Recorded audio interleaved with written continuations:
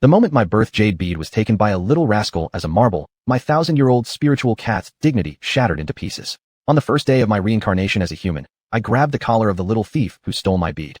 Either pay up, or compensate me with the general's manner. Chapter 1. Soul-stirring dumplings on Chili Festival. The old man outside the city wasn't lying. The people in the capital truly celebrated the Chili Festival more lively. Without mentioning the shops and stalls squeezed on both sides of the streets, the pepper-decorated accessories hanging around the waists of passers-by were dazzling enough. Fortunately, she had already used her magic to isolate herself from the smell of peppers. Otherwise, she would definitely be like a cat suffocated by red pepper now. Citizens of Chin Country love chili peppers, especially red ones, for good reason. With heavy humidity all year round, people eat spicy food to drive out dampness, hence they highly value chili peppers. They hold the Chili Festival as gratitude to the gods who gave them chili peppers. Speaking of the Chili Festival, it is one of the most important festivals in Chin, held annually, lasting 7 days. During these 7 days, everyone must wear a string of red chili peppers around their waist when going out, symbolizing prosperity and driving away all illnesses. After traveling for so long, Simi coincidentally arrived at the capital of Chin on the last day of the Chili Festival. The street was bustling with people. Simi bounced among the crowd while avoiding bumping into others. The trinkets displayed on the two-side shops caught her eyes, making her curious. If it hadn't been for the repeated warnings from Old Fox not to touch others' things, or she might end up in jail feeding rats if damaged, she would have stretched her cat paws toward those little items long ago. Approaching a snack stall, Simi couldn't resist the aroma and decided to stop and asked for a bowl of dumpling noodles. She began chatting with the stall vendor as she ate. "Excuse me, do you know how to get to the Chancellor's residence?" The vendor didn't even look up, continuing his work while asking. "There are still girls in the capital who don't know where the Chancellor's place is?" Simi continued eating, not knowing. The vendor was astonished. "Are you not from the capital?" Simi honestly replied. "I come from another place." The vendor said knowingly. "The Chancellor's, General's Mansion. They are the two most popular official residences among ladies here. Every day there's always some girl pretending to walk past near those entrances." Hearing this, Simi grew interested, almost forgetting the dumpling in her spoon. "Is the Chancellor's residence very famous?" "Sure is." "Is the Chancellor very powerful?" "Not only that, the strongest are the two brothers inside the Chancellor's house." "How powerful are they?" "They are handsome, so handsome." Simi's eyes lit up. "Really? I like good-looking people the most." The young vendor smiled confidently, as if selling his local products. "If you see them, you won't be disappointed." Feeling more anticipation towards the Chancellor's home, Simi happily resumed eating her dumplings. "May I ask which part you come from?" Simi remembered Old Fox had repeatedly warned her not to mention Yunji province, thus replied, "I come from a very faraway place." "Here for sightseeing, or to find family?" "Looking for someone." "A distant relative?"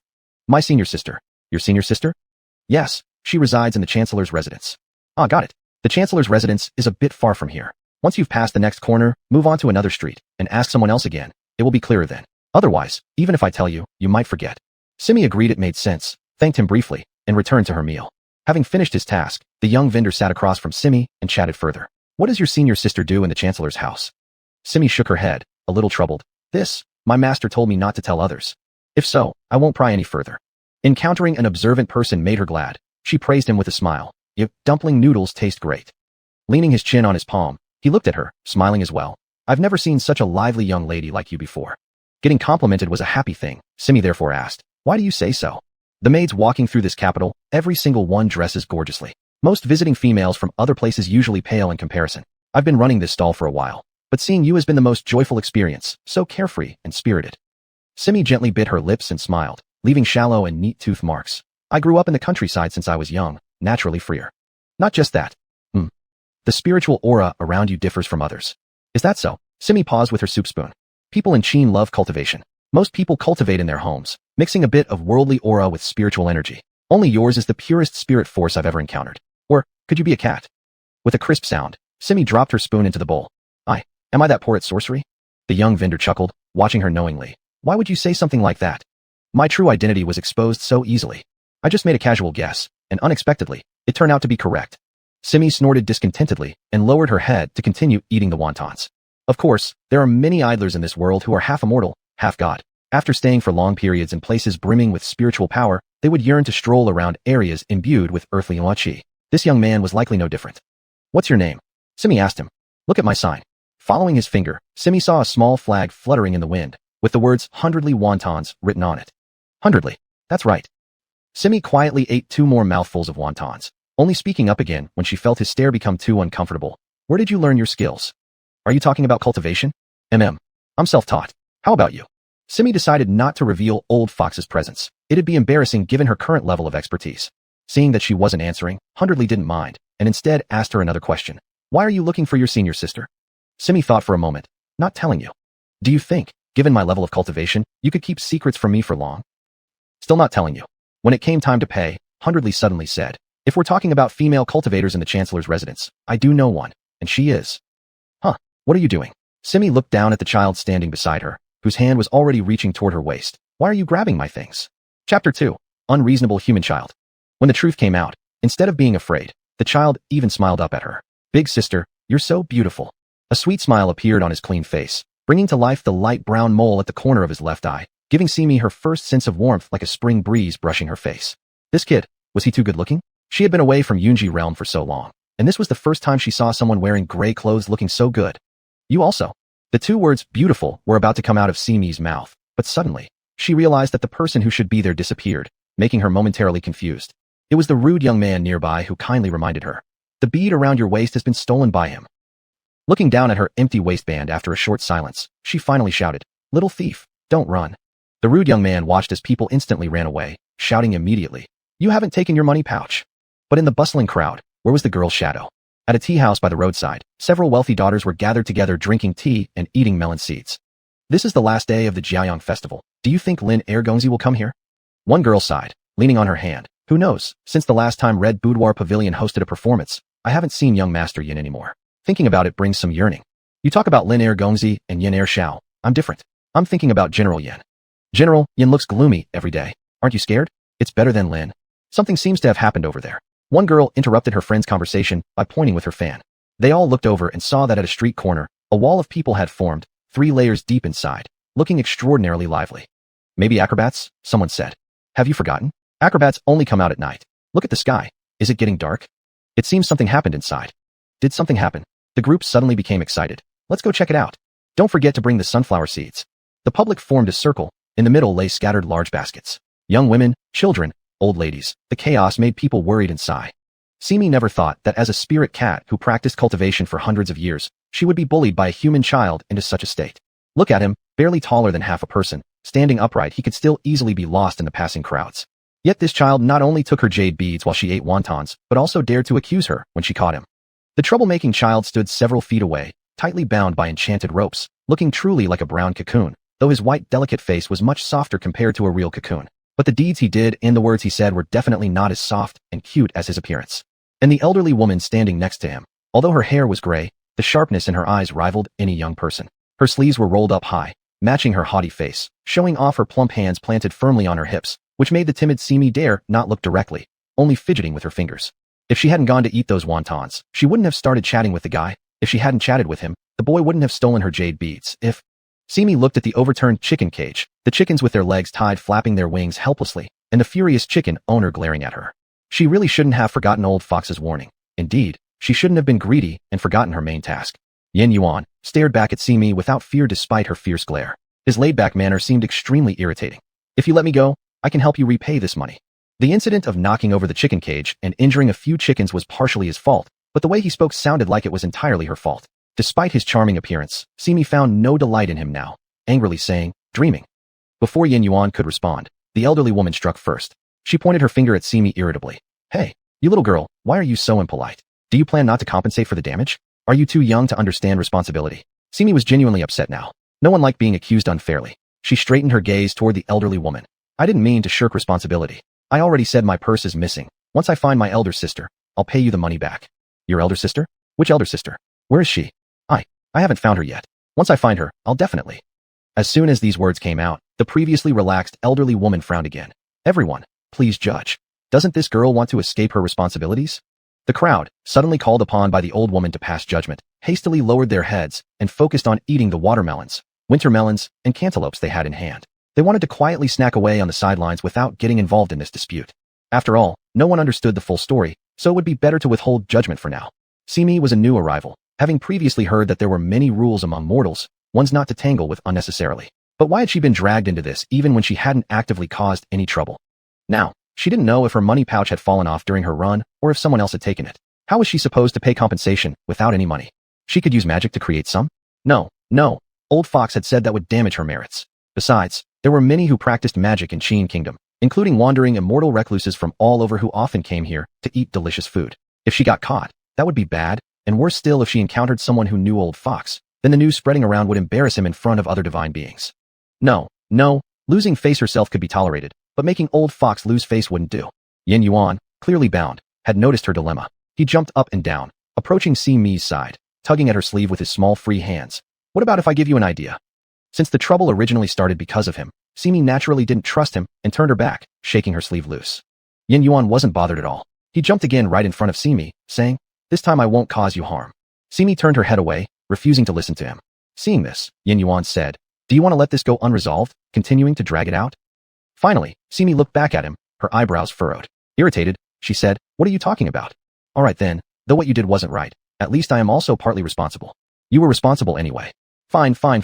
Since that's true, I'm willing to cover the entire cost myself." Simi raised an eyebrow. "Really?" "Of course, but there's a condition." Simi's brows creased. "I knew it wasn't going to be simple. What is your condition?" "Follow me." "What?" "I lack a maid by my side. You become my maid, and I'll help settle your debt. How does that sound? Isn't it a great deal?" Simi gritted her teeth. "You're asking for it. You people really don't appreciate good intentions." What has happened here?" A deep voice cut through the two squabbling figures. Chapter 3, Zhong Mo's dashing figure. After standing here for so long, finally someone stepped forward to ask the reason. Simi turned around and saw a man in tight dark robes descending from the sky. A confirmation of his gaze showed that this was a person skilled in magical arts. His attire differed somewhat from those on the street. While others wore a single robe down to their feet, his clothing flaps were split into two parts front and back, allowing him to take large steps without hindrance. His cuffs were bound with 3-finger-wide dark brocade embroidered with gold threads, and his pants legs were tucked into a pair of tall boots. His appearance was clean and crisp, accentuating his robust figure, further enhanced by a similarly gold-embroidered belt around his waist, drawing all eyes to his long, strong legs. He remained expressionless, his icy gaze as cold as the sword in his hand, causing people to step back in awe. "Zhong Mo," someone cried out in the crowd. "Truly Zhong Mo," another immediately chimed in agreement. With Zhong Mo present, Lord Lin's second son must surely be nearby too. The citizens of Chi'in, who had been previously engrossed in watching, now all raised their heads to look at them. Even many women threw away the melons they hadn't finished eating, wiping their mouths and straightening their clothes. "Simi."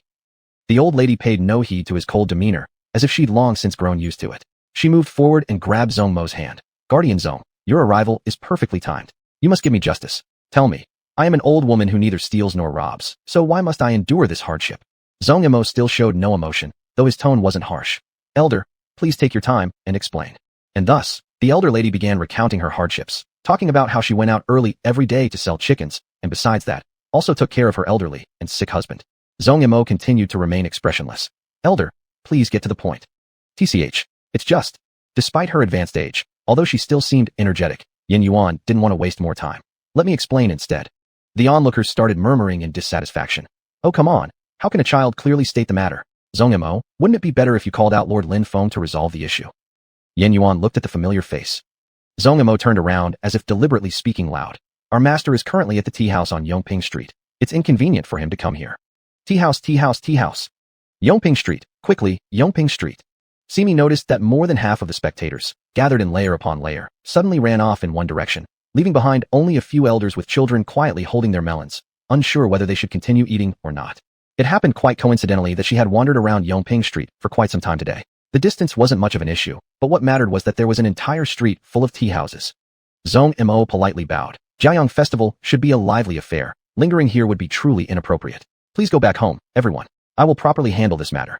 The implication of dismissing them was quite clear. They exchanged glances, knowing resistance was futile, and within a short moment, they all dispersed. The bustling street suddenly became eerily quiet, an unfamiliar atmosphere indeed. Simi noticed after Zhong Mo came out, the boy exhibited signs of familiarity with him, giving Simi an uneasy feeling. As expected, like a bouncy caterpillar, he hopped over to Zhong Mo. "Isn't Lin Feng actually here?" Simi gave a cold laugh. "You two certainly know each other." The old lady held onto Zhong Mo's arm. "Young man, it doesn't matter if you recognize each other or not. But my financial loss, you must compensate. Look at these chickens, they've been completely spiced up by the peppers." Poor roosters and hens lay helplessly on a pile of discarded chili peppers left by enthusiastic festival goers, squawking in agony. Looking at their pitiful state, Simi once again felt relieved that she had preemptively used her magic to block these smells. Zhong Mo conjured a money pouch out of nowhere and handed it to the old lady. "Count and see if this is enough." Seeing the money pouch appear seemingly out of thin air, the old lady hesitantly accepted it, cautioning, "People like you who have practiced magic skills shouldn't deceive us old folk. Take it without worry. If there's any issue, you may visit the general's residence." Yin Yuan quickly questioned, "Why must one go to the general's house?" Zhong Mo ignored him. slightly raising his wrist hanging at his side, flipping his palm abruptly. Instantly, all scattered chicken coops on the ground neatly lined up, and all flapping chickens were safely enclosed in their cages and neatly arranged on the wooden cart leaning against the wall. He continued addressing the old lady. You should know, the general's residence never deceives others, nor does it allow being deceived. The sky is getting darker, and given your advancing years, navigating through all the traffic today might be challenging. The amount in the pouch was adequately provided. If there's nothing pressing, please return home and spend the final evening of Jiaoyang Festival well with your spouse. As Zhong Yimou spoke these words with his perpetually emotionless expression, there was no sense of incongruity at all. The old lady's originally fierce demeanor gradually softened, her attitude becoming much milder. Her hands gripping Zhong Mo's began to tremble slightly, as if she wanted to say something, but in the end remained silent. She simply bowed her head and left, a small shadow trailing behind her, growing fainter as they moved further away. It was only then that Simi noticed that the old woman's back was actually hunched. Chapter 4. The Carriage of Lin Air and Yin Air. What's your name? Simi, looking at Yin Yuan who had hopped over to inquire, decided to ignore him. After all, she had already retrieved the jade bead when he fell. Turning to Zhong Yimou, she thanked him. I owe you for helping me out just now. That money should be split evenly. I will definitely pay you back. The young lady is too kind. It was actually my master who made a mistake first. It's only right that I repay it. You needn't concern yourself. Simi understood then. This little rascal was indeed a young master. Children of wealthy families these days really needed proper discipline. Yin Yuan muttered unhappily. Already lost the money pouch, yet still trying to act big. These days girls are truly. Hey, Zhong Yimou, what are you doing? Simi initially wanted to retort, but upon seeing the little brat being lifted up like a chick by Zhong Yimou, her mood suddenly improved greatly. Never mind, not worth arguing with a kid. The young sir is waiting for you, said Zhong Yimou in an indifferent tone as if he were holding something as light as a cabbage leaf, effortlessly. Is Lin Feng really waiting for me?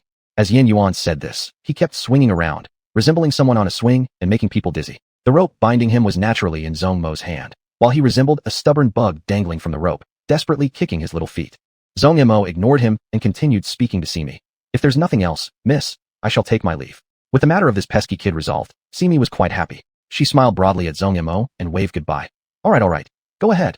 Yin Yuan immediately shouted loudly. Wait, I have something to say. Simi looked at him nonchalantly. What else do you have to say? Haven't you lost your money pouch? Well, master here feels sorry for you, and can afford to buy your jade bead. Just name your price. Simi snorted. You want my jade bead? Not for any amount of money. Yin Yuan spoke again. Then how about this? This young master happens to need a personal maid by his side. I find you clever, so why don't you? This time, even before Simi could reply, Zhong Yimou interrupted directly. Have you forgotten your current situation? Still picking fights? Yin Yuan closed his mouth immediately. Just as Zhong Yimou dragged Yin Yuan away like a chick and boarded a redwood carriage with navy blue curtains. Simi arched an eyebrow, realizing that the carriage must have been there for quite some time, yet she hadn't noticed it earlier, indicating the driver knew how to choose a spot. Looking at the carriage, it was clear it belonged to a rich household. She wondered what kind of person sat inside. Once curiosity struck, Simi extended her index finger and lightly pointed toward the side window of the carriage. Suddenly, the curtain on the side fluttered as if moved by the wind, revealing the scene inside. The carriage sped past quickly, allowing Simi just a fleeting glimpse of a profile. Even describing it as skin smooth as congealed fat wouldn't have been an exaggeration, comparable to that old fox. The other party obviously realized she was watching, slightly tilting their face before the curtain dropped once more, leaving behind only that momentary gleam of the eyes, like a drop of water falling into a still pond, rippling endlessly. Simi didn't know how to describe it. Even though she had only seen his eyebrows and eyes, not even completely, the effect was overwhelming. Her heart felt like it was set off in a tranquil valley where bells had unexpectedly sounded, startling countless birds to flap their wings, flapping her cheeks until they turned flushed and red. She stood like a puppet whose eyes had detached from her body, placing her hand over her chest. How she longed to scream. Lin Feng watched the curtain being properly closed by Zhong Yimou and couldn't help but chuckle. It seems that girl's magical prowess is inferior to yours. That's for sure. Zhong Yimou was personally selected by my brother to protect you. How could he lose to that blonde-haired little girl? Yin Yuan lay sprawled across the cushions in the carriage, legs curled up and grumbled unhappily. I've been up here so long. It's time to untie me. Being wrapped up entirely in ropes wasn't a pleasant experience. Lin Feng showed no mercy and asked, what trouble have you caused this time? What could I possibly cause? I haven't done anything. If that's the case, I'll hand you over to Yin Xian and relate what I saw. The consequences will be determined by him. Don't. Stop using my brother against me. I admit defeat. Yin Yuan groaned wretchedly. I merely wanted to borrow her jade bead. Zhong Yimou countered coldly. Borrow or steal? Yin Yuan remained silent. Lin Feng said, your present state is exactly the consequence of fooling around outside. If you don't sincerely repent and figure out how to change back, relying solely on us won't help. Zhong Yimou calmly added, looks like he deserves what he gets. All this trouble is due to a woman, and he hasn't changed his ways of flirting. Earlier, he even tried proposing to make the young lady his personal maid, probably expecting another punishment.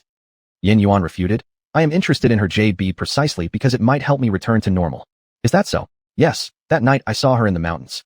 Chapter 5. A lazy cat wants to eat fish. Fateful encounters remain as such, but despite the lingering feeling of that one glance, Simi knew what was truly important. Looking at the bright red lacquered gate in front of her, she let out a long sigh upon seeing the plaque above it. Finally, they had arrived. Just as she was about to knock on the door, 2 guards standing on either side of the gate crossed their spears with red tassels to block her way. Who dares to trespass on the grounds of the Chancellor's mansion? Even with Simi's bold and fearless character, she was startled by the loud rebuke, stepping back a couple of paces. Taking a good look, Simi realized these guards' magical abilities were far inferior to hers, which immediately set her mind at ease. Is this the residence of the National Chancellor? Obviously, it says so right there on the plaque. Are you trying to provoke us? Simi took out a jade bead and waved it before them. My name is Simi. I am the sister-in-law of the Chancellor's wife, and I have come here as per our agreement. The 2 guards exchanged a glance, and one asked, You say you're the sister-in-law of the mistress? That's correct. Do you have any proof?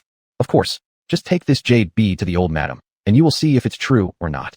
One of them took the bead, concealing his skepticism, and said, Please wait for a moment. I'll be right back. I appreciate your effort, young man.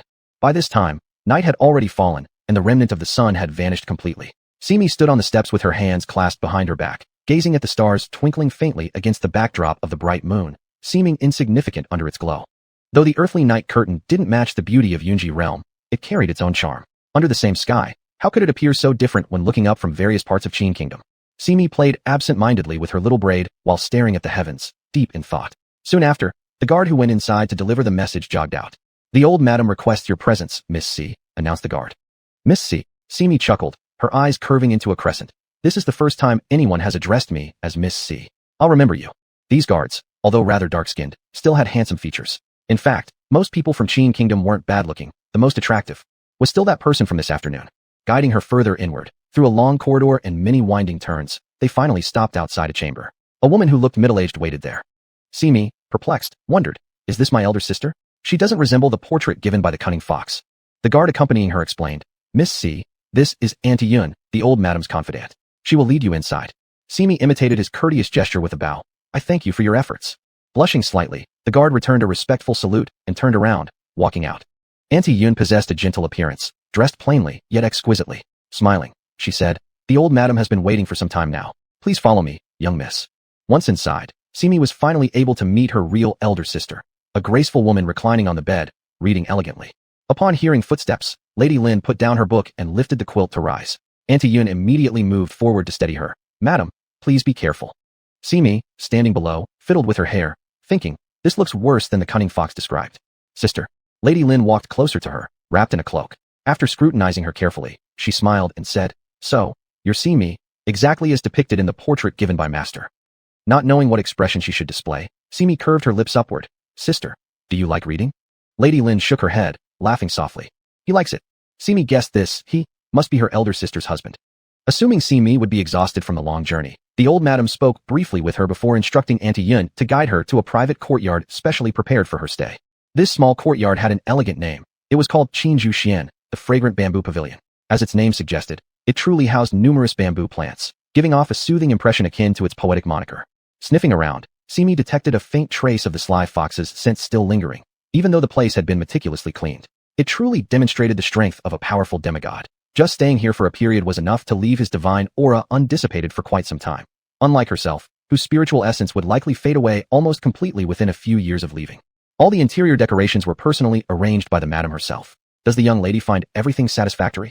Simi glanced at the large fluffy object on the bed and nearly squealed in delight, utterly smitten with furry things. I love it, absolutely love it. Simi hopped onto the bed in excitement, embracing the object tightly and beginning to roll around happily. Young women from the Qin Kingdom exhibited varied personalities. Seeing Simi's behavior, Auntie Yun only hesitated momentarily before smiling.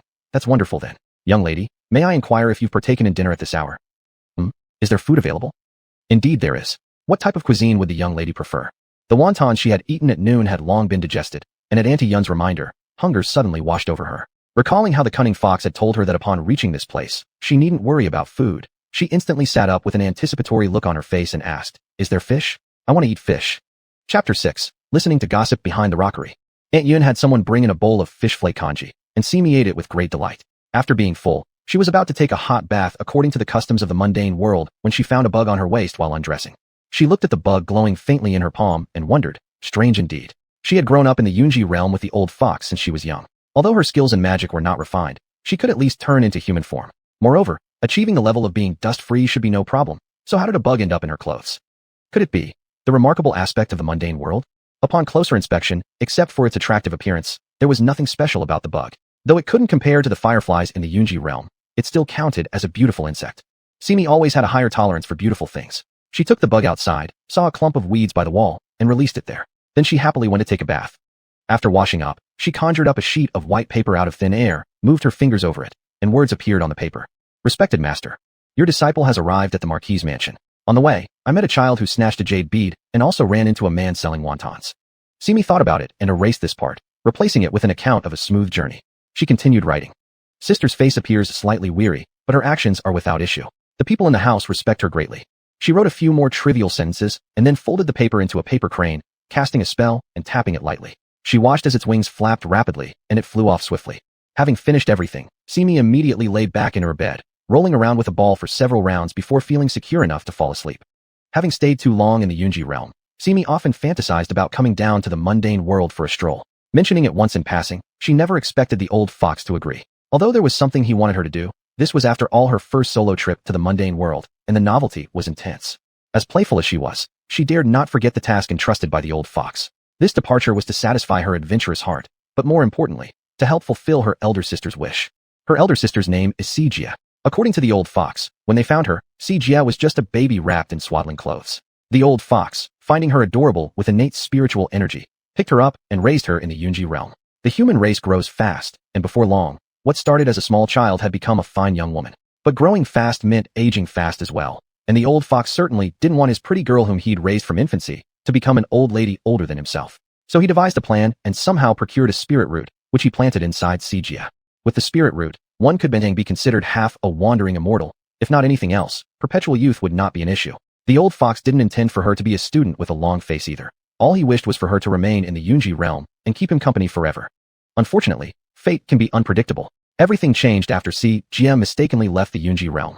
Had that day the old fox not forgotten to seal the boundary when leaving, Sijia wouldn't have accidentally left the Yunji realm, nor would she have entered the mundane world due to curiosity, nor met a man who made her willing to discard the spirit root within her to spend her life with him. Simi rose early the next day, pushed open the window to see the bright sunlight outside, stretched comfortably, and began wandering around the estate alone. Perhaps Aunt Yin had instructed everyone last night already, as this morning, the servants of the house weren't surprised at all to see a young girl dressed in pale apricot robes, with a jade bead hanging at her waist, hopping around observing everywhere in the yard. They even proactively bowed deeply to her. Good morning, Mississippi. Simi was originally absorbed in the new things of the mansion, but the sudden greeting froze her in place. Upon seeing these consistently dressed girls who all looked vivacious, she instantly responded with a smile. Good morning to you. The maids' bowing movements were uniform, and their standing up was even more coordinated. They smiled identically and left gracefully. Simi, watching them leave, thought with surprise that if they were given proper training, they truly would not be inferior to celestial maidens in the heavens. Bathed in the tender early morning sunlight, walking along the dewy green grass, smelling the light fragrance emitted by flower buds yet to fully bloom, Simi leisurely listened to the idle talk coming from behind a rockery several meters tall. A new girl has been admitted to the Marquis's mansion. Rumor has it that she is a distant relative of the old lady. Have any of you ladies met her? Chapter 7. The handsome visage of Master Lin. Simi's ears perked up, and to listen more closely, she even hid herself within the stone, tiptoeing carefully to approach the young maidservants. Unexpectedly, someone interrupted their idle chatter. What are you standing here for? Words that should have been scolding came out of his mouth so gently and melodiously that Simi couldn't help but look up. And this glance was incredible.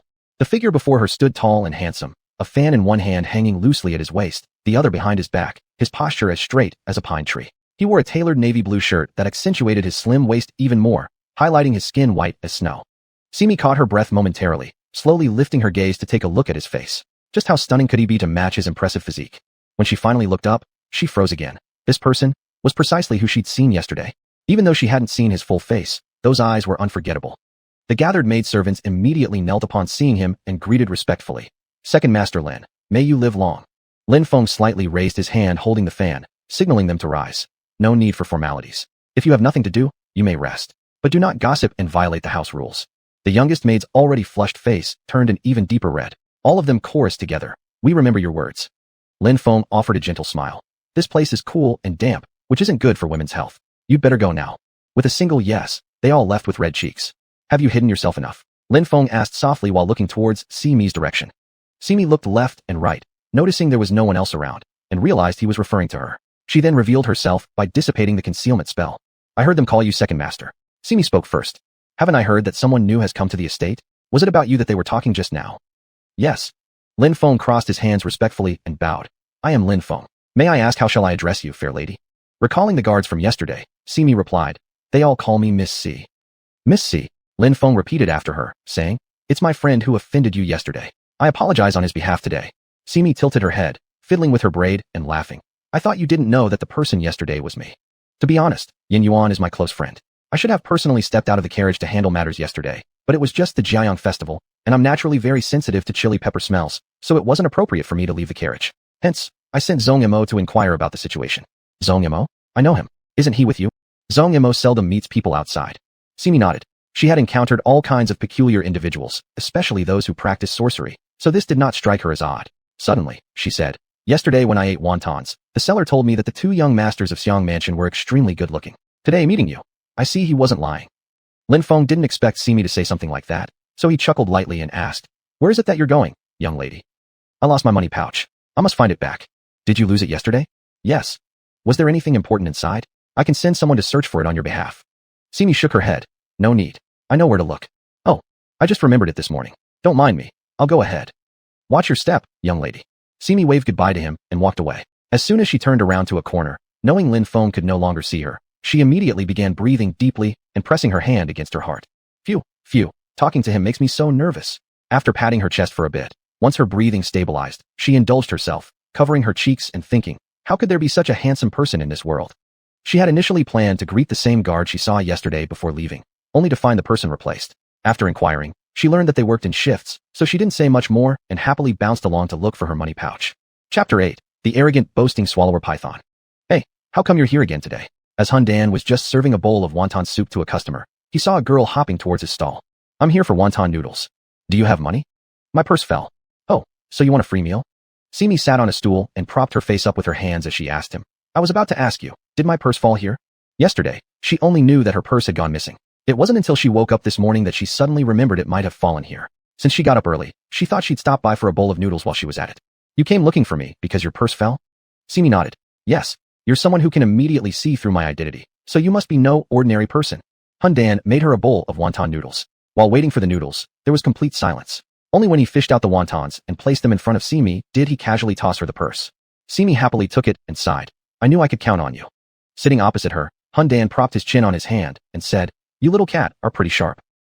We've been talking for so long, and I still don't know your name. My name is Simi. Simi shook her head and started eating the wonton noodles while asking, Your wonton noodles are really delicious. How long have you been here? Not long, less than a year. How's business? SOSO, just getting by. Getting by? Simi looked at his thin waist and wondered if he was eating enough. Then she asked, What's your true form? Hun Dan put his feet on the bench, slightly raising his chin with an extremely arrogant look in his eyes. Do you know what the swallowing python is? A rhythmic clatter sounded. Not just Simi, but all the people around the nearby tables dropped their spoons and chopsticks into their bowls or onto the tables. Everyone strained their ears and leaned toward Hun Dan's table, even secretly gripping the swords or sabers they had casually placed on the tables. Simi swallowed and cautiously asked, You aren't possibly. The swallowing python, an ancient giant snake, capable of swallowing the heavens above and drinking the sea below, has an extraordinarily large appetite and is feared by practitioners across all realms. Rumor has it that the current Demon King's true form is the swallowing python. If he were the swallowing python. Hun Dan slammed the table and spoke with an arrogantly cute tone. Back in the day, I was one who escaped from the mouth of the swallowing python. Cut it out, came the chorus of disdain from everyone present, utterly unmindful of striking a blow to Hun Dan's pride. Simi couldn't help but roll her eyes. I believe you as much as I'd believe a ghost. Who doesn't know the abilities of the swallowing python? Once inside its hunting range, how is escape possible? Hun Dan frowned. Don't you believe me? Of course not. A monster like the swallowing python. How could you have escaped from it? Unconvinced, Hun Dan asked. Unless you've seen the swallowing python yourself? Simi shook her head. No. If you haven't seen it, then why don't you believe me? Since he had sincerely asked, Simi decided to show some mercy and explain. Though this swallowing python rarely appears in the 6 realms, legends about it are everywhere in those regions. Every time it shows up, it causes bloodshed and turmoil. I don't think you're that old, and if you really managed to escape the swallowing python, that would mean it appeared in the 6 realms recently. But I haven't heard any recent news of its appearance. After saying this, she intended to go back to eating her noodles, but suddenly remembered something else. I once heard that the current Demon King is supposed to be the swallowing python, isn't he? Hundan interrupted Simi abruptly. All right, just eat your noodles already. The words he interrupted her with made Simi forget most of what she was going to say, so she simply stopped thinking about it and continued eating, ignoring the disgruntled expression on Hundan's face. After finishing the wonton noodles, Simi bounced off towards the Duke's residence with her purse in hand. Not too long after, she sensed someone following her. Raising an eyebrow, she found it interesting and headed into narrow alleys. Once she reached a deserted place, she finally spoke. You've been following me the whole way, come out. Chapter 9, Street of Upside-Down Fireflies. Behind her, apart from the slight sound of tiles, there was no trace of anyone. Simi sighed and extended her index finger, wiggling it. If you don't come out, I'll start using magic. A small figure jumped down from a two-story roof edge, landing with an impressively practiced motion. Simi looked at this face that had annoyed her just yesterday and grunted. It's really you. Yin Yuan patted the dust off his knees and said teasingly, wow, what a coincidence. Simi, naturally not believing in coincidences, crossed her arms and asked, why have you been following me? Still thinking about my jade bead? Yin Yuan shook his head and asked, are you the new guest at the Chancellor's mansion? Simi raised an eyebrow. How do you know? Oh, I almost forgot, you're friends with Lin Feng. News does travel fast. Yin Yuan stood there with his hands behind his back, shaking his head in sorrow. I never expected you to be the new guest at the Chancellor's mansion. How can someone so young be on the same generation as Lin Feng's grandmother? Here was this little guy, trying to act like an adult. Simi found it hilarious and stepped forward a few steps, squatting down in front of him. Supporting her chin, she said, you call me young? Look at yourself. Your age isn't even 1/10 of mine yet. Simi truly believed this to be true, but for some reason, Yin Yuan suddenly reacted like an upset rooster, jumping up and shouting. Who are you calling young, huh? You're young, your whole family is young. Simi. He's still a child, let him be. A voice inside Simi's mind suggested. But another voice quickly countered. Enduring temporarily only makes you angrier later. Retreating only makes you feel more wronged. Simi thought this latter view made much more sense, so? The sun was pleasant during the 9th hour of the day, sure, not too intense like midday, and not too cool like early morning. It cast a soft layer of golden light on the ground. Grass grew in the gaps between the blue stone slabs under the eaves, and Simi absent-mindedly pulled a blade of grass, examining it closely before asking, wouldn't it be interesting if I used this to tickle you? Yin Yuan's lips were sealed by Simi's magic. He could only make humming sounds and couldn't open his mouth to speak. Like last time, he was now bound by her magic. However, this time instead of being suspended by Zhong Mo's hand, he was hanging upside down under the eave. Poor Yin Yuan, he was still a kid. Even though it was the capital city, secluded alleyways still had occasional passersby. With each person walking by, Yin Yuan's body would stiffen tightly, feeling as though he were a monkey on display, and he became so infuriated that his face began to smoke. Simi stood in front of him with her hands behind her back, tilting her head up to ask, so, are you angry? Evil woman. Simi grinned and asked again, do you want to hit me? Untie me quickly. Seeing his face turn red and his dangling movements, Simi's mood improved significantly. Twirling a strand of hair around her index finger, she said, your expression right now, disliking me but unable to get rid of me, is quite amusing. Pervert. Yin Yuan was furious. This person before him, whom he couldn't fight or outwit, was even shorter than him. He was indeed a powerless chicken, having no argument to counter.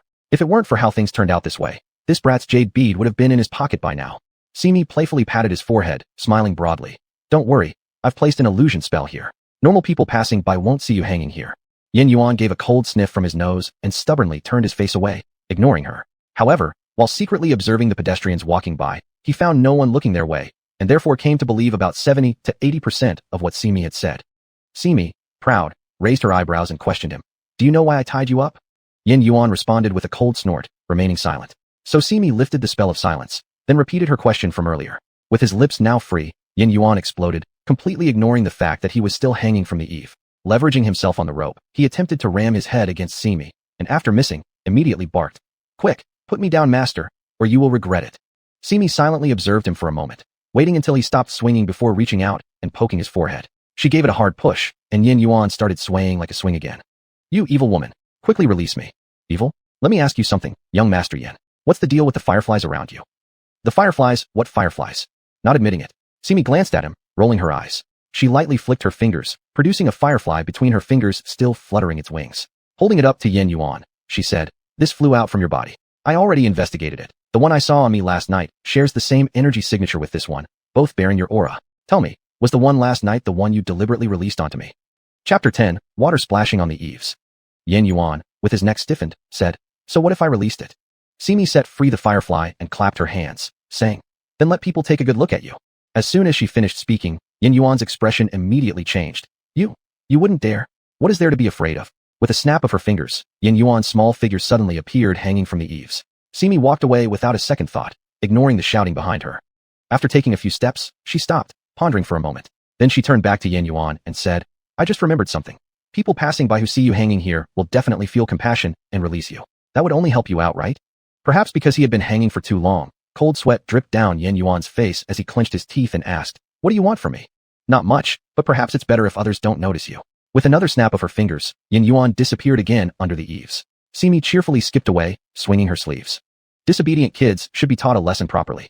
Upon returning to the Marquis residence, Simi began studying the terrain of the estate and suitable formations. Later, she planned to visit the remains of her brother-in-law. In any case, one mustn't forget the important tasks at hand. She kept observing as she walked, unaware that she had reached a flower garden. What was called a place was indeed rather large. Inside the garden, flower bunches were neatly categorized, some planted in fields while others stood in porcelain pots. The varieties were abundant. Although it couldn't match the Cloud Mushroom Realm, it was already rare for mortals. Hey, little girl, are you new around here? A spirited voice snapped Simi back to reality. She turned around to see an old man wielding a hammer. The old man was dressed in deep brown coarse fabric clothing. His body was petite, with deep wrinkles covering his face, and a small white beard under his chin. From afar, he seemed almost indistinguishable from the soil itself. It was no wonder Simi hadn't noticed him before. Simi stepped forward and asked, Old man, you're so diligent. Are you the gardener here? The elderly man laughed heartily, continuing to wield his hoe as he said, Yes, everyone calls me Old Flower. The plants here grow so well. You must really love gardening, huh? Naturally. In the entire Chi-En kingdom, apart from those few in the royal palace, no one is a better gardener than me. Simi raised her eyebrows with a smile, but didn't reply. She wasn't familiar with the Chi-En kingdom, but within the 6 realms, the old fox was still the most skilled gardener she had ever seen. Hey, little girl, the old man continued. I heard the servants say a young lady came yesterday. Are you talking about yourself? Yes, she confirmed. She had indeed arrived yesterday. What are you up to around here now? Simi shook her head. Nothing. Well then, go into that little house over there and bring me the wooden racks and the gauze inside. For what purpose? Look at the sky. It's going to rain. Some flowers grow well in the rain, but others lose all their petals once they get rained on. Look at those clusters over there. They're the most fragile, so we need something to shield them from the rain. Simi followed his pointing finger and asked, Why not move them directly indoors? The old man shook his head repeatedly, looking at her with pity, as if grieving over her intelligence. Can you see that the room has space? Besides, these flowers fear the rain, but they can't survive without it. Just listen to me and fetch the stuff. Recalling the old fox's advice, Simi didn't refuse, diligently fetching the items as requested. No sooner had she put them in place when raindrops began to fall. All right, little girl, thank you today? I'll ask the kitchen to make some 100 flower cakes for you. 100 flower cakes. Simi's eyes lit up. She loved eating flower cakes, having only tasted them before at Master Hua's place. She hadn't expected to find them here. We'd better go inside. It's bad for your health to be drenched in rain. As Simi held her skirt and walked toward the indoor area, she was just about to enter when a raindrop fell from above and landed on her forehead. She approached the eaves, reaching her finger toward her brow ridge and wiping off the water droplet that had splashed onto her forehead. Looking up at the eaves, she suddenly paused, reminded of something important. Remembering he still had stock left, the old flower man rummaged around inside and finally found the 100 flower cakes hidden in the cabinet. He excitedly held them out to invite Simi to come eat, but when he turned around, she had vanished. Confused, he muttered, Where did this little girl run off to? Such heavy rain might harm her.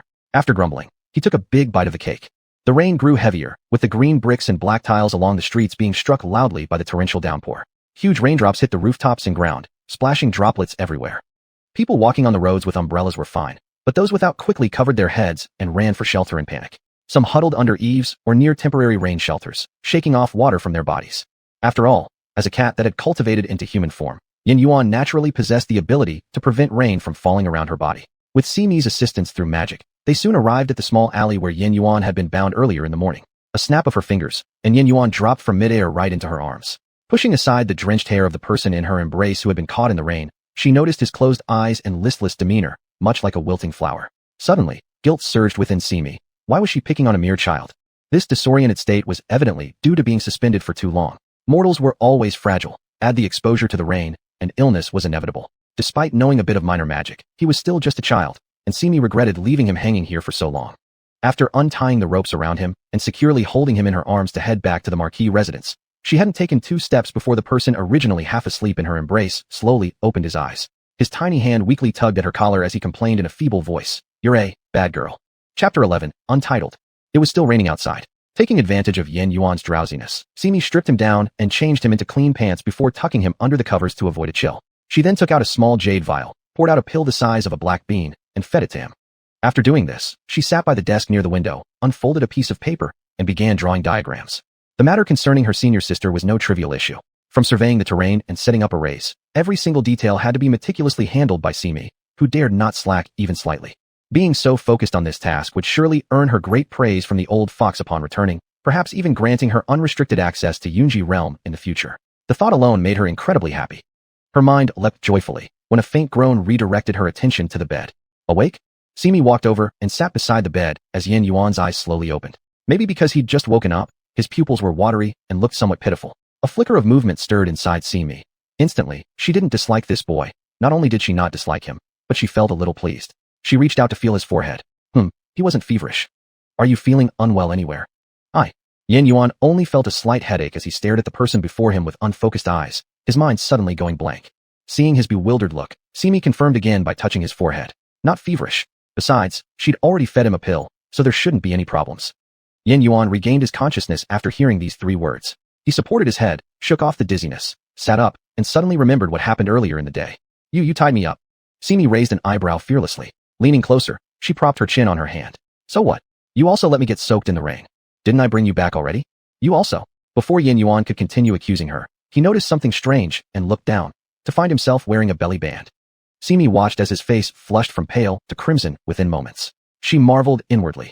Now she understood why books always said children's faces change easily. She'd always assumed it was merely an expression until today. You changed my clothes. Simi nodded naturally. Yes, your original clothes were wet. Even if I dried them with magic, they'd still feel uncomfortable on you. Changing into a new set is better. Don't all human children grow up wearing belly bands? Upon hearing this, Yin Yuan's face turned a deep eggplant purple.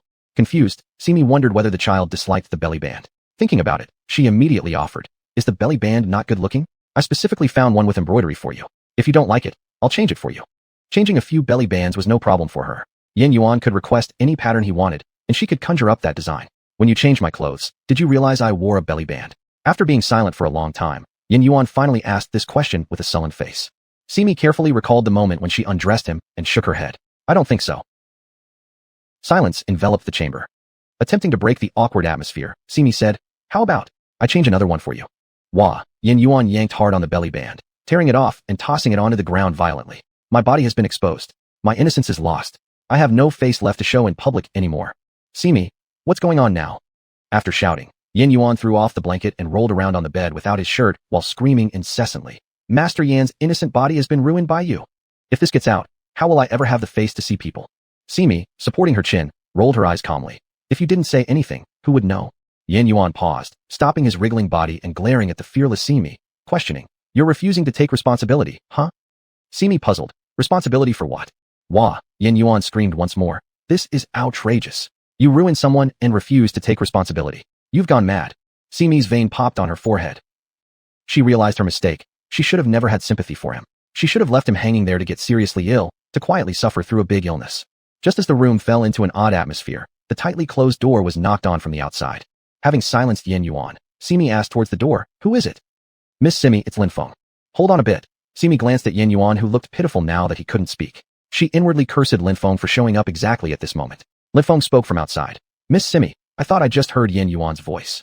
Sighing, Simi realized there was no point in hiding it any longer. She might as well go ahead and open the door for whoever was waiting outside. Lin Feng. Upon seeing the visitor, Simi's heart still fluttered despite herself. Attractive people always manage to stir one's emotions so easily. Lin Feng gave her a charming smile, bowed slightly, and spoke. Miss Simi, my grandmother hasn't been feeling well lately. Initially, she entrusted my brother with taking care of you, but recently he's been occupied with urgent matters from court. Hence, the responsibility fell to me. I've come today to inquire if there's anything else you need. Simi immediately shook her head. No, I have everything I need. With a grin, Lin Feng continued. Today, I overheard someone from the estate mention that you brought a child home. Is it Yin Yuan by any chance? Yes, he got drenched in the rain earlier. I feared he might catch a cold or worse, so I decided to bring him home. Simi stopped speaking at this point, deciding against mentioning that she'd actually tied up Yin Yuan and left him hanging from the eaves. I see. Thank you, Mississippi. But Yin Yuan is a boy after all, and it wouldn't be proper for him to inconvenience you here. Could you tell me where he is? I'd like to take him away. He's lying on my bed. Lin Feng's face immediately changed. You mean he's on your bed? Simi nodded. Yes. He kept crying and wailing earlier. Please take him away quickly. Lin Feng gestured an apology, then without hesitation headed straight toward the bedroom. As soon as he walked in, he saw Yin Yuan peeking out from under the covers, his eyes wide open, staring towards their entrance. Chapter 12. Yin Yuan elaborates on the cause. Lin Feng, you must give me justice. Somehow, Yin Yuan broke through Simi's silent spell, and as soon as he saw Lin Feng, he started wiping tears and pretending to be wronged. Lin Feng had initially planned to pick him up and leave, but when he unexpectedly used this trick, he had no choice but to ask, "What's wrong?" Yin Yuan immediately pointed at Simi with a serious and fierce gaze. She ruined my innocence. Simi. Lin Feng. After Yin Yuan said those words, the room fell silent once again, so quiet that even the buzzing of insects dared not make too much noise. Seeing no reaction from the two, Yin Yuan grew anxious and repeated, "I'm serious." Lin Feng walked over and pulled him out from under the blanket, asking, "Where are your clothes?" At this point, Yin Yuan was wearing only his underwear. Grabbed by the waistband of his pants, he was lifted awkwardly into an irregular arc, wondering how many times in these last few days he'd been casually picked up more than all the previous times combined. He pitifully pointed a finger at Simi. "She stripped me naked."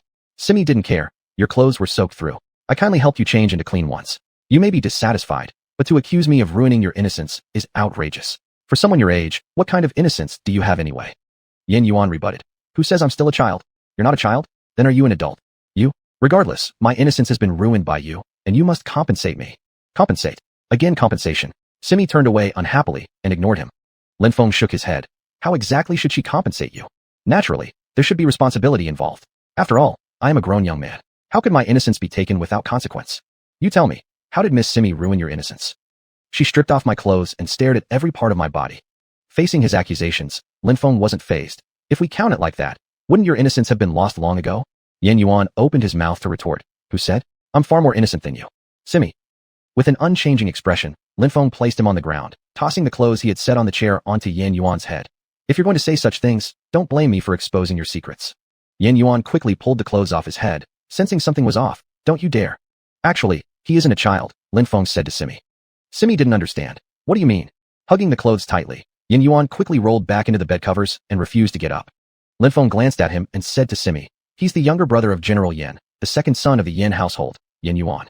He'll be 17 in a month or two." Simi was startled and looked at the little figure in the bed. A hint of sympathy flashed in her eyes. "So, he's congenitally deformed?" Yin Yuan angrily replied, "You're the one who's deformed. I fell victim to someone else's trap, which is why I ended up this way." "Trap?" Yin Yuan looked at Simi unhappily. "That night when I got into trouble, you were there too. Why can't you remember me?" This matter, when told in detail, indeed takes quite some time. Speaking of Yin Yuan, not long ago, he was also a charming and handsome young man. Whenever he strolled down the streets, he didn't need excessive adornment. His striking appearance alone was enough to draw every maiden's attention. Born into nobility, Yin Yuan lost both parents at a young age. His only elder brother, Yin Xian, constantly fought battles across the land. Fortunately, the general's mansion and the chancellor's mansion were lifelong friends. Even if Yin Xian was often away fighting, as long as Yin Yuan stayed at the chancellor's mansion, there was no need to overly worry about whether he was doing well. Perhaps out of respect for a deceased friend, Lin Feng's father indulged Yin Yuan greatly during his lifetime, allowing him many privileges. In the end, although both children were raised together, the grown-up Lin Feng truly embodied the virtues of a gentleman, while Yin Yuan became a careless young master frequenting various pleasure venues. Living by the principle of seeking joy in the moment, Yin Yuan almost exhausted the flower pavilions of the capital. Throughout the entire city, he knew where new maidens entered, whose singing was the best, and which women danced most enticingly. Although he wasn't particularly interested in matters of love or sensuality, what he truly enjoyed was listening to music and watching dances. Savoring tea while admiring the artistic beauty, it was undoubtedly a delightful pastime. One day, as he listened to music outside, a fellow aristocrat who always hung around with him mentioned that beyond the city walls stood a small building inhabited by several maidens. These maidens' captivating charm wasn't just due to their beauty enhanced by graceful dance moves and enchanting songs. Even simple walks carried immense allure, mesmerizing anyone who watched. Unfortunately, Yin Yuan had seen them from afar and didn't dare approach them.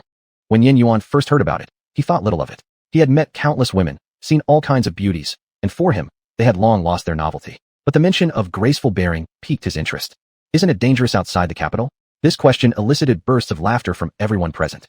They mocked him for being cowardly and unworthy of being General Yan's brother, ridiculing how afraid he was even to venture out to see beautiful women. That day, Yin Yuan followed 3 or 5 friends out of the city to see what those women were like. If he could turn back time, even if they laughed at him, Yin Yuan would never have followed them out there. Those women indeed had good looks and figures, but they were mountain spirits, not humans. Since they didn't like being disturbed, and only lingered in the mortal world without wishing to expose their identities, they had no choice but to receive Yin Yuan and his group. However, one of the men in the group took a fancy to one of the maidens. When she went into a side room, he stealthily followed her with bad intentions. This naturally angered the spirits, and the leading spirit wanted to kill them to cleanse the sin. Among the group, only Yin Yuan knew magic. Even though his companions were despicable, he couldn't bear to watch them die here. Yin Yuan alone fended off the spirits' attacks, giving his companions enough time to escape. Though these spirits were female, their magical powers weren't weak. They originally didn't mean to bother Yin Yuan, but since the man who teased their sisters was set free by him, they wouldn't let him go easily. The scented powder and long whips made Yin Yuan curse his companions for causing trouble. As the battle raged fiercely, Simi appeared. Chapter 13. Simi reveals her true form in the wilderness. As Yin Yuan was speaking, he started getting dressed. Just as he finished, Simi suddenly grabbed him by the waistband and lifted him up. Yin Yuan flailed his limbs in panic. Hey, what are you doing? Simi flicked his forehead hard. So that day it was you. It's all your fault that I revealed my true form in the wilderness. I had to recuperate for several days before I dared come down from the mountain. In principle, Simi should have arrived in the capital city before the Jiayang festival, but unfortunately, there were some unexpected incidents on the road. At a fork in the path, she took the wrong turn. Instead of heading towards the capital, she accidentally chose a path through the wilderness. Once deep into the mountains, surrounded by lush trees and thick grass covering the paths, Simi realized she had taken the wrong route. She thought about using the jade bead to find her way, but to her surprise, the bead, which had been guiding her thus far, stopped working. After failing to intimidate or persuade the jade bead into functioning again, Simi was left with no choice but to find her own way out. Traveling in human form was difficult in the wilds, so she transformed into her cat form and hopped around. As night fell quickly, Simi, feeling the chill and dampness in the air, saw in the distance a beautiful small building appear between the trees. Having wandered outside for hours, finally spotting this building, Simi was delighted. She immediately transformed back into human form and hurried toward it. Upon entering, she sensed it was inhabited by mountain cats. Upon discovering this, Simi became even happier. Since they were all cats, naturally they wouldn't turn her away. Now she knew she would have a place to sleep at night. The door of the small building wasn't fully closed. Even from a short distance away, Simi could hear fighting sounds coming from inside. Moreover, an incense-like fragrance emanated subtly from within the building. If one didn't pay close attention, it would be easy to miss. Pushing the door open, she startled a group of female mountain cats who quickly fled. In the disarray of the room, a human youth staggered precariously, trying his best to stand until he eventually collapsed. Simi approached cautiously, taking only a few steps when she tripped over a black ink bowl. Glancing at the young man lying on the ground, she noticed that his face and body were covered in large patches of ink. Combined with whatever other substances splashed on him during the fight, his original appearance was entirely unrecognizable. With heavy chest movements and labored breathing, though his eyes appeared blank, Simi knew he was still alive. Hey, are you alright?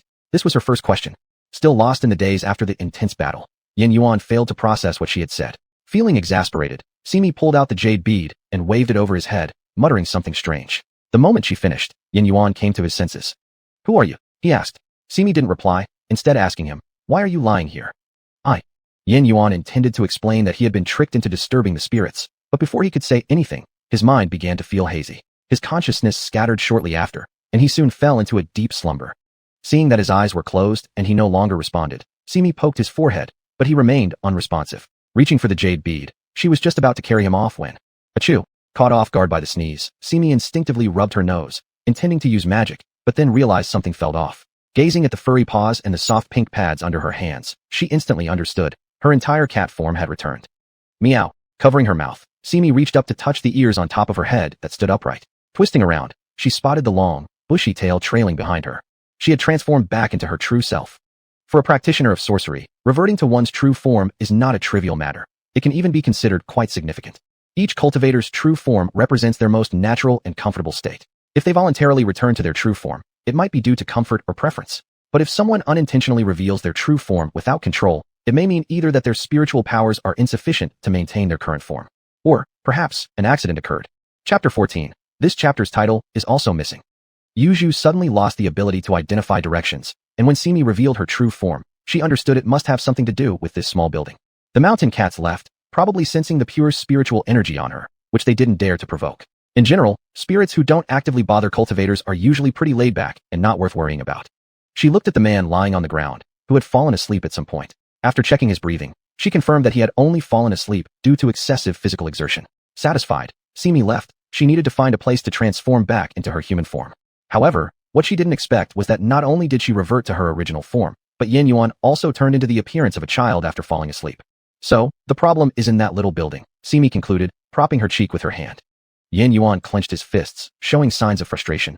Not only that, those spirit creatures are also highly suspicious. Simi glanced at him, but said nothing. Lin Feng shook his head and sighed. If you two hadn't offended them first, things wouldn't have come to this. Yin Yuan snorted. This matter, I will eventually teach Wang Er a lesson. Wang Er was the rich rogue who made inappropriate advances that day. Lin Feng lightly tapped his forehead with a jade fan. You should think less about teaching others lessons and focus more on how to change back properly. This is why I wanted to seize her Yuju. All three pairs of eyes focused on the jade bead hanging at Simi's waist. She took it off and said, "This jade bead has no such function. This jade bead is called Mingshi, capable of weaving dreams and illusions. It can put living beings to sleep and also wake them up. It can set up illusory realms and even guide directions, but as for growing or transforming, she had truly never tested it." Yin Yuan didn't believe her. "If it has no use, then explain why you've already regained your human form while mine hasn't worked?" "That's because I'm better than you." Poor Yin Yuan was discriminated against so openly by Honghua, leaving him heartbroken as he once again burrowed under the covers, wanting to cut himself off from this cold world. Fortunately, Lin Feng acted quickly, grabbing his ankle and pulling him out into the air, saying before he could protest, "You are still a man. Spending all day in a woman's room is improper, let alone sleeping in her bed. It's completely unacceptable." Simi stood at the doorway waving goodbye to the two as they stepped out of the gate of Qinjushin Pavilion and returned inside. The rain continued, and the air was humid. Simi spread out the map she had hidden earlier and continued to grind ink and paint further. By hour, someone knocked on the door. Simi set down her brush. "Who is it?" "Miss C. Aunt Yun sent me to deliver your evening meal." "Evening meal? There's food now." Simi hid the diagram on the table and happily ran to open the door. Outside was a pretty young girl. The girl bowed slightly to Simi, and seeing Simi standing at the door without moving, asked while holding the tray, "Shall I bring it in for you?" Simi directly picked up the tray herself and said to her, "Thank you for bringing it. You've been hardworking. Go back and rest early." The little maid understood and bowed again, explaining she would return the next day to collect the dishes before departing. When Simi opened the door earlier, the scent of delicious food could be smelled through the gap. Watching the dish of steamed fish before her now, her mouth almost watered, and as soon as she tasted it, the way the fish melted in her mouth made her feel like floating away from its heavenly flavor. After dinner, Simi began to disappear and wander around the mansion, observing the terrain and comparing it with the map in her hand. Before she knew it, she ended up at Sijia's residence. Inside, the candlelight flickered dimly, making it appear cool and quiet under the tranquil moonlit night. Simi approached and gently knocked on the window to see if her senior sister was still awake. "Is that Simi?" The voice of the old lady sounded weak. "Yes. Not yet asleep? How has my senior sister not slept either?" The old lady sighed. Old age means shallow sleep. Now Simi understood. She formed a talisman in her hand, producing a pale blue little insect that she placed by the window and blew a breath, saying, "Go in." Not long after, she heard steady breathing from inside the room. In the following days, Simi either circled around the Prime Minister's residence or sat in the house drawing maps. Occasionally, she was caught by Uncle Hua and was called to help tend to the flowers. Sometimes, waking early, she would go over to Brother Huanduan's place for a bowl of dumplings. Her senior sister's situation seemed to progress well, everything proceeding smoothly. Most importantly, these past few days, she often encountered Lin Feng in the mansion. Occasionally, Zhong Mo followed behind him, but this did not affect Simi's cheerful mood when she met him. If only she could spend more time with Lin Feng, it would be perfect. However, he appeared quite busy, often leaving home and rarely staying within the estate. Chapter 15. Eating noodles in the alley. "Recently, you seem troubled. What have you been busy with?" Huandan asked Simi while using his chopsticks to pick up some noodles. Simi rested her chin on her hand and watched the passers-by on the street, sensing their energy. She pouted and said, "It's trivial, not worth mentioning." Huandan raised an eyebrow and gave her a wicked smile. "Oh? It's so trivial that your brow is deeply furrowed? You've got me curious now. How about revealing a little bit so I can think of ways to help?" Simi glanced at him and turned away, pretending not to hear. Huandan became annoyed by her gesture and said, "We're at least half friends. Do you really have to be so guarded against me?" "Absolutely." There was nothing more to say. Qin country truly lives up to its Yin character. It rained for 7 or 8 days out of 10, which is why its citizens tend to carry more dampness within their bodies. Even Simi, who had only stayed here for a few days, wanted to eat spicier food to expel the dampness. When Huandan served her the bowl of noodles he cooked, the first thing Simi did was to scoop a big spoonful of chili sauce into the bowl and stirred it evenly before devouring the noodles. Huandan found this amusing and looked at her as the clear broth turned red. He asked, "You didn't like eating spicy food. Why are you suddenly consuming so much today?" "To get rid of the dampness." While speaking, Simi pointed at someone approaching nearby and reminded him, "Guests are coming." Huandan shrugged and sighed lightly before going to greet the guests. There were not too many people walking on this street, but it wasn't empty either. Huandan set up his stall at the mouth of the alley by the street, which was also a pretty good spot. Simi couldn't figure it out. This guy, though not extremely handsome, still had a decent look. Usually, when she thought someone had decent looks, others generally thought they looked good too. So why would such a person choose to come here to set up a small stall to sell noodles and dumplings? Moreover, anyone who could immediately tell she was originally a cat must surely have high cultivation. Yet, despite knowing each other for so long, Simi still couldn't figure out what his true form was. Although Huandan's true body seemed to be just human, she felt things weren't that simple. Why didn't he properly practice cultivation and instead run over here to set up a stall to sell noodles? Could it be a personal preference? Simi couldn't understand, but the noodles were indeed delicious. As she picked up a big mouthful, ready to eat, someone appeared in front of her all of a sudden. What a big mouth. Yin Yuan appeared somehow and crouched down opposite her, making an extremely exaggerated motion, seemingly expressing both disdain and disbelief on his face. Simi glared at him and continued to eat that big mouthful of noodles. Are they really that tasty? Seeing how well she enjoyed them, Yin Yuan suddenly asked. Naturally, Simi ignored him and he turned to call out to Huandan who was busy. Hey, bring me a serving. Dumplings or something else. Just give me what she has. After greeting Huandan, Yin Yuan started bothering Simi. The cooks in the Prime Minister's house are famously skilled. Why don't you eat breakfast there and come to this little alley to eat noodles? Simi shot back. You don't stay home and show off around everywhere instead? Yin Yuan shook his head solemnly and said, I just realized being a kid is quite nice. There's no such thing as visiting without a reason. Speak up, what do you want? Simi clearly didn't believe his nonsense. She poked her bowl with her chopsticks, unwillingly asking. I came. Let me stop you right there. No jade beads for you. Miser. Being called a miser, Simi decided to ignore him and planned to quickly finish her meal and leave. A bowl of noodles doesn't have much volume to begin with. Moreover, Simi deliberately ate faster. Looking at her almost empty bowl and seeing that his own hadn't arrived yet because the server was moving slowly, Yin Yuan could only watch and feel restless. After a long time, Yin Yuan's noodles were finally brought over. Coincidentally, Simi had just finished paying and was preparing to leave. Yin Yuan grabbed her wrist and stopped her from leaving. Wait for me a bit. Simi looked at him and asked, why should I wait for you? Yin Yuan looked around left and right. Huandan was boiling water and all the customers were focused on their meals. Although there were people walking on the street, no one paid attention to this side.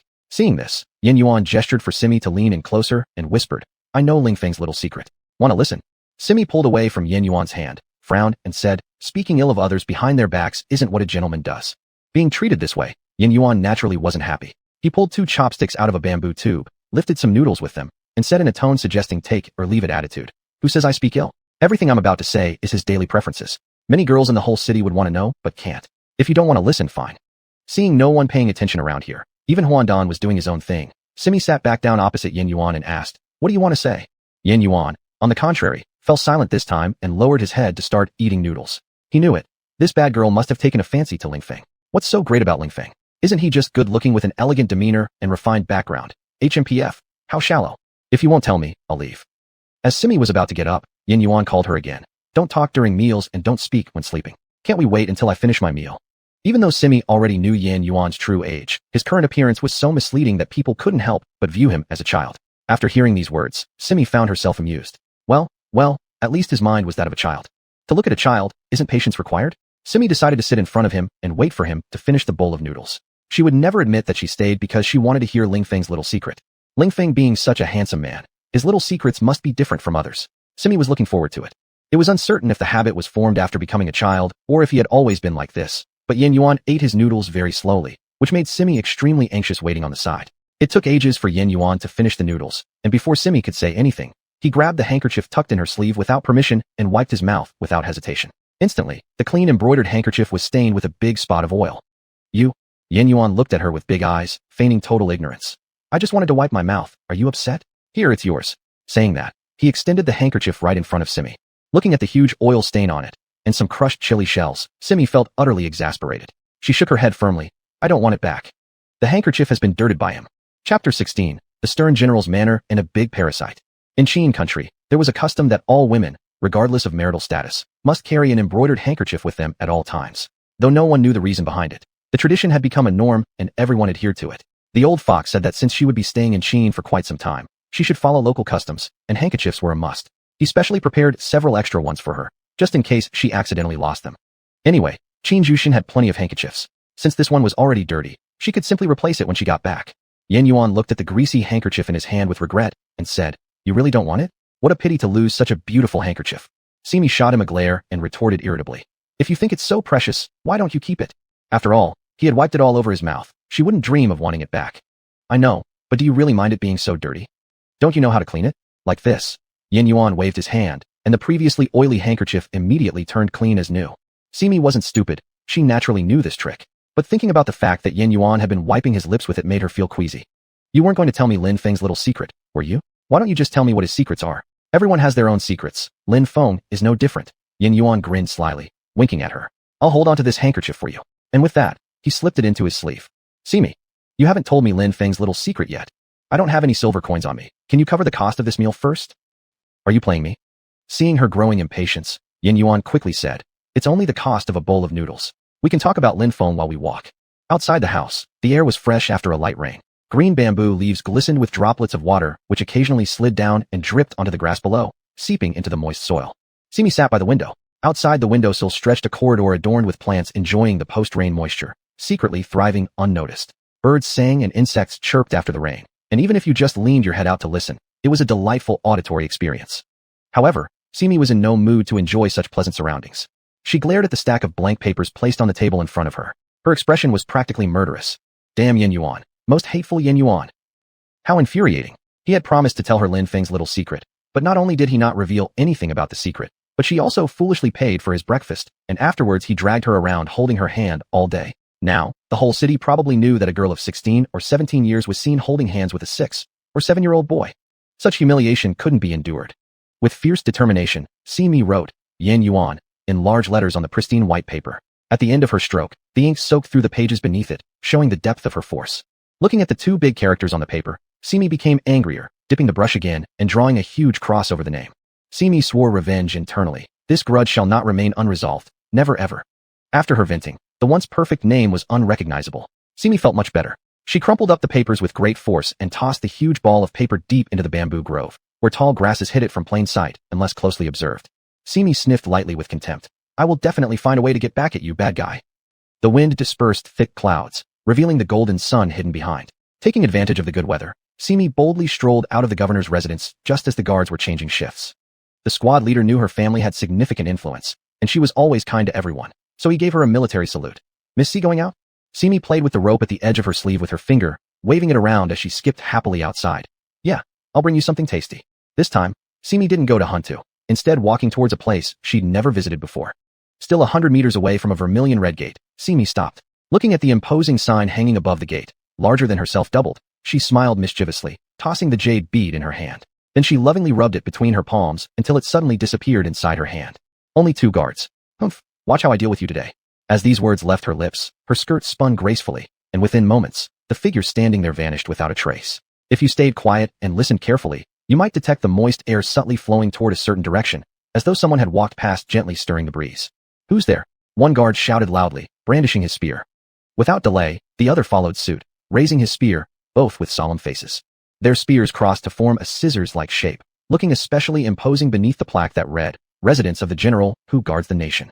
The gentle breeze from earlier ceased, leaving barely a trace before disappearing completely. One of them asked, Did you sense that? The other furrowed his brow and nodded. Yeah, the humidity changed. The wind speed had a slight change too. He's fled, the man muttered as he retracted his spear. Simi was hiding on the rooftop, peeking at the guards through the tiles while sighing inwardly. She had been careless just now, almost being discovered due to how high the guard's cultivation was in the general's residence. It was indeed nerve-wracking. Thankfully, she stayed calm under pressure and relied on her profound spiritual power to evade detection, narrowly avoiding trouble. After the drama at the entrance, even inside the general's residence, Simi didn't dare slack off. The guards were already this skilled. She couldn't even imagine what it would be like for those inside. She figured it best to conceal herself thoroughly. Simi had collected traces of Yin Yuan's lingering aura in her room, using the jade bead's dream awareness ability to track down his scent. That led her to this mansion. However, once inside the general's house, everything was saturated with his smell, making things significantly more challenging. Simi knew very little about Qin's rules, so she wasn't sure by which regulations they divided their rooms. Therefore, she used her spiritual power to pinpoint the direction where Yin Yuan's presence was strongest. She had found it. Every day we're stuck with these same old things. Studying them makes me sick. Aren't you bored? Came a young, yet annoying voice from one of the side rooms, picked up effortlessly by Simi's keen hearing. Not at all. It was Zhong Mo's reply. Upon hearing this, Simi raised an eyebrow and stopped her advancing steps. Dealing with Yin Yuan was easy enough, but Zhong Mo wasn't someone easily tricked. She decided it best to keep her distance. Why don't you go keep Lin Feng company? Following me around every day and supervising my actions. What's the point? Aren't we still bros? Yin Yuan's angry tone carried rebellion. Zhong Mo remained undeterred. It's my duty. Seeing that harsh methods wouldn't work, Yin Yuan started begging. Can you let me go out to play just for a bit? Just for a little while? I won't cause any trouble. You are nothing but trouble.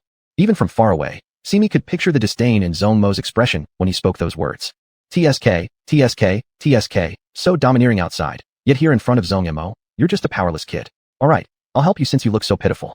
Simi noticed a tiny caterpillar struggling to climb near the corner of the house. She gently pointed a finger at it, causing the little insect, no longer than half an inch, to grow quickly, reaching nearly waist height.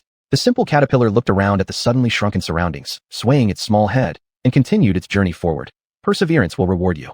The rustling sound outdoors naturally didn't escape Zhong Mo's ears. With a heavy hand gesture, the tightly shut windows burst open as if struck by a strong wind. But beyond the window, everything looked exactly as it did yesterday. Only the new leaves were sprouting and the old ones turning yellow. There was no sign of that massive creature from before. Simi hid herself well in the corner, careful not to expose even the slightest hint of her presence.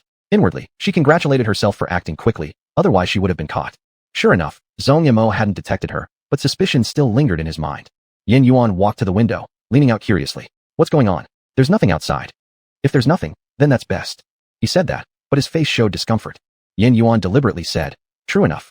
If something happens within the estate, my brother will definitely demand an explanation from you.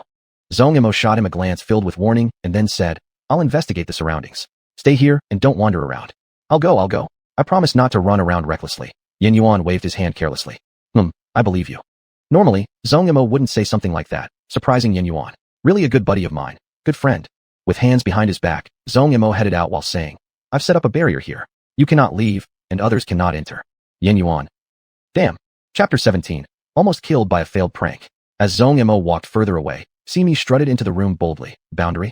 The fancy talk didn't work on her. Naturally, she went in invisibly without revealing herself. Yin Yuan sat on the ground looking frustrated, holding a book in his hands. His to her look extremely annoying. He seemed to need teaching. After a quick scan of the room, all she saw were beautifully wrapped books. Next to the window was a desk with several books, and the 4 treasures of the study neatly arranged, full of scholarly atmosphere, unlike a general study. It seemed Yin Yuan's brother valued his academic knowledge. Simi sat down in the main seat, took out a small box from her bosom, and quietly opened the lid facing away from Yin Yuan. A wisp of blue smoke curled up gracefully, thin and pointed as if guided, floating towards Yin Yuan's direction, forming an almost invisible line in the air. She watched as Yin Yuan inhaled it, and Simi smirked triumphantly. The show was about to start. Isn't this Zhong Yimou dead yet? Yin Yuan started him. Why is my voice sounding like Ga? Suddenly, Yin Yuan stood up from the ground, walked to Simi's side, picked up the teacup on the table, and drank a large gulp of water before testing his voice again. Ga.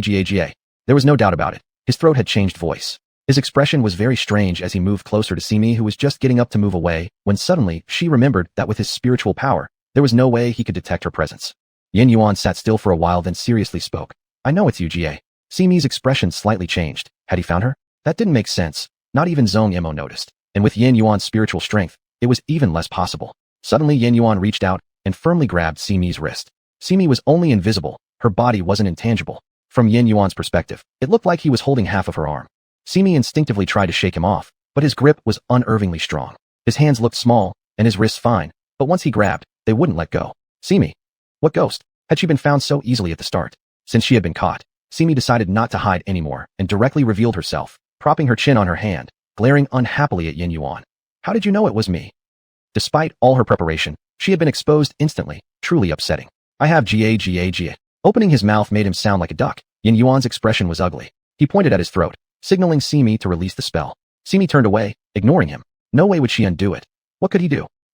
Yin Yuan didn't get angry, but the pressure in his hand gradually increased. Pain. Simi frowned deeply, trying to pull her hand away, but it was useless. She glared furiously at Yin Yuan. Let me go quickly. Release my hand. Yin Yuan expressionless pointed at his own throat, the meaning clear. Biting her lip stubbornly, Simi said, No way I'm going to undo it. I'm at least a spirit cat. Am I afraid of you, human child?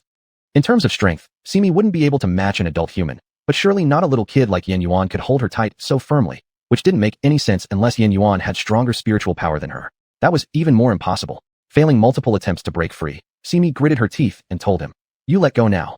Yin Yuan kept a straight face, and this time he didn't even bother pointing, just lifted his chin, showing her his elegant neck. His intention was crystal clear, continuing to tease him or saving her sore wrist. Simi chose the latter. A gentleman will revenge, it's never too late. Not today, but many tomorrows await. Finding solace within herself, Simi humphed and released the spell from Yin Yuan. The moment Yin Yuan let go, Simi immediately cupped her wrist and blew on it. Too painful. Her entire wrist was red and seemed swollen. Simi gave him a cold glare wanting to say something, but in the end, besides being mad, she couldn't utter a single word. Too painful. Yin Yuan glanced at her swollen wrist and coldly turned his face away. This is your fault. Humph. Simi forcefully snorted. The plan had gone wrong, and her initial good mood was long gone. Covering her wrist, she walked out. Yin Yuan was too devious. Next time she had to find a smarter way to deal with him. She hadn't taken 2 steps before being yanked back by Yin Yuan and forced to sit down. She turned her head and glared angrily. What do you want to do now? Yin Yuan reached out to grab her sleeve, but was shaken off by Simi. Don't touch me. Yin Yuan looked startled for a moment and softly said, Let me apply some medicine for you. But Simi didn't care and stood up to walk out. However, before she even reached the door, it opened on its own. A tall man stood outside the door, commanding respect even without anger. Standing before him, Simi oddly felt like a kitten again. The man looked at her expressionlessly, not slowing his hand from pushing the door as he asked when the door was fully open. Who are you? I. At the sight of the newcomer, Yin Yuan quickly stood up and jogged to his side to explain. Brother, she's my friend. Brother? So this must be General Yin Xian, who guards the nation. Yin Xian stayed by the door without entering, asking only, where is Zhong Mo? He stepped out for a moment to take care of something. Yin Xian ignored Simi and looked at Yin Yuan with an angry gaze. I warned you that the Chancellor's residence is not somewhere anyone can visit freely, yet you treat my words as nothing but wind through your ears. Yin Yuan showed signs of dissatisfaction on his face. How dare I? Don't dare. Yin Xian's eyes were terrifying, causing Simi to take a step back involuntarily. You must have forgotten why you ended up in your current form, and now you're gallivanting about with women? Yin Yuan immediately shook his head frantically. No, brother, you've misunderstood. She isn't. He didn't finish speaking before Yin Xian suddenly grabbed Simi by the neck, lifting her up with one hand before she had any chance to react, asking coldly, Spirit Cat. Seeing this, all the blood drained from Yin Yuan's face, and he lunged forward to rescue Simi from Yin Xian's grip, but his short stature made it impossible, so he shouted, let her go. The force around her neck grew heavier, pain clouding Simi's mind until breathing became almost impossible. In her agony, she forgot to use her magical abilities to escape. She pounded against Yin Xian's hand with all her might, only making him tighten his grip even more. The surroundings blurred before her eyes, and a buzzing sound filled her ears. Simi couldn't understand. Was Yin Xian here to avenge Yin Yuan? Release her. A clear, powerful voice cut through their standoff, sounding slightly familiar.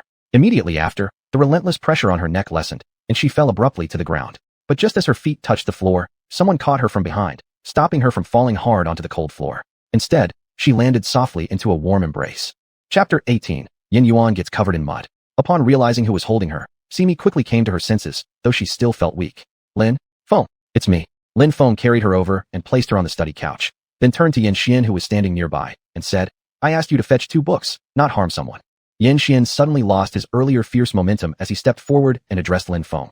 This person trespassed into the general's residence without permission. Yin Yuan, who stood beside him, quickly interjected, I said Simi is my friend. Yin Xian's expression became unreadable as he replied, even so, she should die. Absurd. Lin Feng furrowed his brow. If she's Yin Yuan's friend, you would kill her. What is your relationship with her? Why are you so protective? This time, Yin Xian's eyes locked onto Lin Feng, scrutinizing every detail of his face. Lin Feng's expression visibly changed. What do you mean? You carry traces of her scent on you. Lin Feng shot him an exasperated look. She is my grandmother's junior sister. Simi noticed their tense atmosphere and closed her eyes, pretending to be unconscious while lying on the couch, listening to them argue for a bit before they stopped. Let's settle this outside, Lin Feng suddenly suggested. Yin Xian nodded, agreed. Listening as their footsteps grew distant and the study door opened and closed again, Simi dared to open her eyes. How are you still here? She frowned as Yin Yuan approached with a wooden box in hand. Yin Yuan showed her the contents of the box. Let me rub some medicine on you. Leaping off the bed, Simi angrily rejected the offer. Who needs your medicine? I wouldn't have ended up like this if it weren't for you. This time, Yin Yuan didn't speak, instead walking up to Simi with the wooden box in hand, ignoring whether she would resist or not, and immediately opening an ointment box to grab her wrist and try applying the medication. What are you doing? Simi struggled to pull her hand away. Don't move, Yin Yuan scolded. This precious herbal balm is made from the finest medicinal herbs. It stops bleeding, reduces bruising, and restores partial spiritual power. It wasn't easy to get. Don't be ungrateful. Before the ointment even reached her wrist, Simi sharply flicked Yin Yuan's hand away. So what if it's rare? Our Yunji realm has more medicinal herbs than we know what to do with. As Yin Yuan's hand remained suspended in midair, he sat there dazed and confused, finally blurting out, Do you hate me? Simi glanced back at him and snorted disdainfully before walking away. Hate him? Of course. Had it not been for him, she wouldn't have transformed into a cat in the mountains for several days. As soon as they entered the capital city, he had stolen her jade pearl, forcing her to run for ages, even losing her money pouch. And today, having already endured red and swollen wrists from being manhandled, she almost lost her life. Fuming, Simi stormed outside, but before she turned the corner, behind her came the sound of something crashing, followed by Yin Yuan's enraged shout. You ungrateful brat. Who needs you anyway? Infuriated, she picked up the wet mud from the ground, swiftly turning around and hurling it straight at Yin Yuan who was standing in the doorway. With an ah, Yin Yuan stumbled backward covered in mud, followed by his loud cursing. Seeing this, Simi suddenly cheered up, clapped her hands, and walked away. Apparently, nothing matched the satisfaction of covering someone in mud when she thought about all kinds of ways to torment him. Humming lightly to herself as she strolled through Guidan, unexpectedly, the usual vendor stall wasn't there today. Oh well, she might as well process her tumultuous emotions from today herself. With an uplifted mood, Simi returned to Qin Zhu Xian and sketched several pictures continuously. She didn't notice the sun setting until late night. After dinner, she explored places she hadn't thoroughly inspected yet and conducted a basic check before returning safely to Qin Zhu Xian. But, Lin Feng, what brings you here? Still clutching the door handle, Simi spotted the elegant figure in blue standing gracefully beside the green bamboo under the bright moonlight. looking so refined that any outsider would question if a celestial deity had truly descended. Making Simi nearly burst with joy. Lin Feng averted his gaze from the bamboo and bowed slightly to her. The servants couldn't find you, fearing that something might have happened, so I've come here to make sure you're all right. Please forgive my presumption. Not at all, not at all. On the contrary, I must thank you for helping me earlier today and saving my life. How could she possibly blame Lin Feng? He looked simply divine. The lady flatters. Yin Xian was just caught in a moment of impulse earlier, but there was no intention to hurt you. Could squeezing her wrist so hard really be called unintentional harm? Was Lin Feng defending Yin Xian? That was understandable since they appeared to have a good relationship. Simi waved dismissively. All right. It's all water under the bridge, nothing left to say. Hearing this, Lin Feng finally relaxed, his relieved demeanor causing Simi to suspect if his real purpose in coming here was for Yin Xian's sake. Thinking this way annoyed Simi internally. So, she asked curtly, is there anything else you'd like to discuss? Indeed, there is one more thing. Oh, I've heard from the servants that lately they often see you searching for something in the estate. Did you lose anything? Simi raised an eyebrow. This was probably because they noticed her discreet investigation and didn't know how to ask directly, so they came up with a gentle excuse. She smiled and said, I did lose something before, but fortunately, I found it already. Since that's the case, it truly couldn't be better. However, while looking for it, I discovered that the Prime Minister's residence is quite beautiful, and many places are beautifully designed. After telling my senior sister about this, she sent me a stack of paper, asking me to draw everything I like. When I return to Yunji Realm, I can build a similar one there. Saying this, she took out the sketches as if sharing treasures with a playmate and showed them to him. Look at what I've drawn. Lin Feng listened to her explanation and finally felt reassured. He looked at a few of the sketches, praised her a little, and then left. After sending him off and closing the gate casually, Simi turned back, put the drawings on the desk, and propped her cheek on her hand while sighing. It seems I no longer need to hide when drawing plans, which is pretty good. But I've almost finished drawing, so I can start planting the spiritual herbs and setting up the array. In the following days, most of Simi's time was spent drawing at the Prime Minister's residence or finding suitable corners to plant the spiritual herbs. Such matters couldn't be rushed, so she took breaks and played around, enjoying food and drink and having fun for a while. Then, Simi realized she hadn't seen Yin Xian for some time. Where has that guy gone recently? Simi stared at the alley entrance where a steaming stall should have been, now completely empty, leaving her quite puzzled. Could it be that he got tired of here and went somewhere else? At the thought of this possibility, Simi felt utterly frustrated. He clearly didn't consider her a close friend, otherwise he would have told her before leaving. Just as she was about to leave, she suddenly noticed two familiar faces sitting in a nearby noodle shop. Weren't they the guards she met when she first arrived at the Prime Minister's residence? They must come here often, so they should know about Yin Xian. Perhaps she could ask them. Chapter 19. Talking about the past in front of the courtyard bamboo. What a coincidence, you're here too. Simi sat down next to them nonchalantly. Hey, it's Miss C. Are you here to eat noodles too? Simi shook her head and pointed towards the alley entrance. I want to ask you about the noodle stall. Oh, that bastard's noodle stall. Yeah, he hasn't been here for several days. Do you know why? The guard shook his head. No idea. As soon as he finished speaking, someone behind him chimed in. I know what's going on. You should be asking me instead. The three turned around to see an old man speaking. Simi recognized him. He often went to the bastard's place to eat noodles. Oh, you know, the old man stroked his little beard. Yeah, he got dragged back home by his concubine. Concubine? Simi was surprised. I didn't even know he had a concubine. Upon hearing that he was dragged back by his own concubine, everyone immediately perked up and listened intently. Don't mention it. None of us knew he had a concubine. And not only that, his concubine is, how? Truly beautiful. She has a good face and a good figure. She is even more beautiful than this young lady here. Simi looked around and saw no other girls nearby. She pointed at herself, asking, me? Yes, that young lady is far prettier than you. Simi. The two guards covered their mouths, trying hard not to laugh while the old man continued. I've eaten noodles there for so long, and I only just found out that he has such a pretty concubine. What's more, judging by her attire and manners, she seems like the daughter of a wealthy family. Can you imagine why she fell for a street vendor? After sighing deeply with regret, someone laughed. That's not surprising. There are few street vendors in the capital city who look as handsome as him. Although he doesn't quite measure up to the four great beauties of the capital, he is still better looking than ordinary people. That day, I was eating noodles when that young lady stormed in, grabbed hold of the bastard's ear, dragged him aside, and lectured him for a long time before taking him away. Later, some servants came to close down the stall. Wow, so that young man fears his wife. A diner exclaimed as if discovering something major. I guess so. I would think so too. Everyone echoed in agreement. In an instant, the image of the hard-working young noodle vendor was completely destroyed by the word fears his wife. Having heard a funny story, Simi slowly made her way back to the Prime Minister's residence. Along the way, she bought a sugar figure, walking leisurely while enjoying it thoroughly. If she hadn't met Yin Xian in the Qinju Pavilion, she thought she might have been even happier. Simi stopped abruptly, hesitant to step forward. She could sense that although Yin Xian's spiritual power was weaker than hers, his magical skills were not inferior to hers, but rather stronger. Combined with his tall and sturdy physique, pinning her down would be easy as pie for him. Though from the human race, he could completely suppress her, a 1,000-year-old spirit cat, in terms of strength. This terrifying situation made her wonder whether it was because the enemy was too powerful or because her side was weak and ineffective. What brings you here? Taking a deep breath, Simi tried her best not to reveal her fear. Unexpectedly, Yanxian frowned and replied. This is the question I should be asking you. Huh, why are you here? I live here. After saying that, Simi suddenly felt the temperature drop. You live here? Yanxian's expression darkened. Who allowed you to live here? Simi was startled by his reaction and took 2 steps backward. Suddenly realizing that this was the Prime Minister's residence and not the General's residence, she stayed here with her senior sister's approval. It was none of Yanxian's business as an outsider. It's none of your business where I live. This is the Prime Minister's residence, not the General's. She stood firm, hands on her hips. Yanxian scanned her with a look of disdain, as if mocking the person before him for being stupid and unworthy of his attention. Is the jade bead on you? Another one seeking the jade bead? Simi quickly clutched her waist protectively and watched Yanxian warily. Want to take it? Forget it. Yanxian snorted lightly. If I wanted it, do you think you could stop me? You. Good morning, General Yan, Miss C. A little maidservant walked over and greeted both respectfully. Coldly, Yanxian asked, what is it? The maidservant lowered her head. Young master has returned. He's waiting for you in the study. I know, I'll go right now. As soon as the words were spoken, he vanished. Tisk, just a few corners away, and you need magic for that, Simi muttered disdainfully. Why come to my place anyway? Humph. The maid had yet to leave, and upon hearing that, she smiled at Simi. Miss has been here in the Prime Minister's residence for not long, so it's understandable that you wouldn't know.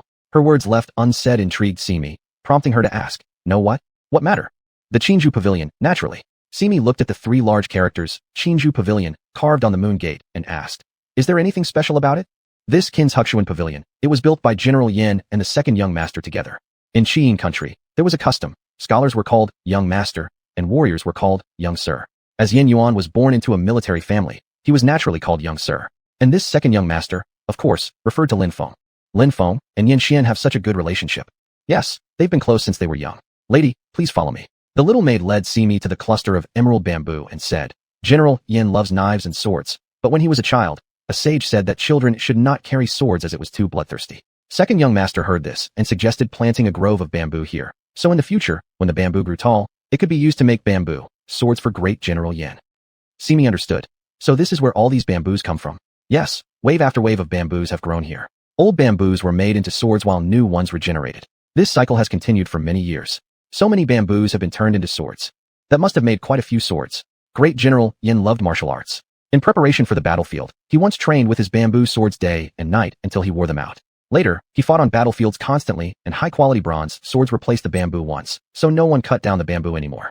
Now they grow more and more. So second young master had a courtyard built here and named it Kinshuxuan Pavilion. Hearing this, their brotherly affection is truly touching. No wonder Yanxian was just like Lin Feng when they came here last time. Both stared at these bamboos lost in thought. Yes, this place was originally built for second young master's personal residence. But in recent years, because the elder lady has been frail, first young master has been busy with politics, so second young master moved out and stayed in the side room near the old lady to take care of her. Simi nodded contentedly. Lin Feng is indeed a filial child. Yes, ever since the late mistress and master passed away, second young master has paid special attention to the elder lady's affairs and doesn't dare to slack off even a bit. Simi smiled. You seem to know these things well. The little maid bowed. I have grown up by the side of the second young master, so I do know a bit about these matters. She was a maid who had grown up alongside him. No wonder she knew so clearly about the past. Suddenly, Simi asked, I have been here in the mansion for so long, yet I have never seen your first young master. Chapter 20. Chuyer speaks about the important affairs. The eldest master inherited the position of the old sir, and now he is the prime minister of Qiyin country. In the whole nation, his status can be said to be second only to the emperor, above all others. I used to only know that the eldest master held a high position with boundless influence, but I've always heard from the old servants in the manner that the higher one's status, the greater the responsibility. Although everything seems peaceful in the capital, the neighboring countries have been eyeing our territory eagerly after the new emperor ascended the throne. At present, the Qiyin country is actually in a precarious situation. The eldest master stays in the palace for many days of the year to teach the new emperor how to handle government affairs. If he can return to the mansion, it would mean that the Qiyin country will enjoy peace for a long time. Is he teaching the new emperor how to handle affairs in the palace? Yes. Are there no opinions among the court ministers? How could there be none? There are always rumors outside saying that the eldest master treats the new emperor as a puppet. But how could that be? Oh, in fact, it was the previous emperor who entrusted the new emperor to the eldest master, asking him to sincerely assist him. However, the new emperor is very mischievous, causing the eldest master to stay in the palace to better educate him. Simi started to carefully examine the young maid in front of her. She didn't expect that even though she was so young, this maid knew quite a lot. What's your name? Simi asked. My name is Chuyer. Chuyer. It was a simple yet easy to remember name. After leaving Yunjijiang, Simi had met several girls named Chuyer along the way. Was this name particularly favored by people in Qiyin? If there's nothing else, miss, I'll take my leave. Wait, you mentioned the new emperor earlier. Do you know how old he is? I'm not entirely sure, but I've heard he just turned 16 this year. Only 16? So young. And what about the eldest master? How old is he? The eldest master is already 27 years old. In less than 3 years, he will be 30. Wow. According to human customs. According to the rules of your Qi country, at this age, he should get married, right? The flame of curiosity within Simi began to rise rapidly. Yes, the biggest wish of the old madam is for the eldest master to get married. But because of national affairs being so pressing, the eldest master has always been too busy to attend to it, so the matter has been delayed. Nation matters pressurizing? Why hasn't Yanxian gone to defend the border? Instead, he is in the capital? Shouldn't a crisis involve dispatching a great general to guard the frontier? Besides, Yanxian was the National Guard general. Chui'er shook her head helplessly and said this. I don't know clearly. Does Qi country have an empress? Not yet. Does the new emperor's harem have any beauties? Chui'er shook her head. I don't know. But probably not. The new emperor was still young aside from mentioning. Lin Daliang should be in the peak blood energy period of his life. For state affairs, he stays daily in the palace without even time to handle his own marriage. Truly hardworking. Does this count as complete dedication? Although she didn't know much about the new emperor, after interacting with her elder sister and Lin Feng, she firmly believed that Lin Daliang certainly wouldn't be the treacherous minister rumored. He would never control the new emperor like a puppet. She hoped that as the new emperor grew up, he could handle the politics properly, manage the Qi country efficiently, repay Lin Daliang's heartfelt efforts by letting him rest more, and mustn't be ungrateful like those drama tales say, treating their meritorious officers coldly once they're not needed anymore. Simi nodded. No issues, I'll go inside first. You can continue with your work. Chui'er bid farewell politely before turning to leave. Simi looked at her retreating figure curiously, wondering why Chui'er knew so much. Was this normal for all maids in the Prime Minister's residence, or was it peculiar to her? If it was only her, did she share all this unintentionally or deliberately? She suddenly remembered the idle talk she overheard behind the artificial hill that day. Could it be that all the maids in the Prime Minister's household were well informed about information? She needs to pay extra attention to this matter, lest it messes up her plans. Chapter 21. Sneaking into the palace at night to deliver a message. Just as Lin Feng had come for an inspection, Yanxian had arrived to reminisce. Simi felt that keeping the blueprints directly in Qin's Huxuan was somewhat unsafe. Where should she put them? She paced around the room, and even went out to the yard for careful observation, finally slapping her forehead. I can just use an illusion spell. Once she made up her mind and returned to the house to finish it, there was a knock on the door. Simi clapped her hands unconcernedly. Who is it? Miss C, it's me, Lin Feng. Having just lost Chui'er, now Lin Feng came. Naturally, Simi was happy, but she couldn't say that aloud. With a bounce, she opened the door and asked, What's the matter? Before she could finish asking, she saw Yanxian standing beside him. How did he end up here too? Simi became discontented, filled with disdain. Lin Feng looked somewhat anxious. Miss Simi, I would like to ask you for a favor. You may speak. How could Lin Feng look so handsome, even when he seemed worried? Lin Feng exchanged a glance with Yanxian and said, Can you help me enter the palace once?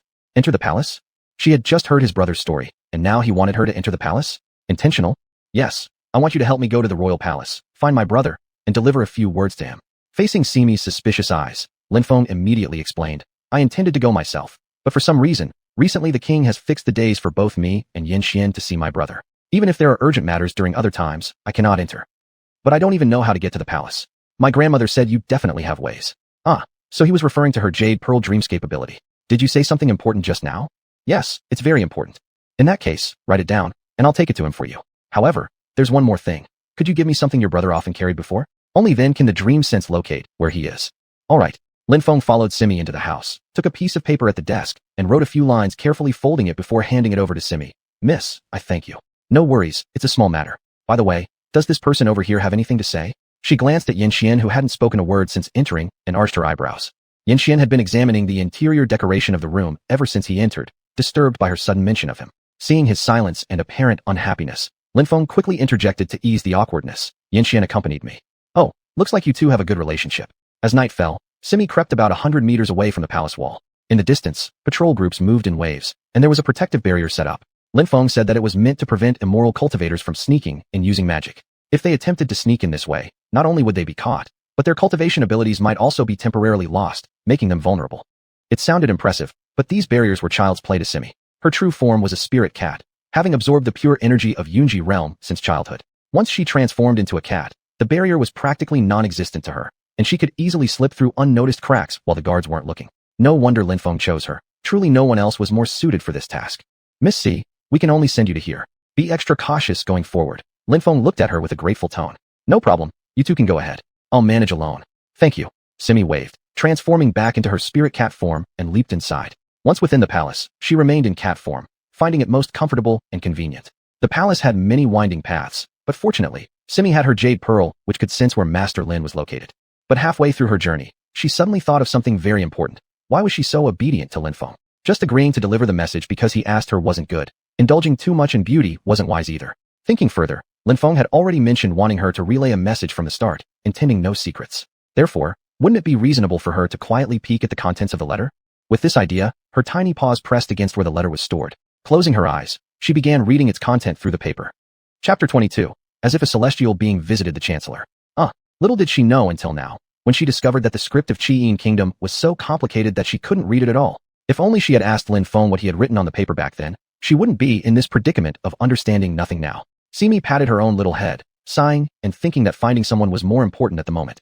The palace was guarded tightly, with night patrols walking by from time to time. Simi's little head turned left and right, carefully observing her surroundings. After confirming that she hadn't been detected, she followed the guidance of her dream consciousness and headed towards the place with the most concentrated aura.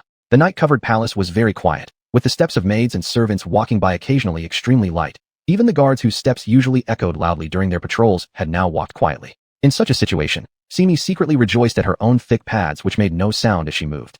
At one corner, Simi stopped. She sniffed the air carefully and could confirm that Lin Xuan was within dozens of zhongs in front of her, in the building with the plaque inscription, Fei Yu Palace. Looking at the closed door and the palace attendants waiting outside, Simi was a bit troubled. How would she get in? She couldn't barge in directly, could she? What if she got caught? She needed to think of a good plan, or become invisible. Just as she was pondering, the door suddenly opened, and she quickly hid in the bushes.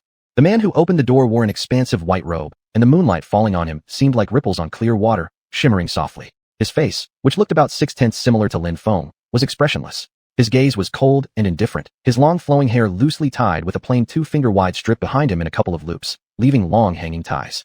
A few strands of hair falling over his forehead added a lazy charm, drifting gently in the breeze at the instant he opened the door. It alone gave people the feeling of a refreshing spring breeze, as if encountering a saint descending upon the world. This scene, this moon, this person, this palace, was even more stunning than when Simi first saw Lin Feng. As soon as he opened the door, all the attendants outside bowed respectfully together. May your excellency the chancellor rest well. Lin Xuan waved his hand. You may leave. There is no need to keep watch tonight. The attendants glanced at each other, and finally the leader among them stepped forward bowing. Is your excellency dissatisfied with our service? Lin Xuan closed his eyes, rubbing his brow. It's just your overthinking. I just want to be here by myself for a while. Your excellency, his majesty instructed us to take good care of you. We do not dare to slack off. If we don't keep watch, just follow my order and withdraw. Lin Xuan said this with a calm tone, but Simi could detect impatience in it. That attendant must have felt the same way as Simi did. Immediately, he bowed deeply, saying, The wind is strong at night. Your excellency should not stay out too long. Then he led the others away. Lin Xuan walked to the stone table in the courtyard and sat down with a wave of his sleeve. He sat quietly for a moment, then suddenly furrowed his brows. Who's there? Simi was jolted back to her senses by his call, remembering that she came here today for an important task. After checking around to ensure there were no others present except herself, she stealthily approached Lin Xuan, tilting her head up to look at his expressionless face. Meow. A cat. Lin Xuan reached out and patted Simi's furry head curiously, asking, Where do you come from, kitty? He then picked her up in both hands, intending to hold her close. As a spirit cat, and one who had already transformed into human form, it wasn't proper for anyone to pick her up, let alone such a handsome man. If he really held her, streams of nosebleeds might occur uncontrollably. In a swift move, Simi transformed back into human form, standing before Lin Xuan. True to his position as chancellor, Lin Xuan remained unruffled in this bizarre scenario. Rising and placing his hands behind his back, he questioned, Who are you? My name is Simi. I am your grandmother's younger sister-in-law. You're Simi? Lin Xuan was a little surprised inside. He had thought his grandmother's younger sister-in-law would probably be old, but seeing her today, she looked like a girl of about 16. Yes, me. Any proof? Of course. Simi lifted her chin, raising an eyebrow, thinking that Lin Xuan indeed acted in true chancellor style, always demanding evidence for everything. She directly handed him her elder sister's purse and added, This purse has been enchanted with magic. Unless personally given by your grandmother, it is impossible for it to be in my possession. Naturally, this purse was given by Lin Feng. He had said that although Lin Xuan seemed apathetic to everything, he was actually highly vigilant against outsiders, and there must be some sort of token to slightly reduce his suspicion. After Lin Xuan confirmed the authenticity of the purse, his gaze softened as he bowed to Simi. I apologize for being rude earlier. Miss, please do not bear any grudge. No grudge, no grudge. You're so handsome. How could I possibly bear any grudge against you? This last sentence was Simi's heartfelt statement, but of course, it wasn't something that could be said aloud. Miss, I wonder if your visit to the palace today was to see me? One look at Simi's appearance clearly indicated that she had specially come to Fei Yu Palace, even preparing the token beforehand. Lin Xuan obviously discerned the purpose of Simi's visit. He just didn't yet know the specific reason why. Indeed, I'm here for you. Upon being reminded by him, Simi immediately said, Open the purse and look inside. There's a letter Lin Feng wrote for you. Lin Chuan felt around inside the purse. It was filled with various herbs, puffing it up like a big meat bun, and it was hard to notice anything else unless he squeezed hard. He had been so focused on its appearance that he overlooked what was inside. Prompted by Simi, he began untying the purse and inserting his fingers to search. Suddenly, his movements paused. He hadn't found the letter yet, but he quickly tied the purse back up. What's wrong? Isn't it in there? She clearly saw Lin Feng put it in. What happened? Someone is coming. Quickly change back. Simi snapped to her senses, immediately transforming back into a cat and lying still on the stone table. But as soon as she lay down, she regretted it. How could she have forgotten about becoming invisible? So stupid. Chapter 23. Leisurely listening to the words of the Prime Minister and the King. Under the moonlight, in front of the courtyard, a young man walked through the moon gate toward Lin Chuan. Though the approximately half-foot-tall purple gold crown on his head made him look even smaller, it also compensated for his height, making him stand no shorter than Lin Chuan despite being a head shorter originally. The tassels hanging from the sides of the purple gold crown down to his chest made his neck appear more slender, and the dark purple robe on him carried a certain charm, highlighting his pale skin even under the moonlit night. At a glance, one could see he was promising material. Simi cast a glance at the shoes on his feet, not knowing how high they were padded, silently sighing. Handsome as he was just a bit too short. Though small in stature, he came with quite an entourage, a number of palace attendants trailing behind him. The youth dismissed the attendants behind him and waited until they retreated beyond the moon gate before walking up to Lin Chuan alone and saying, "Prime Minister has yet to sleep?" Lin Chuan nodded slightly at him and said, "Today there were many memorials to read. I grew weary, so I came out to enjoy some wind. How is it that you haven't slept either, Your Majesty?" It turned out that he was Qi Yin's newly appointed emperor, Qi Yingzhong, whose name sounded quite majestic upon hearing. The emperor did not answer his question, but rather said, "It's all the fault of this humble monarch overworking the prime minister like this. If only I were more capable." Saying this, along with an expression of self-blame and guilt, his already handsome face immediately looked pitifully endearing. Simi thought internally something wasn't right. Perhaps the emperor was accusing Lin Chuan of wielding too much power? Shaking his head with a faint smile, Lin Chuan replied, "If Your Majesty feels responsible, then simply spend more time handling state affairs and relieve some of my burden." Simi gazed vacantly at Lin Chuan. His smile was truly beautiful, seemingly more attractive than Ling Feng. Before, Lin Chuan had always remained emotionless, giving no indication of his feelings, but now his sudden smile was like spring melting an ice surface, warm and kind-hearted. Ling Feng's face often bore a smile, so surely Lin Chuan, being his elder brother, would also frequently smile, Simi thought, wagging his tail. Knowing Lin Chuan would say such, Qi Yingzhong's youthful face revealed mischief. "Naturally, I wish to study diligently, but when I think about the fact that the Prime Minister is here, I worry about nothing." It turned out this emperor was just a mischievous child who wanted to play, pushing all government affairs to Lin Chuan. No wonder he rarely returned to the Prime Minister's residence. Not only did he have to manage his own duties well, but he also had to help this child govern the country. It was indeed both pitiful and lamentable. With a serious expression, Ling Feng said, "Your Majesty must absolutely never think like this again." "Why? Your Majesty is the ruler of a nation, the hope of the Qi Yin kingdom, naturally requiring knowledge of governing and taking responsibility for the administration of the country. This is your duty, as well as your destiny." After all, he was still a 16-year-old child raised in the imperial palace, naturally with a large temper. His displeasure was obvious even to Simi. What about the Prime Minister? What is the Prime Minister's mission? Naturally, it's to assist the sovereign, ensuring the peace and prosperity of the nation, and everything remains harmonious. So isn't that good? See, you've already said you'll help me, as long as you remain by my side forever.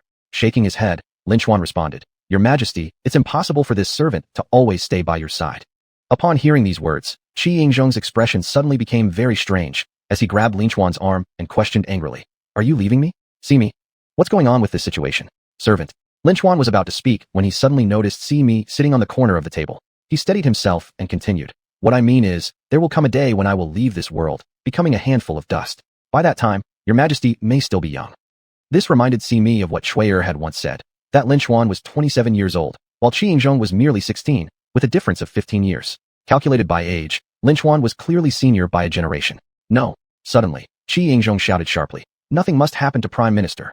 Lin Chuan paused slightly surprised, then smiled. "This is the natural law, all things follow it." "All things follow it? Does it mean all things will eventually become a clump of soil?" "Meow, that's wrong. Though Lin Chuan looked exceedingly handsome, this claim was unacceptable to Simi. The old fox didn't know how many years he'd lived and was still hopping around healthily. Suddenly hearing a cat's cry, both men turned their heads towards the sound simultaneously. It was then Qi Yingzhong noticed there was a cat on the table. Where did this stray cat come from? Stray cat? Have you ever seen a stray cat as good-looking as this one? Simi unhappily showed her teeth to him. "How dare you threaten me?" Already in a bad mood from their earlier conversation, Qi Yingzhong's complexion worsened. Afraid that he might do something inappropriate, Lin Chuan quickly interjected, "I find this cat quite appealing. We can keep it." "Keep it? Do you, Prime Minister, like this cat? I've been having trouble sleeping lately. Let's keep her to catch mice." Qi Yingzhong seemed to relax as he let out a breath, saying, "Catching mice. All right, we'll keep it. However, cats often run on the ground. Prime Minister should be careful not to let the bugs on its body ruin your clothes. See me?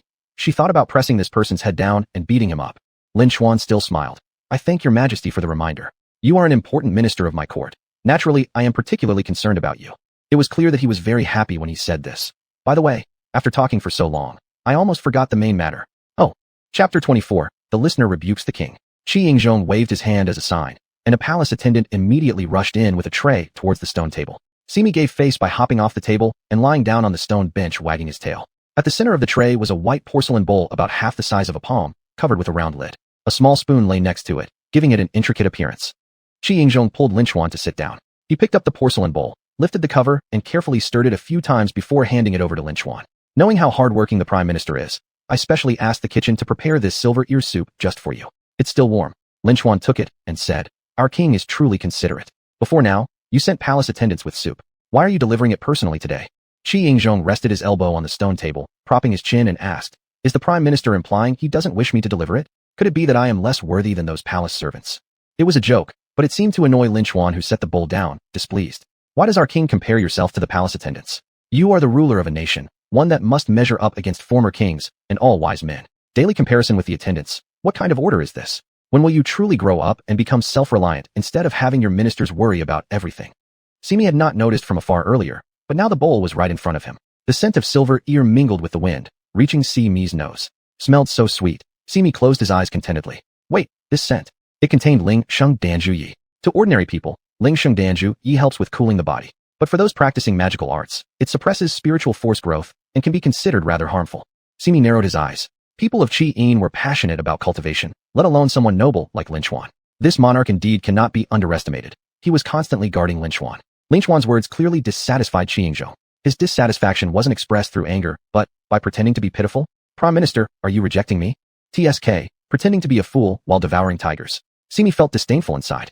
I've instructed you multiple times before. You are the ruler, the king. Think about how many times today you referred to yourself as I. Perhaps Qi Yingzhong had not been criticized like this for a long time because his eyes watered instantly.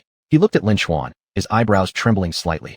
I, your humble servant, only do this in front of the Prime Minister. Lin Xuan turned away directly.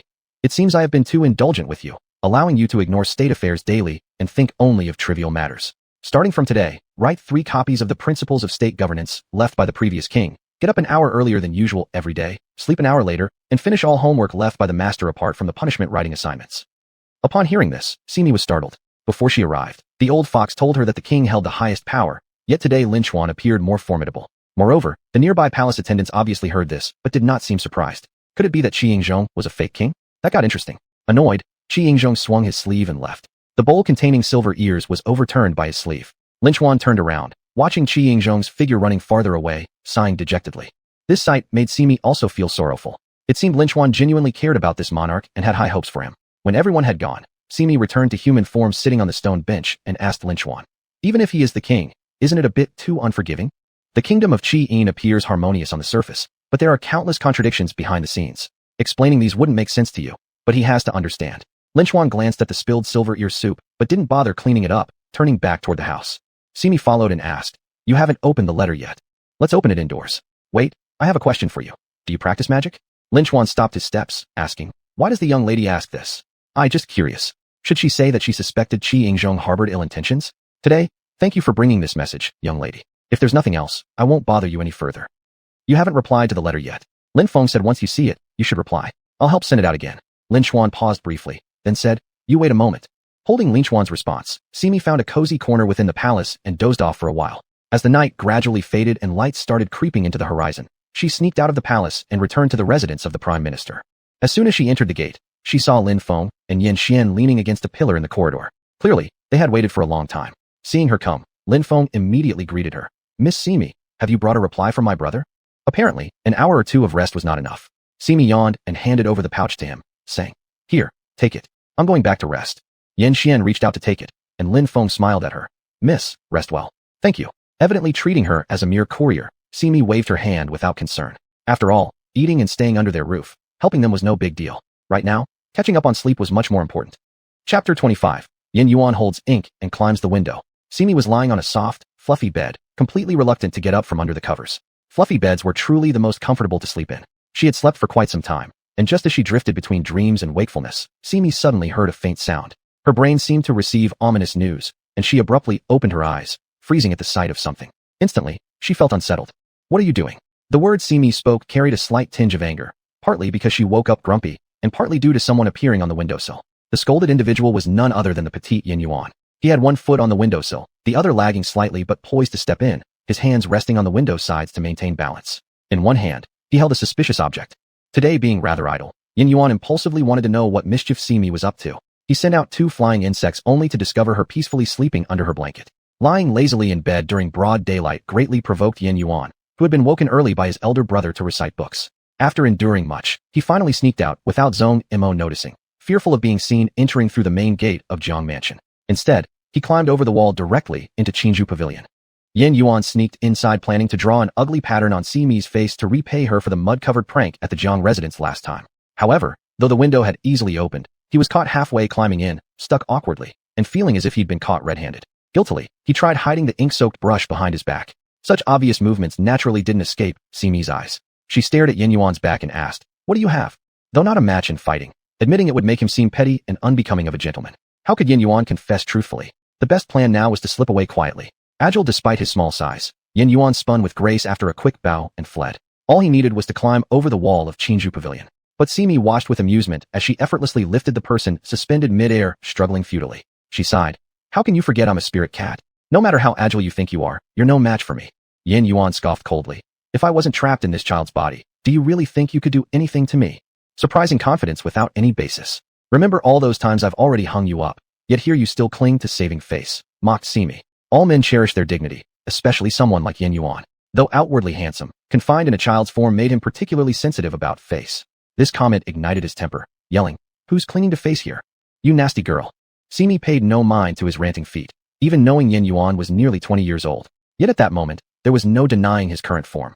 A child. So she simply let him flail and rage as he wished. Not only fearless, Simi leaned provocatively closer to Yin Yuan's face, teasing, "You're just." Before she could finish the word, a dark shadow suddenly passed before her eyes. Then came a cool sensation on her face followed by a faint whiff of ink reaching her nose, along with an unusual taste trickling into her tongue from the corner of her lips, bitter yet subtle. Simi's eyes lowered slightly, instantly seeing the weapon of crime in Yin Yuan's hand. It was a large paintbrush, fully loaded with ink. You brat who asks for punishment." A roar pierced the heavens, startling countless birds, and even causing the green bamboo leaves which usually swayed gently in the breeze to tremble twice. Just past noon, Chui Air arrived at Qingju Pavilion with a wooden tray. The windows and doors were wide open. Simi was lying comfortably on a reclining chair, wrapped in a thin but plush blanket, reading a children's book intently. As Simi read with relish, a knock came from the doorframe. Lowering her book to look up, she saw Chui Air standing outside the threshold, smiling softly at her. "Good afternoon, Miss C." "Ah, it's Chui Air." Simi waved her over, putting down the book to welcome her, while keeping her eyes fixed on the tray Chui Air carried. "Is this for me?" Chui Air smiled. "Yes. Before lunch, I brought food, but you were sleeping soundly. When it cooled, you still hadn't awakened. Thinking perhaps the weather has become too warm for your appetite, I stewed some silver ear fungus with lotus seeds. Lucky you're awake now." Silver ear fungus? Lately, she seemed to be encountering silver ear fungus frequently. "That's right," said Chui Air, setting the tray on the table while lifting the bowl and spoon towards Simi, continuing, "Try a little first, miss. If you don't like it, I'll cook something else tomorrow." Simi shook her head. "It will surely taste good. Why wouldn't I like it?" After saying that, she quickly picked up the silver ear fungus soup and finished it in a few moments right in front of Chui Air. Chui Air was astonished, blinking her eyes as she said, "Miss must have been very hungry. I'll go make you something more to eat." As long as there was food, Simi would never refuse. She eagerly nodded. Good. In that case, I truly must thank you." Chui Air left with the tray, and Simi happily waved goodbye to her. Once she stepped out of the doorframe, Simi was about to lie back down and continue reading her book when suddenly, outside the door came the sound of shattered dishes followed by Chui Air's startled scream. Simi hurriedly rushed out to see what happened. She found Chui Air shaken, pointing at midair, and exclaiming, "H, there's someone." Simi sighed in frustration, realizing how careless she had been, forgetting to cast an illusion spell. Chapter 26. This chapter title is Dialogue. The one who scared Chui Air so much that she dropped the tray wasn't someone else, but young Master Yen Air who was hanging in midair due to Simi's spell. Whose child is this? And why is he floating in midair? Chui Air was so nervous that her palms were sweating.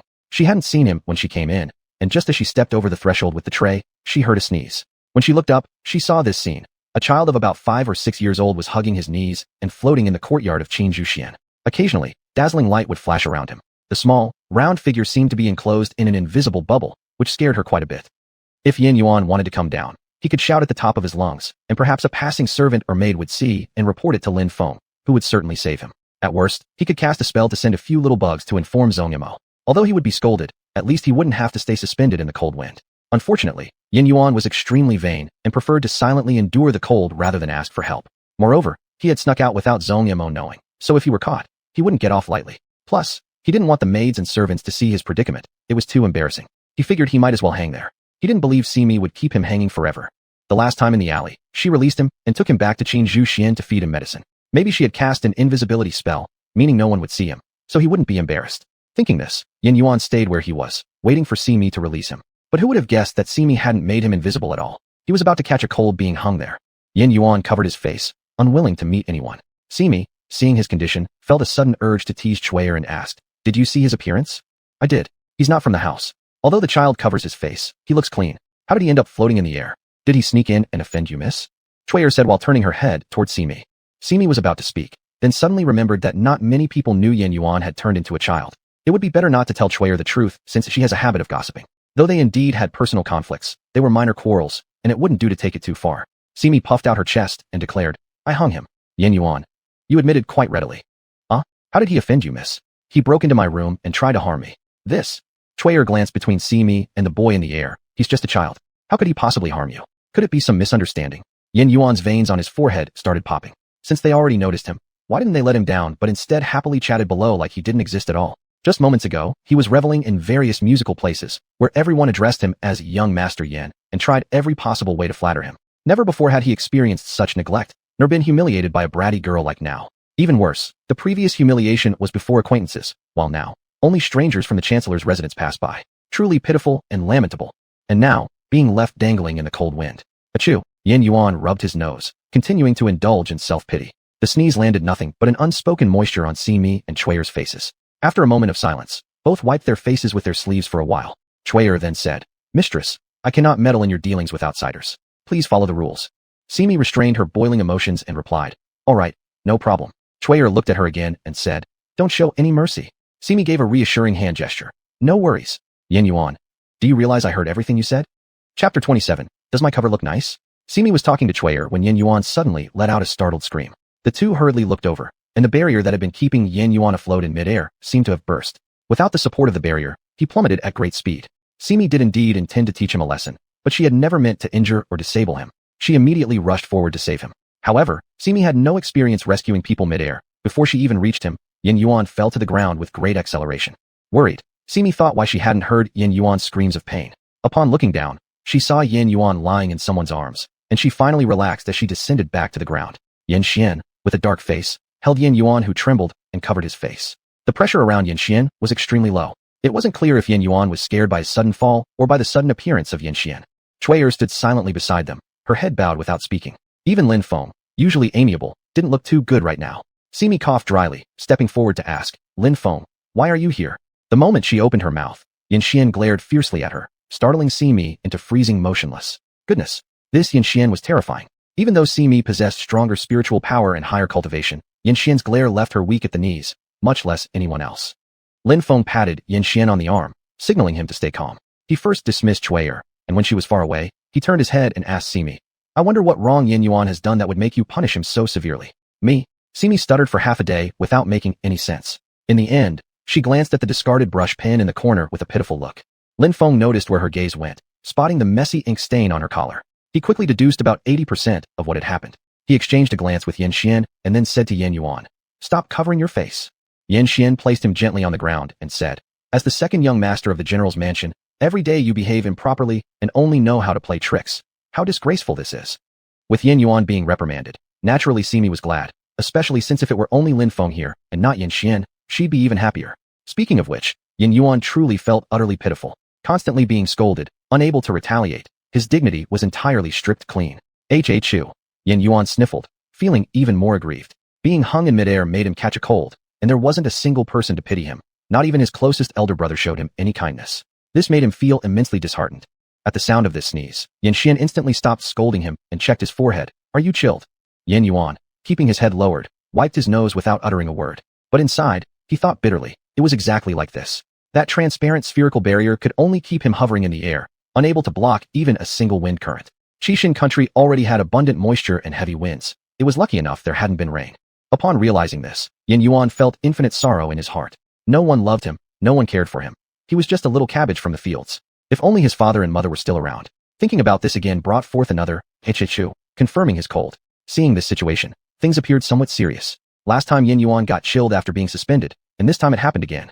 Glancing at Yin Xin's expression, although strict with Yin Yuan, they were blood-related siblings. Should it go too far, Simi would certainly get into trouble. Given this scenario, running off was probably better, but she couldn't just leave altogether, could she? As she hesitated nervously, she suddenly caught sight of Lin Feng's purse in his hand and immediately beamed, saying, "Lin Feng, do you need me to deliver your message?"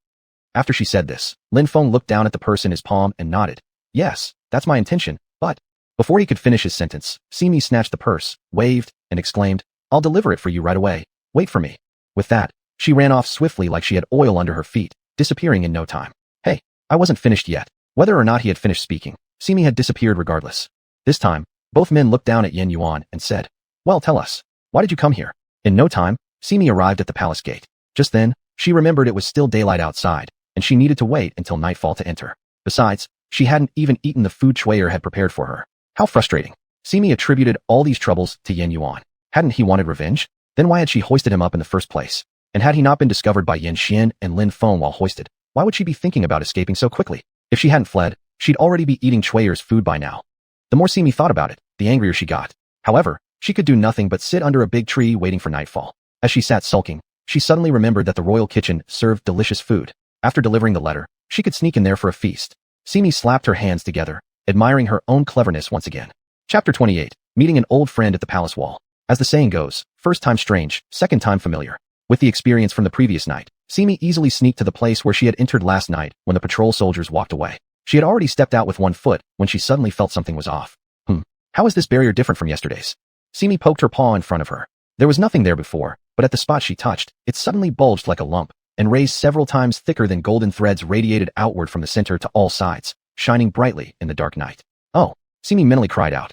Not only had the barrier been changed, but it also trapped her paw, which she couldn't pull back no matter how hard she tried.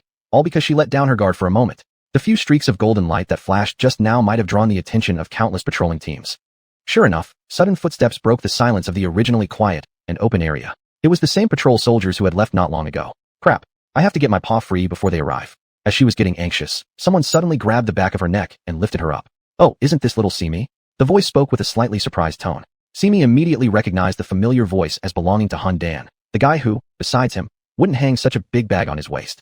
Simi flailed her paws trying to escape from the grip while warning loudly, "I considered you a friend, but you're choking me. Let go of this cat right now." Hun Dan actually listened. After replying with a good, he released his hold immediately, causing Simi to plop onto the ground. Being a cat, falling didn't hurt much, but transforming directly back into human form felt a bit odd. As Simi was rubbing her shoulder and about to complain, she saw the patrol soldiers running over. Simi was just thinking about quickly escaping or making herself invisible when unexpectedly, her spiritual power became inaccessible for some unknown reason. Just as she thought she would be captured together with Hun Dan, the team of patrol soldiers immediately knelt halfway and paid their respects. "Please allow the national advisor to be safe." Simi couldn't hide her shock. She turned her head and watched Hun Dan lift his wrist, signaling the group to rise, then standing with his hands behind his back in an air of mystery. The leader said, "National advisor, you are still repairing the barrier at this hour?" Hun Dan lightly nodded and replied, "Just inspecting." Simi twitched the corner of her mouth. Could it be that this barrier was set up by Hun Dan? And how did he become the national advisor? Unless those days he spent were really experiencing the hardships of the common people? While pondering this, the group quickly shifted the topic toward her. Who might the gentleman behind the national advisor be? Simi. Gentleman? Was he talking about her? She looked down at the flat chest in front of her and silently acknowledged the title. But upon closer inspection, it wasn't right. How did her clothes turn into a man's outfit? Hun Dan didn't seem to care much about these details, instead speaking calmly. "This is my junior brother. He was sent on a distant journey these past days. Lately, I've made arrangements and have called him here to assist me." The leading man instantly understood. "We understand. Truly, the national advisor and this gentleman must be working hard. Director C. Oh yes, Director C. Both of you have worked hard." Simi thought delivering letters overnight wasn't something special, so if anyone deserved gratitude, it should be Ling Feng saying, "You've worked hard." Why was this stranger giving such compliments? Hence, she waved her hand hurriedly and explained, No. Moreover, her letter delivering was done stealthily. She certainly didn't deserve such praise. Hun Dan continued maintaining an air of profoundness, waving his hand and saying, "That's all. You may continue your patrols. I will keep checking along with my junior brother." Once the group quietly departed, Simi immediately asked him, "What's going on?" How did you become the national advisor? Hun Dan removed his enigmatic look and straightened his collar, replying, I've always been. Chapter 29. Simi visits the Feiyu Palace at night. Only now did Simi notice that Houndan was dressed differently from usual today. He wore a dark red brocade robe, and his collar, cuffs, and hem were embroidered with golden patterns resembling symbols. Simi held up her palm beside Houndan's waist sash to compare their lengths. Her hand was about as wide as the sash, and asked, Does this thing choke you? Houndan poked his own sash with his index finger and replied, It's fine. How about it? Can you still tell that I once sold wonton noodles on the street when I wear this? When he sold food in the streets, he only wore simple plain clothes. But today's attire didn't look like something an ordinary person would wear. It was even as luxurious as a king's garment. Simi circled around him several times, shaking her head. Nope, can't really recognize the old street vendor. A trace of smugness crossed Houndan's heart. Then Simi asked again, Why are you here? And why did you transform me into this appearance? While asking, she pointed to her current male clothing. Houndan glanced around to ensure the night was quiet before cupping his hand over his mouth and whispering near her ear, Any girl near me, ugly or beautiful, won't have a good ending. Wearing male attire is just more convenient for you. Simi. What? Because naturally, I have such unique charm. Simi frowned, looking disdainfully at him as if saying he was nothing but a big liar. Don't believe me? Houndan noticed her contempt. No. Houndan lightly snorted and crossed his arms coldly. You're so honest. Simi rubbed her chin thoughtfully and said, Could it be? This is true? The fact that she said this implied she already believed him partly. Houndan wiped his 2 fallen hairs elegantly back onto his forehead with an extremely graceful gesture. It's naturally true. Have I ever lied to you? The arrogance in his tone made Simi roll her eyes. It seemed this man had forgotten about how he used to boast of the sky-swallowing python while selling noodles in the past. She patted his shoulder and said, All right. I've already known that you're doing well inside the palace now. Anyway, I need to continue my work. Let's say goodbye for now. Work? What kind of work? That I can't tell you. Houndan didn't stop her. Standing nearby, he placed his hands behind his back, facing the moon, and remarked, Then we will see if you can make your way into the royal palace. His words carried a tone of pride. How could she forget about the boundary spell? What's wrong with this boundary today? It's different from yesterday. This boundary prevents cats. In the end, naturally, Houndan helped her enter the royal palace. As a bonus, he gave her a pendant, explaining that with this object, she wouldn't have to worry about the boundary when entering or exiting the palace in the future. Looking at the pendant in her hand, carved out of white jade, its material and design were quite exquisite. It was square, roughly the size of her palm, and the carvings on the surface were particularly detailed. The patterns on this pendant are exactly the same as those on your robe, she exclaimed in surprise. That's right, it's my exclusive pattern. Since that was the case, Simi carefully put the pendant on her waistband and asked one last question. Won't you feel sad if I take it away? Houndan waved his hand carelessly, saying, There are plenty of these little trinkets in my wooden box. Hurry to deliver the letter. Simi didn't linger any further, but left. When she arrived at the Feiyu Palace, Lin Chuan was seen sitting at his desk reading through memorials with annotations. This time, there wasn't a single attendant by his side, only a young man clad in brocade robes leaning lazily against the chair, his head nodding slightly, appearing to be drowsing. Approaching quietly, Simi discovered it was none other than the Emperor Qi Yingzhong, who always wore a tall coronet during the evening. Today, instead of wearing an elaborate headpiece, he simply tied his hair with a gold and jade crown adorned by a pin, with simpler shoes that made him look just like any scholar student in the academy, clean and youthful. Seeing the papers laid out on the table, Simi understood. He had come to submit the penalty homework. However, judging from the number of sheets on the table, he must not have finished yet. Of course, none of this had anything to do with Simi, but she had been waiting to hand the letter to Lin Chuan. However, the little emperor refused to leave Lin Chuan's side. With no choice, Simi transformed herself into a cat, walking silently up to Lin Chuan's feet and nudging his calf with her paw. He showed no surprise, as if he expected her return, or maybe knowing the letter would arrive. Since Emperor Qi Yingzhong was present, Lin Chuan didn't show any intention of reaching out for the letter, only nodding slightly towards Simi and continued reviewing the memorial documents. No extra words needed. Simi immediately understood his meaning and didn't offer the pouch. The letter hadn't been delivered yet, so under the circumstances, she couldn't easily leave. Fortunately, since she currently looked like a cat and Emperor Qi Yingzhong had already seen her feline form before, even if he spotted her, it wouldn't cause any major problems.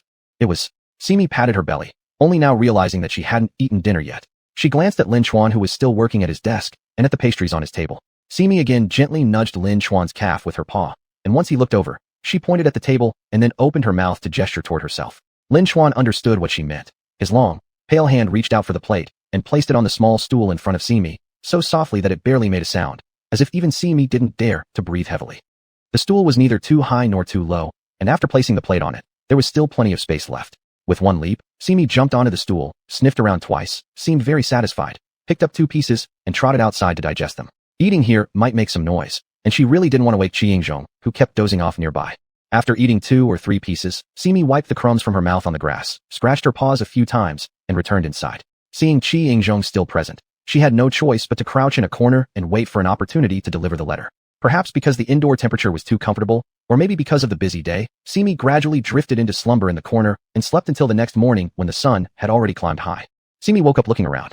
There was no one in the room. Finding it inconvenient to look down from below, she jumped directly onto the desk and with a little help, leaped to the window frame to take a look around. The golden sun rose early, spreading its warmth generously across the earth. The whole courtyard was bathed in soft golden light, while unevaporated dewdrops clung like crystal on the blades of grass and shrubs in the yard, occasionally reflecting the light of the sun and swaying lightly with the branches. If such a comfortable morning could be paired with breakfast, it would truly be the perfect moment. Unfortunately, this wasn't Yunji realm where there was an old fox to scrounge delicious food from her, nor was it the Xiang family estate where Chui delivered breakfast. Being unfamiliar with the area and having nothing available, Simi sighed, patting her empty little stomach. Thinking to herself, Lin Chuan must have left on business and wouldn't return for a while. Moreover, when couldn't she deliver the letter? But skipping this meal wouldn't just upset her stomach. Her mouth couldn't handle it either. She decided to go find something good to eat to reward herself. Making up her mind, Simi took a jump and followed the smell. Imperial kitchen, that's where the best food was, surely enough to satisfy her cravings. At this thought, Simi licked her lips in anticipation. Ideals were always more grandiose than reality. After searching for a long time by following the scent, Simi found the Imperial kitchen teeming with people bustling about, quite a number of them.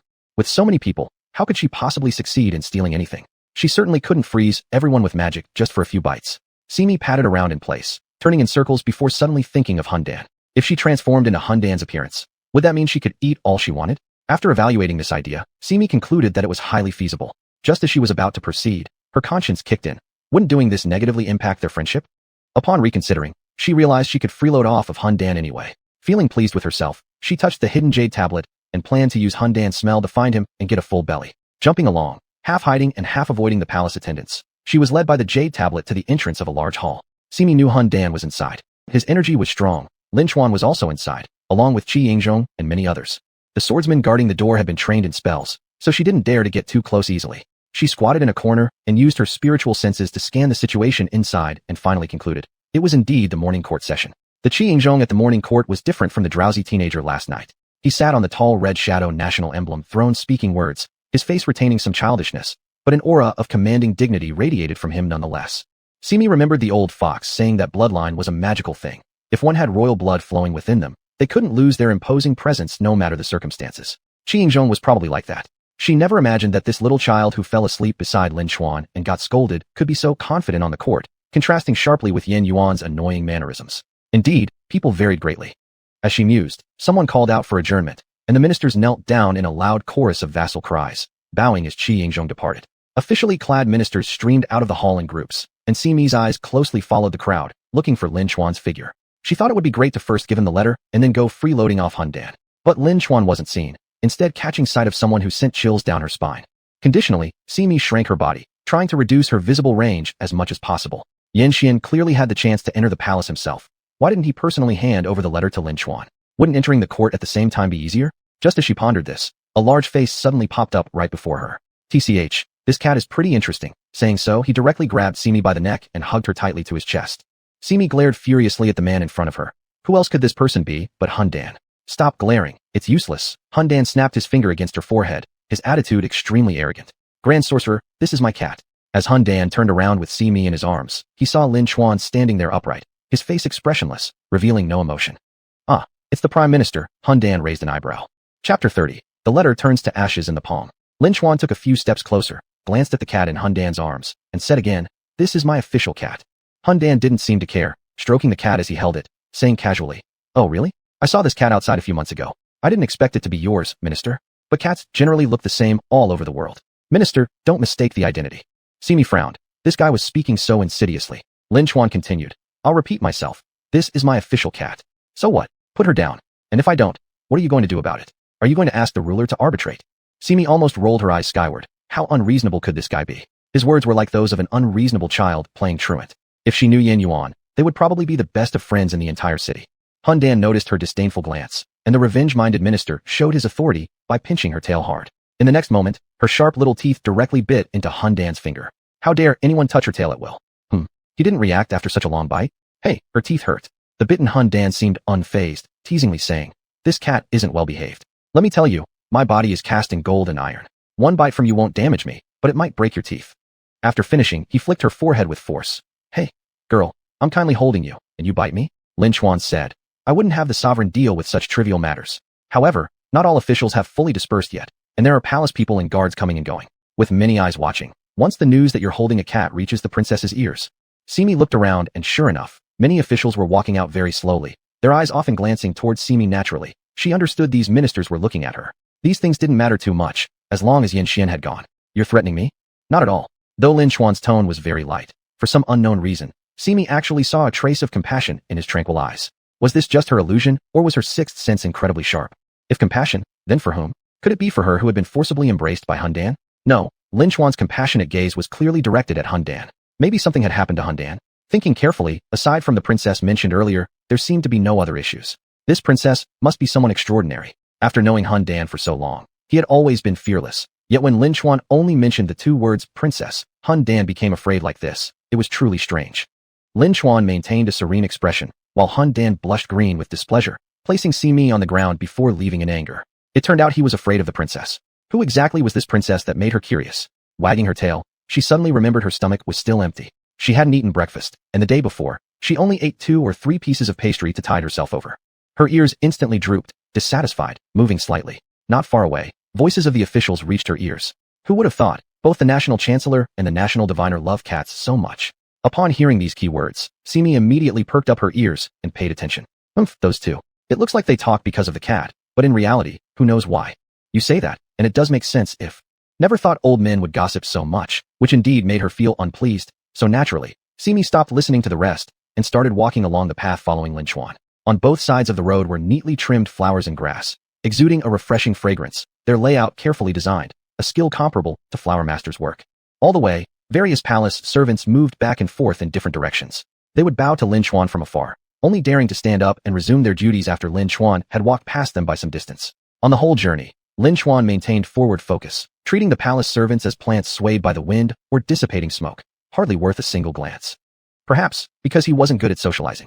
Ever since leaving Yunji Realm, she had heard commoners speak of the royal palace's wealth and glory being the ultimate destination for many. But looking now at the excessive rules here, making it akin to heaven, it was honestly dull. Walking to an uninhabited area, Lin Chuan subtly observed the surroundings, ensuring no one else was around, then asked Simi, "Is the letter still in your possession?"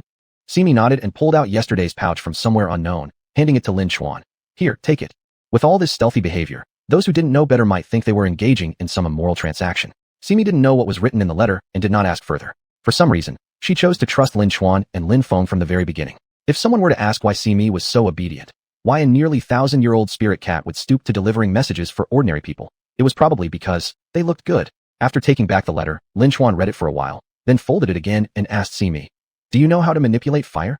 Simi nodded. Yes. Not only did she control fire, but she also controlled water. Lin Chuan handed her the letter. "Could you burn it for me?" Simi reverted to human form and took the letter. Confused, she said, "Burn it?" Even though much of her spiritual power had been sealed when she left Yunji Realm, lighting a fire was still fairly simple. Finished reading, it's best not to keep it. What about the pouch? Should I burn that too? No, just keep it with you. The letter lay in Simi's palm, its corners curling up, accompanied by blue-purple flames that quickly turned it into ash. Blown by the wind, the ashes scattered completely. Lin Chuan mentioned there was no need for her to deliver messages for him anymore, but Simi did not want to return to the Chancellor's residence. Yin Xian often visited the residence unexpectedly, coming to play with Lin Feng. She certainly didn't want to end up like last time, being grabbed by the neck and hoisted into the air. As she bade farewell to Lin Chuan and wandered alone through the palace, she suddenly remembered how hard she bit Han Dan earlier in the morning. So, thick-skinned as ever, she went to see him again. Of course, this time she brought something with her. "Oh, what? Do you want to bite me again?" Han Dan sat on the chair drinking tea, in an obviously foul mood. Simi quickly sat beside him. "How could I? We're such good friends. Look at what I brought for you." Han Dan glared at the blooming lotus flower she had placed on the table, his face darkening instantly. "Did you pick the lotus from my pond?" "Yes, time flies, doesn't it? When I came, it was drizzling cold rain everywhere, and now we're almost in midsummer. It's really strange, though. The entire pond is filled with lotus leaves, yet only one flower has grown, and it's the tallest. Truly remarkable, standing out uniquely, so I picked it for you. How righteous am I?" After saying that, she took 2 jujube cakes from the table and ate them. "Who says it's midsummer? Isn't the lotus supposed to bloom in midsummer? I used my spiritual powers to make this flower bloom, nurturing it every day with care, and you've gone and plucked it." Simi's first reaction was, "Why do you use your spiritual powers to make flowers bloom?" Han Dan stared at the flower in front of him with a heartbroken expression, wanting to touch it, but fearing he might damage it. He reached out for half a long while, unsure of what to do, and could only grit his teeth painfully. You really." Simi covered her eyes. unable to bear looking at him. You must have wasted a lot of spiritual power, feeling so heartbroken. Chapter 31. The Shadow of the Fake Mountain and Green Bamboo. Simi had intended to be clever, but ended up making a mess of things, which made her very regretful. She said cautiously, "Or, I can help you put it back. I do have the ability to restore a flower." Hundan gave her a withering glance and scolded angrily. "Do you think this is an ordinary lotus? Do you know how much effort I spent on this flower? If it could be repaired so easily, why would I get so mad? Can the restored flower still be considered a flower?" Simi shook her head honestly. "I don't know." Hundan was so angry that he wanted to hit her. He gritted his teeth and said furiously, Not knowing? How do I even know you, you stupid cat?" Stupid cat? It was the first time someone other than Old Fox called her stupid cat. Hundan paced around in anger inside the room, probably thinking about what methods could both deal with this stupid cat and avoid being chased for revenge by her master. On one side, Hundan was jumping around in anger, while on the other side, Simi's spirit left her body. After quite a long time, she finally opened her mouth and said, "But I see nothing special about it. It just looks more beautiful than an ordinary lotus." She said this not with the intention of shirking responsibility. Afraid Hundan might misunderstand, she quickly added another sentence. "What's the name of your flower?" "My master loves flowers very much. There are all sorts of strange and exotic flowers everywhere, in the place where he lives. There's also a special pond for lotus flowers, as well as golden lotus flowers. If you tell me the name of your flower, I'm sure he has it. I can go and fetch one from him as compensation." "Do you think this is something that can be compensated so easily? This flower I obtained with great effort from the ancient chaotic realm. To grow it to its current state, my feet were almost dyed black by the mixed clear sludge." Mixed clear sludge? Was it clear or sludge? With the risk of being eaten by the swallowing heaven python, I managed to obtain this seed with great difficulty. Simi gasped, "Swallowing heaven python. I day and night nurtured it with countless amounts of spiritual power before I managed to grow it into its present form. Just today, I transferred it to the lotus pond, and within half a day, you plucked it. You harm-causing cat. Swallowing heaven python. Are you really chased by the swallowing heaven python?" Hundan was so angered by these words that smoke seemed to come out of 7 holes on his head. He grabbed her shoulders with both hands and shook her violently until Simi was dizzy. Only then did he slightly calm down and said, "You're still only mentioning the swallowing heaven python at this moment." Now was definitely the time to apologize, but Simi had forgotten to think after being shaken violently by Hundan. Before she could say the word sorry, suddenly a gust of wind blew past her ears and something flew toward her. If it were under normal circumstances, she would have no problem dodging. However, it was a bad situation because Hundan was restraining her, making her unable to move even an inch. Clearly, Hundan was no longer rational. The more it was like this, the more nervous she became, to the point that she couldn't even speak. Right at that moment, that object swiftly passed by her nape, causing her hair to ripple and sending a chill down her spine. Accompanied by a crisp sound of breaking, Hundan finally calmed down. Both of them then looked towards the door together. Outside the door stood a gorgeously dressed young lady, her hand on her waist, pointing her finger at the two of them. Even though standing against the light, her facial expression unclear, the dark silhouette could not suppress the fiery anger surrounding her. Among her palace attendants, except for one who stood fearlessly, the rest all bent their chests and lowered their heads, fearing punishment. Upon seeing the trembling phoenix coronet on her head, Simi instantly understood. With such luxurious attire, this person was most likely the princess mentioned by Lin Xuan. Why was she so furious? Unlike Simi's confusion, upon seeing her, Hundan immediately let go of her and stood straight, as if the person who was shaking Simi earlier wasn't him. But the princess wasn't blind. She strode in, grabbed the collar of Hundan's clothing, pointed at Simi and asked, "Who is this woman? Which palace does she belong to?" Her tone was extremely impolite, showing absolutely no consideration for both parties' faces. Judging by her manner, it was clear that she had been spoiled. Nevertheless, despite her fierceness, when Simi saw her face, she forgave her instantly. Such a cute little girl, bearing some resemblance to Chi Ying-chong, yet older by a few years judging by her appearance. Looking at Hundan, seeing the moment she entered and how he immediately let go, clearly guilt-ridden but pretending to be calm, he asked, "How did you come here?" Unexpectedly, this question infuriated the princess even more. She directly pounded on Hundan's shoulder and angrily yelled, "This princess has been thinking about whether you'd starve after getting off court, specially came to bring you soup, and look at you now, secretly consorting with a savage in your room." She boiled the soup? Seeing the shattered earthenware on the ground, the quantity wasn't small either. "Wait, savage?" Simi, bewildered, pointed to herself. Savage referred to her. Coincidentally, the princess looked at her right then and, seeing her pointing, cursed loudly. "What are you pointing at?" "I'm cursing you, Simi." How dare she be insulted without reason? Hundan must have been in pain from having his collar pulled, as a large part of his face had turned blue. He grabbed the princess's hand and said, "When will you ever change this habit of scolding people without asking anything first?" The princess, after being yelled at by him, immediately had shiny tears welling up in her eyes, making Simi even more confused. Was she really upset? But shouldn't the one to feel wronged be her? Hundan obviously didn't know how to deal with her sorrowful expression and started to stammer. "You. Please don't cry. How dare you yell at me for a wild woman?" The princess continued with her pouting. After some hesitation, Hundan suddenly explained, "You've misunderstood. She's my junior brother, Simi." The princess pouted and huffed. "Do you think I'm blind? Can't tell a man from a woman. Don't you believe me? Standing on the side, Simi couldn't help but sigh. Not only would others find it hard to believe, but she herself found it hardest to believe. Having lived nearly 1,000 years, this was the first time she'd ever heard that she could be mistaken for a man. Where are there men dressed like her? Don't try to trick me. Without further ado, Hundan pulled the princess's wrist over to Simi's side and pointed at her chest, saying, "Do you see any girl who looks flat like this?" Simi looked down at herself. Isn't this personal attack? Upon hearing this, the princess gasped audibly, making her already curvaceous figure even more noticeable. Simi could see from the slightly smug look in the princess's eyes that she believed at least a little. Hundan continued while things were going well. My younger brother has always liked to dress up like a girl since childhood. I've told him countless times to behave more like a man, to take responsibility, but he just won't listen, instead preferring to wear women's clothing. It truly is a headache. Simi, are you listening to what this person says makes any sense? At first, out of respect for that flower, she let him talk nonsense. But now, Simi was genuinely annoyed. Hundan still didn't realize the severity of the problem and kept explaining to the princess. The princess appeared convinced, but she still stuck out her chin arrogantly and folded her arms across her chest. Do you think I'm that easy to fool? Simi snorted coldly at Hundan. Serves you right. Relieved that his explanation had worked, Hundan let go of the princess's wrist and walked over to Simi. You don't believe me? Fine. I'll make sure you see clearly today. Princess? ? Simi. Hundan grabbed both ends of Simi's collar. You don't believe me? I'll tear her clothes off for you to see. After speaking, he made a move as if he was about to rip Simi's collar. Simi's eyes widened, and she tightly held onto her collar. Is this person still human? The princess turned around at once, covering her face. All right. The princess believes you this time. Hundan exhaled deeply, releasing his grip on Simi's collar and walking behind the princess to continue. I've told you he's my junior brother. Although he has peculiar preferences, as his elder brother, I need to tolerate him, don't you think? At this moment, Hundan was facing Simi's back. Simi narrowed her eyes, a glint of light flashing through them. Seizing the opportunity and aiming carefully, she raised her leg sharply and kicked.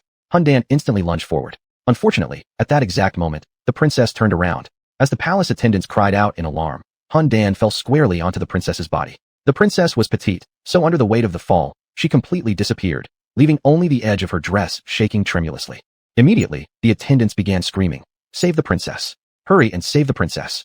Realizing her predicament, Simi knew it was time to flee. Her heart sank. Yet again, trouble. Poor Simi. She had barely entered the palace yesterday to deliver a letter and hadn't even enjoyed more than a few pieces of cake. Her experience here had been utterly miserable. How pitiful. In the midst of the chaos, Simi remembered to conceal her presence. No matter what, she couldn't be caught by the guards. She ran until she reached a fake mountain, then dared to stop leaning against it to catch her breath. The royal palace was too terrifying. It was better for her to return to Lord Xiang's residence early. Even if sometimes the Yin brothers occasionally came, they mostly sought Linfeng anyway. All she needed to do was hide. After harshly kicking Hundan earlier, she wondered if he would catch her and seek revenge. Moreover, that princess was evidently not someone to trifle with. If either of them found her, her life was the most important thing right now. Once regaining her composure, Simi decided that leaving the palace would be safer. At least at Lord Xiang's place, she had her senior sister protecting her. Just as she was about to leave, her wrist was suddenly grabbed. Her concealed form abruptly reappeared. Simi glanced down and saw the hand holding her wrist. In her heart, she cursed, realizing she'd stayed too long among mortals, and her magical power to maintain invisibility was almost depleted. Where do you think you're running to? A voice came from above, smooth and alluring. Simi immediately looked up and realized the two of them were merely an inch apart. The boy squatted on the artificial hill rock, looking down at her with a hint of pride in his eyes, as if to say, "See, I've caught you." He held her wrist with one hand and rested the other on his bent knee, looking every bit the epitome of coolness. The sunlight poured down over him, enveloping him in a golden glow that made him shine brilliantly. Simi was momentarily at a loss for words, unsure what she could say to match his presence at this moment. From afar, the artificial hill rock blocked part of their figures, while the slender emerald bamboo around them cast long shadows, creating an effect of dim and indistinct outlines. If one didn't intentionally pass by, it would be hard for outsiders to notice such a serene place. Some strands of the boy's hair had fallen along his shoulder, gently blown by the wind, landing softly against Simi's face, seemingly accidental, yet maybe not. Chapter 32. This chapter title is awkward. Where do you want to run? The man's voice again brought Simi back from her wandering thoughts. That's right. Where was she going to run? The man leapt down and landed beside Simi, leaning against a rock formation with his arms crossed, looking at her. His alluring peach blossom eyes slightly raised, his moist and handsome lips curved upwards due to his smile, and his radiant expression was like sunshine hanging on the edge of his lips, indescribably dazzling. He wasn't frivolous like some rogue lacking in decorum. He wasn't noble and aloof with few words like Lin Chuan, nor as warm and elegant with a faint smile like Lin Feng, even less like Yen Xian who exuded ruthless intensity. Just by his current appearance, he seemed more like a neighbor's young lad, warm and amicable. When he smiled, Simi felt as though the seeds that had unknowingly taken root in her heart started growing wildly, each one vying not to lag behind. blossoming into clusters of vibrant flowers. It was lively and crowded, almost wanting to break free from the constraints of her body to show him just how hard they were striving. Her heart began thumping nonstop, and this sensation was something Simi had never experienced before. Not even when she first met Lin Feng did it compare to today. This feeling made her start panicking. Her mind went blank, and she just pressed her hand over her chest for a while, unsure what to do next. Apparently, the man before her didn't intend to let go easily. Leaning forward, he used his index finger to poke Simi's cheek and said contentedly, not bad, softer than a steamed bun. Simi's face turned red like a boiled crab instantly, not only red, but somewhat burning hot. She stood there, motionless, afraid even to breathe louder. Seeing this, the man found it even more amusing. He tilted his body, propping up half of his elbow on the rock formation, and rested his handsome face in the crook of his arm. The single strand of long hair falling onto his forehead partially covered his bright eyes. Chuckling, he spoke, "Young master has an important question to ask you." After waiting for a while and receiving no response from Simi besides her flushed cheeks, the man wagged his index finger in front of her eyes and commanded, "Look at me." With her attention drawn by the wagging of his finger, Simi truly snapped back and responded, "I'm looking." The man now pleased asked with excitement, "Do you think I'm good looking?" Simi honestly nodded, "Yes." Happy with this, the man straightened himself up and continued asking, "Am I tall?" Looking at the man who was more than a head taller than her, Simi once again nodded truthfully, "Tall." Even happier, the man spread out his arms and spun around in front of Simi. "What about my physique?" Simi swallowed audibly before vigorously nodding. "Good." At this moment, the grin fully broke through on the man's face. Raising his eyebrows, his smile was utterly radiant, carrying full pride within it. "This look of yours," he taunted playfully. "Is it because you're attracted to young master?" The tone of those 3 words, young master, seemed strangely familiar. The man put a hand on his hip and flicked the lock of hair by his ear with a finger. As the hair bounced along with the movement of his fingers, he smugly snorted, "I knew it. You. Someone hard to resist temptation of beauty. Simi, what are you spacing out for? I'm talking about you." Simi finally reacted this time, pointing at herself. "Me? Yes, exactly you." The man crossed his hands confidently, and seeing Simi still remained silent, asked again, "You don't recognize who I am yet, do you?" This sentence was akin to hitting calm water with a bamboo pole all of a sudden. Water splashes surged forth in an instant, splashing onto Simi's face and bringing her entirely back to consciousness. A name that made her so angry flashed through her mind immediately. Yin Yuan. Seeing her shocked, paralyzed expression as if struck by lightning, Yin Yuan proudly declared, "Not bad. You haven't forgotten about young master." "You?" Simi refused to believe this was actually Yin Yuan and grabbed his arm, spinning him around like a top several times. "You really?" Dizzy from being spun around repeatedly, Yin Yuan quickly steadied himself and held onto the rock formation to stop moving. "Of course it's me. Why do you look like you can't believe it?" Still unable to recover from the shock, Simi could hardly believe that the troublemaking child whom she had recently punished by casting a spell to hoist him up into the air had suddenly grown up, turning into this charming young man who, with just one blink and smile, stirred her heartstrings. Her mood was just like a cloud drifting leisurely in the sky that was unluckily encountered an irascible immortal who, with just one overturning of their hand, sent her plummeting down into mud and murky water, turning her into a mess in the blink of an eye. Her current state was indeed worlds apart from moments ago. Yin Yuan hadn't moved around freely as an adult for a very long time, and couldn't help but stride boastfully, walking around in circles in place, savoring the freshness of the high-altitude air. After a long while, Simi finally recovered from the great shock, and asked the first serious question, "How did you change back?" Yin Yuan stretched lazily as he walked, replying, "Isn't this thing time-limited? Look at how long it's been since you've changed back. Is there anything wrong with me changing back now? How did you suddenly show up here?" Simi crossed her arms, alertly watching him. It was obvious that this guy wanted to get revenge on her. Yin Yuan placed his hand on the back of his neck, rotated it once, and smirked. "What do you think?" The events of their past interactions started to flash through her mind like pictures. The first time, Simi hoisted him up. The second time, Simi hoisted him up again. And the third, she then remembered covering him in mud at the general's house, and even more recently hanging him up high in the sky, where he'd caught a cold. Thinking of these things one by one, Simi felt nothing but guilt upon recalling how ruthless she had been toward a child. Had she known Yin Yuan would grow up to be so handsome, she definitely wouldn't have done those things. Alas, it was futile to dwell on regrettable past memories. The present offered an opportunity for redemption. Simi coughed lightly into her fist to mask her guilt, and said, "People shouldn't dwell on the past, right? Everything should look forward. The things that happened before, just treat them as trivial experiences from childhood. Once they're gone, there's no need to bring them up anymore, especially since you're already an adult now, right?" After speaking, Simi patted Yin Yuan's shoulder like someone offering wise advice, making her meaning overly clear. Yin Yuan tilted his head and looked at her with his hands behind his back, wearing a faint smile that made Simi instinctively remove her hand from his shoulder. Yin Yuan began stepping closer, forcing Simi to retreat until her back pressed against the rock formation with nowhere left to escape. Then, he leaned over her, one hand propping above her small head, the other resting close to her waist, trapping her petite frame between himself and the rock. What are you doing?" As Yin Yuan's face drew nearer, Simi's nervousness caused her to wrinkle her dress in her tightly gripped hands.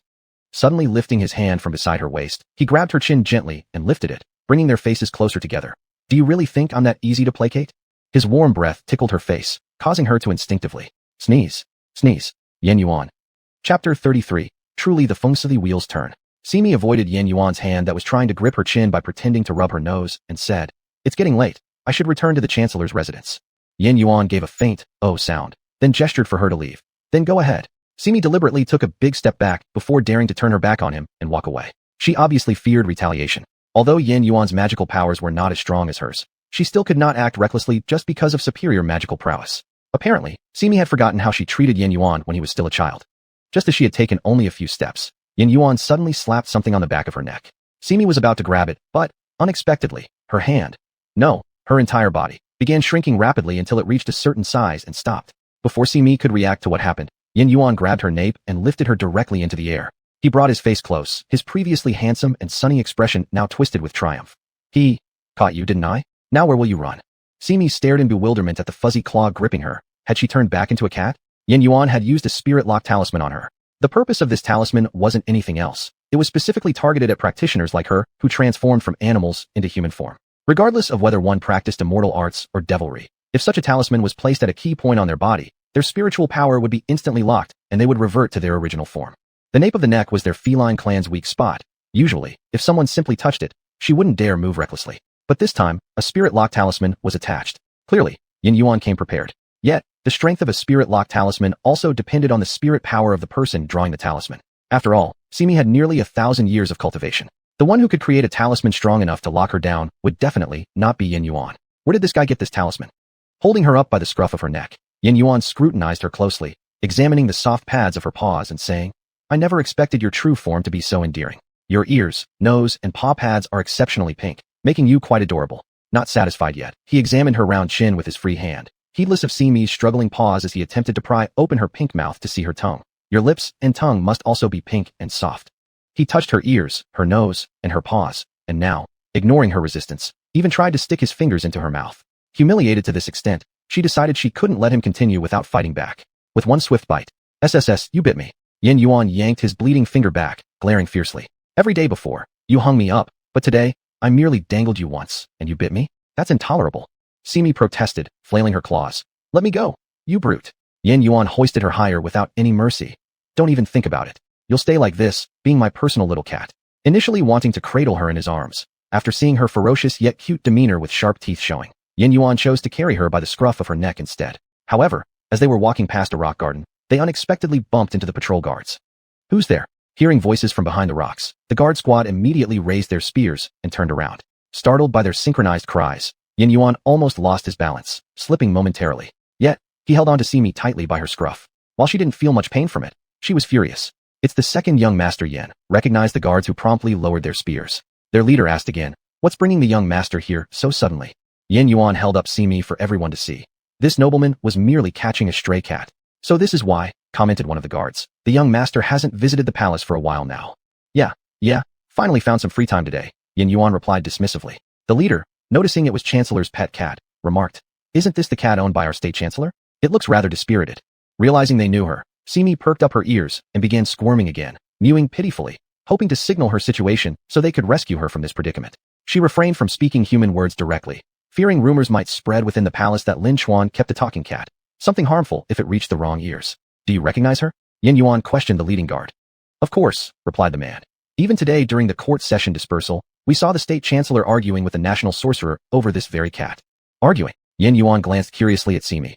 Seems like you're quite remarkable, don't you? Lin Chuan is well known for prioritizing state affairs and maintaining emotional detachment towards others here except for the emperor himself. Yet he argued for you. The guard added. Perhaps the cat has an irresistibly charming appearance. If there's nothing more, young Master Yen, we'll proceed with our rounds. Waving them off, Yen Yuan responded casually. Go ahead. When I have some leisure time, I'll treat you all to some drinks. After several rejections out of courtesy, the guards continued patrolling. Originally heading toward the palace exit with Simi, Yen Yuan paused mid-thought and changed direction, heading instead toward the Feiyu Palace. Since even the head guard knows I've captured you, I might as well pay a visit to Brother Lin and make an appearance.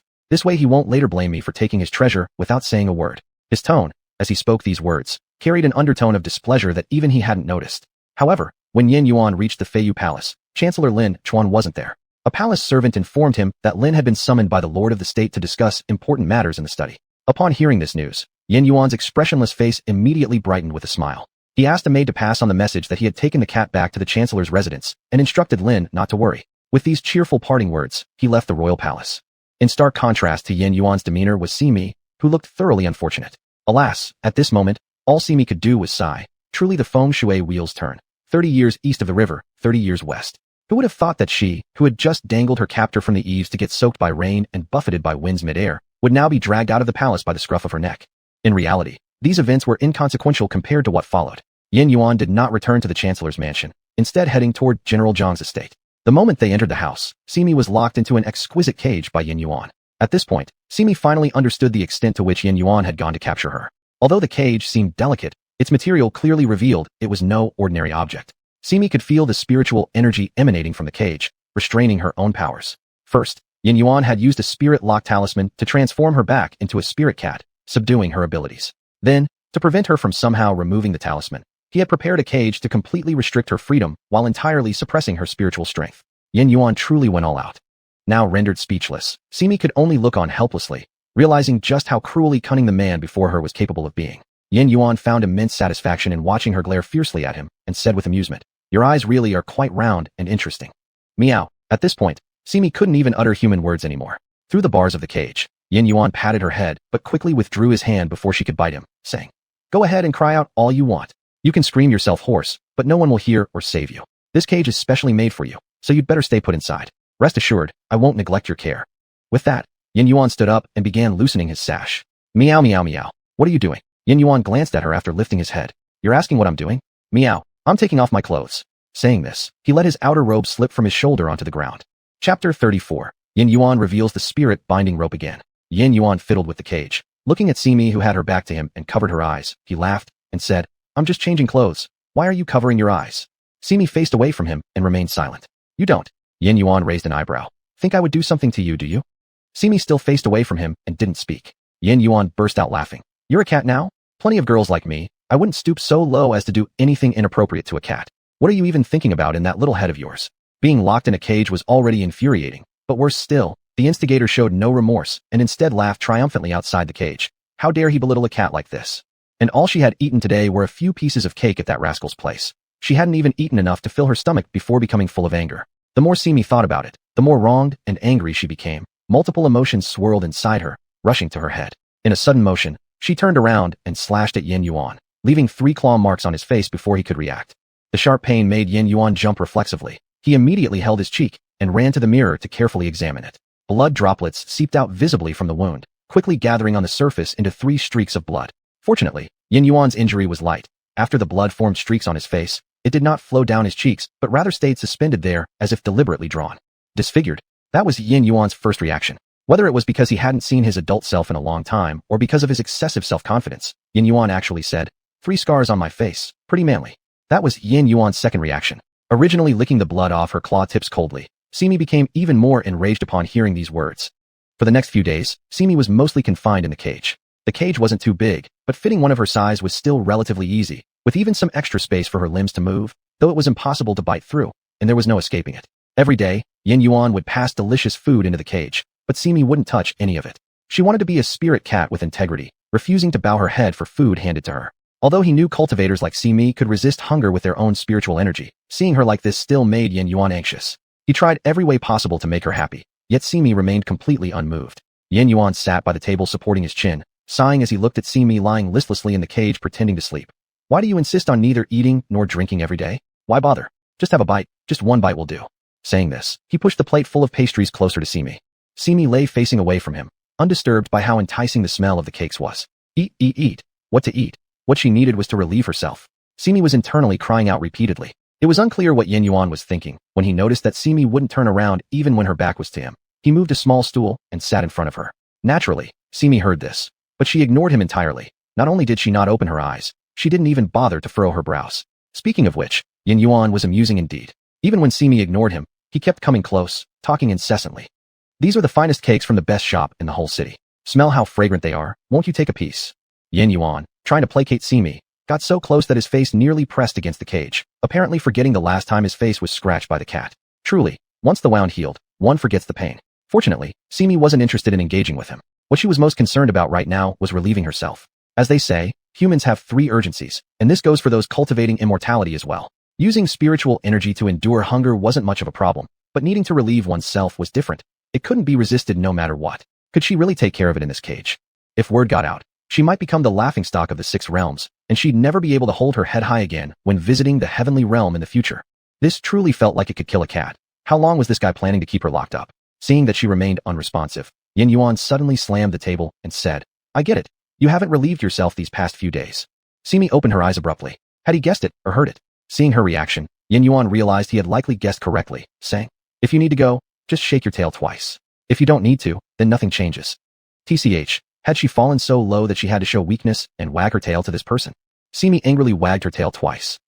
Sometimes enduring leads to calm. She tolerated this once. Wagging her tail twice unwillingly made Yin Yuan very happy. He was about to open the cage when he suddenly said, you won't run off as soon as I open the cage, will you? If you run so fast and I can't catch up, what will I do?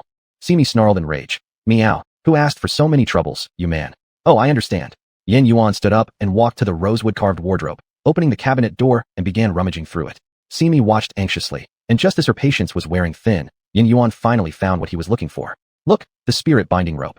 As long as I tie it around your neck, you won't be able to run away.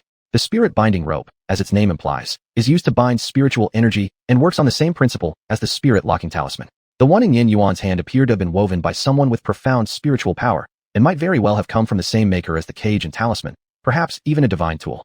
Where did this guy get all these treasures from? As Simi watched the rope come closer, she tried to dodge but couldn't escape. Yin Yuan held her firmly by the back of her neck, and she could only remain still as she watched him tie one end of the spirit binding rope around her neck and hold the other end in his hand. Even more infuriating was that there was a bell hanging at the position of her neck. With this, even the slightest movement would be heard by him, leaving no chance for an escape. Behind a curtain, during the short moment when Simi attempted to relieve herself, she tested the spirit binding rope multiple times but found no way to break free. Whenever she touched the rope lightly, the bell kept ringing, yet if she didn't touch it, not a sound was made. Outraged, Simi wanted to jump out and scratch his face open, then give him a good beating. Are you done yet? Yin Yuan squatted outside waiting and felt quite bored. It was futile to continue waiting, so Simi stomped out in anger. Upon seeing her come out, Yin Yuan immediately grabbed her by the neck, pulled her into his arms, and gave her a vigorous pat several times. He couldn't help but marvel at how delightful it was to keep a cat as company. He was so pleased he almost forgot that this cat had already cultivated into human form and once hung him from the eaves to drench in the rain. Simi suppressed the urge again and again, letting reason overcome the humiliation and refraining from biting down on Yin Yuan's wrist. She was thinking about the long-term strategy. It wasn't because she pitted his good-looking wrist. Maybe because of the spirit binding rope, or maybe because of the inherent advantage of being a cat, Yin Yuan no longer had the heart to lock Simi up all the time. In the following days, Simi was rarely confined in the cage anymore. Most of the time, she was cradled in Yin Yuan's arms while he continuously tempted her with delicious food. But she was completely uninterested, wishing only to break free and flee early. However, these divine tools rendered her helpless. Yin Yuan naturally noticed her discontent. Though she used to bully him before, he was still a man after all, and under no circumstances should he argue with a girl, right? But lately, no matter what treats or drinks Yin Yuan offered, Simi ignored them all and seemed utterly listless every day, which secretly made Yin Yuan anxious despite appearing calm on the surface. Let me take you out for a walk today. One day he suddenly suggested. Chapter 35. This chapter is very short. The streets of the capital city were bustling with people, among whom were no shortage of wealthy young men and elderly people enjoying their retirement. People, when idle, tend to indulge in little hobbies. Some are quiet like drawing and sketching, while others are lively such as small dogs. Just like on this street, some were walking their dogs on leashes, others carrying cages with birds inside. Yin Yuan, however, was both carrying a cage and holding a leash. The first one seen doing so, and most importantly, he was walking a cat. Ah, it's young Master Yin. A woman in purple, holding her own cat, approached with delight, winking at Yin Yuan and lightly patting his shoulder. Young master hasn't been seen for many days. Where have you been? I've really missed you. Ah, what happened to your face? This playful expression exuded charm, yet the fragrance of her cosmetics made Simi sneeze. Yin Yuan immediately took 2 steps back, distancing the cage from the woman, and said, There's nothing wrong with my face. There were just some things at home lately. It's been a long time since I've seen you, and I truly miss your graceful dance. Simi, listening from within the cage, felt quite uneasy. She turned her back on them and covered her nose, not wanting to smell the woman's scent. Though she could block her nose, her ears were another matter altogether. She still heard everything around her clearly. Young master has started keeping cats, the woman said happily. At the mention of the cat, Yin Yuan cheerfully raised the cage for her to see. Yes, caught it a few days ago. Isn't it lovely to look at? The cat is indeed beautiful. Compared to it, my little fish has lost its luster, said the woman in purple as she tried to stroke it. Only to be startled by Simi turning her head sharply and baring her teeth menacingly before she could make contact. This cat. Yin Yuan feared that she would stir up trouble and quickly pulled the cage back into his arms, saying, "She may have a bad mood." How interesting. Despite being so adorable, this cat can still appear somewhat fierce. Truly fascinating. Simi snorted in her heart. Being called interesting even after growling at her was lame. Frustrated, Simi simply covered her ears too. The two continued chatting idly, and eventually, Yin Yuan found an excuse to leave early. Young master is already leaving? Yes, it looks like she hasn't been happy in the cage these past days, so I thought I'd bring her out to take a look around, lest she get too cooped up indoors, Yin Yuan said, pointing at Simi in the cage. The woman laughed. I think it's not about staying at home, but rather the prolonged confinement in the cage that has upset her mind. Yin Yuan remained silent after hearing this. Naturally, he knew Simi didn't want to stay in the cage, or even near him. The woman added, I suggest young master let her out of the cage and hold her in your arms instead. Hold in my arms. Yes, many cats love being held, the woman nodded. Oh right, I forgot to ask, is your cat male or female? Even though Simi herself was a cat, when others mentioned gender, Yin Yuan felt quite irritated. He awkwardly coughed once and said, she is a girl. It makes things easier then. Female cats tend to like males. While calling Simi a female cat bothered Yin Yuan greatly, the words that followed intrigued him. What kind of theory is this? The woman smiled and hit her lips, showing full charm. You'll know if you try. In any case, it's better to let this cat roam freely less often. Try? Yin Yuan obviously didn't understand what she meant by that. He only said, if I don't keep her caged, I'm afraid she might run away and I won't be able to find her again. And even if I do find her, catching her will become difficult. The woman in purple said no more, smiling deeply as she walked off with a sway of her waist, holding her own cat.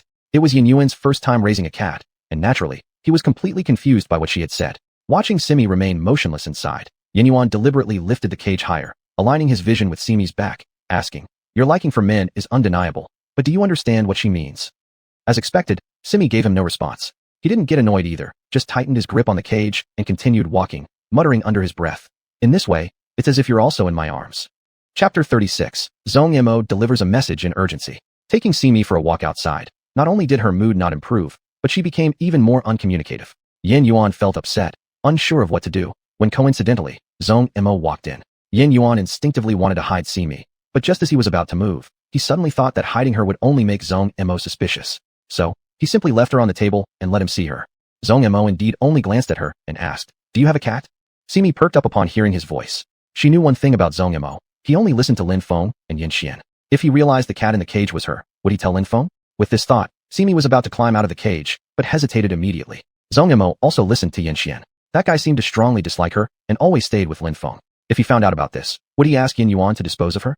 Recalling the time her neck had been tightly gripped by Yin Xian, the excruciating sensation of suffocation surged again, striking fear deep into Simi's bones. In this fleeting moment, she missed the best chance to ask for help. Did the cat scratch your face? Zhong Mo asked. Yin Yuan touched his cheek and replied, it was an accident, all accidents. Zhong Mo didn't ask further about his face, but said, the general said he won't be returning to the residence soon, and told you not to get into trouble recklessly, or else if he catches you, you'll have it tough. Then, looking at Simi once more, he continued, also, Master Lin Feng is busy with family matters, don't go causing any disturbances. Upon hearing that Lin Feng was dealing with family issues, Simi's ears perked up. Could it be something happened to her senior sister? No, the days hadn't added up yet. Did my brother say this too? Yes. Yin Yuan looked at the cat in the cage, quickly averting his eyes as though testing something, and said, Master Lin Feng is busy with family matters. What happened at his house? I'm not sure. However, I heard that you took away Master Lin Xuan's cat. Is this the one? Yin Yuan immediately replied, of course not. Master Lin's cat is actually Simi. How could I possibly match her? This one I picked up from the roadside. After hearing his blatant lie, Simi bared her teeth menacingly, only to be pinned down by Yin Yuan grabbing the back of her neck through the cage. Her fierce demeanor faded instantly. You see, wildcats are hard to tame. Where is Miss Simi? Yin Yuan shook his head. I don't know. After we left the palace, she left immediately, saying she had private matters to handle. Afraid she'd string me up, I naturally dared not ask more questions. Hearing this, Zhong Mo didn't say much more. After reminding him not to forget Yin Xian's advice, he left swiftly. As soon as he left, Yin Yuan immediately released Simi, addressing her in front of the cage. That person wasn't lying. This cage truly suppresses your spiritual powers. Even someone like Zhong Mo can't see now that you're a spirit cat. These words came easily to him, but filled Simi with anger and worry. Was this person going to lock her away until she grew old and died? No, there were still things left to do for her senior sister. She couldn't be confined forever like this. She needed to escape. Recalling her bold promise to the old fox before leaving, she vowed to complete the task successfully without breaking her word. Knowing well the cage materials specially countered her abilities, she paid no heed and bit down fiercely. The cage remained unmoved, but her energy began depleting. A cultivator may survive for long periods without eating, but only under conditions of sufficient spiritual power. She was originally a cultivated spirit cat, not a natural celestial god. Her powers were partially sealed by the old fox before she descended to the mortal world. Now, being suppressed by both spirit-sealing talismans and binding spirit ropes, locked in this cage, she was little different from an ordinary cat. Seeing her actions stunned Yin Yuan, who quickly scooped her out of the cage, holding her in his arms while pinning down the back of her neck. Looking at her baring sharp fangs with a ferocious expression, Yin Yuan's fury ignited as he scolded. "What are you doing?" Simi tried to bite him in her rage, but Yin Yuan's firm grip on her vital spot left her unable to move. Despite her fierce appearance, her strength continued draining away. "Are you so anxious about Lin Feng that the mere mention of his troubles drives you crazy?" Yin Yuan's voice boomed angrily in her ears. She wished to retaliate, but her consciousness slipped away along with her energy, slowly draining out of her body. The angry look on her face could no longer be maintained.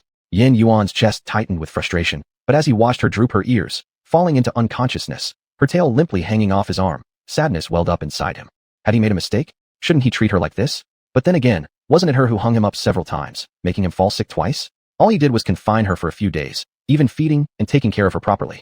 How could this be considered wrong? Looking at Simi's exhausted sleeping face, he tightened his embrace. He was absolutely not in the wrong. It was Simi who deserved it.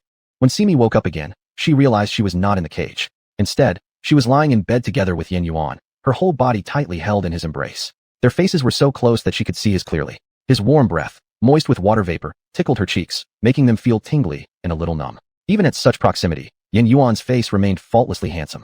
He looked calm and exquisite while sleeping, his nostrils gently flaring with each breath. For an instant, Simi's heart skipped a beat. But the next moment, she immediately snapped back to reality. "Meow, Letcher!" Simi screamed and pushed him away sharply. This single push woke Yin Yuan up instantly. Chapter 37. Tired from playing, time to bathe. The moment Yin Yuan opened his eyes, he saw the cat that should have been lying in his arms glaring angrily at him. Her already round eyes became even rounder with anger. They say a cat's eyes hold starry seas. Simi's eyes shimmered with stars. While Yin Yuan's vision was still hazy, catching sight of such a tempting scene, he didn't know whether it was a sudden heat of passion or something else that made him suddenly lean towards Simi and press a kiss on her. "Meow!" A startled cry erupted as the cat leapt up. Without a word, Simi swiftly kicked Yin Yuan in the chest with her hind legs and stretched out her forepaws, ruthlessly slashing across Yin Yuan's face that hadn't yet healed. In the next instant, her nape was once again restrained, leaving her unable to move. Recaptured by Yin Yuan and having her paw that just scratched his face grabbed, Simi suddenly thought, why hadn't she escaped while he was asleep?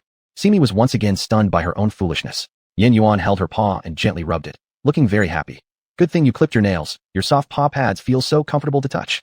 Only then did Simi realize that her claws were really gone. No wonder he wasn't afraid. "Meow, my claws. That's enough."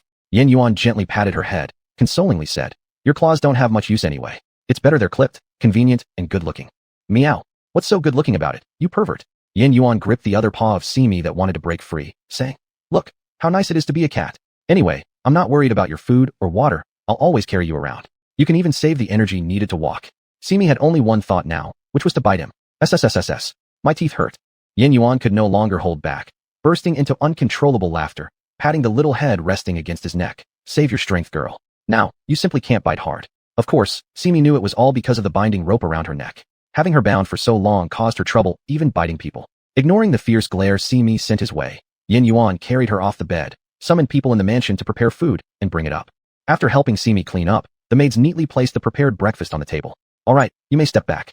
Waving everyone away, Yin Yuan settled down with Simi in his arms and tried reasoning with her. "You see, since you can't leave anyway, it might be better to accept reality calmly.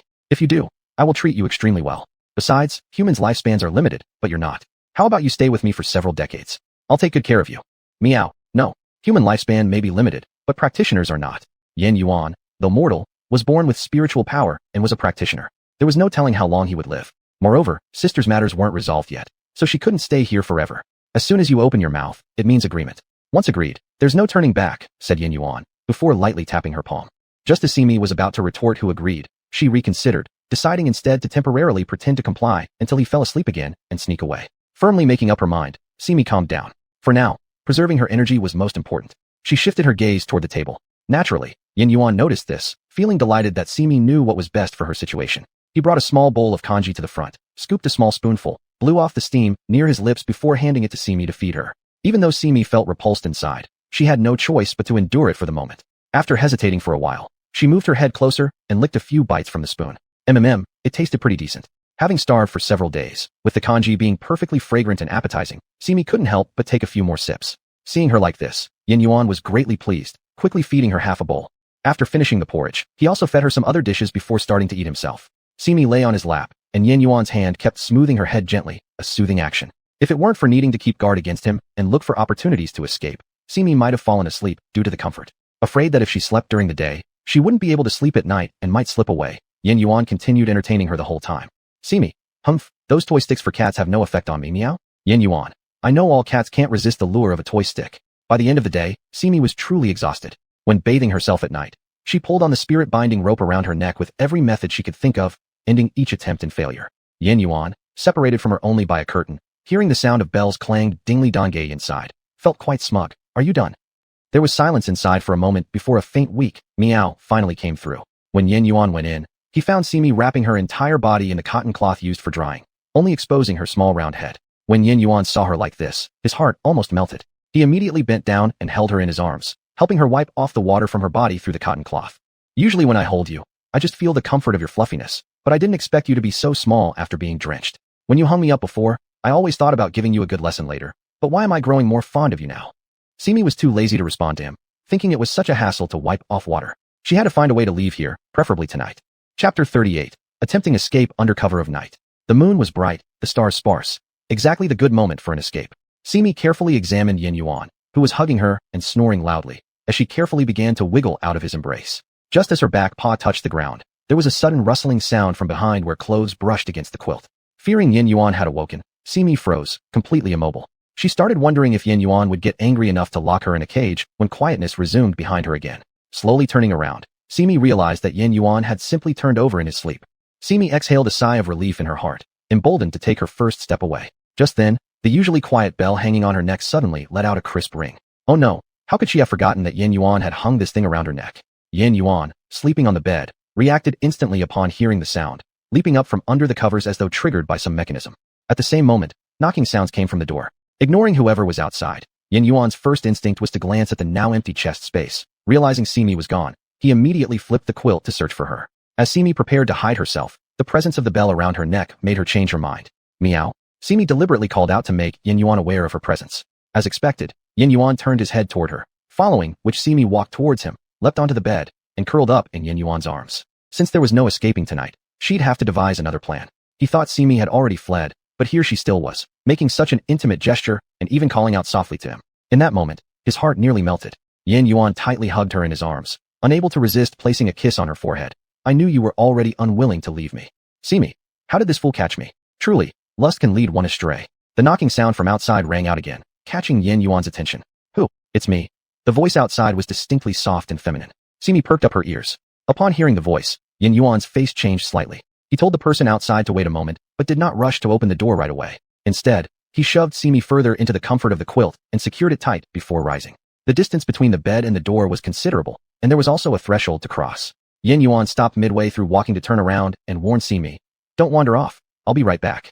Uffed. When else should she go but now? As soon as he turned around, Simi, in order to prevent the bell from making any noise, cautiously used her front paws to slowly crawl down from the bed. She glanced in Yin Yuan's direction and saw that he was indeed whispering with a woman behind the door. A cold chuckle rose within her as she stealthily merged into the dark corners of the room. Simi intended to hide somewhere and wait until Yin Yuan frantically searched, using that opportunity to escape. Back at Lord Xiang's residence, she could ask her elder sister to remove both the spiritual binding rope around her neck and the locking talisman on the back of her neck. This plan seemed flawless. Feeling quite pleased, Simi wagged her tail, admiring her own cleverness. What are you doing here? Yin Yuan squatted in front of Simi, a grin playing across his features, eyebrows arched. Simi, how did he find me? Yin Yuan scooped her up in his arms, brushing off the dust that had gathered on her body, looking somewhat reluctant. I just cleaned you today, and already you're dirty again. Don't touch me if I'm dirty. Her meticulously planned operation had thus come to naught. Extremely upset but unable to display her emotions openly, Simi thought about biting Yin Yuan hard, yet feared suffering the same sharp pain in her teeth as last time. Without question, Simi ended up being carried by Yin Yuan and placed back in bed to sleep. Her escape plan failed once more, and she didn't know when another opportunity would present itself. Re-evaluating the timing of her senior sister's schedule, Simi was startled. Waiting for the right moment may not be feasible. To ensure success without mishaps, preparation must be done early. How can she successfully break free? In the days that followed, Simi became extremely restless, her gaze constantly drawn toward the door. She wanted to run, but Yin Yuan was keeping her restrained. Perhaps due to her overly conspicuous behavior, Yin Yuan suddenly said, "Do you want to go out?"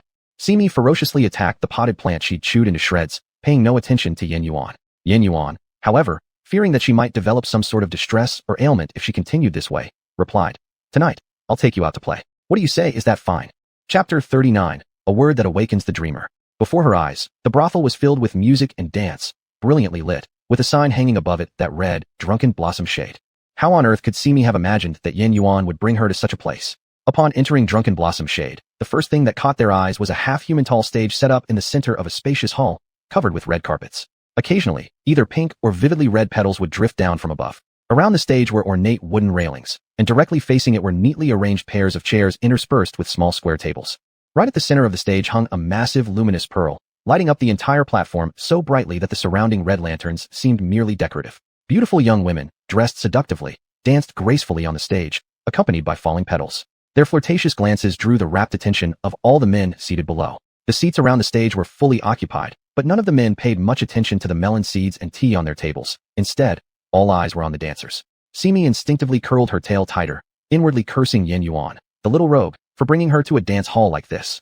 Simi knew about this place because some fool had once casually mentioned to her the graceful postures of the women inside, and she had even glimpsed them laughing and chatting when passing by one day. Although she'd only seen it from the outside then, the sensations from afar were vastly different from being close enough to see what was really happening. Outside Drunken Blossom Shade, the night curtain draped over the mortal world, yet inside, the lights burned bright as if it were daytime. Inside, people were truly enjoying themselves without care. The moment Yin Yuan stepped through the threshold, a middle-aged woman quickly sauntered over with a swaying waist. "Ah, young Master Yin. You haven't been here for quite a while. The girls have been mentioning you constantly. What happened to your face?" Before the woman could lean fully onto him, Yin Yuan cleverly sidestepped, avoiding the scars on his face, but sweetly replied, "Is it true that I haven't come for a long time? Auntie looks increasingly charming these days." The heavy aroma of powder wafted off the middle-aged woman. Simi pinched her nose in distaste, silently judging this boy who deceived every person he met, speaking nothing but lies. While these words sounded false to Simi, they delighted the so-called aunt's ears, causing her features to crinkle into a grin. "Young Master Yan's mouth is so sweet, no wonder all the girls miss you. Speaking of which, this is the first time you've brought a cat with you, isn't it? She looks truly beautiful."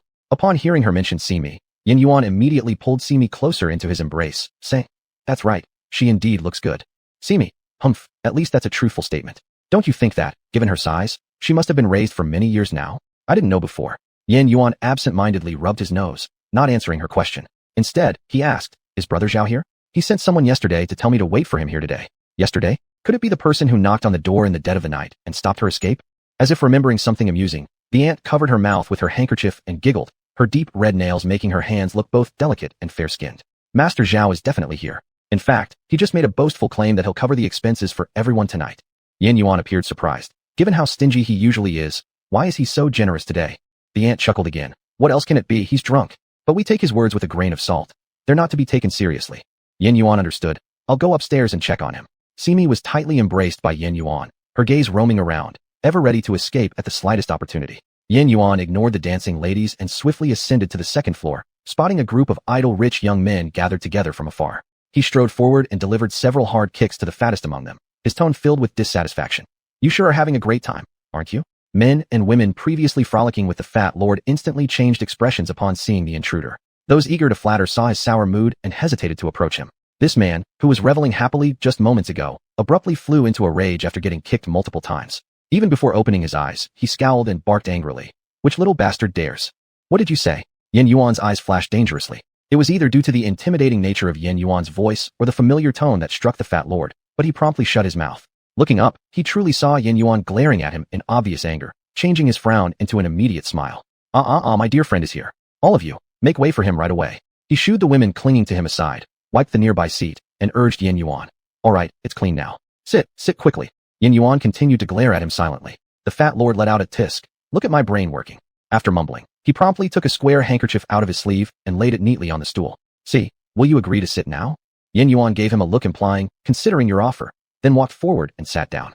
Simi looked down on his behavior with disdain. TCH, all show and no substance. Not only had Yin Yuan grown up under the tutelage of Prime Minister Lin since childhood, but also as a brother to someone so important, countless people were eager to ingratiate themselves with him. This kind of showboating was therefore nothing out of the ordinary for him.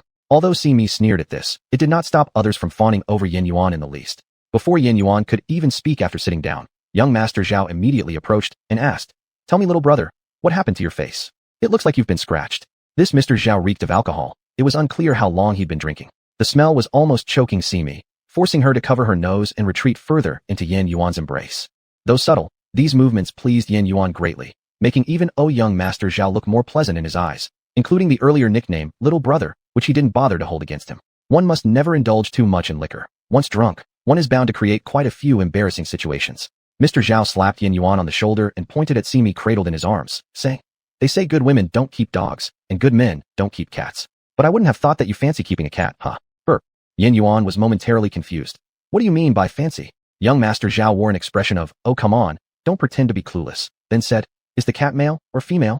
Yan Yuan frowned. He detested when others discussed Simi as simply male or female. He thus chose to remain silent. Seeing him unresponsive, Mr. Zhao slapped his head and said, "Let me rephrase that question. Is it a young lady or a gentleman?"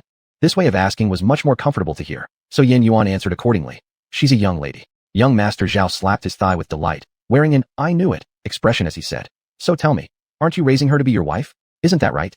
"Wife?" Simi was shocked. What nonsense was this fat man spouting? Yan Yuan's face remained calm, while stormy thoughts surged within. He had never considered this aspect before.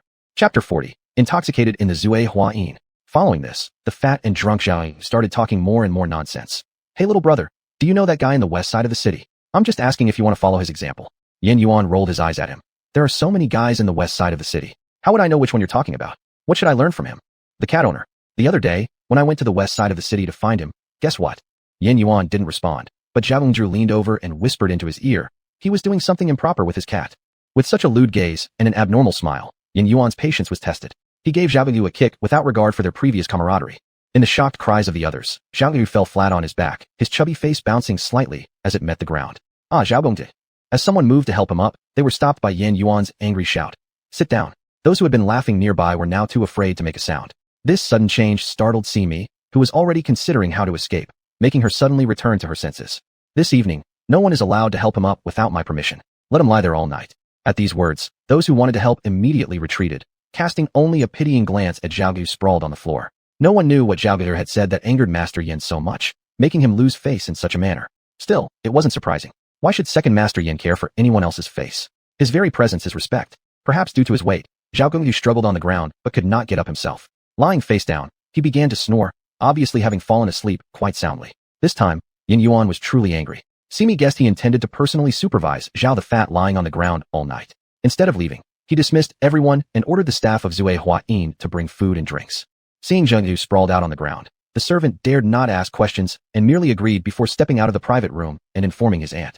With the crowd earlier obstructing the view, only after they left did Simi notice that this private room offered a perfect view of the stage downstairs. The entire Zui Hua Yin building was built in a square shape, with a large open space in the middle where the stage was located downstairs. From the second floor upwards, the surrounding area consisted mostly of private rooms. Each room facing the stage was equipped with half-height railings ensuring customers sitting down would still have an unobstructed view. Especially this particular private room directly faced the stage below, capturing every movement of the dancers gracefully twirling and every customer lost in the music. Yan Yuan held Simi and sat beside the railing. Before long, the food was delivered, covering more than half the table with tea and snacks. Picking up a piece, Yan Yuan offered it to Simi's lips, teasing her like a child. The music at Zui Hua Yin is a pleasure to hear, and its pastries are also top-notch. "Here, try this, I'm sure you'll like it." Simi initially intended to refuse, but then thought that escaping here might be easier than at the Yin residence. She decided she needed to ease Yan Yuan's vigilance towards her. After some deliberation, Simi resolved to endure momentarily for future peace. Seeing her eat, Yan Yuan was genuinely pleased and tenderly stroked her hair. "Didn't I tell you? As long as you stay by my side, I will ensure you're well fed and taken care of. Look at you now, you don't even need to walk, I'll carry you everywhere." After finishing this statement, his hand slowed its strokes, and he turned his head to look at the prone Zhao. His eyes flickered uncertainly, seemingly lost in thought. To be honest, if not preoccupied, Simi found herself enjoying Yan Yuan's attention. In the Yunji realm, the old fox often patted her fur like this, quite comfortably indeed. Simi shivered abruptly. What was she thinking? Such thoughts were perilous, alerting her once again. The old fox had warned her about boiling frogs slowly. Surely Yan Yuan used the same tactic. Suddenly, Simi comprehended the true meaning of malicious human nature. Shocked, yet simultaneously amazed at her own intelligence, she couldn't help feeling a bit proud. Thank goodness she realized early. Otherwise, Yan Yuan might have tricked her. This realization made her feel slightly smug. She was truly a shallow cat unyielding to beauty. While Yan Yuan happily watched her enjoy her food, never would he guess the richness of Simi's inner world. Humans tend to do things that make them even happier when they're in a good mood, like sipping some fine wine. Feeding Simi while drinking good liquor and watching the dance floor filled Yan Yuan with joy. It's unclear if it was his good mood or other reasons, but after a few cups, Yin Yuan started to show signs of intoxication, feeling weak all over but not loosening his grip on Simi even a little. As Simi was contemplating fleeing when he got more drunk, the private room door was pushed open from the outside, without a knock. Yin Yuan, leaning on the railing, had his back to the door. But Simi, looking past Yan's shoulder, clearly saw who it was. The woman's beautiful face was radiant, and her red attire was striking. Ignoring her clothing for now, Simi was very familiar with her scent. She was the same woman holding a cat in the street that day. Now standing behind Yin Yuan and eyeing him holding Simi, she lifted her index finger to her lips with a smirk. Young Master Yin? Though she addressed Yin Yuan, her eyes never left Simi looking at Yin Yuan, who still had some consciousness earlier, now leaned on one hand against his forehead, while the other arm held her. His eyes were closed tightly, as if he fell asleep. Simi squinted her eyes, sensing trouble. This woman must have cast a sleeping spell on Yin Yuan. With no response forthcoming, the woman reached out her claws towards Simi and embraced her forcefully before she could resist. Then the woman stroked her furry body, gripping the back of her neck saying, I've never seen such a pretty spirit cat. Why don't you come with me? I promise you'll be better off than following this foolish man. Foolish man? Simi turned to look at Yin Yuan snoring soundly. Yes, indeed, he was quite foolish. Before she could look for long, the woman forced her head back around using her forefinger under her chin. Why look at him? Am I not more beautiful? Simi pursed her mouth, thinking privately. You are indeed good looking, but your makeup is too heavy and you smell too strong. Yin Yuan's scent is clean and fresh, especially after sunbathing. He's much more to her liking. Though fond of Yin Yuan's natural scent, she disliked the fragrance exuding from the woman. Naturally, these thoughts were unspeakable. Her survival may well depend on this woman's mood. Though the private room faced the dance floor directly with an excellent view, the Zuehua Inn had originally been designed so that guests inside couldn't see into other private rooms. Unsure if due to the woman's deep sorcery, Yin Yuan was completely unaware of Simi being carried away. Even when the woman stepped over Zhang Yu lying on the floor, he didn't stir a bit. They both slept dead soundly. Chapter 41. This is a long chapter. Simi looked around. Expecting the pitch-black cave, she instead found it full of surprises. The uneven stone walls were embedded with night pearls of various sizes, emitting light of different hues and reflecting on the walls, making the entire cave appear exceptionally beautiful. This is where I live. Do you like it? The red-dressed woman gently stroked Simi's head, gracefully walking across a small stone bridge several meters long. The bridge was small, just a few steps to cross. Her bright red skirt trailed behind her on the bridge, rustling softly as she moved. Lying in the arms of beauty, listening to the pleasant sound of the water flowing beneath the bridge, Simi not only had no sense of danger, but also displayed an expression of great comfort and relaxation. Having crossed the bridge, there was a large expanse of lotus pond ahead. In the center of the pond stood a green stone slab, slightly higher than the water level by about half a palm. One slab followed another, forming a dotted line that led through the lotus pond like a path. Among the green lotuses were some in bud, others half-covered, yet others displaying themselves openly. Their fragrance permeated the entire cave, making people feel refreshed. Even though the red-dressed woman's dress trailed along the water surface, not a speck of water stain could be seen on it. After walking a little further inside, a bright red bed came into view, catching the eye. From afar, it only seemed extremely red, but upon getting closer, Simi discovered that it was actually a rare red jadeite bed, a fine treasure for practitioners. Though it was only as high as the bend of the woman's knee, it was spacious enough to accommodate 6 or 7 people rolling over it without feeling crowded. Not only was the bed red, but even the circular drapes adorning the bed were also brightly red, hanging from several meters up at the ceiling of the cave down to around the red jadeite bed. The drape appeared anything but ordinary. Its surface occasionally reflected faint glows that were quite striking in the entire cave, which did indeed have a resemblance to the red jadeite bed. Simi couldn't help but marvel inwardly at how remarkable this woman was, surrounded by such intense reds, her clothes, the bed, and the curtains, and yet managed to sleep. The red-dressed woman placed Simi onto the lambskin blanket on the red jadeite bed. This was perhaps the only dash of a different color. Tracing her finger gently around Simi's lips, she said, I've removed your seal. Now you can speak. Simi obeyed her and attempted to utter a sound. Indeed, she regained her ability to speak normally. Who are you really? Why did you bring me here? Simi tilted her head and asked. The red-dressed woman smiled charmingly, sitting slanted on the edge of the bed with one hand propped in front of Simi and the other resting on her waist, saying, You guess. Don't know. If she knew, would she still ask? Though there was one thing certain, she didn't seem to intend any harm. If you behave well while staying here, I will naturally treat you well. Simi slightly arched her brows, finding something oddly familiar about these words. Look, since you cannot leave anyway, you might as well accept reality calmly, because I will treat you extremely well. You stay with me for a few decades, and I will take good care of you, alright? Words Yin Yuan had spoken before suddenly echoed in Simi's ears, and together with those came memories of his deeds. He was, after all, quite kind-hearted, and she wondered if he was alright now, if he'd awakened yet. Shaking her head to push Yin Yuan out of her mind, she decided it wouldn't do to feel soft towards him. He had kept her locked up for so long. Amused by her shaking head, the red-dressed woman questioned her. What are you thinking about? Simi looked up and asked. I don't even know your name, who you are, or what you want from bringing me here. You will find out later. Simi watched her intently, puzzled about her intentions. Later? Are you planning to keep me locked up? Relax, I'm not that boring. You haven't told me your name yet. My name. The red-dressed woman paused, as if trying to recall, is Yunyan, Chun Yunyan. Thinking she might include the character red in her name, it turned out it had nothing to do with it. Yunyan. Not a bad name, though vastly different from the vivid and dazzling red surrounding them. For some reason, as she uttered the two words, Yunyan, there seemed to flash a hint of an emotion in her eyes Simi couldn't comprehend. As if, under the moonlit clarity, a cloud of obscurity suddenly appeared, though it vanished in an instant, leaving everyone feeling colder and more distant. Do you know my name? Simi asked. Chun Yunyan raised her eyebrows slightly and said, Oh, aren't you just a spirit cat? That somewhat upset Simi. There's more than one type of spirit cat. The ones most commonly seen by mortals are thin-headed, yellow-haired, and long-tailed cats.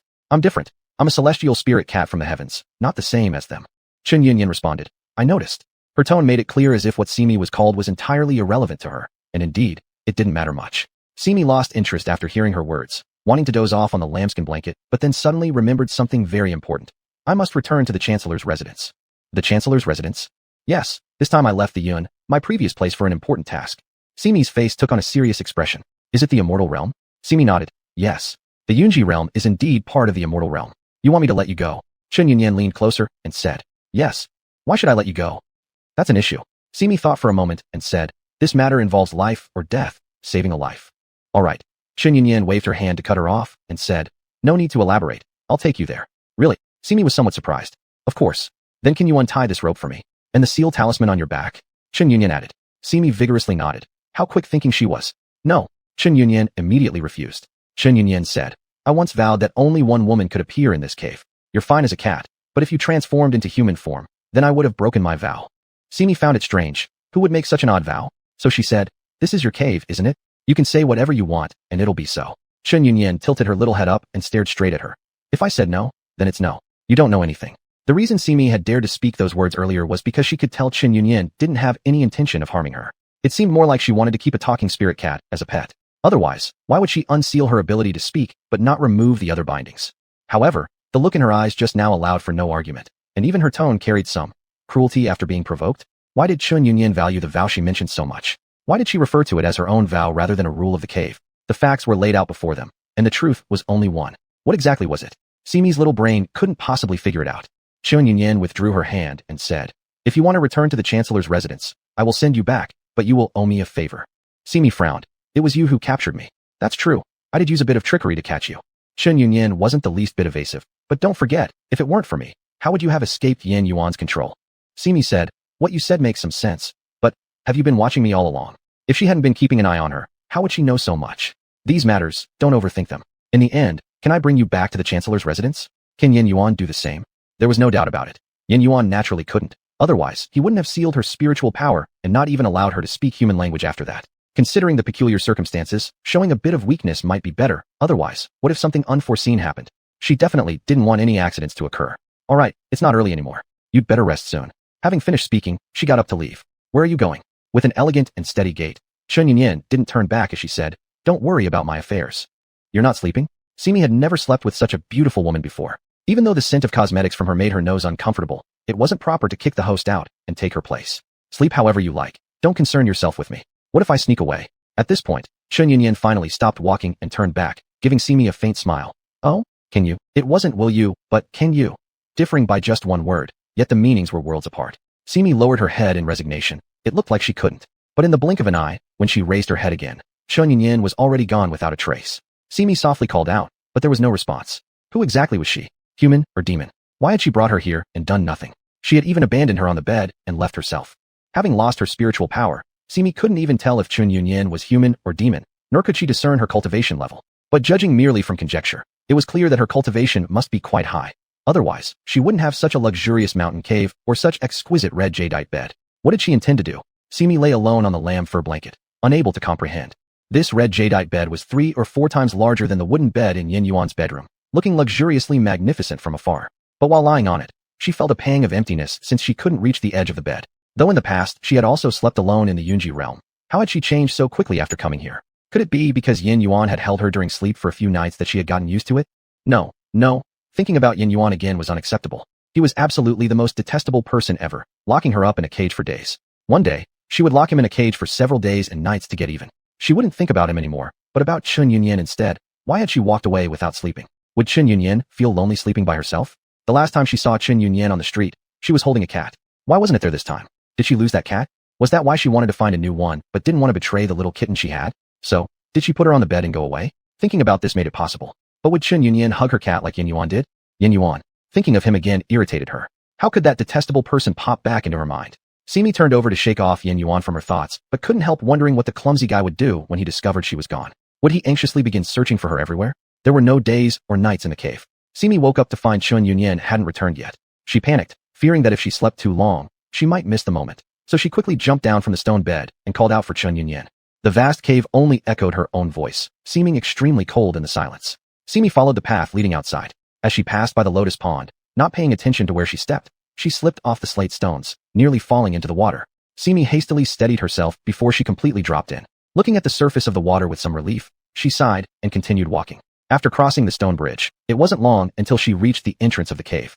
Vines growing rampant across the rocks effectively concealed the cave. If Chen Yunyan hadn't brought her in, she wouldn't have guessed that a cave was here. Now peering out from the cave, it was still pitch black outside. Occasionally, a night breeze swept through the green leaves, revealing faint starlight. Simi was very worried. Sealed as she was with no spiritual power, she couldn't even estimate the time. Simi tried extending a paw, but before she touched the mouth of the cave, she was bounced back by an invisible barrier. She rubbed her paw. Clearly, she really couldn't leave. Feeling dejected and nervous, her steps faltered as she headed back inside. After the earlier incident, when stepping on the slate stones near the lotus pond, Simi was now especially cautious, taking careful steps. After covering more than half of the lotus pond, suddenly a beam of light reflected from the water and flashed before her eyes. Simi stopped and looked down. The beam vanished instantly. Assuming it was a hallucination, she was about to continue when the light reappeared. Stopping, Simi watched as the ripples caused by her movements gradually dissipated. She pressed her front paw hard against the slate stone under her claw position. Ripples appeared on the water once more and spread outward, causing the waist-high lotus flowers and green leaves on both sides to sway slightly. And just above them hung a large luminous pearl casting its light onto the water surface. Looking at the water again, it became much clearer. Faintly, something seemed to be lying at the bottom of the lotus pond. Simi stomped her paw multiple times, finally seeing clearly. There was someone lying at the bottom of the pond. "What are you doing?" came Chen Yunyan's voice from the shore. Immediately, Simi ran over with joy, thankful she hadn't stepped into the void. "I was looking for you." Sitting obediently beside Chen Yunyan's feet, Chen Yunyan looked at the lotus pond and said, "Is that right? I saw you kneeling on the slate stones." Simi raised her paw to show the water stain left on it. "I wasn't watching where I was going when I was looking for you, and I almost fell in." Chen Yunyan didn't press further, merely leading her somewhere. Simi glanced in wonder at the hidden cave within a cave. What a large hot spring pool. It's even steaming. Truly indulgent. The temperature is moderate. "You may bathe in peace and then sleep," said Chen Yunyan, before turning and leaving. Simi stopped her. "I don't know how long I've been asleep." "Not long, barely a couple of hours. Only this short. Why would I deceive you? I wish to return to the Chancellor's residence tomorrow." "Tomorrow evening." "All right." Having settled this matter, Simi bathed comfortably and went to sleep. As for the person in the pond, curiosity truly kills the cat. She'd best not interfere. True to her word, Chen Yunyan took her back to the Chancellor's residence on the second night. Upon arriving at the gate of the Chancellor's residence, Chen Yunyan reiterated, "Do you still remember my instruction?" With her lock talisman and binding rope removed, Simi felt frustrated as she touched her left wrist. "Of course, I remember. After I finish the task at hand, I'll find you. Don't tell anyone that I was saved by you from Yin Yuan. And most importantly, I owe you one favor." "No, it's two." Chen Yunyan corrected her with a hand gesture. Another favor after just one night?" Chen Yunyan slowly withdrew her hand and explained. "The first one is the favor of your being freed from Yin Yuan, while the other is the favor of escorting you here." Chen Yunyan stated it with such conviction and logic that Simi couldn't argue back. "Well, are you regretful?" she asked. Simi quickly waved her hands and said, "How could I? How dare I?" She really dared not to. Before helping her to untie the shackles Yin Yuan had put on her, Chen Yunyan had tucked a bug into her wrist. She never expected this person would also use insect charms, so now she dared not mess around at all. After bidding farewell to Chen Yunyan, Simi walked towards the Chancellor's residence. The guard standing at the gate immediately recognized her. "Miss C, it's been a long time since we've seen you. You're finally back." Simi nodded and smiled. "Yes, it's been quite a few days since I've last seen everyone in the mansion. Is everything all right?" The guard looked left and right before whispering in her ear, "It seems that the old lady isn't feeling well." Just as she suspected, Simi anxiously asked, "Is it serious?" We who are stationed outside year-round don't know much about what happens inside." "Hey, Miss C, please slow down." Simi crossed the long corridor and pavilions directly and entered the old lady's room through the door. "Lin Xuan, why are you here?" Not only was Lin Xuan there, but there were also Lin Feng, Yin Shan, Chui Er, and a few old maidservants quietly standing by the side, not saying a word. At the sight of her, it seemed like everyone relaxed. Except for Yin Yuan, he wasn't there. Lin Xuan stood up and came over, saying, "Miss C, my grandmother is critically ill and likely doesn't have much time left. but she keeps mentioning you and says you will come to help her fulfill her last wish. Simi approached the sister lying unconscious beside her, sitting on the edge of the bed while pulling up her hand to check her pulse. After a moment, she sighed. It's not tonight, but it won't be long. What she meant by time, everyone clearly understood. Linfeng's eyes were already red from crying. He stepped forward and asked, Miss Simi, your cultivation level is quite high. Surely you must have a way. Simi shook her head. This visit to the Chancellor's residence is solely for fulfilling sister's final wish. Nothing else can be done. But, Linfeng wanted to say more, but was stopped by Yanshan, who eventually bit his lip painfully and remained silent. Of course, Simi saw all of this, but life, aging, sickness, and death are natural laws, and all things in the world cannot go against them. Even a great divine immortal who reverses life and death will endure countless trials. The mortals always think that once they ascend to immortality, they'll share an endless life with the heavens, which makes them obsessed with cultivation. In reality, immortals also have their lifespans reaching an end, though theirs far exceed those of ordinary people. Otherwise, how could the Emperor of Heaven have changed many times?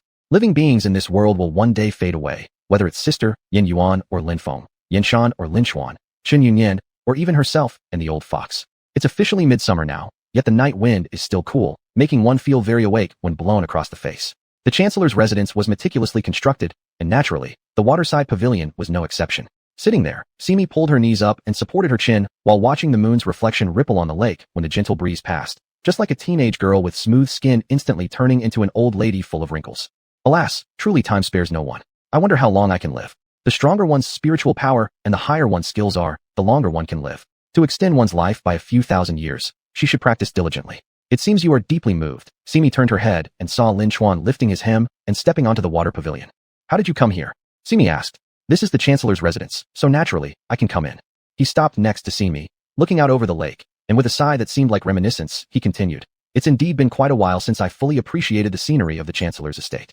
Today, the atmosphere at the Chancellor's house was indeed oppressive, and she was the type who hated to see beautiful people frown, so she couldn't help teasing.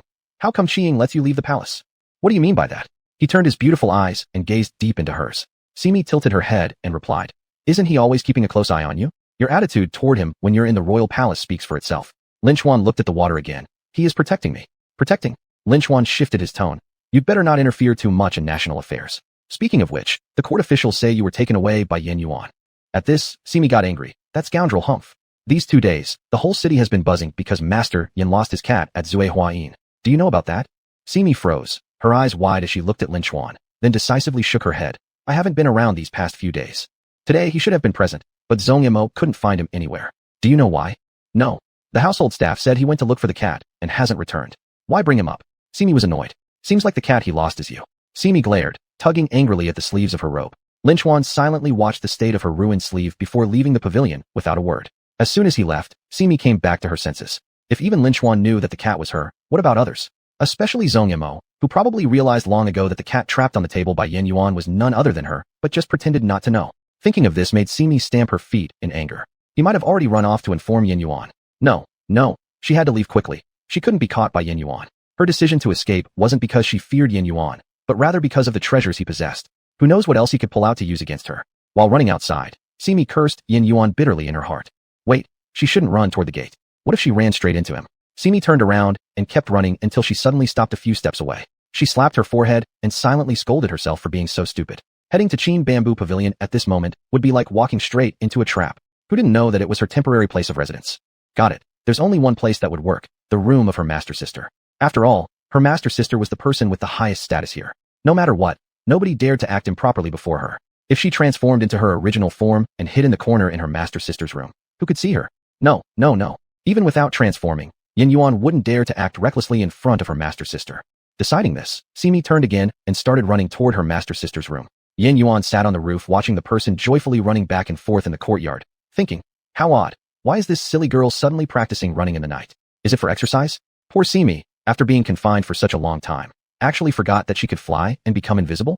Right as she was about to step inside the room, Simi hadn't yet finished rejoicing when suddenly a hand reached from behind and, with a little effort, lifted her up and dragged her out. Before Simi could scream, the familiar house that seemed just within reach became increasingly distant. The scenery changed instantly. It was still the same lake surface, still the same waterside pavilion, but the person standing next to her had now changed, to Yin Yuan. How are you here? Simi accused angrily. Yin Yuan grabbed her hand that was pointing at him and said, if you're asking the same question to both Lin Chuan and me, can't we switch the phrasing? His face was darkened by the moonlight, making his emotions unreadable. From his tone, It seemed he had been here since the beginning, not only present early, but also eavesdropping on their conversation. Simi kicked out with her leg. The resentment accumulated from being locked as a cat was now vented with precision and strength towards Yan Yuan's abdomen. Seeing Yan Yuan curling on the ground, clutching his stomach in surprise, Simi happily brushed off imaginary dust from her hands and smirked. Almost forgot I can press you down with just one finger. Yan Yuan's pain was so intense his facial features distorted. Holding his belly, he wailed pitifully. I treated you sincerely, and even though you fled without permission, now you attack me so mercilessly. You're good at lying, aren't you? And don't think I've forgotten how you locked me in that cage. Simi spat back. Yan Yuan calmed himself slightly. Just as he was about to stand up, Simi raised her right hand, and suddenly a rope shot out from her wrist directly toward Yan Yuan. Yan Yuan didn't react fast enough, and ended up tied and hanging again. Back when he was a child, it was forgivable, but now, as an adult, getting captured and hung by her was something this young master, Yan had nearly 2 decades of pride completely shattered. Release me, damn it. Releasing you? Simi shook her head. There's no way I'd release you. Now I understand clearly. Your looks are deceivingly charming, but your actions infuriate me. If I let you down, who knows what new tricks you'll try to play. You've used spirit-locking charms and binding cords on me, and I haven't got them back from you. What tricks could I possibly perform? Yan Yuan helplessly wriggled in the air, fearing that too much shaking might lead to a fall, thus drawing more attention from the manor's residents. Simi shrugged and said, You stay there then. Maybe some little maid or someone passing by will let you down soon enough. That'd be great, right? Simi didn't worry that anyone would untie Yan Yuan, for the rope binding him was imbued with special techniques, meaning only she could untie it. As long as Yan Yuan was bound, it didn't matter where he struggled, she didn't fear anything. With this major trouble resolved, Simi walked off cheerfully, ignoring Yan Yuan's shouts. She originally thought about how to hide the fact that Chun Yunyan had taken her away, but now she realized there was no need for concern. Yan Yuan definitely assumed she escaped on her own. That night, Simi slept soundly in the Qin bamboo pavilion. The following day, she woke feeling refreshed and rejuvenated. But she couldn't appear too carefree, since the Chancellor's residence was still cloaked in gloom, and she had her own affairs to handle. First, she went to the waterside pavilion, discovering Yan Yuan gone. Although unsure of his whereabouts, she sensed that the ropes were still intact, so she didn't dwell on it much. Then she headed to the flower garden. Months ago, she had met a person who was still diligently working. She went up to greet him, saying, Elderflower, how have you been recently? The old man looked up and upon seeing her, said, It's you, little girl. It's been quite a while since I last saw you. Where are you coming from? Whether or not it was because the elder lady wasn't in good health, Elderflower didn't look very happy. Simi squatted beside him and said, Elder, can you help me with something? I want to give you this. Saying that, Simi handed him a small cloth bag. Elderflower looked at her without reaching out to take it, only asking, What is it? You'll know once you open it. Seeing he still hesitated, Simi reassured him, Don't worry, it won't be anything bad. Then let me hear first what you need me to do. It's simple, just help me arrange a few potted plants. The arrangement of these potted plants had something to do with layout. The flowers in the Chancellor's residence were always managed by Elderflower alone, whom the elder lady trusted greatly. Decisions about which flowers were placed were entirely his responsibility, without any interference. Handing this task to him would be most appropriate. Elderflower stopped his work and leaned closer to ask, Why do you need these potted plants? Rest assured, I'm not going to use them for anything wrong, Simi declared firmly. Elderflower waved his hand dismissively. I know. The elder lady instructed us before, no matter what you do, we must listen. I will help you arrange them. Since so, it couldn't be better. Simi handed over the cloth bag after seeing his gesture. Placing it in his palm, she said, Here, it's yours. Inside the cloth bag were seeds of several divine flowers and spiritual herbs, all brought by her from Yunji realm. These things were incredibly common in Yunji realm, but exceptionally rare in the mortal world. Gifting them to Elderflower was most suitable. Perhaps when these little things grow larger, they could accompany this mansion for thousands of years, enriching this land endlessly. Didn't you use a different handkerchief around your waist last time? Elderflower suddenly asked her. Simi glanced at her waist and replied, The previous one was accidentally lost, so I changed it. Since arriving in Qin country, Simi almost couldn't count how many handkerchiefs she had dropped. Losing them had become habitual, so much so that she no longer cared much about it. After explaining the layout to Elderflower, Simi returned to her master sister's room again, only to be blocked outside by Yin Xian. Simi gathered her courage and said, I need to go inside. Realizing her voice lacked strength, she added, It's official business. Yin Xian gave her an unimpressed look. Lin Feng is inside. Of course, I know he's inside, but that doesn't conflict with my need to go in as well. Yin Xian still wouldn't let her pass. Wait until he comes out. Just as Simi was about to question why, the door was opened from the inside. Lin Feng walked out, looking down. His long lashes partially covered his swollen eyes, making him look even more pitiable. Are you alright? Simi blurted out first. Lin Feng shook his head without speaking, and Yin Xian put a hand on his shoulder, saying, Let me take you to wash your face. And so, Simi watched them walk away, feeling utterly ignored once again. But it wasn't a big deal anyway. She hadn't come here for Lin Feng. Entering the room, she saw her master sister still unconscious. From her sleeve, she took out another small cloth bag and sprinkled its contents in the 4 corners of the room. Her master sister loved her husband deeply. To be together with her husband, she ruined her carefully nurtured spirit roots and immortal bones. Her master sister's husband also loved her deeply, marrying only her throughout his life, leading what seemed like a perfect existence until unforeseen events unfolded later. The husband, the son, and the daughter-in-law passed away due to either internal or external reasons. Even Lin Xuan and Lin Feng grew weak physiques compared to their peers at the time. The master sister, sensing the complexity of the situation, sought guidance from Old Fox back in Yunji realm, hoping he'd help clarify the matters out of respect for their former teacher-student relationship. After Old Fox inspected her condition, he too was surprised. She was afflicted with malevolent energy. This malevolent energy was peculiar in nature. It did not harm her directly, but inflicted suffering on those around her. Though originally intending to eradicate it, both discovered that without her spirit roots and immortal bones, and because the detection came late, the malevolent energy had already intertwined with her blood and bone marrow. Even Old Fox could only seal it within her body, unable to completely eliminate it. After much inquiry, they uncovered the origin. Before removing her spirit roots and immortal bones, her master sister had once been possessed by some unsavory entity while saving her husband. At that time, protected by her spirit power, there were no obvious consequences. Later, however, choosing to stay together permanently with her husband, she removed her spirit roots and immortal bones, thus discarding her final protective barrier. Over time, this malevolent energy residing within her began wreaking havoc. Having lost the love of her life and her children, there remained Lin Xuan and Lin Feng. For their protection, Old Fox reportedly made considerable efforts. Otherwise, they might never have grown up so healthy. This time, Simi left Yunji realm during her master sister's moment of fragility to thoroughly purify the malevolent energy within her.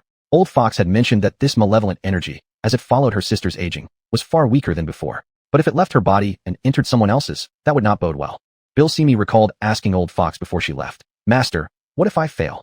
The malevolent energy will burrow into your body and grow there." He had replied nonchalantly, sipping his tea. "Is that true?" "Not really." And thus, Simi left Yunji realm with a jade bead to search for family in Qin country. To eradicate the malevolent energy, setting up an array was of course necessary. With Elderflower's help, the rest wouldn't be too troublesome, but caution was still needed.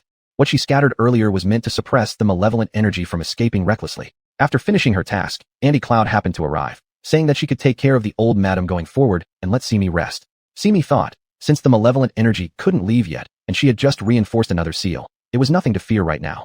So she went out with peace of mind, patted her belly, realizing she hadn't eaten anything, and happily skipped toward the kitchen. Coincidentally, she found Chuier stoking the fire. Explaining her purpose, Chuier said, "I had brought food to your room, but after waiting for so long without seeing you, I just returned to tend the fire, before you arrived." Embarrassed, Simi flattered her, scratching Chuier's arm until she laughed nervously, commenting on how mischievous Simi had become in just a few days. Chuier wasn't sure who Simi had learned such behavior from.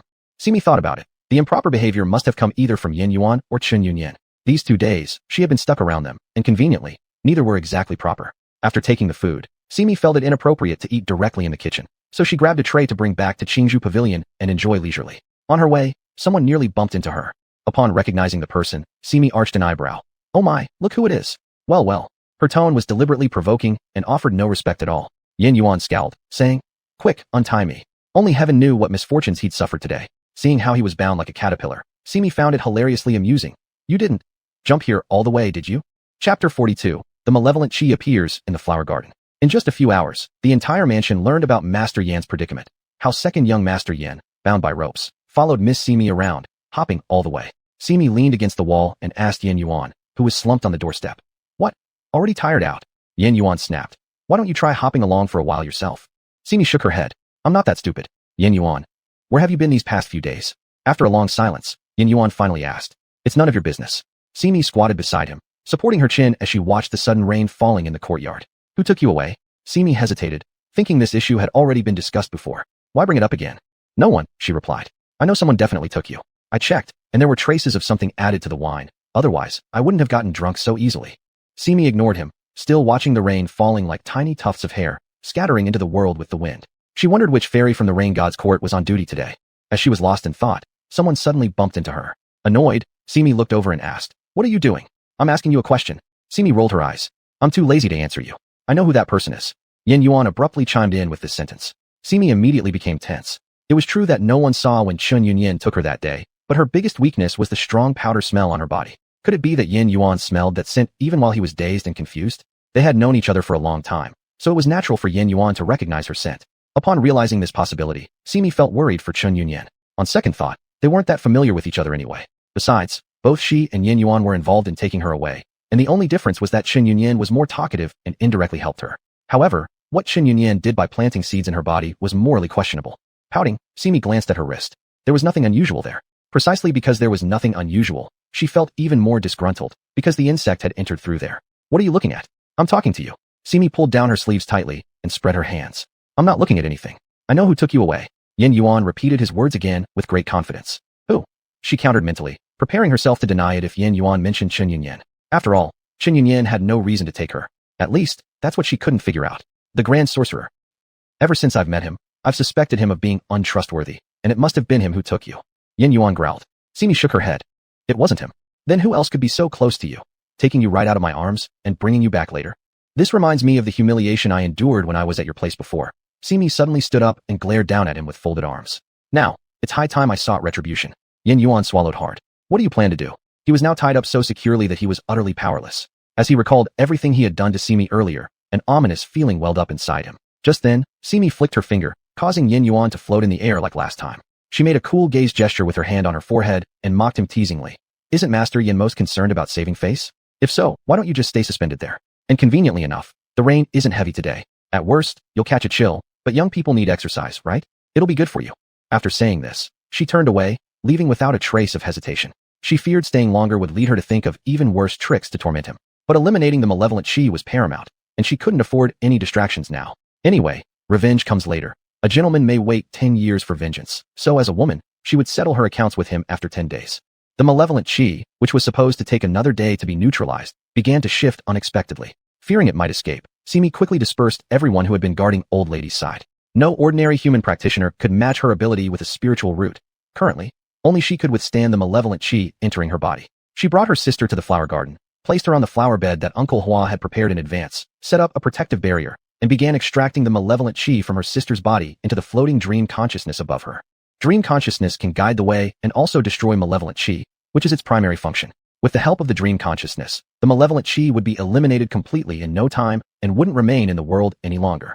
During spellcasting, the most important taboo is interference by others. And exactly during this critical moment, such interference occurred. Perceiving someone approaching behind her, Simi hastily shouted, Who? Clearly, Master Lin Chuan had issued the order that no one should approach the flower garden. So who dared to enter? The person behind stopped walking, and as Simi spun around, they spoke. Miss C, what exactly are you doing? The speaker was Aunt Yun, whose usual kindly expression was still there, yet her aura was different from before. Extremely faint malevolent Qi flickered around her body, appearing intermittently. Simi acted as if she were oblivious to the malevolent Qi and calmly said, Auntie Yun, what a coincidence. How did you come here? Hee, I couldn't find Old Lady in her room. She loves flowers so much. She must be here. Her voice was no longer as it used to be, raspy now. The laughter she had just emitted sounded like an old door being forced open, its creaking jarring and chilling one's spine. Simi pointed toward the flower bed. That's right, the old lady is lying there. Would you like to go see her? Simi thought silently. It'd be best if she went quickly so that the dream consciousness could completely suck out the malevolent Qi from her body, sparing Auntie Yun further torment despite her age. Even though Simi knew that Auntie Yun was growing old and destined to shatter like jade sooner or later, since she had cared for her well during her time, she didn't want to simply watch her suffer. Auntie Yun looked at the flower bed, and then carefully glanced up at the dream consciousness hovering directly above it, taking a step back and shaking her head. No, I'll just take a look. Just a look. Perceiving her hesitation, Simi deliberately pretended not to hear what she said and moved closer step by step. Auntie Yun, what did you just say? Her current position was outside the range of the dream consciousness's feeding. If she wanted to eliminate the malevolent Qi, she needed to bring her within the dream consciousness's feeding area. Don't come near me. Auntie Yun suddenly roared furiously at her. You're trying to harm me. All of you are trying to harm me. You mean sister and me? Continuing to inch closer, Simi asked. Auntie Yun, what are you talking about? Who wants to harm you? It was me who fell in love with her first. It was me. Auntie Yun became increasingly agitated, roaring out these words in the end. Simi furrowed her brows, realizing things were not as simple. Who are you saying fell in love first?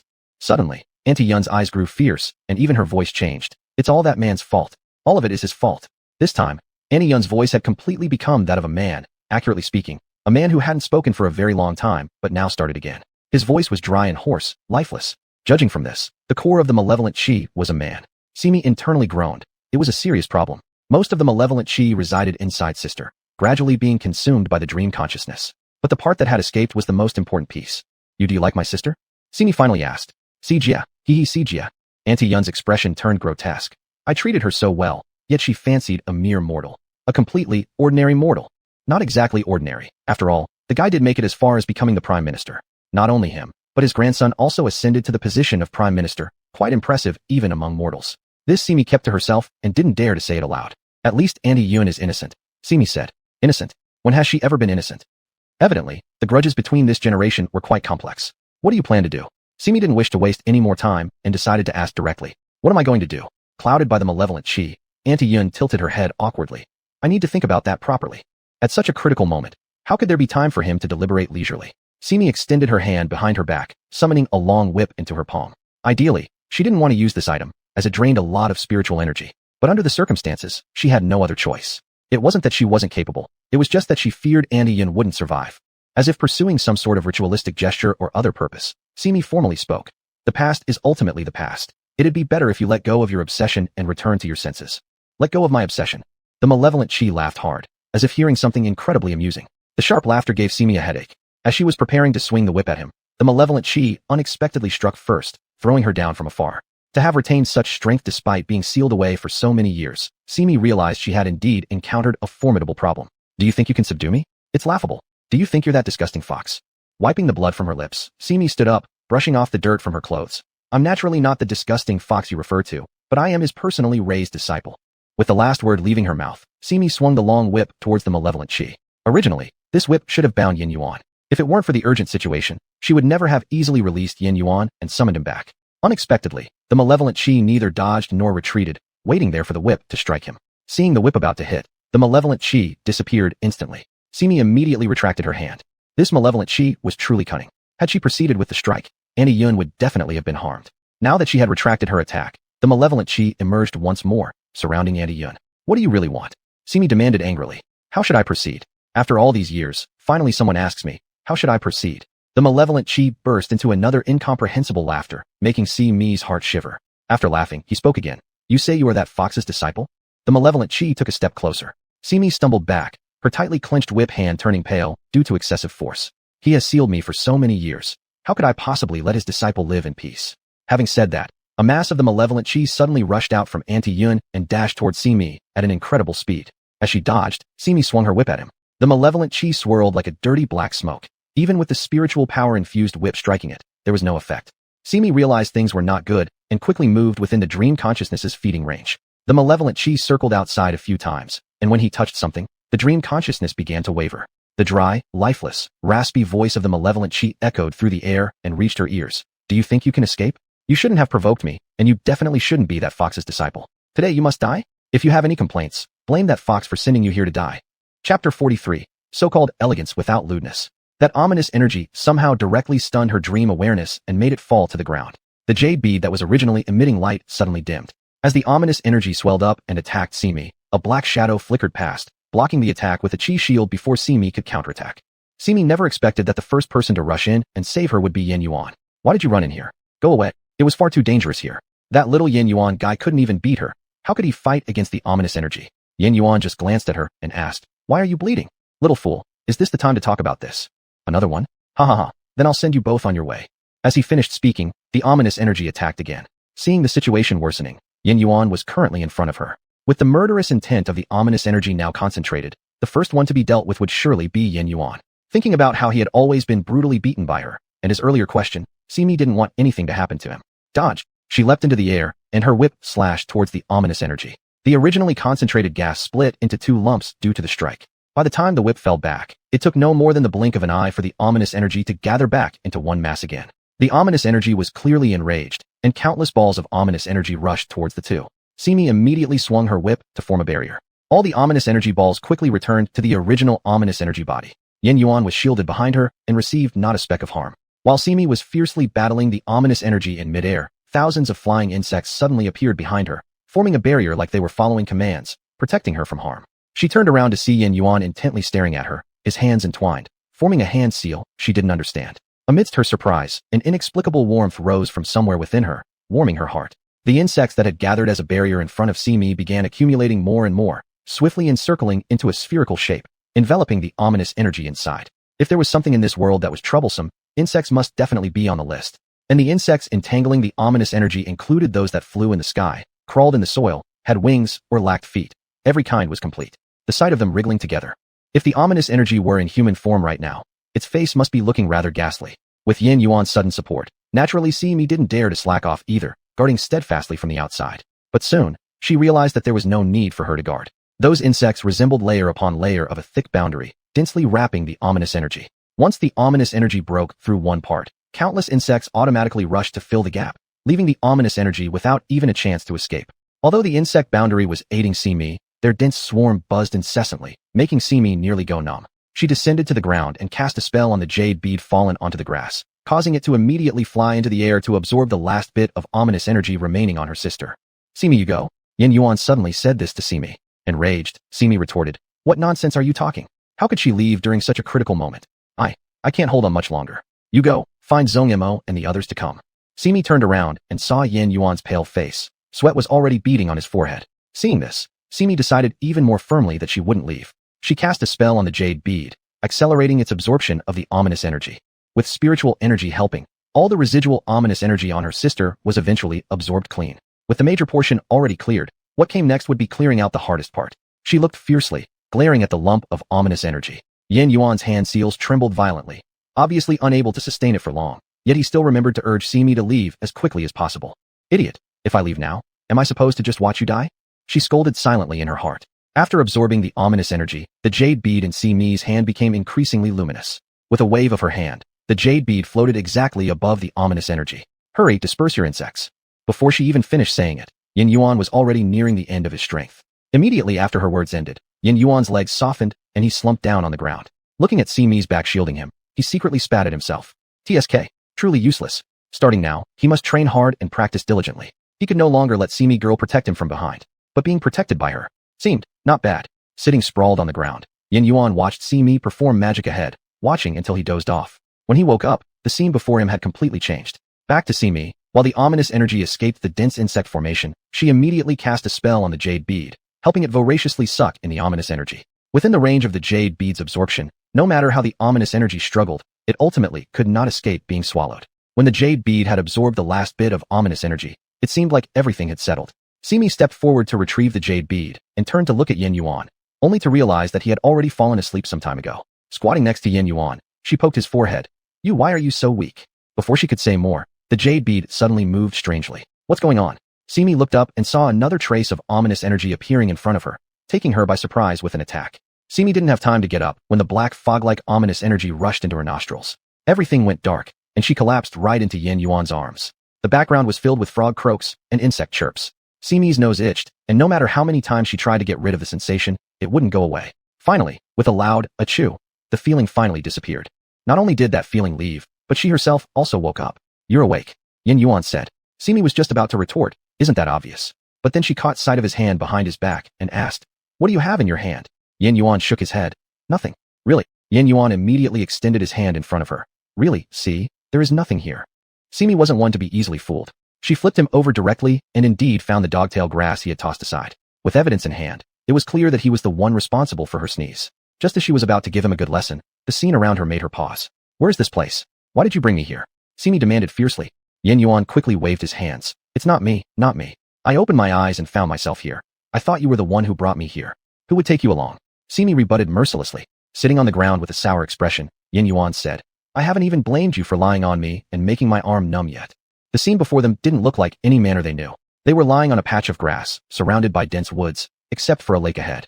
In the moonlight, the surroundings looked quite eerie. Simi calculated where they might be, but she couldn't figure it out. "Looks like another trouble." Sighing, she said, "If I can't even calculate where we are, it seems we won't be able to leave soon." "That's fine, let's rest a bit. We can wait until daybreak." Yin Yuan genuinely thought so. Suddenly, Simi jumped up, slapping her clothes clean, scaring Yin Yuan into asking her repeatedly, "What's wrong? What's wrong?" "Don't jump to conclusions. I just don't want bugs crawling into my clothes." Clearly, this mountain forest was infested with all kinds of bugs since it was rarely visited by people. Yin Yuan relaxed. "Don't worry. I've already talked to them, telling them not to come too close. Besides, what's so scary about bugs?" He lay down on the lawn as he spoke, one leg bent while the other rested on his knee, wiggling confidently. Thinking of Yin Yuan's bug control technique, Simi slapped him. "Men wiggle their legs because they're weak." Yin Yuan immediately retorted, "Who's weak? It's just a habit." Despite his confident words, his body honestly put his feet down. Seeing that he had stopped shaking his legs, Simi lied down next to him, definitely no bugs near him. Why are you so close?" His mouth complained, but his body subtly moved closer to Simi. Not 2 steps in, Simi stopped him with her finger. "Don't get too close." Who is getting closer? It's you who came over, not me." Expecting a comeback from Simi, instead, she fell asleep beside him, her breathing becoming steady. Did she fall asleep? Upon reflection, it was understandable. Battling that dark mist earlier had left even Yin Yuan almost exhausted, not to mention little Miss Simi. Bathed in moonlight, Yin Yuan looked at Simi, whose calm sleeping face contrasted sharply with her active daytime personality. He'd been thinking about teasing her with the dogtail grasp before, but now, being so close to her, her long eyelashes seemed particularly inviting. Yin Yuan wanted to reach out and touch them. Just a light touch. Yin Yuan swore to himself inside. As his fingers touched her eyelashes, the ticklish sensation felt delightful as they brushed softly against his palm. Yin Yuan then touched his own lashes, but found no sensation there. After secretly taking advantage of the moment, Yin Yuan happily closed his eyes and fell asleep beside Simi. Without knowing how much time had passed, amidst the days, Yin Yuan seemed to hear some disorderly sounds. Next thing he knew, he was pushed awake by Simi. What's wrong? He rubbed his eyes and sat up. Sure, listen. Seeing Simi deliberately lowering her voice, he stayed silent as well and began to listen carefully. A series of footsteps crossed through the dense forest and reached the grassland where they had lain. The two who had hidden early in the woods cautiously peeked out. Why are we hiding? Yin Yuan asked. At night. Which proper young lady would come to such a place? Yin Yuan turned his gaze toward the so-called improper young lady Simi had mentioned. There she stood by the lake, looking worried, as if waiting for someone. When she turned around and revealed her beautiful face etched with concern, Yin Yuan frowned. This person looks somewhat familiar. I think I've seen them somewhere. Simi glanced at him and said, could it be from Zue Huayin? Yin Yuan shook his head. Absolutely not. I remember what everyone from Zue Huayin looks like. Second young master, Yin is really a philanderer. Simi suddenly interjected. Yin Yuan wasn't ashamed. Instead, he was proud. I'm playful, but not immoral. Let me tell you, I remember. But as soon as he caught a look of disdain from Simi, Yin Yuan abruptly fell silent. It was better to stay quiet at this moment. Their gaze shifted back to the woman by the lake. Chapter 44. First meeting by the sickbed in the hut. The woman waited for a while by the lake, and finally, a masked man arrived. Sijia, the man exclaimed with joy. Upon hearing this name, Simi immediately froze. So, the improper girl she had mentioned earlier was her elder sister. Sweat. When Sijia saw him appear, her anxious face revealed delight. She quickly approached. Ajwa. Sijia here. The masked man was both happy and surprised as he handed her a small bouquet of flowers. I picked these under the first rays of moonlight. Before he could finish his sentence, he was interrupted. Let's not worry about this now. Help me save someone. After saying that, she pulled him and ran off. Hurry, let's follow them. Seeing them leave, Simi pulled Yin Yuan and followed. They hid behind, watching as Sijia dragged the masked man into a small thatched hut, and then quickly went to eavesdrop. After listening to their conversation, they understood most of what was happening inside. It seemed that Sijia had met an interesting man. However, this man had accidentally injured his foot on some poisonous plants in the mountains which Sijia couldn't cure, so she asked the masked man named Ajwa to help. Simi sneakily looked at the man lying on the bed and, indeed, he looked much like Lin Chuan and Lin Feng, especially the worried look in his eyes. He was called Lin Yuan. Afraid of being discovered if they stayed too long, Simi again pulled Yin Yuan away toward the forest. After arriving somewhere secluded, she began analyzing the matter. Evidently, we have either entered the memory filled with malevolent energy or the old lady's memories. Anyway, it's impossible that we've entered grandfather Lin Chuan's memories. Remembering the black mist that had seeped into her nose before falling asleep, she added, it's more likely that it's a memory related to malevolent energy. But why do we see the elder sister first? Not only that, is the masked man really malevolent energy? If he is, why does he show no trace of such energy? Perhaps, the masked man turned into malevolent energy later? If so, why did he become malevolent energy, and how did he enter the elder sister's body? This was truly difficult to grasp. Simi was just about to ask Yin Yuan what he thought, when she noticed his face turning suspiciously red. Hey, what are you doing? Simi poked his cheek and followed his gaze, only to find their eyes landing on their tightly clasped hands. Simi immediately withdrew her hand and placed it behind her back. Her abrupt action startled Yin Yuan and brought him back to reality. Ah, what? Apparently, there was no use counting on this person. In the following days, the two finally unraveled the emotional entanglements of the three protagonists of the story. First, there was Sijia, who slipped out of Yunji during Master Fox's absence and met the masked man in the depths of the wild mountains while he was bathing naked in water. The masked man didn't know where he came from or his surname. All he knew was his name, Ajwa. Their encounter was like driftwood adrift, meeting another piece of driftwood in a particular area of water, each treating the other as their best friend. But Lin Yuan's appearance disrupted this status quo. Simi lay on the grassy field, gazing at the stars twinkling in the sky, as though they were proclaiming their vitality to the world. She wondered what kind of mood the night god must be in today to arrange the constellations like this. Yin Yuan walked through the woods with a large leaf in his hand, bulging and seemingly containing something. When he reached her, he handed it over to Simi. Here, for you. Simi sat up and took it, opening it to find it filled with wild fruits. Where did you pick these? Yin Yuan sat down beside her and said, of course, I picked them from trees. Simi looked at him and asked, which tree? Why didn't I see it? It's far from here. Naturally, you wouldn't see it. Yin Yuan lay down next to her, folding his hands behind his head, propped up his legs, and started swinging them. After swaying twice, he suddenly remembered what Simi had said earlier, immediately placing his legs flat and stretching them straight. Why can you see something that I can't? You forget what I am best at. What Yin Yuan was best at was controlling insects, so his meaning was clearly that he found the location of the fruit via the insects. No wonder you've been gone for so long. Turns out you were picking fruits. We need to eat something, right? Here, for you. Simi handed one over to him. Yin Yuan shook his head. These are all for you. I'm a man, eating less won't harm me. Women, on the other hand, should not go hungry. Simi felt touched, but upon looking at the fruits, suddenly remembered the bugs she'd seen before. Instantly, she felt like her entire scalp was tingling. In the end, unable to bear it, her body shuddered slightly. Are you cold? Yin Yuan had excellent eyesight and immediately spotted her barely perceptible tremor. No, Simi truly wasn't cold. Her scalp was just tingling. Who knew that Yin Yuan would suddenly get up and start untying his belt? Simi, seeing this, jumped in alarm and asked from a distance, "What are you doing?" In the quiet of the night, what was this guy up to? Yin Yuan took off his coat and handed it to Simi. Wear this, then you won't be cold. She really wasn't cold. This guy simply wouldn't believe her. Seeing her stay still, Yin Yuan came forward to drape the coat over her shoulders, saying, though my clothes haven't been washed for a few days, they are still very warm. There was nothing Simi could say to that, so she quietly ate her fruit. She had just picked one up but hadn't put it in her mouth when it was suddenly snatched away by Yin Yuan.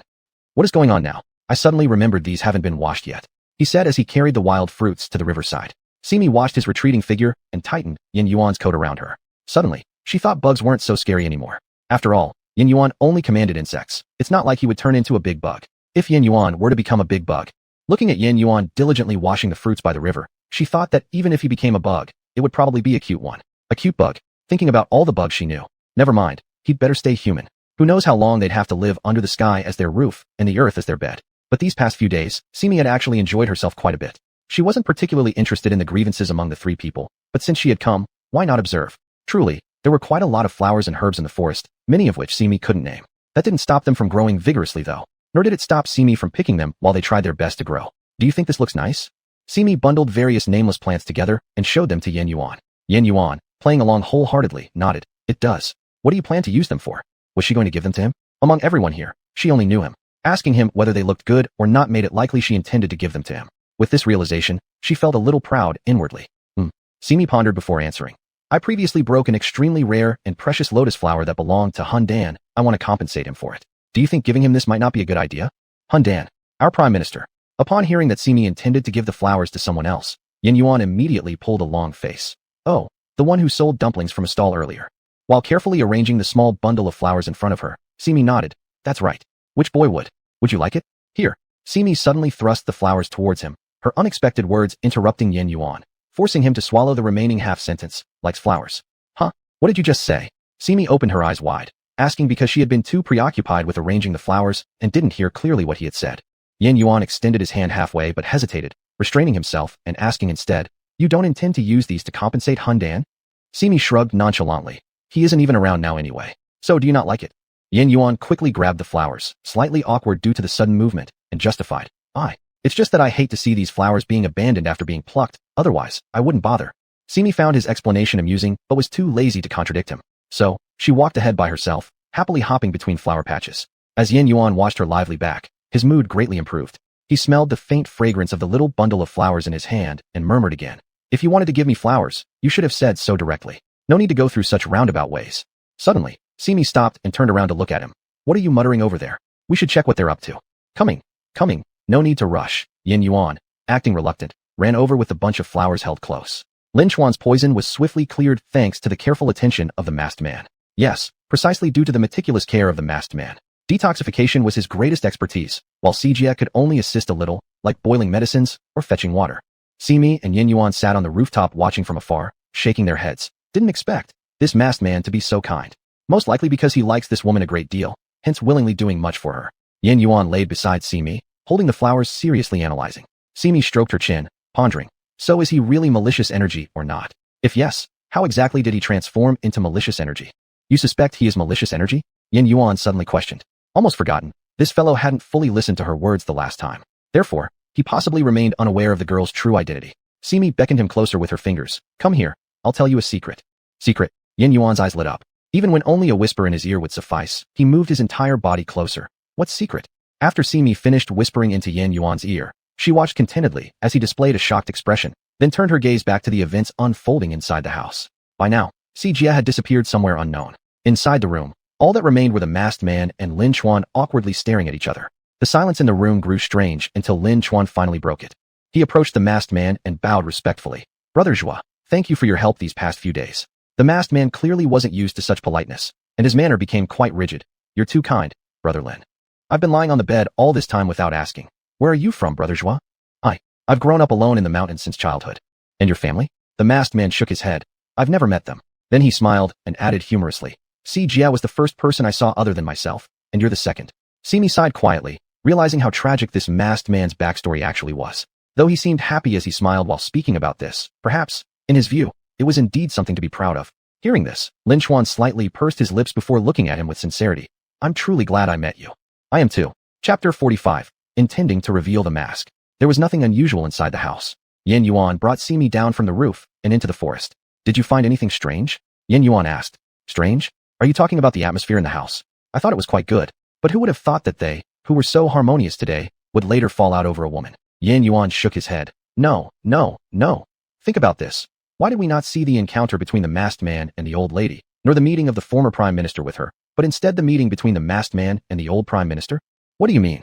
Think about it. If these were the memories of the old lady, the focus should be on her encounter with the former prime minister. If it's from the masked man's memory, then the focal point should revolve around his first meeting with the old lady. But look, what we saw first was the encounter between two men, one lying in bed, while the old lady, who should have been the main character, barely got mentioned. Doesn't that strike you as odd?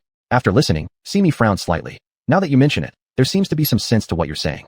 And they were so amicable just now, without any trace of conflict. Moreover, the masked man was the one who saved the old prime minister, with my senior sister merely lending a hand. In principle, the prime minister should be most grateful towards the masked man. So, what happened afterward for the masked man to transform from a pure cultivator into someone full of negative energy? As Yin Yuan's fingers idly stroked the flowers, he said seriously, the more we see, the more confused we get. Sighing, Simi replied, then there's no choice but to keep watching. I wasn't too interested before, but the turn of events has certainly piqued my curiosity. Yin Yuan looked around and suddenly asked, are we trapped here with no way out? Simi nodded. That's right. Why only that's right? Do you have a way out? Shrugging, Simi responded, of course not. Do you not worry about us getting stuck here? Not worried at all. Why not? Yin Yuan questioned curiously. If I stay here too long, Old Fox will definitely come to bring me out. Simi grinned radiantly, her face brimming with springtime charm as she bounced ahead. Curious, Yin Yuan quickly followed up. Who is this Old Fox? Will he also bring me out? Who knows? Why bring you and not me? After all, we've known each other for so long. You can't leave me here alone. Both of them continued bickering along the way when they unexpectedly ran into Jia returning with a basket. Simi was just thinking whether or not to say hello, when Jia simply passed by them, seemingly unaware of their existence. Is she pretending not to see us? Seems like it. And yet isn't it curious how people become intricate? Greeting or not greeting wouldn't matter much when paths never cross, but once crossed, even strangers often exchange glances or subtle expressions. Yet, Jia acted as though they weren't even present, walking past without hesitation. So, Simi rushed forward to address Jia, and something bizarre occurred. Jia actually walked straight through her body. Speechless, Simi stood frozen in place as Yin Yuan approached next, only to experience the same phenomenon, passing straight through Jia like a formless ghost.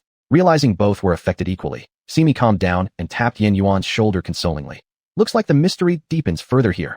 They could touch the plants and creatures of this place. Yin Yuan could even command the insects here, and Simi, who could similarly interact with the flora and fauna of this world, remained intangible and invisible to Jia. This situation became increasingly intriguing. Determined to figure out whether only Jia couldn't perceive them or others too, they reached the hut ahead of her. Patting Yin Yuan's shoulder earnestly, Simi declared, go ahead. Yin Yuan solemnly nodded, stepping into the house with the flowers. The occupants didn't seem aware of anyone entering, continuing with their tasks. Excuse me, villager, may I have some water? Yin Yuan tentatively asked. Still, no one reacted. Emboldened slightly, Yin Yuan walked over to Lin Ziyuan and waved a hand in front of him. Hey, Grandpa Lin, what a coincidence. Lin Ziyuan, looking no older than Yin Yuan himself, paid no heed, completely engrossed in reading the book in front of him. Yin Yuan extended his hand directly in front of Lin Ziyuan's eyes to block the latter's view. Hey, look at me. I'm the best friend of your grandson's younger brother. Lin Ziyuan, who hasn't even found a wife. Seeing this, Simi ran over to stand in front of the masked man, attempting to remove his mask. However, the moment her hand tried to penetrate his face, he abruptly turned around. Simi! Exclamation point. You're back. He smiled warmly, gazing outside. Yes, guess what interesting thing I found today. Coincidentally returning, Jia carried the basket into the room. Simi patted her chest, still feeling the adrenaline rush from earlier. Her hand hadn't even touched her own cheek when she reached out to feel the wall and furniture inside. Everything was solid and real. Now they were sure. They could see everything here, including Jia and the other two people. But these three couldn't see them or hear their voices, nor touch them at all. Or rather, although they were in the same space, they could not interact with each other physically. Once realizing this truth, Yin Yuan sighed. We should have known they wouldn't be able to detect us in the first place.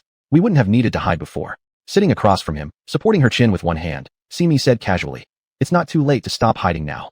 From then on, since neither Jian nor her companions could perceive them, the duo took full advantage by secretly observing everything around them. Seated on a little stool in the yard, munching on wild fruit in her hand, Simi made offhand comments. "This Lin Yuan really is so boring. All he does every day is read books and write letters. It's utterly dull." Yin Yuan sat next to her weaving a flower garland and responded. "But he can make the old madam happy, and furthermore, he became prime minister later on, truly second only to the emperor and above 10,000 others." Pouting slightly, Simi countered, "I actually find the masked man more likable. He does whatever senior sister asks him without hesitation. It's almost too obedient. Maybe because he also wants to make the old madam happy. Aside from being obedient, it seems like he doesn't know what else he should do." Simi turned back to look at Yin Yuan curiously, interrupting his flower weaving. "Why are you looking at me like that? I think what you said makes sense. You're truly perceptive about matters of the heart," Yin Yuan complimented with a smirk. This comment somehow sounded like sarcasm. That day, Jie said she wanted to go to the rear mountain to play with the rabbit spirit, instructing Ajua to stay behind in the hut and take good care of Lin Yuan. Of course, the masked man obediently stayed behind as ordered. It seemed clear that senior sister led a very comfortable life away from Yunji Realm and Master Fox. Simi watched the masked man meditating in the courtyard with closed eyes and couldn't help but remark, "Even though he wears a mask, judging from the lines of his side profile, he must be quite handsome. Why do you think he always wears it?" Yin Yuan grumbled a vague reply. "Don't know. I suspect senior sister eventually fell for Lin Yuan partly because of his good looks. After all, Lin Chuan and Lin Feng inherited his fine appearance." "What do you think of my looks?" Yin Yuan suddenly leaned over to ask. Simi looked back at him indifferently and said, "Decent enough." Yin Yuan's appearance, naturally, was far beyond merely decent. Simi vividly recalled the sensation of Yin Yuan grabbing her wrist beside the fake hill at the palace garden, the warmth passing through his palm into her skin, those smiling eyes up close, which stirred her heart wildly thumping. Furrowing his brows, Yin Yuan muttered, "Decent. The extraordinary beauty of your humble lord has been brushed aside with such two simple words." "Extraordinary." Simi cast a glance at Yin Yuan's head. Yin Yuan. Regarding Simi's curiosity about why the masked man wore a face mask, Lin Yuan voiced her doubt directly. "Brother Zhua wears this mask daily. Could there be some special meaning to it?" Lin Yuan put down the book he had been reading and approached Zhua. The masked man opened his eyes and looked at Lin Yuan. "Mask? Are you talking about this?" He pointed to the mask covering his face. Lin Yuan obviously hadn't expected this kind of response, but nodded nonetheless. "Yes. This thing has been growing on my face ever since I was small. Never taken off?" Shaking his head, the masked man replied, "Never." Simi couldn't help but sigh. Who would have thought this guy with a mask was somewhat naive, and surprisingly amusing too. Yin Yuan sniffed disdainfully, continuing to sulk while weaving his garland. Lin Yuan moved closer and squatted next to the masked man, making eye-level contact with him. "Can I remove it?" "Remove it? What?" Clearly surprised, the masked man asked in confusion. "We're friends, aren't we? Friends should confront each other openly, right?" Lin Yuan encouraged patiently. Hearing the word friends, the masked man hesitated. "But it's grown on my face ever since I was born, and it grew larger as I aged. Have you never considered removing it?" The masked man honestly shook his head again. "No. Truly unimaginable." The mask turned out to be something innate, even capable of growing along with its host. From afar, it simply looked like an ordinary mask. Immediately, Simi edged closer to get a better look. Upon seeing her go, Yin Yuan followed suit. Lin Yuan placed his hand gently on the masked man's and smiled encouragingly at him. "Let's try if we can take it off. If not, we'll just stop trying." After pondering silently for a moment, the masked man nodded. "All right then, let's try once." At his agreement, Simi immediately drew closer again, eager to observe carefully. The masked man's face mask was pitch black, glossy, as if made from bronze stained with ink. It slanted across his face, covering most of it, and revealing only his bright eyes and tender red lips. Yet, it concealed his prominent nose, only leaving 2 holes beneath it for breathing. The most peculiar thing about it was probably that it could stay fixed on his face without any ropes. The moment Lin Yuan placed his hand on the masked man instinctively closed his eyes, his slightly pursed lips and the wrinkled fabric of his clothes hinting at his tension. This sight made both Simi and Yin Yuan hold their breath. Lin Yuan soothed him. "You don't need to worry, it's just a mask." I'm not worried." "Simi." Yin Yuan. Who would have thought it? Chapter 46, Picking Wild Fruits Among the Trees. It was assumed that the mask would be hard to remove, but unexpectedly, it came off as soon as it was lifted and pinched. The face beneath the mask was unlike anything Simi had ever seen, extraordinarily refined. Lin Yuan stood frozen after removing his mask, staring straight at his face. Simi was even worse. Upon seeing Lin Yuan's bright, twinkling eyes that seemed to hold the stars within them, she couldn't help leaning closer, even wanting to touch his eyes. "What are you doing?" Yin Yuan angrily yanked her hand back, looking quite displeased. Having been interrupted in her attempt, Simi naturally wasn't happy and let out a huff of annoyance. But upon further reflection, since she couldn't touch him anyway, she decided to feast her eyes instead. Presumably due to having worn the mask for a long time, the masked man's face showed 2 distinct shades. The part long covered by the mask was pale and tender, resembling a baby's skin so delicate it seemed ready to burst. The part exposed outside, while equally delicate, was slightly darker and rougher in comparison. Even though they were two different skin tones, when appearing on the masked man's face, they somehow conveyed an indescribable harmony. As if this was how he was supposed to be. Faces with one color would instead seem unnatural. Suddenly, Yin Yuan said, "Look just above his brow." Upon hearing this, Simi immediately looked over, and Lin Yuan clearly noticed the abnormality on his forehead much earlier. His eyes fixed tightly on a certain spot on the masked man's forehead. His free hand moved almost as if bewitched towards his forehead. "You hear?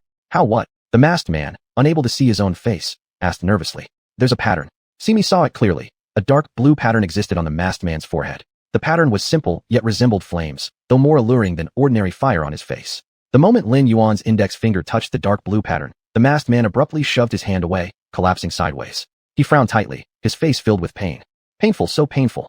He held his forehead, afraid to touch the marked area where the pain originated. Lin Yuan quickly moved forward to support his shoulder, anxiously asking what was wrong. But apart from enduring the pain, the masked man could not voice any further words. Lin Yuan briefly glanced at the mask in his hands, and then quickly placed it back on the masked man's face.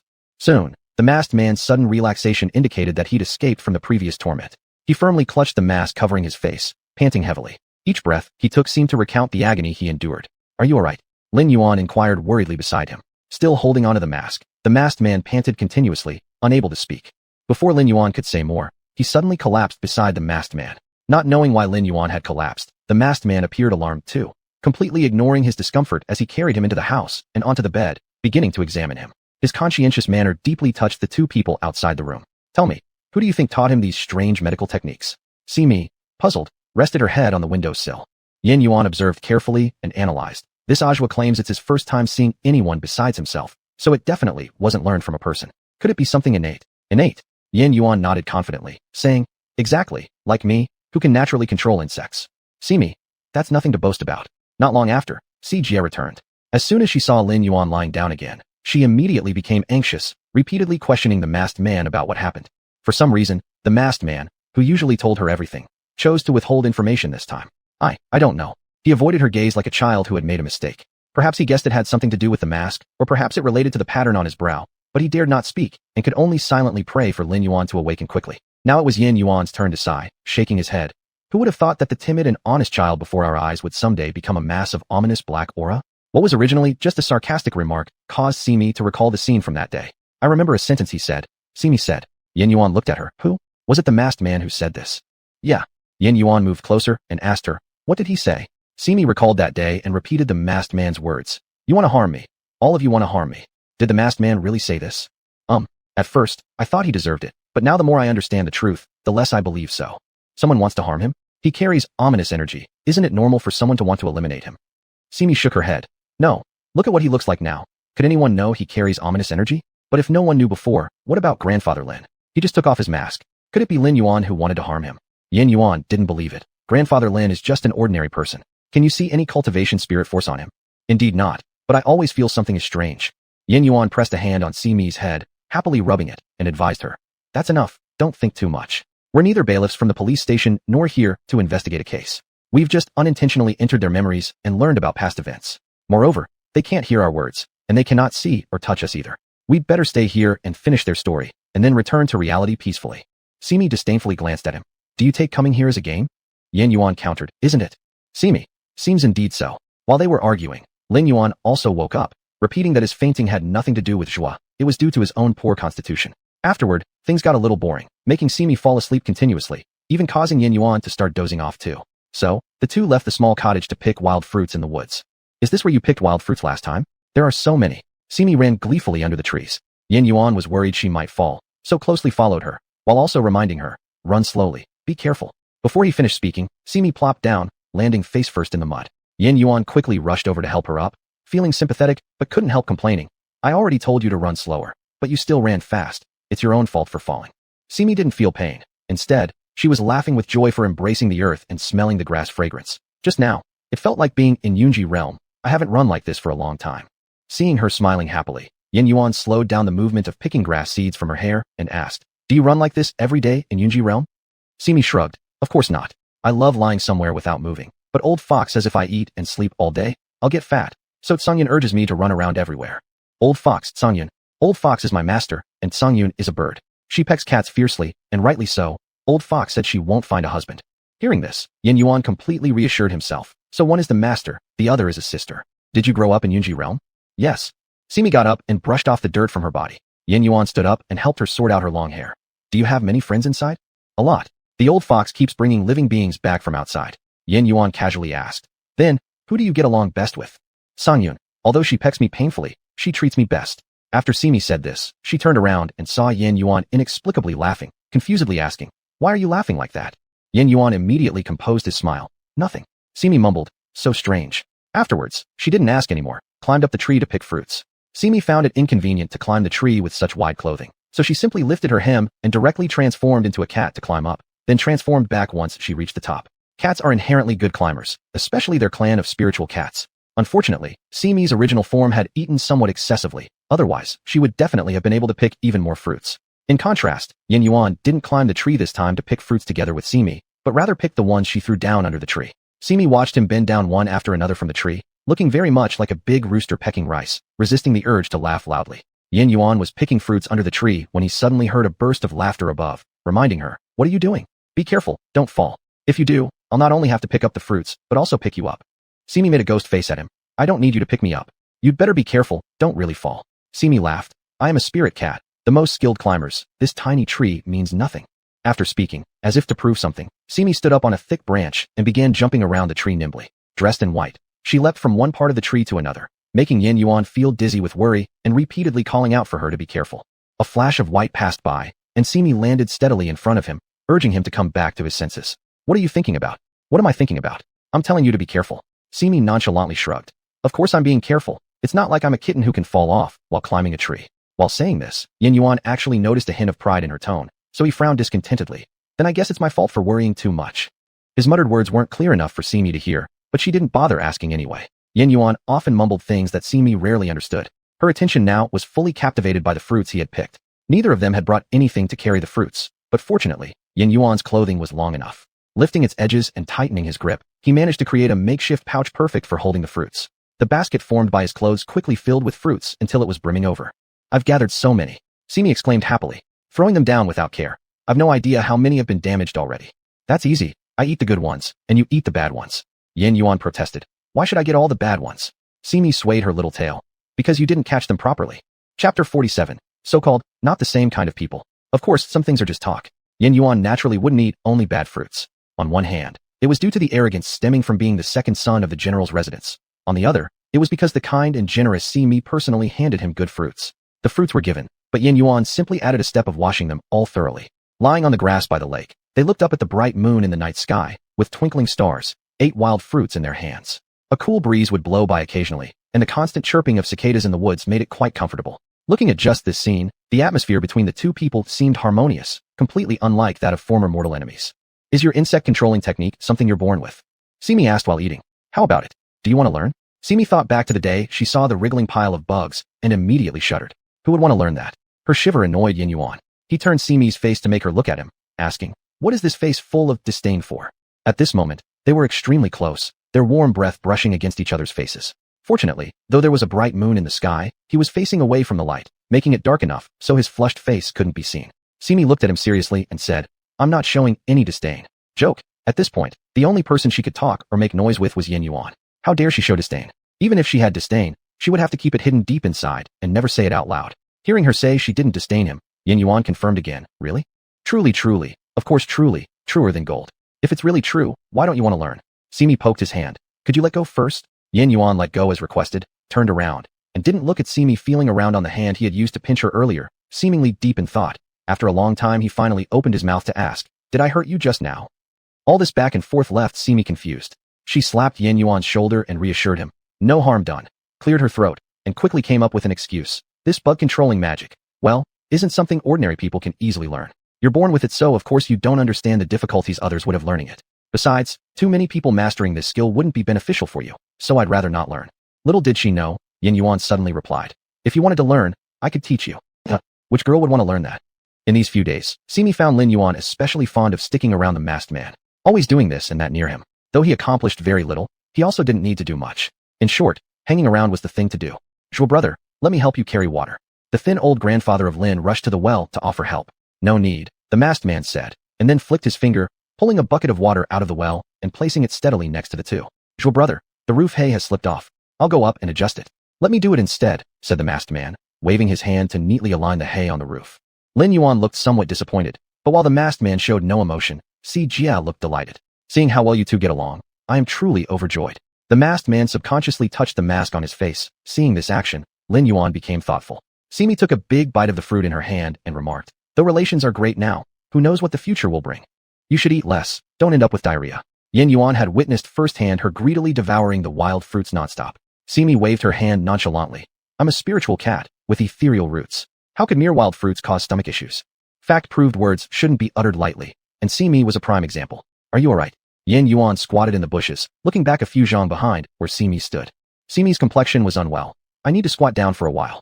Yin Yuan squatted opposite to her direction in the bushes and propped up his chin, saying, squat down with peace of mind. I've already chased all nearby insects away.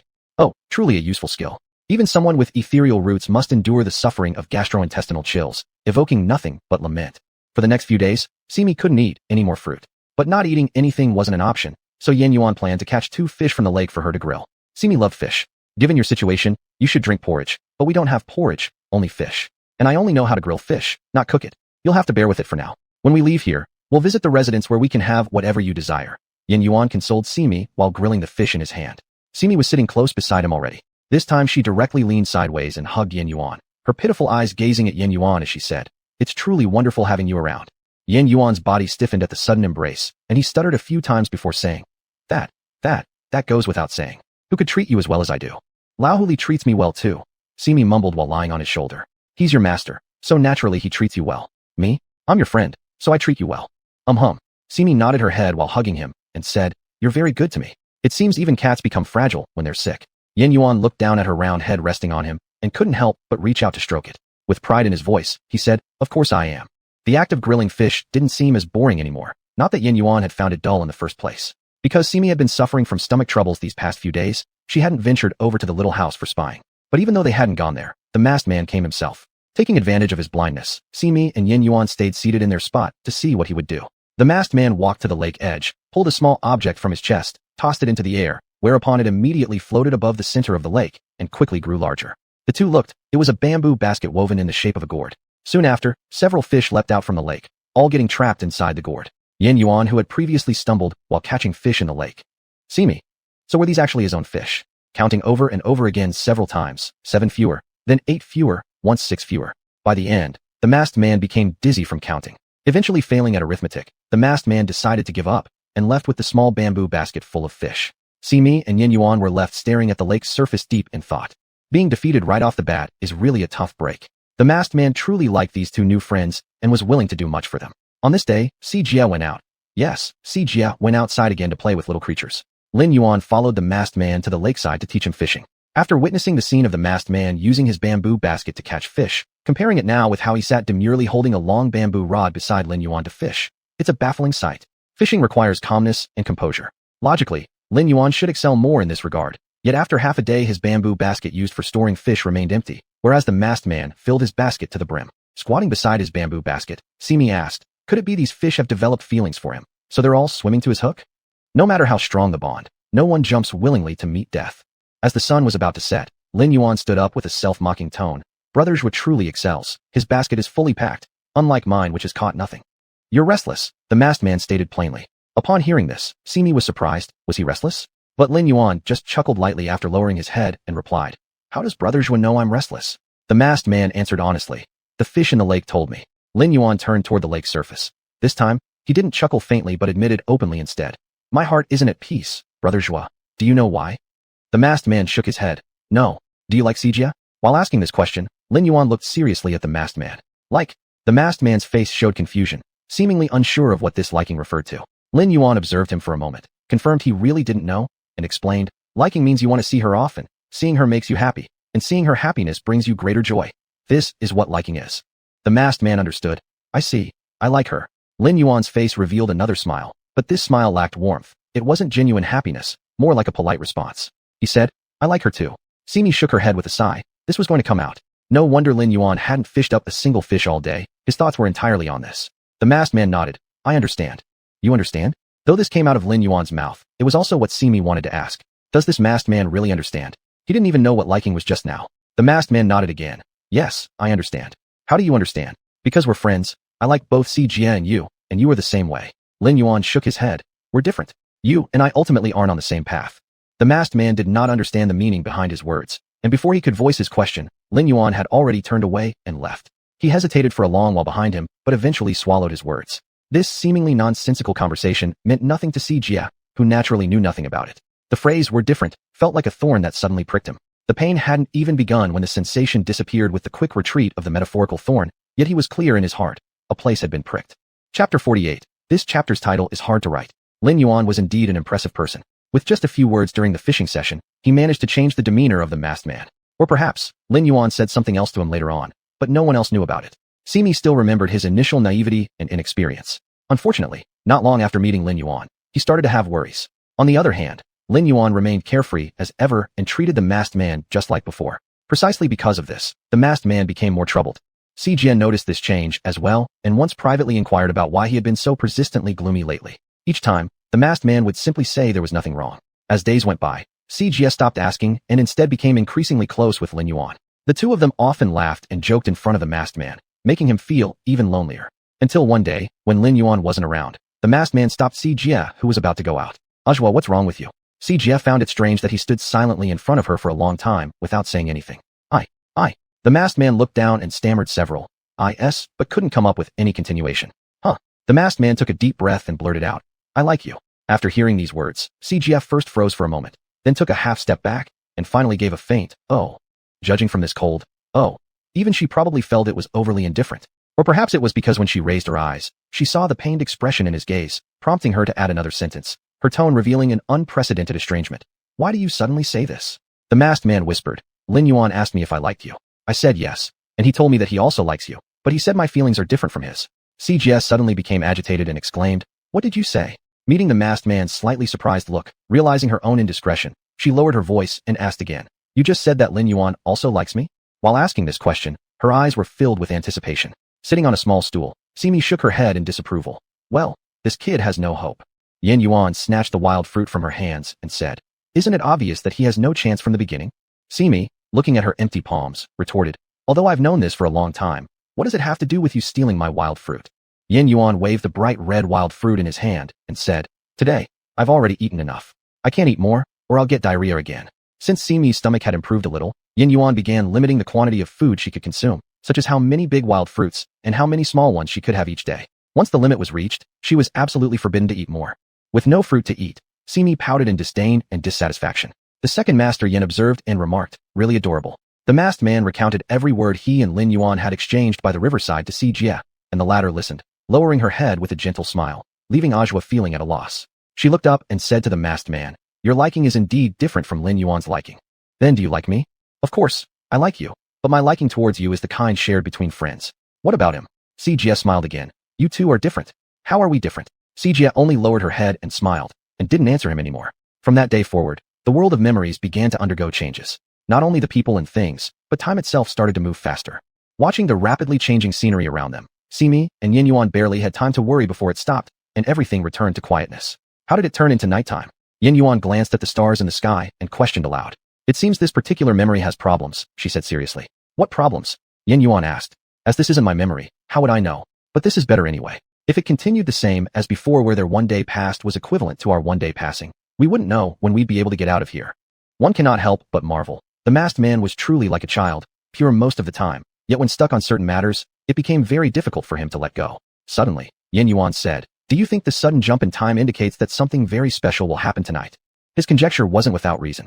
Initially, the timeline was always calm and peaceful. However, after the conversation by the lake, the emotions of the masked man started to change. If this is his recollection, having significant shifts certainly makes sense. The two exchanged a glance and walked toward the house. Inside the thatched hut, there was only one dim yellow candle light placed on the wooden table next to the bed, illuminating the face of Jie, who was sound asleep. There was only her inside. Instinctively, the two rushed out of the house and stopped simultaneously. Why did you suddenly start running? Simi asked. You did too. I guess the masked man might be by the lake now, and Yin Yuan might be there as well. That's my guess too. The two exchanged a glance, and both ran toward the lake surrounded by trees. As they had expected, Lin Yuan and the masked man were both by the lake. However, What startled them was the sight of the masked man kneeling half-crouched in front of Lin Yuan, as if he were suffering from some ailment, while Lin Yuan stood tall a step away from him, shedding his usual demeanor of a frail scholar. His eyes were cold, especially when he cast a disdainful yet pitiful look down at the masked man, as though wielding complete control over his life or death. Simi and Yin Yuan were both utterly confused. What was going on? The masked man knelt half-crouched in front of Lin Yuan, trembling all over. One hand hovered, attempting to touch his forehead but pulling back, as if afraid to make contact. Simi stepped closer for a better look and saw that his mask lay abandoned by his feet, revealing a swirling mass of dark blue mist centered between his eyebrows, malevolent energy. Simi's brow furrowed. How had his malevolent energy grown so strong? Impossible to conceal. You said that as long as I did what you asked, I would become just like you all. No longer have to wear a mask. No longer be treated as a monster. His voice was raspy, as if from prolonged screaming. Lin Yuan remained silent, merely extending a hand to gently stroke his hair, the gesture soft, his gaze icy. Seemingly feeling the warmth above his head, the masked man reached out and grabbed onto Lin Yuan. Keeping his head low, he struggled to open his eyes, resisting unconsciousness. It hurts so much. Why am I becoming more and more painful? Just endure it. This is only the beginning, Lin Yuan said casually, not withdrawing his hand, his tone light and unconcerned. How much longer until I can become like you? The masked man's voice grew raspier, hoarser. Lin Yuan stopped stroking him and crouched down, lifting his chin. How could I ever let you become just like us? Chapter 49. The music ends. People scatter. Life comes to an end. Longyang. Broken sleeves? Shimi and Yin Yuan's faces were filled with shock. At this moment, Ajua's expression became even more painful. He was almost losing the strength to hold Lin Yuan's hand. Bit by bit, he collapsed on the ground, curling up and convulsing, looking very pitiful. Lin Yuan still looked at him coldly, the former gentle demeanor completely gone. However, his trembling hands couldn't escape Shimi's gaze, nor could the last moment when he wanted to reach out, but restrained himself. Lin Yuan looked at the unconscious Ajua, gritting his teeth so as not to let his voice tremble. Ajua, don't blame me. If you have to blame yourself for harboring blue ink energy while attempting to befriend scholars. Blue ink energy? What is blue ink energy? Is it malevolent energy? Why can't someone with blue ink energy befriend scholars? Shimi turned her head to look at Yin Yuan, who similarly gave her a confused expression. Regardless of what this blue ink energy is, one thing is certain. The man in the mask becoming like this definitely has something to do with Lin Yuan. He being just an ordinary person, what method did he use to make the man in the mask transform like this? The malevolent energy surrounding the man in the mask grew stronger and began to spread from his brow to his entire body. Lin Yuan showed no surprise at this scene. He reached into his pocket, pulling out a dark blue handkerchief, its red patterns resembling writing done in red ink. He whispered softly to the unconscious man in the mask. As long as the blue ink energy infiltrates your entire body and we finalize this pact, I will consider the first step a success. Rest assured, once I achieve prominence in court, I will surely give proper compensation to you. Upon hearing these words, Shimi and Yin Yuan understood what Lin Yuan intended to do. Normally, people become increasingly anxious as they approach the final moment. With the man in the mask fully enveloped by malevolent energy, it was clearly a critical moment. Lin Yuan was just moments away from success. Though appearing calm on the surface, his palms were sweating, and the handkerchief used for sealing the pact in his palm also bore traces of dampness. The man in the mask, whose body had already been completely consumed by malevolent energy, now moved. Rigidly climbing up from the ground, he resembled a puppet, emitting low, eerie sounds from his throat, adding an even more unsettling air to his presence. Originally a living person with youthful good looks, now surrounded by malevolent energy, struggling under the moonlight, resembling a ghost-like figure. The time has come. Finally, Lin Yuan revealed a faint smile on his face. Just as he was about to finalize the pact by unfurling the handkerchief, there came a whistling sound from behind, indicating something passing through the forest. Lin Yuan is in danger, quickly dodge. For reasons unknown, CGS suddenly drew her sword and charged forward, piercing the heart of the man in the mask. Lin Yuan didn't have time to shout or stop her. He didn't have time to dodge either. The moment the icy blade pierced into his heart position, CGS's face displayed disbelief, recognizing the person enveloped in malevolent energy as Lin Yuan. Ajua? How did you? Her voice transitioned from disbelief to trembling, her expression shifting from surprise to panic. Not only was he incredulous, but so too was Ajua, regaining his consciousness due to the pain of the sword pierce. Why are you doing this to me? CGL loosened her grip on the sword, shaking her head as she stepped back, unable to believe that this mass of malevolent energy was Ajua, whom she had lived alongside for so long. Ajua's hand slowly rose, like that of a dying patient, covering his stabbed chest, asking again, Why? Why do you want to kill me? Ajua, it's not true, Ajua. I'm sorry. In just a moment, tears streamed down CGS's face. Shaking her head, she kept stepping back, muttering apologies. The scene before their eyes was truly heart-wrenching. Simi turned away, closing her eyes, unwilling to witness any further. One held a sword and mistakenly killed her best friend, while the other watched her beloved stab a sword through his own heart. Suddenly, Simi felt warmth touch her hand. Even without looking, she knew it was Yin Yuan gripping her hand. Yin Yuan didn't just hold her hand. When Simi turned her head, Yin Yuan instantly pulled her close into an embrace, whispering softly into her ear to comfort her trembling body. Don't be afraid. All this happened in the past. Simi's tears couldn't be stopped. She hugged Yin Yuan tightly and asked him, did I do wrong? I shouldn't have listened blindly to the old fox's words and tried to remove a joie without fully understanding the situation. Clearly he was the victim. From the very beginning, he regarded both Si Jie and Lin Yuan as his best friends. But what was the result? One betrayed him, the other killed him. Yin Yuan didn't know how to console her, and so remained silent, holding her closely. I liked you, always thinking of ways to please you, to bring joy to you. Yet you chose him to kill me. This was Ajua's last sentence. His hoarse voice couldn't conceal the deep anguish buried within, a despair reaching into the marrow of his bones. The next moment, with the tears pooling in his eyes yet unshed, he began to dissipate like smoke. Ajua, don't go. Don't leave me. Si Jie frantically lunged towards the malevolent energy. Rushing into the malevolent energy without precaution would cause it to attach itself to her body and consume her very essence. Simi watched anxiously and instinctively moved to stop Si Jie. But before she could take a step, a sudden dizziness overcame her, causing her to faint on the spot. Chapter 50, Raising Doubts About Past Events. Simi didn't know where she was. She just felt her mind foggy, and faint cicada chirps echoed by her ears. Ugh, it's kind of noisy. Her eyelids twitched. She wanted to wake up, but couldn't open her eyes. Sleep is almost over. You should wake up now. It was the voice of Hundin. Even though Simi hadn't opened her eyes yet, her eyebrows raised slightly, and she continued to sleep. Following that, a disdainful scolding sound reached her ear along with the sound of approaching footsteps. Simi's nose was pinched, forcing her to finally open her eyes because of suffocation. What are you doing? Slapping away Hundin's hand which was causing trouble, Simi flipped and sat up abruptly. But before she even steadied herself, dizziness lingered in her head without subsiding. Hundin immediately supported her head and said, You, finally awake. Why is my head so dizzy? Simi's mind was completely blank, speaking weakly. You have been asleep for 7 whole days. It would be strange if your head wasn't dizzy. 7 days? Simi held her head and rested for a while, feeling better gradually before continuing her inquiry. Why did I sleep for such a long time? How else? Inhaling some malevolent qi has knocked you unconscious. Upon his mention, memories returned swiftly. I remember now. I entered the memory of the malevolent qi. Hundin raised an eyebrow. Oh, congratulations. Simi gestured him to pour her a cup of water and asked, What's there to congratulate? After passing the water, Hundin leaned against the bedside arm folded, looking at her, and said, Isn't it worth congratulating to escape from the malevolent qi's memories? Stopping her action of drinking water, Simi turned to ask, Where's Yin Yuan? He went in together with me. How is he now? Hundin nearly rolled his eyes upon hearing Yin Yuan's name, clearly unhappy. Don't worry, that brat is fine. He woke up 2 days earlier than you, and who knows which dancing hall he's gone to enjoy his own private pleasures right now. Private pleasures? With great force, Simi smashed the porcelain cup in her hand and began cursing loudly. Perverted creature.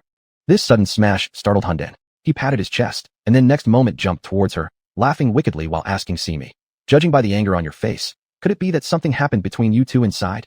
What could possibly happen?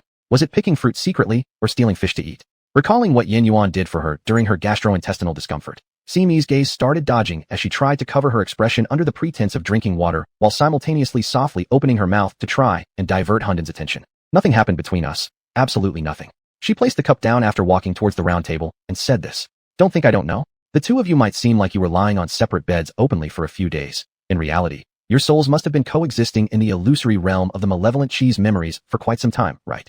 Caught off guard with the truth revealed, although Simi neither admitted nor denied it, she straightened her back and questioned instead. How do you know about this? You yourself said it. When did I say that? After you woke up, you asked me about Yin Yuan not long after, and then you mentioned both of you entering the illusory realm of the malevolent qi's memories together. Her silence caused Hundin to become somewhat anxious. Tell me quickly. If you don't tell me, I'll calculate myself using finger calculations. Simi jolted. Can it really be calculated? Of course, this can indeed be calculated. However, it's closely related to the cultivation level of the one making the calculation and may not necessarily be accurate. To use finger calculations for such trivial matters would indeed be making a mountain out of a molehill. Wait a second, I have something to ask you. Simi suddenly interjected to change the topic. What is it? Why are you in my room? I remember I fainted in the flower bed. Could it be that you brought me back from the flower bed? Needless to say, who else apart from me can break your protective barrier? There certainly are. The two characters, Yin Yuan, had yet to emerge when Simi's complexion changed. Indeed, how did Yin Yuan manage to enter the barrier? If Yun Annie managed because of the malevolent qi within her body, then how about Yin Yuan? There was no malevolent qi inside him. Also, she suddenly remembered that the malevolent qi had once claimed Yun Annie was not innocent. Why was that? Simi felt as if the matter was far from resolved. Yet, the malevolent qi had already been subdued. What else could happen? This left her somewhat confused. Seeing that she stopped midway through her speech, Hundin couldn't help but inquire. Anything else? Simi ceased following up on the previous topic and instead asked, I want to ask you a question. Please answer honestly. Why did you suddenly come to the Prime Minister's residence? Hearing her ask this, Hunden instantly replied with displeasure. Don't mention it. All because of you. Simi pointed at herself and asked, Me? Isn't it obvious? I did. Swallowing down the 4 words, good thing, she suddenly recalled the good thing she had done before leaving the palace. Remembering Hunden being kicked and falling atop the princess by her foot, Simi lowered her head guiltily. Don't think I don't know that kick was yours. At the time, behind me, there was only you standing there. Now it's good. Chi Yinger is constantly pestering me to take responsibility for her, but I haven't even done anything and she already wants me to do so. Humph, never. That final humph could be said to have expressed a rare kind of Jiaoqing, exaggerated sentimentality. So you came to the Prime Minister's residence to seek refuge? Get lost, what refuge? That sounds so unpleasant. I clearly came to ask you for an explanation, and instead, by chance, saved your life.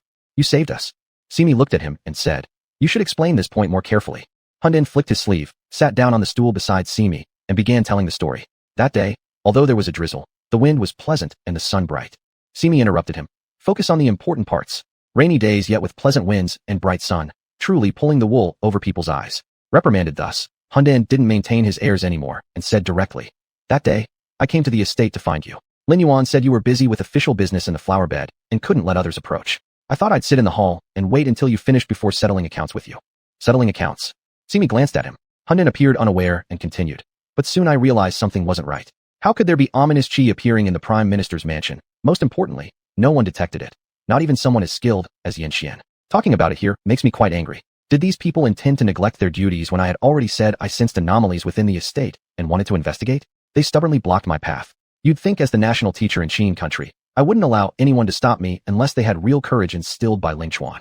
Simi started explaining. Making them stay outside and not enter the flower bed was my instruction. I wanted to give the old madam assistance with eliminating ominous chi, so I told them beforehand that no one should enter. Moreover, the barrier I erected at that time was special. Them not detecting any abnormalities was entirely normal. Understood. Hunden nodded to indicate he understood, then added, Whether or not they knew isn't clear to me, but to me, it certainly indicated trouble ahead. So I devised a way to break free from their control and rush to the flower bed. Just then, I saw you collapse after sucking in the ominous chi. Of such a pitiful sight. In that case, thank you.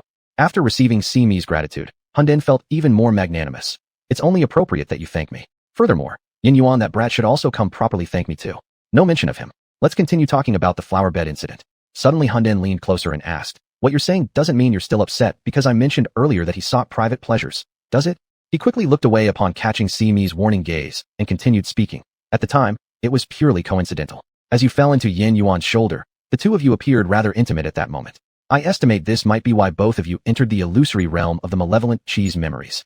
What happened next? Afterwards, naturally, I discovered some leftover ominous chi trapped inside the barrier and easily helped collect it for you. Look, it's sealed in this jade bead.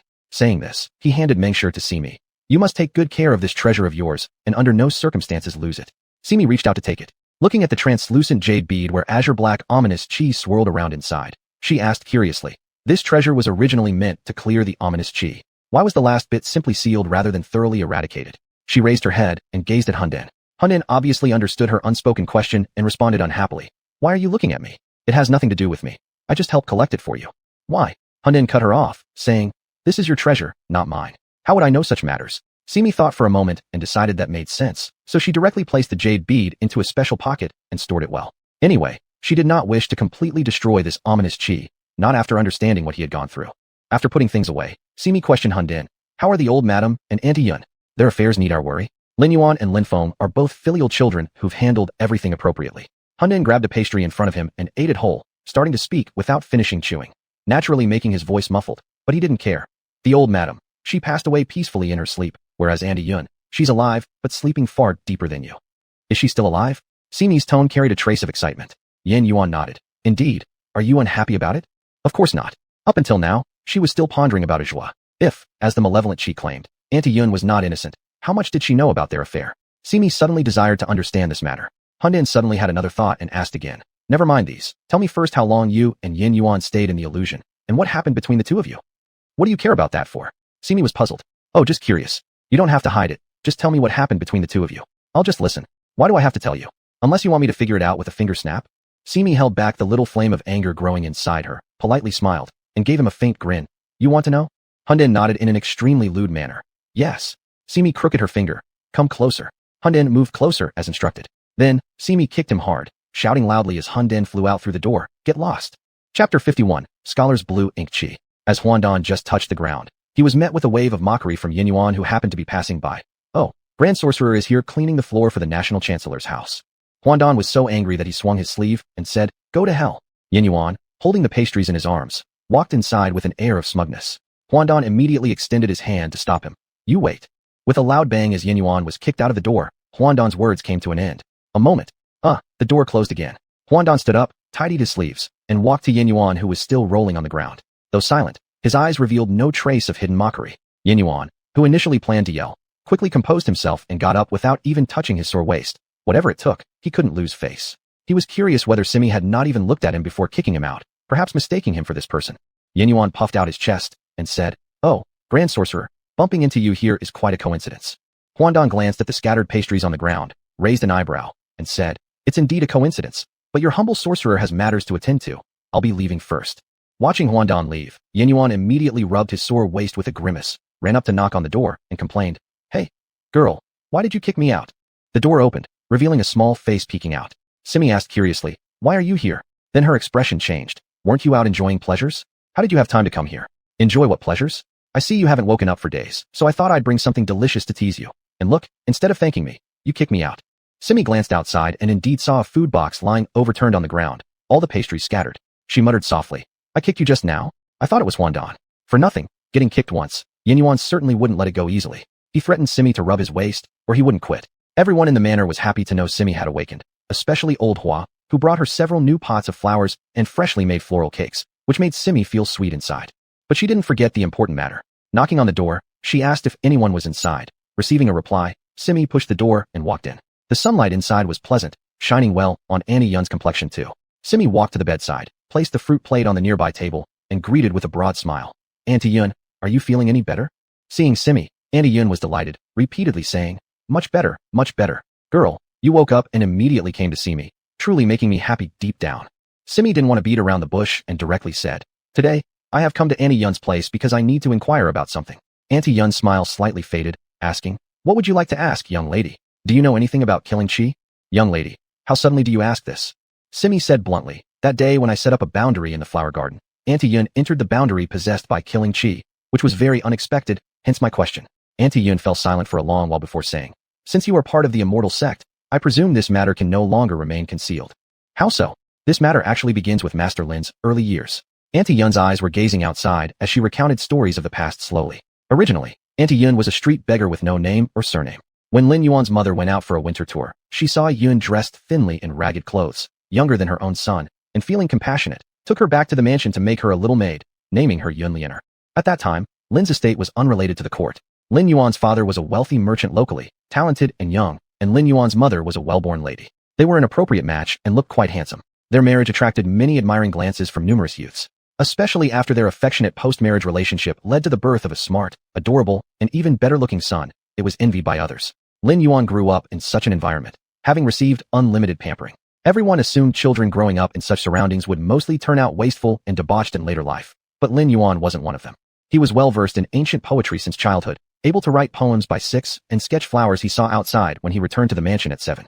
The world called him a prodigy, and even Yun Lianer thought so when she first entered the mansion. Through long-term interaction, she realized that the talents granted by heaven were indeed important, but more crucially, were good upbringing and personal efforts. Ever since Yun Lianer joined the mansion, she never saw Lin Yuan miss any lesson, no matter the cold or the heat. And Lin Yuan's mother wasn't like other ladies who idled away their days, always accompanying him while studying and practicing calligraphy. Her husband worked tirelessly to support the family, while the wife stayed home, assisting her husband and educating her child, the son being diligent in study.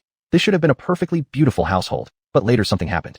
With a large family and fortune, a handsome appearance, and also having a doting wife and filial son, such a good life will inevitably attract envy from some people. Those friends in commerce, whether out of jealousy or for other reasons, eventually harbored ill intentions. At first, these were merely small tricks. Lin Yuan's father, having been in the business world for many years, was not afraid. Later, things became increasingly serious. If it weren't for an incident that nearly cost lives and required the intervention of the authorities, Lin Yuan and his mother wouldn't have known about the troubles facing their household. Fortunately, Lin Yuan's father had generally been a decent man, so even in the face of major disasters, some still stood by him. With the support from Lin Yuan's mother's family and his own resourcefulness, the Lin family managed to survive. However, their former glory was gone. Most people left the house. Only a few loyal old servants and Yun Lianer, who had nowhere else to go, stayed by the side of the 3 family members.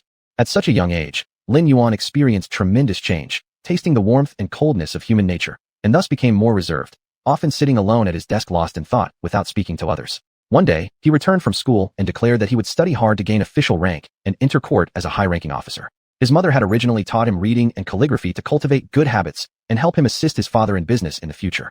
However, commerce proved too dangerous, but now with a clear goal to strive for, the Lin family naturally rejoiced. Those who had once harmed them were not pleased. They all feared that since Lin Yuan was so clever, if he sought revenge on them, none would be able to escape. These people wished to eliminate him completely. What happened next? Annie Yin did not wish to recall, so she skipped forward. Lin Yuan took the imperial examination twice, only to fail both times due to the meddling of others. During this period, his temper grew extremely irritable. The former prodigy failing consecutively. Those who understood the situation knew someone was sabotaging him. Yet there were always onlookers eager to see misfortune, openly and covertly ridiculing him. Could anyone endure such treatment? Yun Lianer, unwilling to see him fall further into despair, recounted to Lin Yuan what she had heard from an old beggar in her childhood.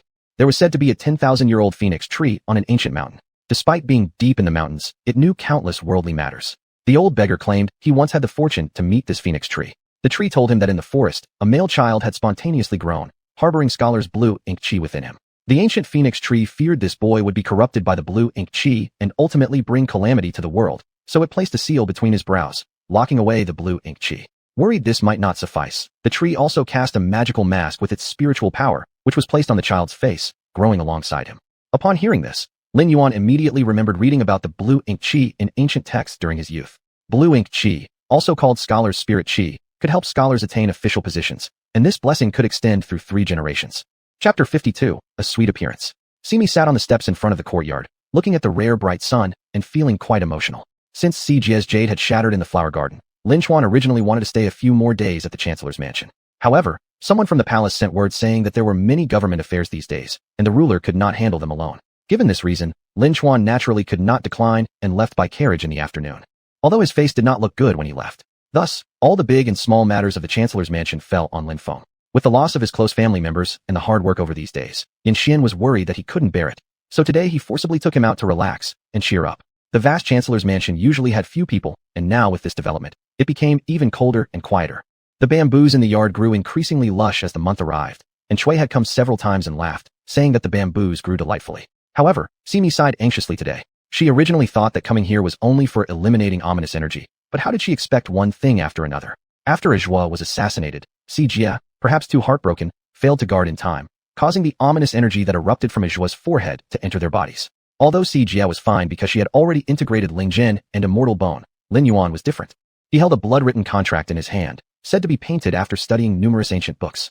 With that blood contract, even if the ominous energy entered his body, it wasn't something to fear. Moreover, afterward, he truly had a smooth career, with a few promotions, finally becoming prime minister.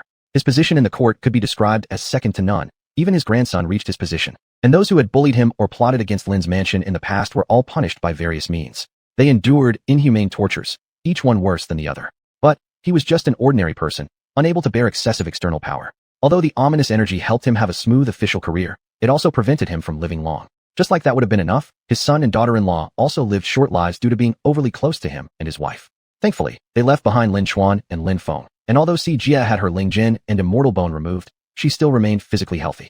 Lin Yuan tried to control Ajua to exact revenge. Cjie, trying to protect Lin Yuan, stabbed a sword into Ajua's heart without fully understanding the circumstances. And what about Ajua? Until death, he probably didn't know that ominous energy was hidden within him, nor did he understand why they treated him so. Lin Yuan, ruined by scheming villains, and Cjie, who left Yunji boundary without permission, along with Ajua, who unknowingly harbored ominous energy in his body from birth. 3 unrelated people met together, eventually ending with Ajua's demise. How innocent he was. Simi cautiously touched the jade bead. The bead, originally clear, now emitted a blue light unlike any before. At its center, the ominous energy lay quietly diffusing and contracting, flowing and resting, like water-diluted ink within the bead. If it was ominous energy, why was it called blue ink chi? Blue ink chi bookish air. While lost in thought, Simi suddenly felt something heavy press onto her shoulder, causing her to sink slightly to one side. An all-too-familiar whisper came near her ear. What are you daydreaming about this jade bead for? Without turning around, Simi already knew it was that Yin Yuan.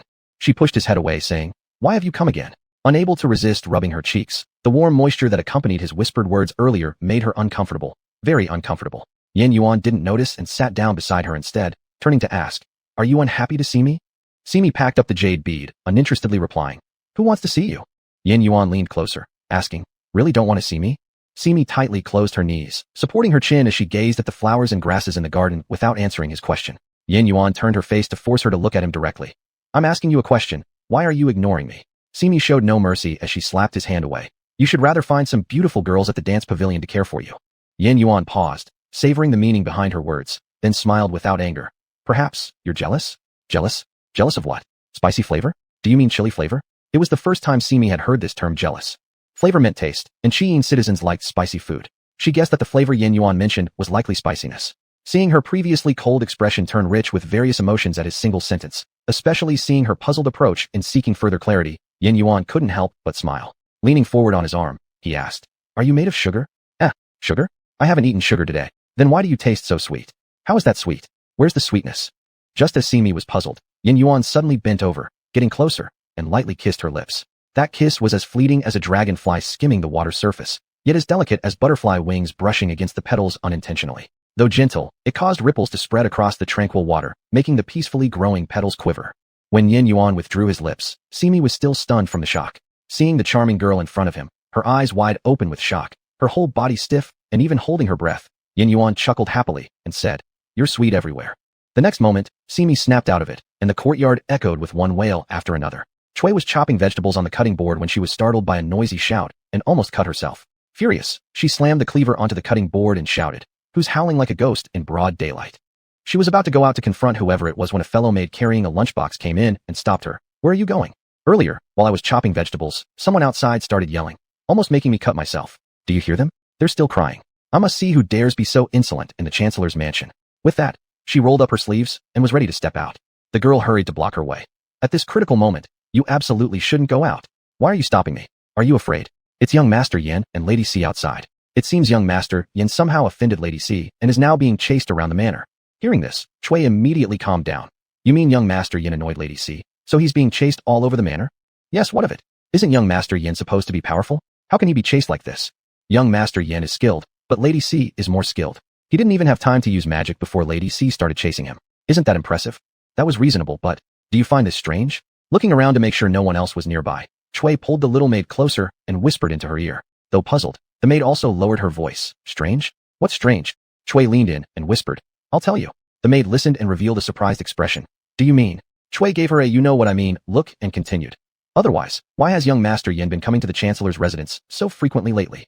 That's true. These past few days, he has indeed visited more often. And, my goodness. I'll tell you, I think. That makes sense. An eavesdropper who had intended to sneak some food from the kitchen couldn't resist sneaking close to listen as the two young maids chatted quietly. While those two were gossiping joyfully, Simi wasn't happy at all, looking at the person in front of her, whose face showed an awkward smile. What a coincidence, seeing you here late at night.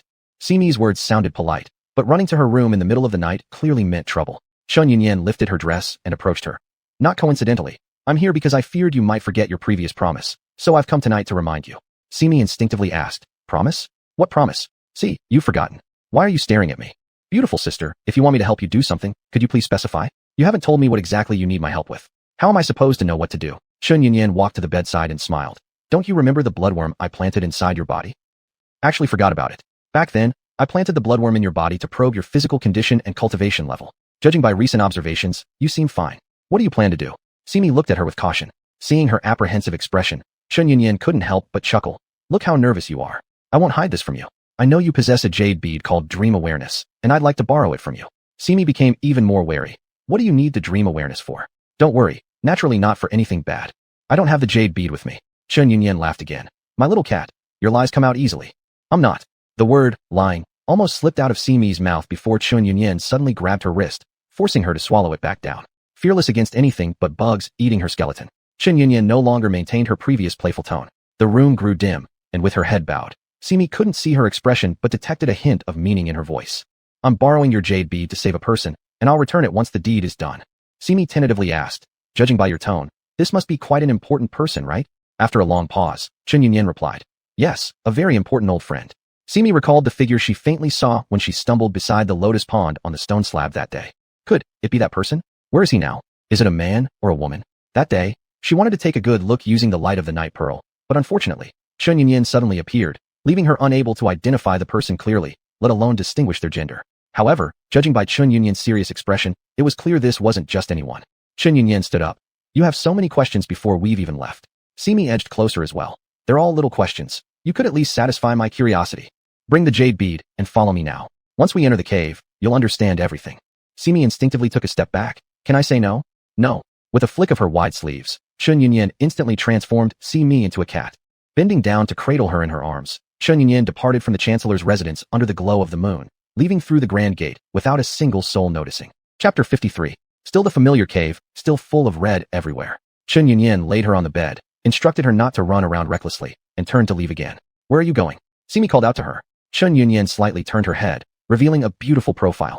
Naturally, I have my own things to do. I'll call you when it's your turn to appear. With that said, Simi naturally didn't stop her, curled up into a ball on the red blanket, and started to doze off. For some reason today, she tossed and turned and just couldn't fall asleep. Deciding to give up trying, she got up, jumped off the red jade bed, and walked towards the lotus pond. After counting the number of green stone slabs and looking at the night pearl above her head diagonally, she determined the location and ran to the slab where she had seen someone beneath the pond last time.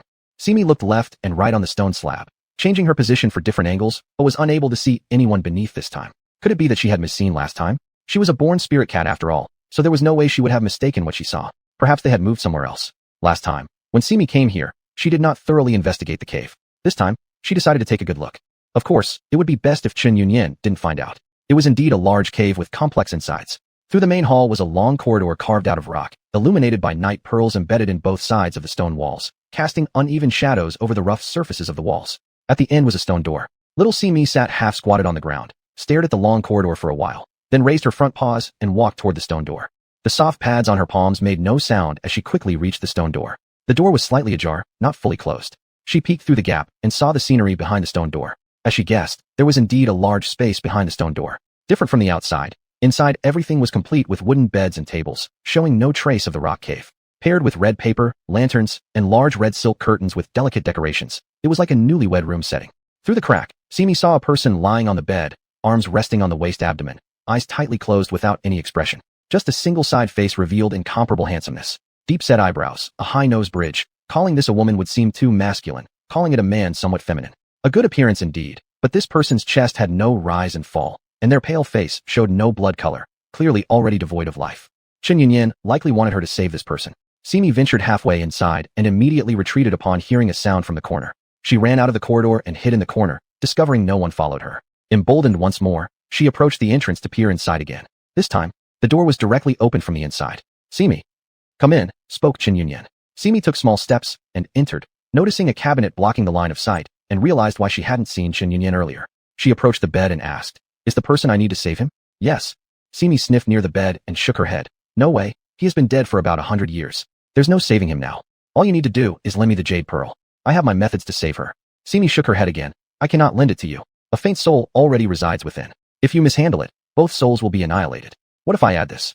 Saying so, Chun Yunyan pulled something from her sleeve, a golden lotus. "This is a radiant golden lotus, found amidst mixed muddy waters." Simi looked up at her. "What exactly are you?" "Not everyone can enter mixed muddy waters. That ruined lotus seed that Chun Yunyan touched came from there, and the most troublesome thing in the mixed muddy waters is the swallower python, which consumes everything it doesn't like without leaving bones behind." Thinking back, when the person mentioned this matter before, they were visibly frightened yet pretended to be brave. It was nothing like how calm Chun Yunyan seemed, simply pulling out the golden lotus as though it were an ordinary thing from a street stall. Chun Yunyan smiled faintly, her voice echoing like from an empty valley, clear and lingering. "I'm not human." "Simi." "Convenient, I'm not either." Apparently, Chun Yunyan didn't want to talk much, only asking her, "With the radiant golden lotus, can we save her?" Simi approached the golden lotus and sniffed it, saying, "Its spiritual power is indeed strong, but I've never tried it before. I can't guarantee I can wake him up." Chun Yunyan pursed her lips and asked, "How big is the chance?"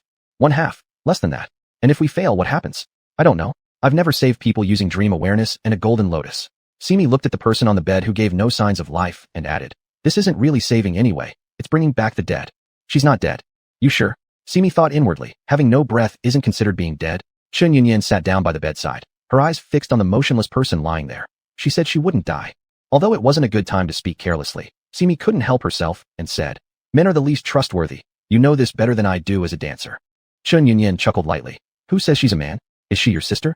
So they're not lovers? This girl really looks like a boy. She said she'd wear her wedding dress and wait for me to marry her. She hasn't even worn her wedding dress yet. How could she leave me?" Are modern girls also provocative? Could it be that Chun Yunyan not only has preferences different from ordinary people, but also has necrophilia? Simi's trembling little feet took 2 steps back without realizing it. Where are you going? At Chen Yunyan's words, Simi stopped her steps. I didn't want to run. You can't even if you wanted to. A truly unpleasant fact. When will you save her? I'm not very familiar with these things. I need to ask my master first. Ask your master? Chen Yunyan's eyebrows slightly furrowed. It was highly suspicious of wanting to escape when asking for outside help at this moment. So Simi explained, just send a message. How long will it take? It depends on how soon my master replies. No need. Huh? You wanted to save her, so why no need now? Just lend me the jade pearl, and I'll handle it myself.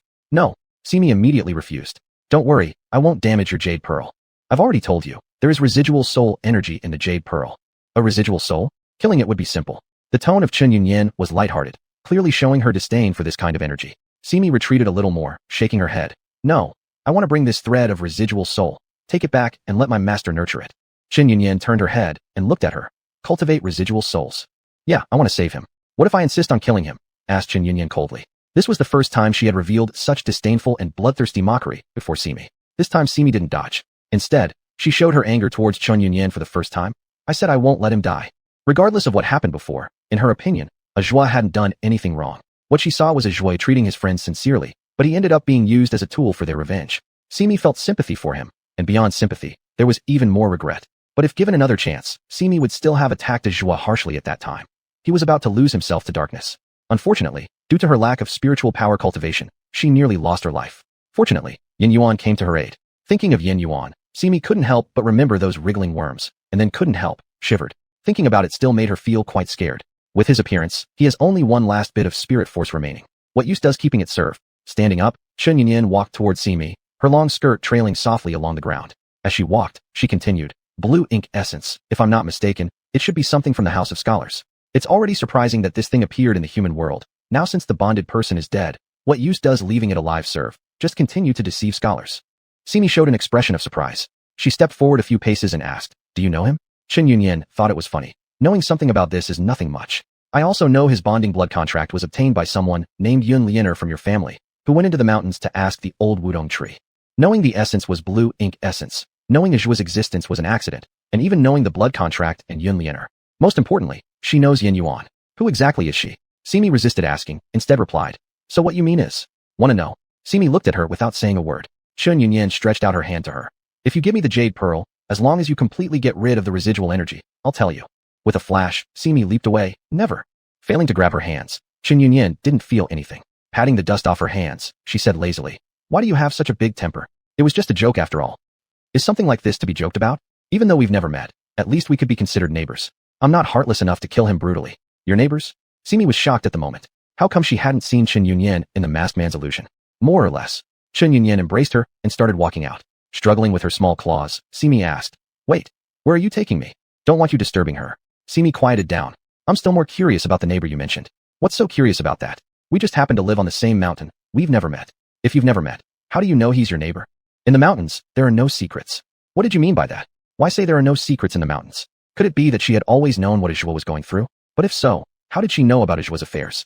And if she knew, why didn't she intervene? Simi was eager to know the answers, but Chen Yunyan showed no intention of clarifying her doubts. She placed Simi on the red jade bed and said, I brought you here to help save him. First, rest your spiritual power on this stone bed, recover your energy, and then assist me. Didn't you say you were going to handle the rescue alone? Simi recalled that Chen Yunyan had earlier claimed she would take care of everything herself, so why was she suddenly asking her to recuperate now? Of course I'll handle it, but I still need your help. Simi pouted. The key is the jade pearl, but what about the golden lotus? How do we get the golden lotus? Honestly, I've never done this before. Don't worry, I know exactly what to do. You do? Chen Yunyan gazed toward the long corridor, her eyes cold and melancholic. She has been asleep for so many years. Do you think I've been waiting all this time just for you to bring me the jade pearl? Simi also looked in the direction she was staring at, but from their current angle, she couldn't see the stone door that divided the cave into 2 different realms. Is she your fiancée? No, she's my soon-to-be wife. Chapter 54. The Red Candle Bridal Chamber reveals the true self. Chen Yunyan went to accompany her soon-to-be wife, so Simi had no choice but to roll around on the red jade bed. After rolling for a while, she started to fall asleep. Half asleep, someone was poking her. Simi didn't even open her eyes and swatted at whoever it was with a claw before flipping over and continuing to sleep. Someone behind her poked her again. Hey, wake up, lazy girl. Yin Yuan. It's Yin Yuan's voice. Simi opened her eyes and saw the red silk canopy in front of her. Behind the canopy were stone walls dotted with night pearls. She turned over and indeed saw a face magnified by its closeness. Yin Yuan. It's really you. Simi sat up in surprise. How did you come here? I couldn't sleep at night, so I wanted to talk to you. But when I went to the Marquis's residence, you weren't there. I asked some nearby insects and learned that you had been carried away. Simi looked confused. Why would you come find me at night if you can't sleep? Looking at Yin Yuan's strange expression, even a faint blush appeared on his face. Simi realized something seemed off and immediately regretted asking the previous question. Instead, she asked, how did you find your way here? Thankfully, Yin Yuan let out a sigh of relief and didn't answer the prior question. You forgot? I can control insects. Oh right, she had actually forgotten. But how does this help you find me? I asked the insects along the way, naturally leading me to you. That's quite an impressive trick. Yin Yuan suddenly pulled Simi into his arms and asked her, who brought you here? And transformed you back to your original form. Simi patted his face with her claws. Even if I told you, what could you do? You can't beat her anyway. She was very certain that Yin Yuan couldn't win against Chun Yunyan. You're quite good at belittling others. Wasn't it Chun Yunyan who lured you here? I'll settle accounts with her right now. Saying this, Yin Yuan started darting around the cave, holding Simi. You want to settle accounts with her? Naturally. Simi originally wanted to say it wasn't necessary because Chun Yunyan hadn't harmed her. On second thought, maybe Yin Yuan just wanted another glimpse of her. Stopping him would be unreasonable. So, she comfortably leaned into Yin Yuan's embrace, sniffed a familiar scent, and asked him, how did you know it was Chun Yunyan who brought me here? There's such a strong smell of powder here. Who else could it be? As Yin Yuan responded, he continued looking for a way out while being careful not to hurt Simi. It was clear then that Yin Yuan wasn't completely clueless. Given their months of friendship, Simi decided she should still give him a warning. Chun Yunyan is pretty powerful. You probably can't defeat her either. Yin Yuan sneered. Humph. Bolstering other people's morale while undermining my own. Do you think I don't know her limits? Upon hearing these words, Simi was quite surprised. In the past, Yin Yuan couldn't even beat her, let alone endure daily punishment like being left dangling outside in the cold wind. She assumed Yin Yuan only knew how to chat with insects. Never would she have guessed that Yin Yuan possessed such formidable abilities, which she had previously failed to recognize. After her shock subsided, Simi muttered, I'm not even a match for her. On hearing this sentence, Yin Yuan immediately stopped in his tracks. Is that true? Why lie to you? Hey, why aren't you continuing to go forward? Yin Yuan's grip on Simi tightened slightly, as he swallowed hard and said, well, I hesitate to use force against a woman, you see. Instinctively, Simi let out a sound of disdain, tch. She wasn't sure if this single tch somehow riled him up, but afterward, Yin Yuan straightened his chest and kept looking for the way forward. Out of kindness, Simi pointed toward the stone corridor. There she is, inside. Shall I call her out for you? Yin Yuan hastily refused. No, I'll scout the situation from the outside first. Simi shrugged knowingly, sure that he'd chicken out. Don't worry, she doesn't kill unnecessarily. Just make sure not to anger her. This subtle disdain struck Yin Yuan deep in his manly heart. He stood tall and declared, I am the second young master of General's house. There's nothing I fear. Yeah, I believe you. Chun Yunyan is behind the stone door in the corridor. Just don't harm her. Yin Yuan whispered softly. As a man, naturally, I wouldn't use force against a woman. I will have a calm discussion with her later. Yin Yuan approached the stone door very quietly, as if afraid to disturb anyone. When he reached the doorway, he crouched down and peeked inside to see a flash of red sliding down from someone's shoulder. Simi. Yin Yuan. Simi swore she hadn't mistaken or taken a wrong direction. Earlier, Chun Yunyan had definitely been here, and the room decorations matched. However, she really had no idea when another man appeared in the room. Since she was brought to this cave, she had only seen Chun Yunyan, at most including the lifeless woman lying on the bed. She was absolutely sure she had never met this man. A thought flashed through Simi's mind, and she looked toward the bed. There indeed lay Chun Yunyan. But at this moment, Chun Yunyan looked exactly like the wife she had mentioned who was about to enter their home, without a single sign of vitality. Simi remembered an old spell that old fox had once told her about. In the room was a man, a well-built one at that, and Yin Yuan's face turned dark. He had been told that Chun Yunyan took her away, so what was this man doing here? Not even wearing clothes, shameless as can be. At this point, Yin Yuan cared little that it was someone else's territory inside. He mentally cursed the person for being indecent. He covered Simi's eyes so she wouldn't see, but started peeking himself. Realizing she couldn't push his hand away, Simi simply cast a spell making Yin Yuan's hands transparent. This way, she could now see inside clearly.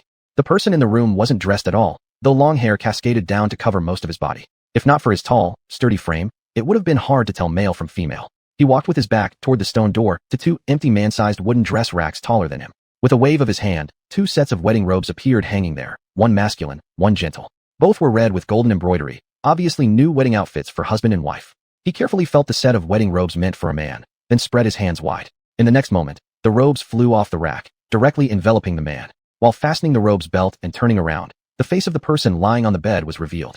Simi narrowed her eyes. Naturally, after the man dressed, he gently took the set of robes meant for a woman and carried them to the bedside, placing them beside Chun Yunyan. Sitting on the edge of the bed, he caressed the face of the person lying there, a hopeful smile spreading across his features. Yan, I have already found a way to save you. You'll wake up soon. I've prepared everything for our wedding. When you do wake up, you won't need to worry about anything. Just marry me happily. She didn't expect this man to be so deeply devoted. Simi had only seen him lying before, so she wasn't quite aware how tall he stood. Now she understood. Old Fox had said there was a heterodox method by which one could switch bodies with the dead. This method caused no real harm, but it violated natural order. Practitioners considered this technique extremely disrespectful to the dead, thus sealing it to prevent anyone from learning it. Ironically, the first practitioner to advocate its banishment was later found to have secretly learned and used it on his deceased lover, ultimately punished severely for practicing evil methods. He offered no resistance, accepting any punishment dealt out. It was said that he eventually destroyed his own primordial spirit and collapsed beside his lover's body, finally buried by fellow disciples. Who would have thought that such a spell would appear right here? Recalling what he had said about bringing the wife to be, if this was true, then at first he must have been using Chun Yunyun's body outside, while hiding his own inside this cave. They weren't two women, but rather a man and a woman. Wait a second, was he really a man? His skeletal structure suggested so, but after putting on clothes and paired with that face, Simi became doubtful. Moreover, his voice when speaking earlier did not resemble that of an adult male, easily confusing. To avoid making a mistake, she asked Yin Yuan, "Do you think the person standing inside is male or female?" Yin Yuan, being a man, surely knew better. Yin Yuan replied softly, "Of course he's a man. I saw his testicles." Testicles? What testicles? Where were they? She hadn't seen them. Tisk, why does he flaunt his bare buttocks? Flaunting. Yin Yuan kept covering her eyes and said, "You wouldn't understand. It's something only we men know." Simi grew somewhat annoyed, thinking if she didn't understand was one thing, but mocking women altogether was uncalled for. She retorted, "You said he's showing off. It must be because you're inferior to him, so you accuse him of showing off." Yin Yuan shouted angrily, "Who's inferior to him? I'm just as good as him." Oh, Simi's tone dripped with suspicion, and it was precisely this tone that poked at every man's pride. Lowering his voice, he said, "I'll show you when the time is right. Then you'll know I'm telling the truth." Simi suddenly felt an ominous premonition. Thinking more about Yin Yuan's character, she figured it might be best not to see after all. Given Yin Yuan's behavior, he likely had the same kind of treasure as the man inside. If she accidentally damaged it while looking, as she had done breaking the ghostly lotus last time, it would cost far too much. Both harboring their own thoughts, when they looked back into the room, the man by the bed had vanished without a trace. Yin Yuan released his hand covering Simi's eyes, poking the crack in the door and asking, "Where'd he go?" Simi leaned forward to take a look. "I'd like to know that myself." No sooner had she spoken than the previously bright cave went dark, and a sense of pitch blackness and foreboding instantly spread through Yin Yuan's entire being. "Trouble, we've been discovered. We'd better run." Before Yin Yuan even finished speaking, he propelled himself 10 meters away in an instant, still tightly holding Simi as he fled. "Simi, didn't you say you were going to settle accounts with Chun Yunyan? Why are you running faster than a rabbit now?" Speaking of Yin Yuan, while he wasn't good at much else, his talent for escaping and finding exits was truly remarkable. In no time, they reached the cave entrance. The first light of dawn outside the cave seemed to beckon them. It looked like they were about to make their escape, when a red figure suddenly appeared at the cave's mouth. Yin Yuan immediately stopped with a swift motion. "Simi." His reaction really was quick. Chapter 55, The Sudden Appearance of the Stone Cave. Knowing that his true identity had been discovered, the man no longer bothered to change bodies and blocked the cave entrance behind him as he said to Simi, "Didn't we agree not to run?" Simi, propping her chin with a helpless expression, replied, "I never said I wanted to run. It seems you already know what kind of spell I used." "I do." Yin Yuan hugged her tightly and gasped, "Don't be afraid. I'll protect you." "Simi, I'm not scared." She really wasn't afraid. Chun Yunyan. No, it was this man in front of her. He merely needed her help to revive someone, which she knew was hard for her to achieve, but ultimately, he wouldn't harm her since the jade bead belonged to her. Moreover, there was an old fox behind her. If any real danger arose, she could just invoke the old fox's name. The man's faint smile closely resembled the one he gave when presenting himself as Chun Yunyan earlier. He opened his mouth and said, "Young Master Yin, it's been quite some time since we've last met. Have you been well?"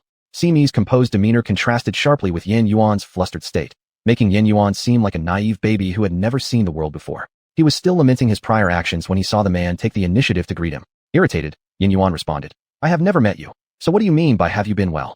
Only then did Simi remember that Yin Yuan didn't know about the art of body switching. She poked his cheek kindly and reminded him, "He's Chun Yunyan." Yin Yuan clearly didn't believe her. "Isn't Chun Yunyan lying in bed?"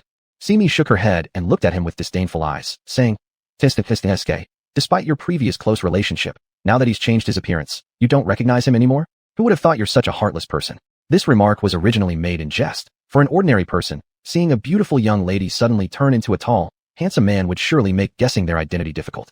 Apparently, Simi wasn't an ordinary person, but Yin Yuan was. He considered himself charming yet respectful. Though women from dance halls and music houses liked him enough to line up from the palace gate to outside the capital city, he had never been inappropriate with any of them, even those who willingly offered themselves to him, except for Simi. Last night, with a rare clear moon and no clouds obscuring the view, he had planned to invite her up to the rooftop to chat for a while, but unfortunately, a little insect had informed him that she had been turned into a cat and taken away. In a rush, without preparation, he followed her all the way into the mountain cave. Upon entering, he instantly noticed her sound asleep on the stone bed.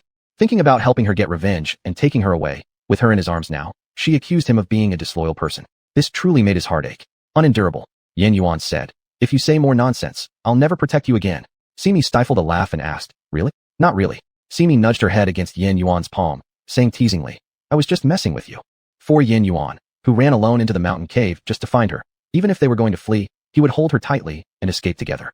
Although extremely scared, he still put on a brave face. How could such a person be labeled disloyal? On the other hand, Yin Yuan, who had been angry just moments ago, instantly softened upon Simi's small nudge against his palm. He surrendered completely.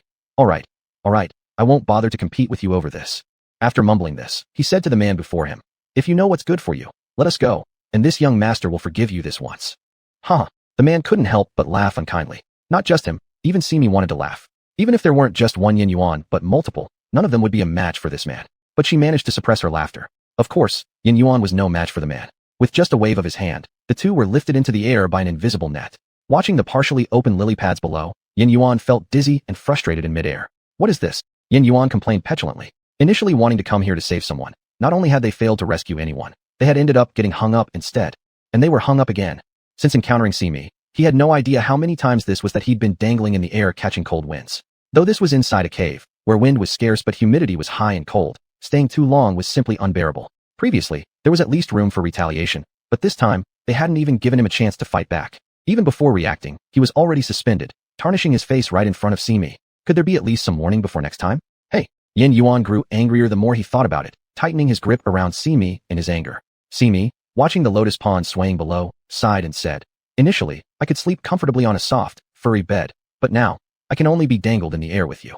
Yin Yuan huffed and said, you should be grateful. At least I'm here with you. My embrace must be better than a hard stone bed, right? There's a sheepdom blanket on the bed too, and all you have are a few layers of clothing. There's no comparison. A warm and squishy human body naturally beat a hard stone bed inside the cave, but Simi deliberately found fault with him. Her disdain naturally made Yin Yuan unhappy. He had kindly offered himself as a cushion, but ended up being criticized. He retorted, what's wrong with a few layers of fabric? My clothes are made from the finest materials personally bestowed by the emperor. Not everyone gets to wear these. The emperor's gift is nothing special. I've worn clothes given by the heavenly empress, and they're much more comfortable than yours. When did you ever meet the heavenly empress?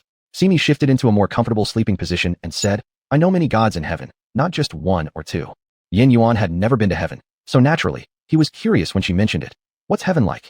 Heaven is surrounded by white mist everywhere you go. From far or near, it looks celestial. If a low-ranking immortal were to wander there, they'd surely trip and fall hard. It's not like Yunji realm. The mist only rises to ankle height, barely covering the flowers and grass. However, those mists drift on their own, making the view prettier than in heaven. There are many rules in heaven even for walking. Unlike in Yunji realm where you can jump around as you like, as long as you don't damage the old fox's treasures. Treasures? Yin Yuan frowned. They are his beloved flowers and plants. Yin Yuan suddenly relaxed. So that's what you mean by treasures? Simi thought his sentence sounded strange, so she said, of course. What else could it be? His treasures are his flowers and plants. Yin Yuan stroked the soft fur on Simi's head and asked her, you keep mentioning Yunji realm. What fun things do you have there? In Yunji realm, there are many interesting things. The scenery is beautiful, and there are many small creatures the old fox picked up. They're all my friends. My best friend is a bird named Songyun, but she pecks really hard. Normal people should avoid her at all costs. Were you pecked by her? Where? Let me see. Saying this, Yin Yuan started to poke through her furry body, looking for any overlooked small wounds. Simi slapped him right across the face. Even if I'm a cat now, I'm still a female cat. Don't you dare touch me improperly. This person. She felt embarrassed while he seemed shameless. These words woke Yin Yuan up instantly. He muttered something so softly that even Simi couldn't hear clearly. He stopped bothering Simi and decided to take a nap suspended in the air. When he woke up again, Simi was already gone. Where did you bring me? What is this place? Simi looked at the forest before her, feeling oddly familiar. Taking advantage of Yin Yuan's nap earlier, this man had brought her out. She was sleeping soundly when she woke up in the woods, not knowing where she was. This time, the man was walking ahead holding Chun Yunyan, and Simi trailed behind, slowly climbing. You brought me here to save Yunyan. Simi yawned while walking. By the way, I don't even know your name. Can't call you Hey all the way, can I? Name. When the man murmured this word, his eyes revealed an undeniable sadness. Ever since Yunyan fell asleep, no one has called my name anymore. Truly a devoted heart. She's been asleep for almost 100 years, and if you hadn't asked, I might have forgotten my own name. Do you have no other friends? Even someone of poor character wouldn't lack friends entirely. Look at Songyun who has such a bad temper and still counts Simi as a good friend. Friends, huh? Simi swore it wasn't an illusion. She saw the man's eyes flash with murderous intent when he mentioned the word friends. This person was indeed frightening. Simi decided to stay silent. The corners of the man's lips curved into a mocking smile, which then turned calm in the next second. I killed them all. The murderous intent in his eyes was replaced by peace. This person was truly terrifying. Simi suddenly had a thought. What if he turned against her after achieving his goal? She would die innocently. If you feel sorry for them, you needn't bother. They deserve death. Simi. That didn't sound like words of comfort, but rather as if he was trying to justify himself. On the rest of the journey, the man didn't tell Simi his name, and Simi didn't dare to ask either. After all, life was paramount. Moreover, she had a bloodworm inside her, so running away wasn't an option. Now exhausted, she walked along drowsily, thinking to herself that she didn't know whether Yin Yuan had woken up yet. She wanted to curl up in his arms for a nap. Though his clothing wasn't as comfortable as the sheep-prone blanket on the red jade bed, nor as comfy as the plush mat Auntie Yun used to cover her with at the mansion, his heartbeat was uniquely soothing. Falling asleep to the steady rhythm of his heartbeat was simply unmatched bliss. Unfortunately, he was too weak, and his strongest skill was merely insect control. Alas, as she sighed, Simi looked up and happened to see a patch of fruit trees. The wild fruits were thriving and inviting. By autumn, these fruits would be ripe, tasting sweet and sour, incredibly delicious. Last time in the masked man's memory, Yin Yuan often picked these kinds of fruits, and later even gave her a stomachache from eating them. Simi stopped in her tracks, looking up to carefully examine this grove. She finally understood why it had seemed familiar before. This was exactly the grove where Yin Yuan had once picked fruit for her to eat. This was also the wild fruit forest from Achuo's memories. Although the memories were decades old and the forest had changed somewhat since then, she recognized it. This was where Yin Yuan helped her pick the wild fruit. Once, she had even fallen off the tree to her left, which looked easy to climb, but was actually quite dangerous. Wait! Simi called out immediately. The man stopped ahead and asked, "What is it?" Simi looked longingly at the wild fruit hanging overhead. "I'm hungry. I want to eat some fruit from the tree," the man remarked. "You were just yawning and feeling sleepy, but now you're suddenly full of energy seeing the wild fruit." Simi sprawled on the ground lazily, her tail and ears drooping. "I'm hungry and I want to eat. If you don't feed me, what if I have no strength to help you later?" Although the man didn't want to waste time on this, Simi's words were effective. "All right, how much do you want to eat?" With his consent, Simi immediately stood up and said, "I can climb up myself and pick them." "You're too slow. I'll use my magic to make them fall down for you." "No, they'll get damaged when they hit the ground. I'll climb up and pick them myself." "You're not trying to escape, are you?" Simi rolled her eyes at him. "I've already been implanted with your bloodworm. What kind of courage would I have to escape? I'm just waiting for you to finish your business and remove the bug from me."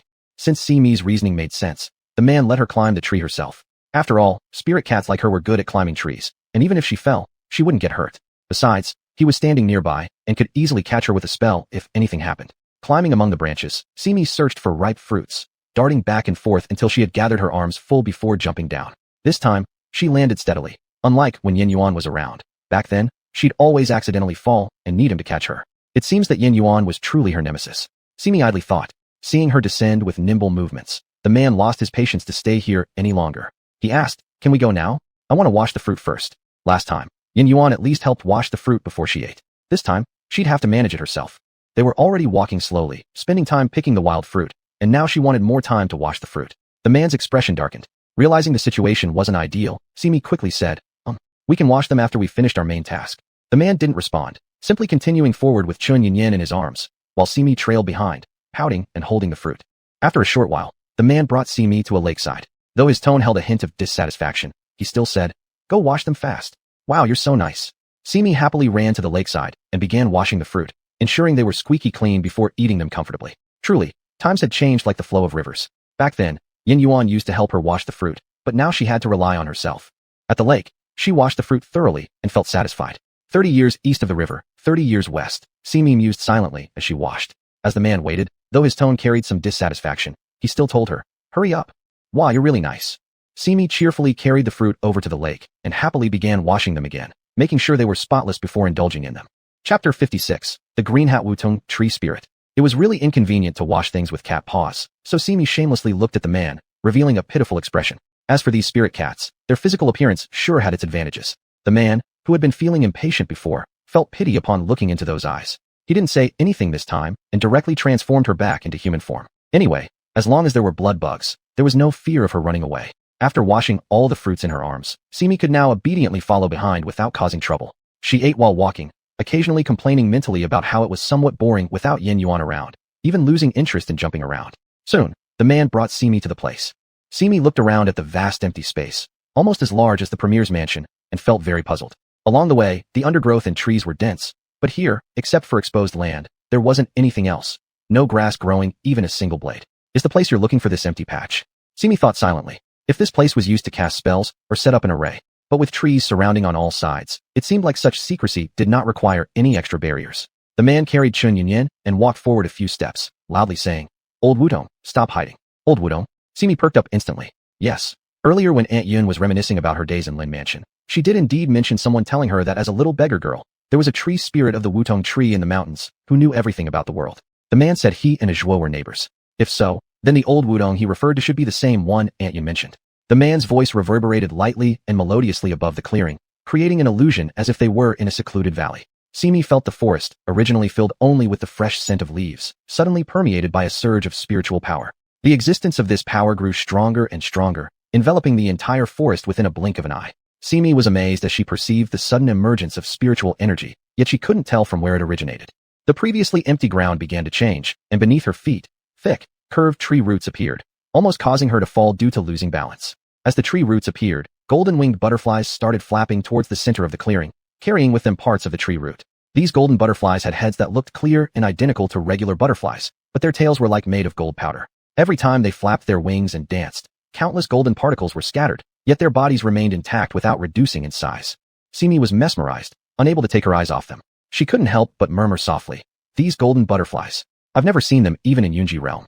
Her tone was filled with endless envy. Standing at the edge of the clearing, Simi saw the tree roots beneath her feet gathering towards the center under the guidance of the golden butterflies. It was only then she noticed that the area around the clearing was full of roots stretching toward the central point. The closer to the center, the thicker the roots became. When still some distance away from the center, thousands of small roots suddenly converged into a huge tree stump. Looking upward along the tree stump, a group of spirit birds no larger than half a palm flew gracefully. Their backs and wings were fully emerald green, while their abdomens and armpit feathers were a light, elegant goose yellow. Behind each bird trailed 2 or 3 tail feathers longer than their bodies by 3 to 4 times. The sharp talons, the far ends of the tail feathers, and the tips of their beaks transitioned from a lighter to a deeper shade of red. When they took flight, bursts of 5-colored lights continuously appeared on their sides and faded away slowly. These already amazed Simi, but what followed was incomparable. Simi didn't know where these spirit birds came from, but she realized that once they appeared, they circled the tree stump, flying upward in spirals. For every palm of height they ascended, the stump grew another palm higher. First, the trunk emerged. Then, branches sprouted, followed finally by thick leaves and the crown of the tree. Simi watched the tree trunk that required dozens of people to encircle together and was stunned speechless. This was the Wutong tree spirit who knew everything about all things, whose boundless spiritual force originated from here. The man holding Chun Yunyan hadn't spoken a word until the Wutong tree fully grew. Then he walked toward the tree roots surrounded by golden butterflies and spirit birds and asked, "Still asleep?" A deep sound issued forth from the tree spirit, resembling a muffled voice from the throat. "I'll kick your face if you don't open your eyes," the man coldly stated. Don't kick. I'm awake," a young voice responded from within the tree. The next moment, the wrinkled bark revealed several deeper grooves in different directions, which from afar resembled a lifelike face. Then, the features disappeared, reverting to the normal texture of the bark. Several nearby spirit birds and golden butterflies gathered together by flapping their wings, and when they dispersed, a man stood in that position. A man dressed completely in shades of green, from shoes to hat. Simi understood. This must be the Wutong tree spirit. Originally, she assumed that the Wutong tree spirit would be an old grandfather figure with a long beard, but surprisingly, he appeared no older than Old Fox. The Wutong tree spirit wore a large green round hat up to his elbow height. On either side of the hat, a 2-finger-wide green silk ribbon hung down to his waist, and around his waist, he wore a wide sash that made him look quite slim. With his back straightened and hands behind his back, the Wutong tree spirit walked over, looked at Chun Yunyan in the man's arms, and said, "There is still hope." He then turned his head and glanced at Simi, saying, "She is from the Yunji realm." Simi nodded, genuinely praising, with, "That green hat really suits you." The Wutong tree spirit gave her a crisp glare as if to indicate, did this matter even need her to say it? Apparently not willing to waste time, the man spoke, "The jade bead is already on her. You said before that as long as I bring her here, you would save Yunyan for me." Simi, wasn't she supposed to help save the person? So why did it feel like she was sold out? Lifting his left hand, the tree spirit clicked his tongue, and suddenly a jade bead appeared in his originally empty palm. Simi felt her waist, and her face turned pale. "Give me back my jade bead." As if deaf to her plea, the tree spirit held the jade bead in his left hand, placed his right index and middle fingers together, and tapped twice above the bead. Then, as if guiding something, he drew out the blue ink like chi from within it. After losing contact with the bead, Zhuo became restless, prompting Simi to shout, "What are you doing? Put him back quickly." Yelling didn't help, so Simi lunged forward to snatch the jade bead back, but found herself unable to move an inch. The tree spirit gathered the blue ink like chi at his fingertip, forming a small ink ball. He said, "At least the core hasn't been damaged. A period of rest should be enough." He then imitated a bird's call, and instantly, a spirit bird flew up, carrying the ink chi atop its head towards the treetop, where it disappeared. Simi stood motionless, listening to what seemed like the tree spirit's intent to save Ajwa. She asked, "What exactly are you going to do?" Without looking at her, the tree spirit replied to the man, "Follow me." After turning and walking toward the Wutong tree, the man, holding Chun Yunyan in his arms, followed without hesitation. Just when they were several steps away from the tree, all three vanished. Bound by the tree spirit's spiritual force, Simi could struggle but couldn't escape, leaving her no choice but to wait there for their return. She didn't know when that would happen. They always say tall trees catch the wind. This old Wutong, who knows how long it has lived, gently swayed its branches while magical butterflies and birds danced gracefully, making Simi envious for being unable to move. Looking up at the sky through the leaves, she saw wisps of white clouds floating in the deep blue sky, which only deepened her anger. Gazing at the tree and the sky, observing the butterflies and the birds, she wasn't sure how much time had passed until gradually the surrounding spiritual forces started to converge again. The number of spirit butterflies and birds dwindled, and the Wutong tree began to shimmer with colorful light. Finally, a flash of white light temporarily blinded Simi, and when the white glow faded, the Wutong tree had completely vanished. Everything returned to its original desolate state, except for the man and woman who moments ago stood just a few steps in front of her now appearing at the center of the clearing. Chun Yunyan sat semi-reclining on the ground, her upper body tightly hugged in the arms of the man kneeling beside her. Both were dressed in red clothes adorned with delicately crafted golden hairpins that resembled a bridal couple on their wedding night. But strangely, beneath them was drawn a strange, 2-meter-long circular array, which somehow made the whole scene look eerie. The spiritual force binding Simi also disappeared, including the jade bead hanging properly on her waist, though now it felt empty, without the trace of blue ink like chi. Approaching them, Simi asked, "Are you both alright?" The man smiled and stroked Chun Yunyan's cheeks lovingly, his eyes brimming with anticipation as he gently lifted her hand and placed it on his face. To her, it seemed as though he was speaking to someone he'd met just yesterday. "You're awake." Chun Yunyan slowly opened her eyes, glancing at the man in front of her, puzzled, asking, "Runs?" Contrary to Simi's expectation, Runs merely smiled and grasped her hand onto his face, akin to addressing a familiar face. "You've woken." Furrowing her brows slightly, Chun Yunyan's expression was filled with bewilderment. What happened to me? You took a nap? It was just a little longer than usual." Now seemingly more aware, Chun Yunyan hugged Run's back and said softly, "I felt like I slept for a long time. If I don't wake up soon, I truly fear forgetting you." "No, I might forget myself, but never you." Simi awkwardly stood aside, knowing it wasn't her place to interject, so she quietly stepped back a few paces. It's best not to disturb them in this moment. However, coming back from the dead must be considered a positive outcome. At least it was good for them. Chun Yunyan touched the fabric on both their bodies. "Runs, why are you dressed like this?" "And me too. I clearly remember I was unconscious and somewhere, yet woke up here." Run's eyes remained glued to her, unwilling to leave, while he caressed her hand. "This story is long, and will take time to explain. I'll tell you after we go home." Chun Yunyan smiled tenderly. "When do we go back?" "Now." As he finished speaking, he lifted her into his arms. Just before leaving, Chun Yunyan suddenly looked at Simi and asked, "Who is this young lady?" Suddenly being called out, Simi was afraid of causing unnecessary misunderstandings, so she quickly waved her hand to explain, "I'm just a passerby. Please continue. I won't get in your way." Before leaving, Runs thanked Simi. "Thank you for your jade bead." "No problem. It's fine as long as he woke up. But I have one question I must ask you. Him, the Wutong tree spirit, what will he do to Ajwa?" "Rest assured. After all, Ajwa was born and grew up on this mountain. The old Wutong will take care of him well." "Really? The Wutong tree spirit is like the guardian deity here and doesn't deceive people." Hearing this, Simi felt relieved. That's great. She followed them here at dawn, thinking she would need to offer some help, but ended up eating wild fruits all the way, standing around after arriving here for a long time, and not being involved in any subsequent matters, which made her uncertain whether she should be angry or happy. "Hold on, Yin Yuan. And Yin Yuan, you still have him hanging there." She had been too absorbed by how mysterious this place was that she almost forgot about the important matter. The figures of Runs and Chun Yunyan slowly faded away, but their voices echoed as if from a deep valley. "Don't worry, he's coming." "He's coming?" Before Simi could figure out what this meant, the sound of a large group approached through the forest.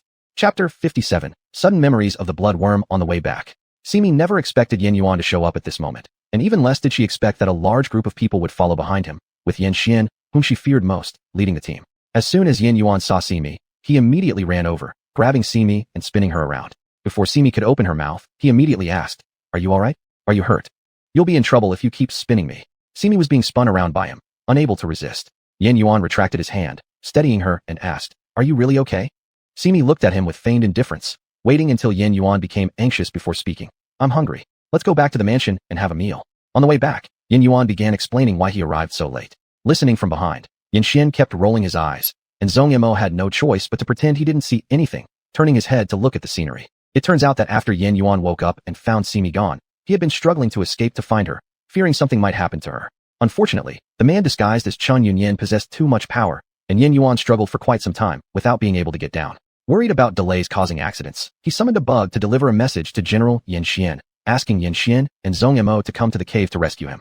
He also kindly reminded Yan Xian to bring more people skilled in magic. Being a brother, Yan Xian acted quickly upon receiving the letter, rescuing him shortly thereafter. The prepared scolding softened when Yin Yuan gave him a pleading look. He only showed leniency towards Lin Feng and Yin Yuan. Knowing his abilities were insufficient, Yin Yuan resorted to wheedling and pestering Yan Xian, which allowed him to lead a troop of soldiers into the forest. However, they encountered thick fog shortly after entering, circling around the same place for what felt like an eternity. They only managed to step out once the fog finally dissipated. Simi guessed that the fog was probably cast by the parasol tree spirit, intending not to disturb Chen Yunyin's rebirth process. Yet, there was still one thing Simi was curious about. How do you know I am here? Asked the bug. Just follow its trail, and you will know. Except during the foggy part when it wasn't as effective. Otherwise it was pretty reliable. Yin Yuan leaned closer mysteriously, whispering. They told me a little secret. A little secret? Yeah. What kind of secret? Clearly knowing Simi's curiosity was piqued, Yin Yuan grinned smugly. Want to know? This situation surely boded no good. Simi coldly huffed and responded indifferently. Say or don't say, your choice. I'll tell you. Afraid Simi would become upset, Yin Yuan quickly grabbed her and said, Isn't telling you enough already? Simi shrugged, indifferent either way. Unsatisfied at not reaching his goal, Yin Yuan crossed his arms petulantly. They told me that you are just like a gluttonous cat who doesn't forget to eat while being led away. Simi pouted under her breath, muttering, You're the gluttonous cat. I'm asking, why didn't you wake me up when he took you away? It's fine that you didn't wake me up, but how can you just follow that guy like that without resisting? Yin Yuan looked askance at her, as though showing concern for someone impaired. Yin Yuan truly awakened her with his words. Simi immediately stopped walking and slapped her forehead, regretful. How could I have forgotten such an important matter? Why did you hit me? What did you forget that got you so excited? Yin Yuan rubbed his head, which had been smacked by her, looking aggrieved. He hasn't extracted the bloodworm yet. The bloodworm? Yin Yuan was shocked. What kind of worm is this? Is it red like blood or lives off blood? How come I've never heard of this name? Yan Xian, riding behind all this time, seeing their playful quarrel, ignoring the disapproving looks from everyone behind, told Zhong Mo, Don't bother with them. Let's return first. Zhong Mo didn't question why, just obeyed the order and waved the troops behind to leave swiftly together. Apparently unwilling to watch these two act like children again, the entire group left quickly. Seeing that they were leaving, Yin Yuan was worried something bad might happen. Feeling it unwise to encounter any problems here, quickly called out to Yan Xian. Big brother, where are you going? Yan Xian didn't even turn his head. Since you're naturally talented in controlling insects, there's no need for me to worry about the rest. Yin Yuan wanted to say, being proficient in insect control doesn't mean he isn't weak, does it? But Yan Xian wouldn't listen to him. Neither would Zhong Mo or the small soldiers following behind. In short, Yin Yuan was abandoned. We agreed to descend the mountain together to subdue demons, yet you all sneak away. That's not very loyal, huh? One group walked downhill with Yan Xian, while Simi continued uphill alone. Yin Yuan naturally followed Simi up the mountain, without hesitation. After all, this young lady climbing alone was dangerous, right? What if she met a mischievous kid, since Simi loved bullying kids most? Yin Yuan stepped next to Simi, grabbing her wrist, and said, Let me check the condition of the bloodworm first. Simi stopped her movement and asked him, Do you know how to feel the pulse? Yin Yuan shook his head, Of course not. Then why do you grab my wrist? Simi frowned and pulled her hand back, trying to break free from his grip. But Yin Yuan wouldn't let go easily. He said, Don't mess around. Although I don't know how to feel the pulse, there's nothing in this world that I can't control when it comes to insects. Let me press your wrist first, and help you find out where that bloodworm is. After finishing his sentence, he placed 3 fingers on her pulse and closed his eyes as if listening intently. The time spent waiting quietly seemed especially long. Afraid that asking too quickly would disturb Yin Yuan's concentration, Simi had no choice but to continue waiting. She didn't know how long it had been. Impatience began to creep into her heart, prompting her to ask, Have you detected anything? Yin Yuan raised a finger to his lips and made a gesture for silence. Shoo, don't talk. Not knowing how much more time passed, enough that Simi wanted to slap him unconscious and walk away herself, Yin Yuan finally opened his eyes and said, I've probed thoroughly, and there's no insect inside your body. After waiting so long only to receive such a stupid conclusion, Simi instantly exploded like a ripened fruit falling from a tree. It's impossible, Simi retorted fiercely. At the time, I personally saw him insert a bug into my palm. It was red, just like blood, about the size of half a thumb. Though earlier he might have intentionally taken advantage of the situation, commanding insects was without doubt Yin Yuan's greatest talent. He couldn't possibly be wrong about this point. But clearly, Simi did not believe him. The feeling of being mistrusted by someone she liked turned out to be terrible. Yin Yuan looked straight into her eyes and explained, I've checked, truly, there's nothing there. Among all things, I am most sensitive to bugs. If there was none, then surely there is none. Still, Simi wouldn't believe him. Perhaps it's some powerful bug that you cannot even subdue. Yin Yuan shook his head in denial and promised solemnly with his hands on his chest, Impossible, there's no bug that I can't subdue. Although he said this confidently, secretly he doubted if what Simi said might be right, or whether he overlooked that crawling bloodworm while indulging himself. In order to confirm if he really overlooked the bloodworm, Yin Yuan grabbed Simi's hand again, closing his eyes and carefully listening once more. This time he was certain that there was indeed no bloodworm present inside her body. Arrogant. Two-word judgment followed, Simi pulling her hand back and turning around to return via the same route.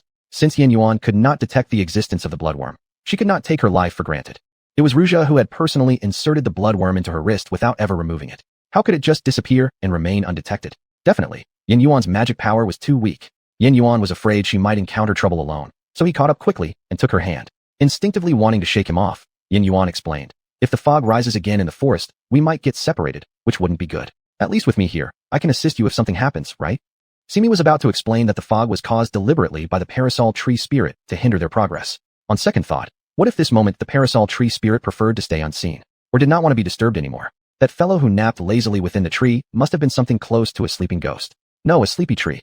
This forest was home to various spirits. A mistake could cost dearly, so having someone beside her provided a sense of safety. Walking together towards the direction of the mountaintop, when they were still quite near to the destination, Yin Yuan suddenly yelped, followed by a sound of something falling to the ground.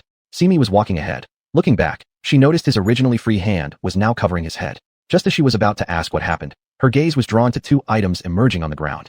Locking spirit talisman and binding spirit rope. There was no way Simi would forget these two things. Being struck on the head, Yin Yuan naturally glanced down and immediately spotted those treasures, eagerly picking them up before Simi could, wiping them clean against his robes. How did these two items show up out of thin air, falling directly onto Yin Yuan's head? Rather than being angry, Yin Yuan became extremely happy because his lost treasures had returned, failing to notice Simi stepping backwards several paces. These things were originally used on her, yet on that day, they were taken by Ruja. Why weren't they destroyed? Not only intact, but now returned to Yin Yuan? Was this a challenge? Recalling the days at the general's house when Yin Yuan treated her like a cat, allowing himself to pet her freely without daring to retaliate, Simi grew furious. As angry as she was, she feared these two items.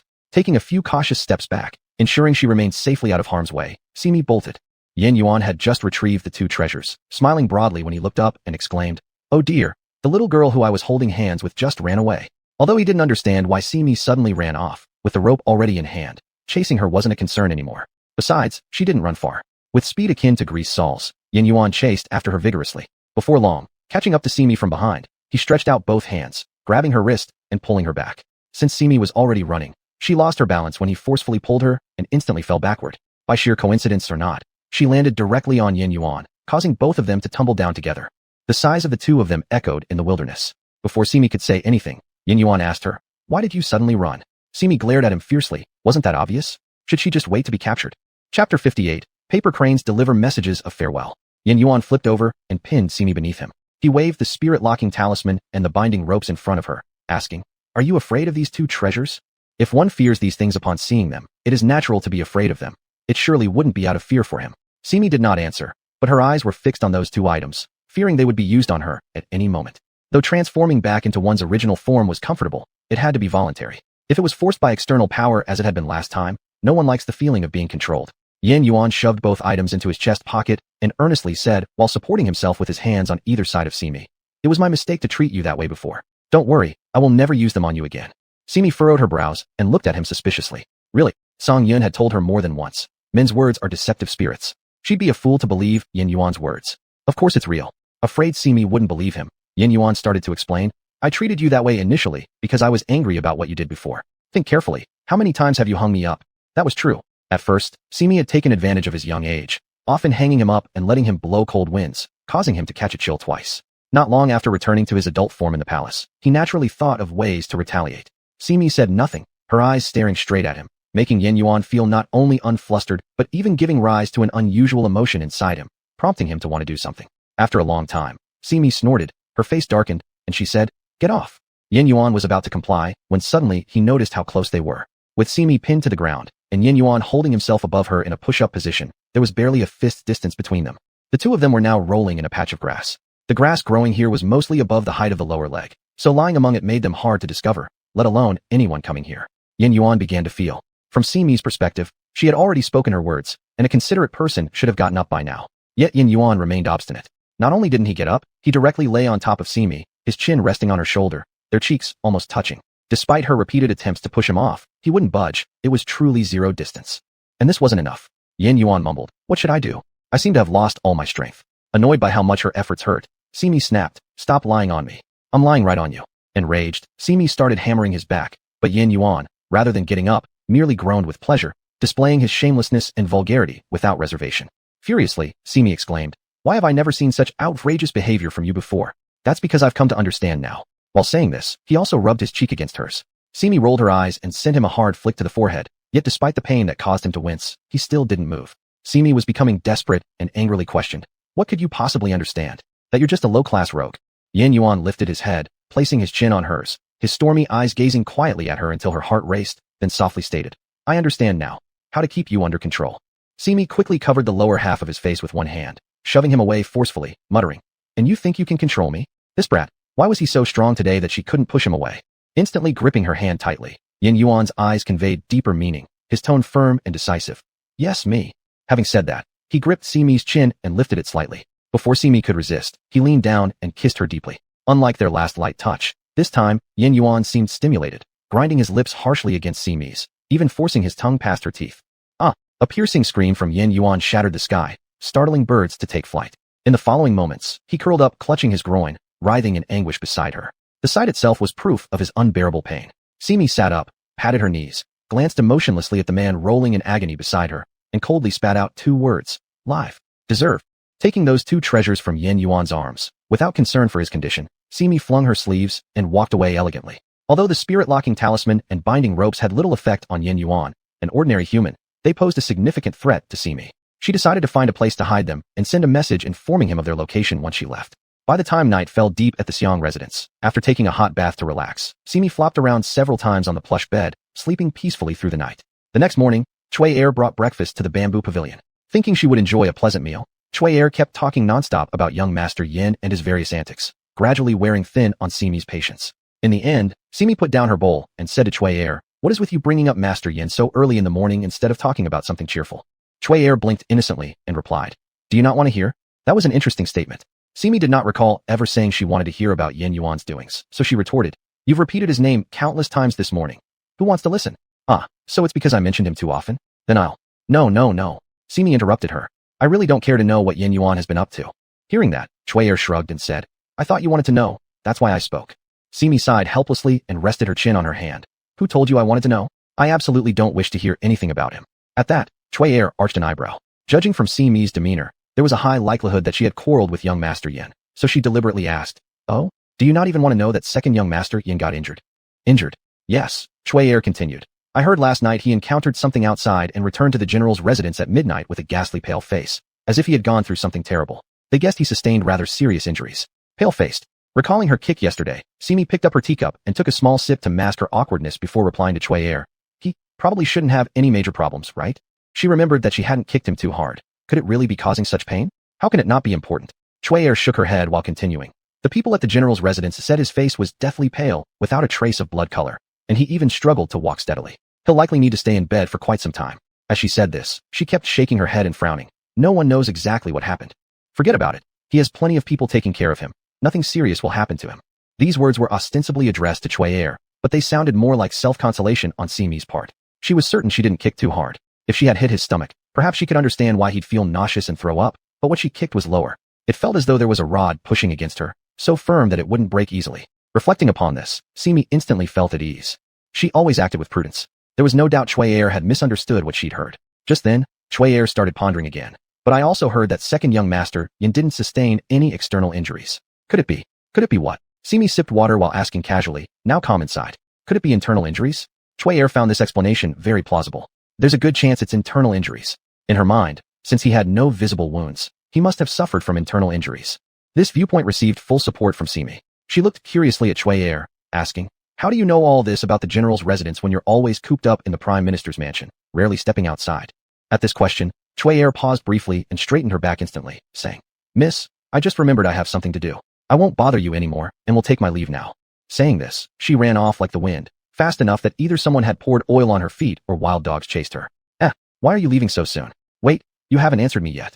Although Simi shouted, it was futile. Chui Air vanished in the blink of an eye. Looking at the empty doorway, Simi sighed while resting her chin on her hand. She moves awfully fast. After finishing breakfast, Simi cast a spell to send all the dishes back to the kitchen, then began pulling out stationery to write a letter. "My esteemed master, regarding senior sister's matter, your disciple has successfully completed it and plans to tidy up my luggage today to prepare for departure."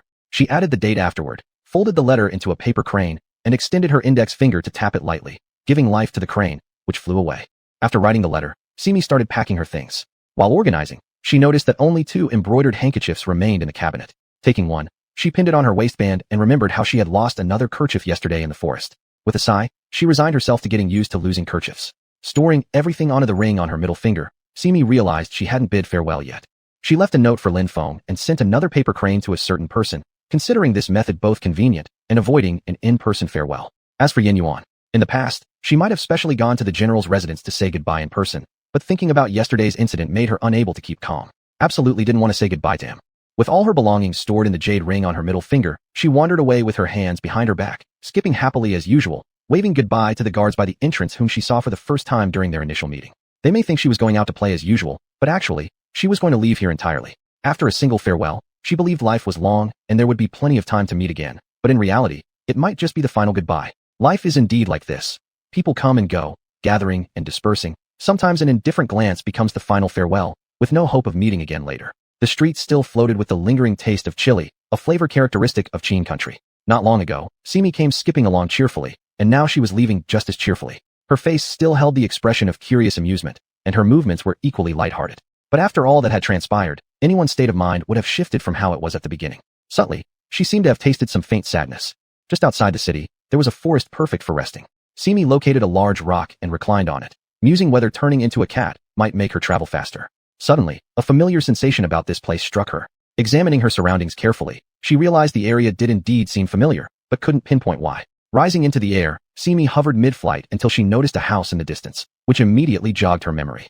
It was here when she first arrived in Qin that she smelled the fragrance of perfume and turned back into a spirit cat, unable to enter the city. She had to seek refuge in a cave for several days until she regained her human form and entered the city afterward. No wonder the place felt so familiar. She had spent many days right here in these woods. How could she not recognize it? Chapter 59, Butterfly Honey and Black Silk. Go in, don't go in, go in, don't go in, go. Simi looked at the small tuju in her hand, which had been pulled until only one petal remained. After hesitating for a while, she decisively tore it off and said firmly, I won't go in.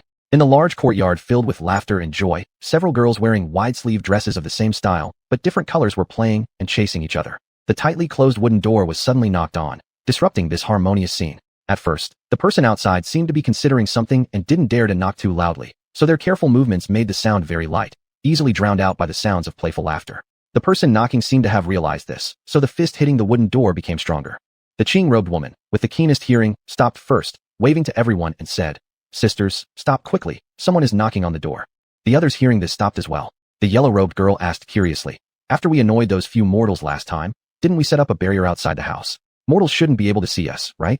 The orange-robed woman carefully glanced at the tightly closed wooden door and told the red-robed woman who led them. It seems the person outside is no ordinary person. The door continued to bang, loud and aggressive. The timid blue-robed woman said anxiously, Could it be that the group from last time has brought reinforcements? The Qing-robed woman shook her head. I don't think so. Last time, only one among them could fight. And anyway, we've changed the mountain path and used flower powder to erase their memories of the way here. It shouldn't be them.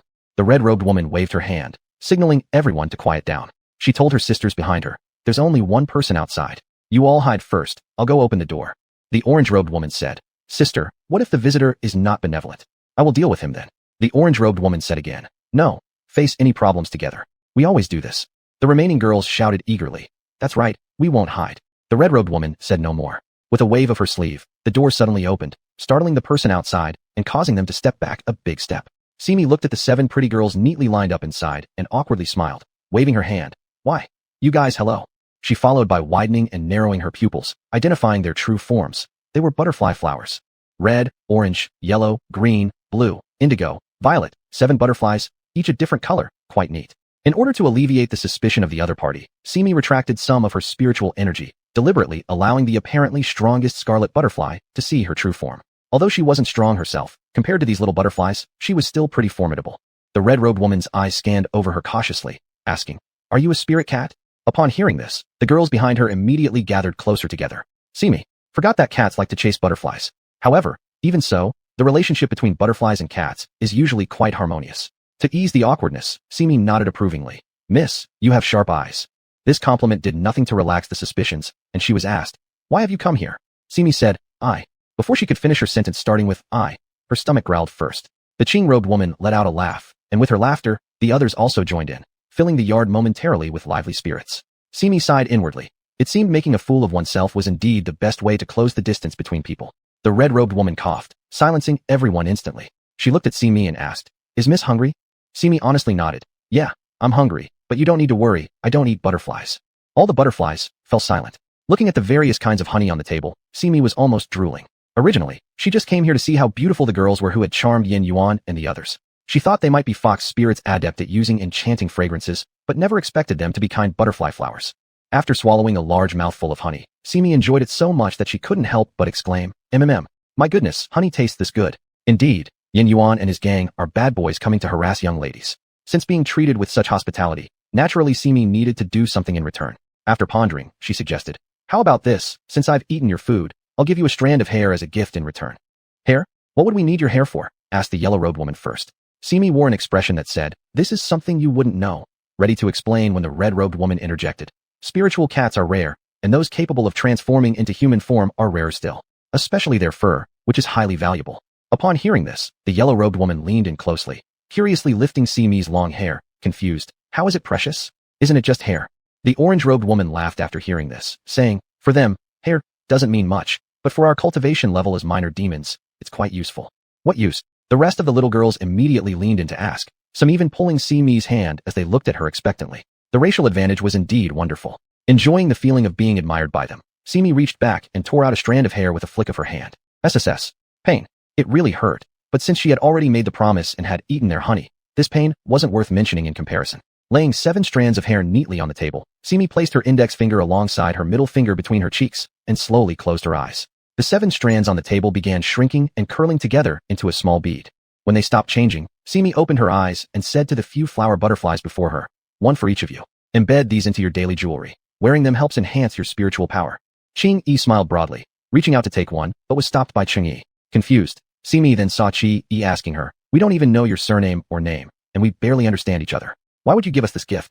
Straight to the point, all her younger sisters now cast wary glances at Simi. Not only did she have doubts, but Simi herself wondered why giving away treasures to people would not make them feel special in this era. "Do you not like it?" she asked. Chi-Yi answered, "There is no such thing as a free gift. We are strangers to you, and there is no reason to accept your present." "But didn't you give me honey? Isn't that reason enough?" Simi truly found this strange. Isn't reciprocity expected in exchanges? Huang Yi whispered something to Chi-Yi. "Big sister, what she says makes sense. Besides, we won't lose anything by taking these treasures." Before Chi-Yi could reply, Ching-Yi shot her a glare, and Huang Yi immediately fell silent.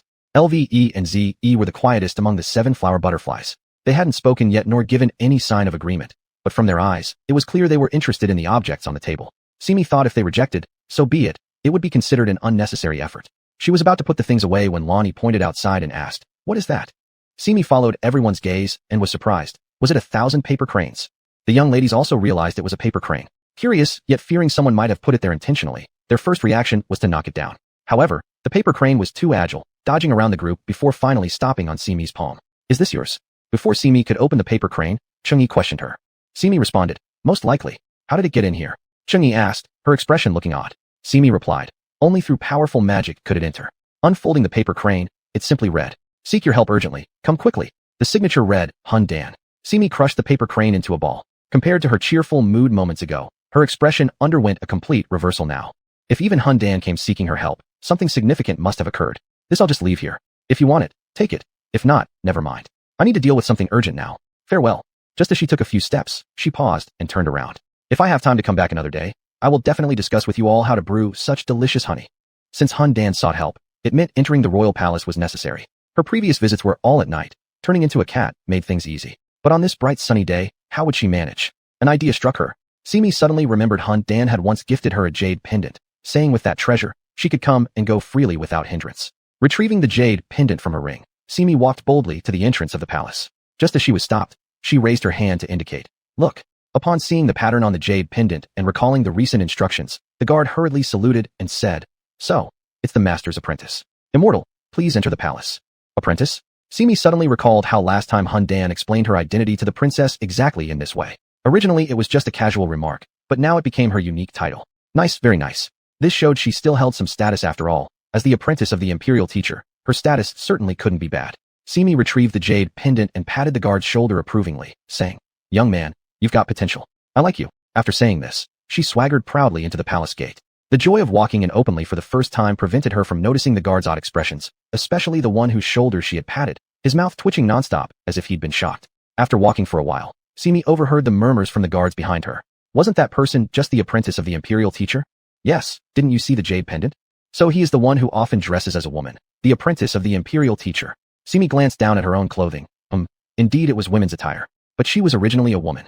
TSK. Though he looks rather delicate, dressing like a girl is indeed peculiar. Could it be that all people of high status and cultivation are like this? You must not speak nonsense. The national teacher would never wear girls' clothes. In general, Yin certainly wouldn't either. Look, which big man likes to dress as a woman like him? Do you like it? His companion immediately shook his head and waved his hands. No, I would never wear women's clothes. Simi. All right then. Everyone thought she was a man who liked to wear women's clothing. How could she have forgotten that her junior brother was a male title? Now it made sense why the guards had those expressions earlier. Chapter 60, showing contempt inside the horse carriage. Simi didn't bother to argue with those who spoke ill of her, not because she was afraid. In her view, arguing was utterly useless. Instead of pointlessly making herself angry, it was better to. Simi returned the same way and approached the group, deliberately showing a look of extreme curiosity as she asked, "What were you all talking about just now?" The few people who had been gossiping immediately stood straight, replying, "No, nothing at all. Come on, who in their right mind would dare admit to that?" Simi instantly put on an expression of disappointment and heartbreak, saying, "But I heard everything." At this, everyone became instantly stiff, glancing at her with extreme caution. Leaving aside the fact that speaking ill behind someone's back is against morality, his status alone was enough to give them trouble. He was the National Master's junior disciple. This wasn't someone they, mere soldiers, could afford to provoke. If he got upset and cast a spell, their meager magic certainly wouldn't be able to withstand it. Sigh. Simi didn't react like the hot-headed person they imagined. Instead, she let out a heavy sigh, saying, "I don't want things to be this way either. You tell me, which man would willingly wear women's clothing?" Wiping away the non-existent tears at the corner of her eyes, Simi continued to fabricate, "But my elder brother, who is your national master, appears to be elegant and charming, but in reality, he is, a..." She wiped the corner of her eye even harder now. Back when our master was still around to keep him in check, he didn't dare overstep much and treated us juniors quite diligently. But after he became the national preceptor of Qin country, he became too powerful for even our master to control. My master roams far away, sending me here to rely on him, thinking he might remember our old relationship. Yet he actually dared. The guards widened their eyes and kept listening, as Simi, wiping her eyes while sobbing softly, said, "He saw that my male attire looked better than his, and that when walking on the street, all the girls' eyes were on me. Later, he feared that even the princess might fancy me and thus forced me every day to wear women's clothes, claiming if I attracted the princess's attention, it would damage his reputation. And he also said, if I didn't wear women's clothes, he would hang me up and beat me. I'm truly so pitiful." Immediately after, she followed up with a string of whimpers, and finally, amidst the guards' sympathetic gazes, she turned around and ran away, wiping her eyes. All the guards exchanged glances, their expressions deeply conflicted. I remember, the princess seemed to prefer tall men. The height of National Masters Jr. One guard scratched his head, though he left the rest unsaid. Everyone understood tacitly. Another guard echoed, "Yes, I do remember that too." An elder among the guards said, "You guys are always being surprised at small matters. Height means nothing before looks. Don't focus on your own posts carelessly, or be prepared to face charges if something goes wrong." The guards immediately straightened themselves properly. It was insignificant what height National Master's younger brother was, but what mattered most was they learned today. Their National Master was indeed a jealous monster and a major eccentric. As Simi ran her way, only when she couldn't see those people from earlier did she feel safe enough to retract her hand from her eyes. She placed one hand on her waist, stomped her foot angrily, muttering, "This guy really has issues, saying I damage my reputation by cross-dressing." The last time she dressed as a man in front of the princess was fine, as she thought it was merely lending a hand. Besides, considering how she destroyed others' treasures at the time, getting squeezed a bit was justified. But that changed after some time passed. If it weren't for coming here today, she wouldn't have known that even the guards gossiped behind her back about nonsense unrelated to reality. She estimated everyone in the whole palace knew about National Master's cross-dressing disciple, which was unbearable. Fortunately, she was clever and made up those lies to cover it up. After all, how many men in this world enjoy dressing like women? Among the gods and demons she had met, there was only one, Runs, and that was because he switched bodies with his lover, Qin Yunyan.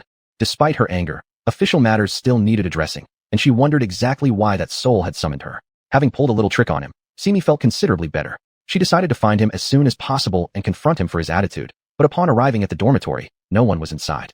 That's odd. Where is everyone? Simi searched throughout the room, but found it completely empty. Should she wait here for him? But what if something happened to him, and he can't make it here? Simi took out the dream recognition tool, ready to channel the energy signature of that soul into the jade bead so she could follow its guidance to find him. Coincidentally, at that exact moment, a figure entered from outside. Simi looked up, and instead of seeing the soul she was seeking, she saw a person who troubled her greatly. Why did this person cause her such inner conflict? Because although she wanted to see him, She hated encountering him even more. With internal conflicts also mirrored on her face, Simi lowered her head and continued her incantation without looking at him, even bothering not to ask why he was there. After the soul's presence entered the jade bead, the jade began pointing the way. Yin Yuan stood right in the middle of the main gate, forcing Simi to leave if she wanted to search for the soul, meaning she'd have to bypass him. The entrance to where the soul resided was spacious, and bypassing should have been easy. However, Yin Yuan deliberately chose to obstruct Simi's path, causing her great annoyance. "What are you doing?" Simi frowned and glared at him. Yin Yuan's facial expression didn't change much, unlike his usual cheerful self. He muttered, "Are you really so unwilling to see me? You're imagining things." Simi pushed him aside and was about to walk out when her legs wouldn't move. Not only were her legs immobile, but her entire body except for her head couldn't move. She looked down and saw that what tightly bound her was precisely the spirit-binding rope Yin Yuan had promised he would never use on her again. "What do you intend to do now?" This time, Simi was genuinely angry. Yin Yuan stepped forward and said, "I indeed said I wouldn't use them on you again, but now I regret it." "Regret it? And you can say that so shamelessly." Simi was almost stunned by his thick-skinned audacity. "Who made you run away first?" Yin Yuan continued unashamedly. At this moment, Simi wished she could hammer his head. She retorted, "You're the one who runs away. I finished my errand. Naturally, I have to go back." She had come to Chi-In country to deal with the malevolent energy. Now that it was gone, why should she stay? Go back? If you truly want to go back, how did the National Master's paper crane bring you here? Are your relationships with him so close that he calls, and you immediately take the lead? Simi caught a hint of something deeper in his words and directly asked, "How do you know about the paper crane?" Suspicion began to brew in her heart. "Because I wrote it." Could someone hand her an axe to split this person in two? She thought Yin Yuan had just sneaked a peek, but he had actually written it. Yin Yuan approached and caressed her face, saying, "Don't look at me so angrily. Why didn't you say goodbye before leaving? How is that related to binding me? I don't want you to leave." "No, I won't let you leave." "One axe probably wouldn't suffice. Two might be necessary. Where have you sent that soul?" "Soul?" Yin Yuan bristled hearing those two words again and replied, "Rest assured, he's fine." Lifting Simi into his arms, ignoring her glare, Yin Yuan carried her outward. The palace attendants, seeing Yin Yuan, all bowed respectfully, not daring to ask who he carried, knowing his high standing. Although his position largely depended on General Yin and Ling Country's prime minister. All the way until the palace gate, Simi quickly closed her eyes and buried her face in Yin Yuan's chest, not wanting anyone to see her. She had just disparaged the soul in front of them moments ago, and now being hugged embarrassingly by Yin Yuan was something they shouldn't recognize. Her vigorous attempts to hide her face did not escape Yin Yuan's notice. A smile played at the corner of his lips as he chatted idly with the guards, causing Simi to bury her face even further. "Is young Lord Yin heading back to his residence?" Yin Yuan nodded. "Yes. Didn't I ask you to prepare a carriage for me here? How has it not arrived yet?" "Rest easy, young lord. The carriage will be here soon." After restraining themselves several times, the guard couldn't help asking, "Who is this young lady? How?" "Oh, we just thought this outfit seemed familiar." Simi's heart sank, and she buried her head even more deeply. Yin Yuan instinctively raised an eyebrow lightly, then calmly replied, "Maybe you mistook her for someone else. She has been with me all day." The guard immediately nodded. It must have been a mistake. The carriage came very soon. Yin Yuan carried Simi inside, and, just as they were about to depart, a faint sigh from outside reached her ears. "Oh, these youngsters today." Simi. She didn't quite understand these modern-day youths either. First and foremost being Yin Yuan, this rogue. The space inside the carriage was still fairly spacious. Yin Yuan properly placed Simi in a corner to sit. As for himself, instead of sitting properly, he reclined across the soft cushions, laying his head on Simi's lap, facing her abdomen, and holding her waist with both hands. Simi was about to explode. She exclaimed, "Don't lie on my lap, get up." "Not getting up. Anyway, since you're bound now and your spiritual powers suppressed, what can you do to me?" After taking several deep breaths, Simi told herself repeatedly not to get angry, and after a long while, she gently asked, "Will you get up or not?" While still lying on her lap, Yin Yuan finally smiled at her, saying, "Everyone says this angle isn't flattering for looking at someone, but from this angle, you still look beautiful to me." If he had said this at another time, Simi would have happily accepted the compliment, but at this exact moment, Simi grew so angry that her veins popped, yearning to kick him hard to vent her frustration. "What makes you untie me?" The hand originally around her waist moved to her chin, rubbing gently. Yin Yuan's gaze became serious, but his touch remained gentle as he said, "No matter what, I don't want to let you go." "You, what can you do to me?" Simi was so furious, she gritted her teeth. Yin Yuan suddenly added as he rubbed her chin, "Do you know how much pain you caused me with that kick of yours?" Simi turned her face away and ignored him, secretly thinking, could it be that this guy was here for revenge again? Yin Yuan, seeing she wasn't acknowledging him, didn't get angry. Instead, he casually said, "That knee of yours was really brutal. I almost died from the pain that day. You have no idea how long I rolled in the grass before I could recover." "That's none of my business. What's there to talk about?" Simi cursed Yin Yuan silently for being petty. It was just a knee. A big guy like him shouldn't act like such a baby over something so trivial. Why was he still going on and on about it? How embarrassing. And rolling around in the grass. So useless. Of course, Simi didn't voice all these thoughts. Although she did think this way inside, her instinct told her it would be safer to keep them to herself. Yin Yuan's expression grew more serious, and Simi noticed that he seemed increasingly irritated. She began to feel glad that she hadn't voiced those latter thoughts. Yin Yuan stood up, pinched Simi's chin, bringing their eyes to level, and said, "You should be thankful nothing happened to me. Otherwise, you'd regret it later." Simi rolled her eyes. Wasn't she the one who kicked him? What was there for her to regret? How utterly ridiculous. Chapter 61. The beginning of romance at the cliff bottom pond. Yin Yuan took Simi back to the general's residence and avoided others in the house as he carried her into his room, gently laying her on the bed. Simi was still glaring at him. "What are you up to?" Yin Yuan crossed his arms and tilted his head as he looked down at her, saying, "I've decided I won't indulge you anymore." "Indulge? When have you ever indulged me?" Simi couldn't recall any such thing happening. Unhappy, Yin Yuan narrowed his eyes at her. "I shouldn't have indulged you to the point where it's now become a norm for you." Simi thought that something was definitely off about him today. No, he was extremely off. Yin Yuan flipped his robe and sat next to her, reaching out absent-mindedly to her waist, his hand brushing against the jade plaque hanging there. He asked casually, "Why did that guy give this to you?" Simi turned away without answering, unwilling to talk to him. Although Yin Yuan had been good-tempered with her before, today was different. He grabbed her chin and forced her face towards him again. "Answer me. What kind of relationship do you have with him?" Simi wanted to turn her head away and ignore him, but she found herself helplessly trapped under his firm grip, unable to move her face away except for glaring daggers at him. "I'll kiss you if you don't answer," he said. Without waiting for her reply, he kissed her directly. Simi wasn't surprised by Yin Yuan's antics. However, this brazenness from him was new. She immediately tried to bite him, only to discover that Yin Yuan had anticipated it. He squeezed her jaw, forcing her mouth open wide enough so his tongue slipped fully inside. After what felt like an eternity, Yin Yuan finally broke the kiss with Simi. "You bastard." Simi screamed furiously. She wanted to hit him, but her hands were bound. She wanted to kick him, but her legs wouldn't move. Furious, all she could do was scratch her nails into the bedding beneath her. Yin Yuan didn't take much notice of her struggle, instead caressing her cheeks and wiping away the wrinkles from her forehead as he spoke a commanding yet tender line. "I'm going to be your bastard." Driven by rage, Simi rammed her head against his, causing stars to burst in her vision as she collapsed back onto the bed, disoriented. The impact left Yin Yuan clutching his forehead, visibly wobbling on his feet. Deciding not to stand anymore, he simply slumped onto Simi's body and rested. They both passed out from the collision, waking later to find themselves in an unfamiliar place. When Yin Yuan woke first, he surveyed the area and roused Simi. This time, Simi wasn't tied up. Her first reaction upon waking was to deliver a swift kick straight to Yin Yuan's chest, grabbing the stick nearby to beat him some more. Agile and quick thinking, Yin Yuan deflected the blow with ease, grabbing the stick mid-swing. In one motion, he pulled her close and restrained her movements by holding her tightly in his arms. Lowering his head, he whispered in her ear, "We're inside again." Simi had no choice but to crane her neck and look back at him while Yin Yuan lifted his chin, silently signaling her to observe their surroundings. It was a sunken hollow area, looking more like the bottom of a valley or even a ravine made up of jagged cliffs. Tall grasses and horizontal tree branches covered the surrounding walls, which soared hundreds of feet high. When they gazed up toward the sky, it appeared they were sitting at the bottom of a giant well. At the center of this well lay an irregular-shaped pond, approximately 30 feet wide, its depth unknown. "Where are we?" Simi asked. Yin Yuan glanced at the jade pendant around her waist. Likely someone's memory. "It's impossible." Before she could finish, Simi suddenly remembered storing part of his aura in the jade bead while searching for clues to Soul's whereabouts. Could it really be? This is part of Soul's past? She became curious at the thought. Upon hearing her mention Soul, with excitement in her tone, Yin Yuan tightened his hold on her reflexively, muttering unhappily, "Hard to say." Realizing his grip, Simi wriggled slightly, but couldn't break free. Fuming, she shouted, "Let go." "No." In response, Simi stomped hard on Yin Yuan's toes, causing him to cry out in pain and immediately let go. Simi snorted cruelly without any remorse. At that moment, a man emerged from a nearby cave. His face bore an indifferent expression as though nothing concerned him. Though he wasn't Soul, Simi recognized this face after seeing it many times. It was Rinzai's face from long ago, even though it looked different than what she remembered. Rinzai? She wondered aloud. Could this be Rinzai's cave? But it didn't feel right, as she recalled Rinzai's cave being somewhere else. Naturally recognizing him, Yin Yuan frowned deeply. Remembering how this person once left him dangling in a cave for days, he couldn't help but question Simi. Is he Rinzai? Ignoring Yin Yuan entirely, Simi walked over to Rinzai and waved her hand. "Hey, can you see me?" Rinzai ignored her and walked straight to the edge of the pond. With a wave of his hand, a fish jumped out from the depths and landed neatly into his grasp, an action clearly indicating that he couldn't see her. Carrying the fish, Rinzai approached a pile of rocks shaped like a stove with a sand pot atop. Beneath, half-burnt wood indicated recent cooking activity.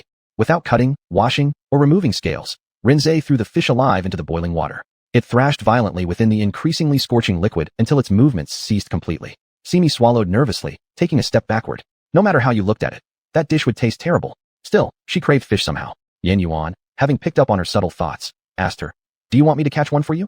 Simi ignored him. Not long after, Rinzai lifted the pot lid, and a thick plume of smoke billowed out, covering his face. Yet he didn't flinch, simply waving it away. Simi was curious about how Rinzai would eat the fish. Suddenly, he paused mid-motion and tilted his head upward. The two followed his gaze. Simi wondered what could have caused this, when suddenly a sound of birds being startled came from above, as if something had hit a tree growing on the edge of the cliff. It disturbed them. Rinzai swiftly covered the pot again and, with a quick leap, ascended into the air. He soon returned, carrying an armored figure down in his arms. The bloodstains on his charge seemed inconsequential to Rinzai. Bringing him to the pond, Rinzai brushed the messy hair out of his face, revealing the bloody visage underneath. Curiosity piqued, Simi moved closer. Upon recognizing the person's features, she felt a flicker of surprise. Could this be the origin of Rinzai's connection with Chun Yunyan? But why was Chun Yunyan, dressed in armor and covered in blood, disguised as a man? When Yin Yuan saw this, he was equally perplexed. It's Chun Yunyan. Why is she dressed like this? Perhaps she was conscripted? But that's not possible. Shi Yi never recruited female soldiers. Could Chun Yunyan come from a nearby smaller nation? Naturally, Simi had no way of knowing such details. She merely stayed silent, watching everything quietly, too preoccupied to care about Yin Yuan's antics. Rinzai tore off a piece of his robe and wiped the blood from Chun Yunyan's face. This time, he truly identified her clearly. Retracting his hand, he muttered, "She's good-looking. I'd like to eat her." Simi. Yin Yuan. Is this era so cruel that unattractive people don't even get a chance to be eaten? Both Simi and Yin Yuan stared at Rinzai, their glares heavy with malice. This cannibalistic fiend. To Rinzai, only he and the nearly unconscious person before him existed here. Thus, he acted without restraint, tearing open the layers of clothing from the armor until the blood-soaked undergarment beneath was exposed. Simi gasped, instantly turning her head to look at Yin Yuan. Yin Yuan had been pondering Rinzai's next actions, but then turned his head towards Simi upon sensing her gaze. Who knew that Simi would reach out and cover Yin Yuan's eyes, commanding him sternly, "You're not allowed to look." "Why can't I?" Yin Yuan questioned, brushing her hands aside. Because. Simi's face flushed red as she noticed Rinzai exposing Chun Yunyan's skin further. Her eyes darted away momentarily, but then focused on pulling Yin Yuan quickly inside the cave. Once they were inside, instead of letting go, Simi stood facing away from Yin Yuan, appearing somewhat guilty. The smile on Yin Yuan's face couldn't be hidden. He directly questioned, "Did you bring me in here because you don't want me seeing anyone else?" "Of course," Simi snapped at him. "Chun Yunyan's purity cannot be tarnished by you." A brief moment of silence passed before Yin Yuan scowled and retorted, "What are you talking about?" "What I mean is..." Before she could finish, Simi was pushed against the wall. When she opened her mouth to berate him, Yin Yuan cut her off saying, "Rest assured, I'll only look at you."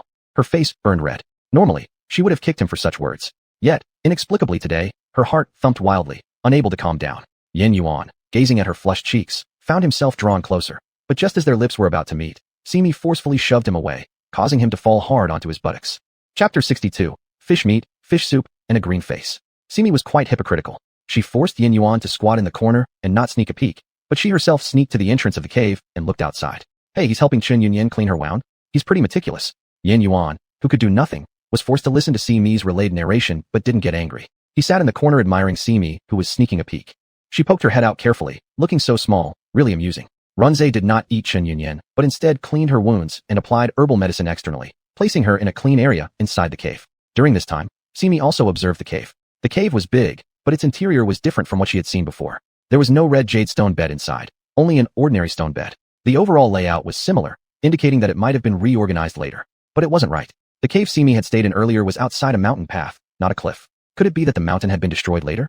Simi, supporting her chin, watched Rinzai go in and out busily for Chun Yunyan and sincerely praised. Rinzai is really good to her. Sitting next to her, Yin Yuan showed some disdain. Is this good? Don't forget he initially said he wanted to eat Chun Yunyan. Simi rolled her eyes at him. At least he won't tie up Chun Yunyan. Yin Yuan shut his mouth instantly. Chun Yunyan was unconscious for 3 days before waking up. During these 3 days, Rinzai fed her fish soup made from clear water every day and applied medicinal herbs for her. In these 3 days, Simi found a comfortable corner in the cave to lie down and refused Yin Yuan's approach. They had thought when Chun Yunyan woke up there would be a grand scene of gratitude. But the result?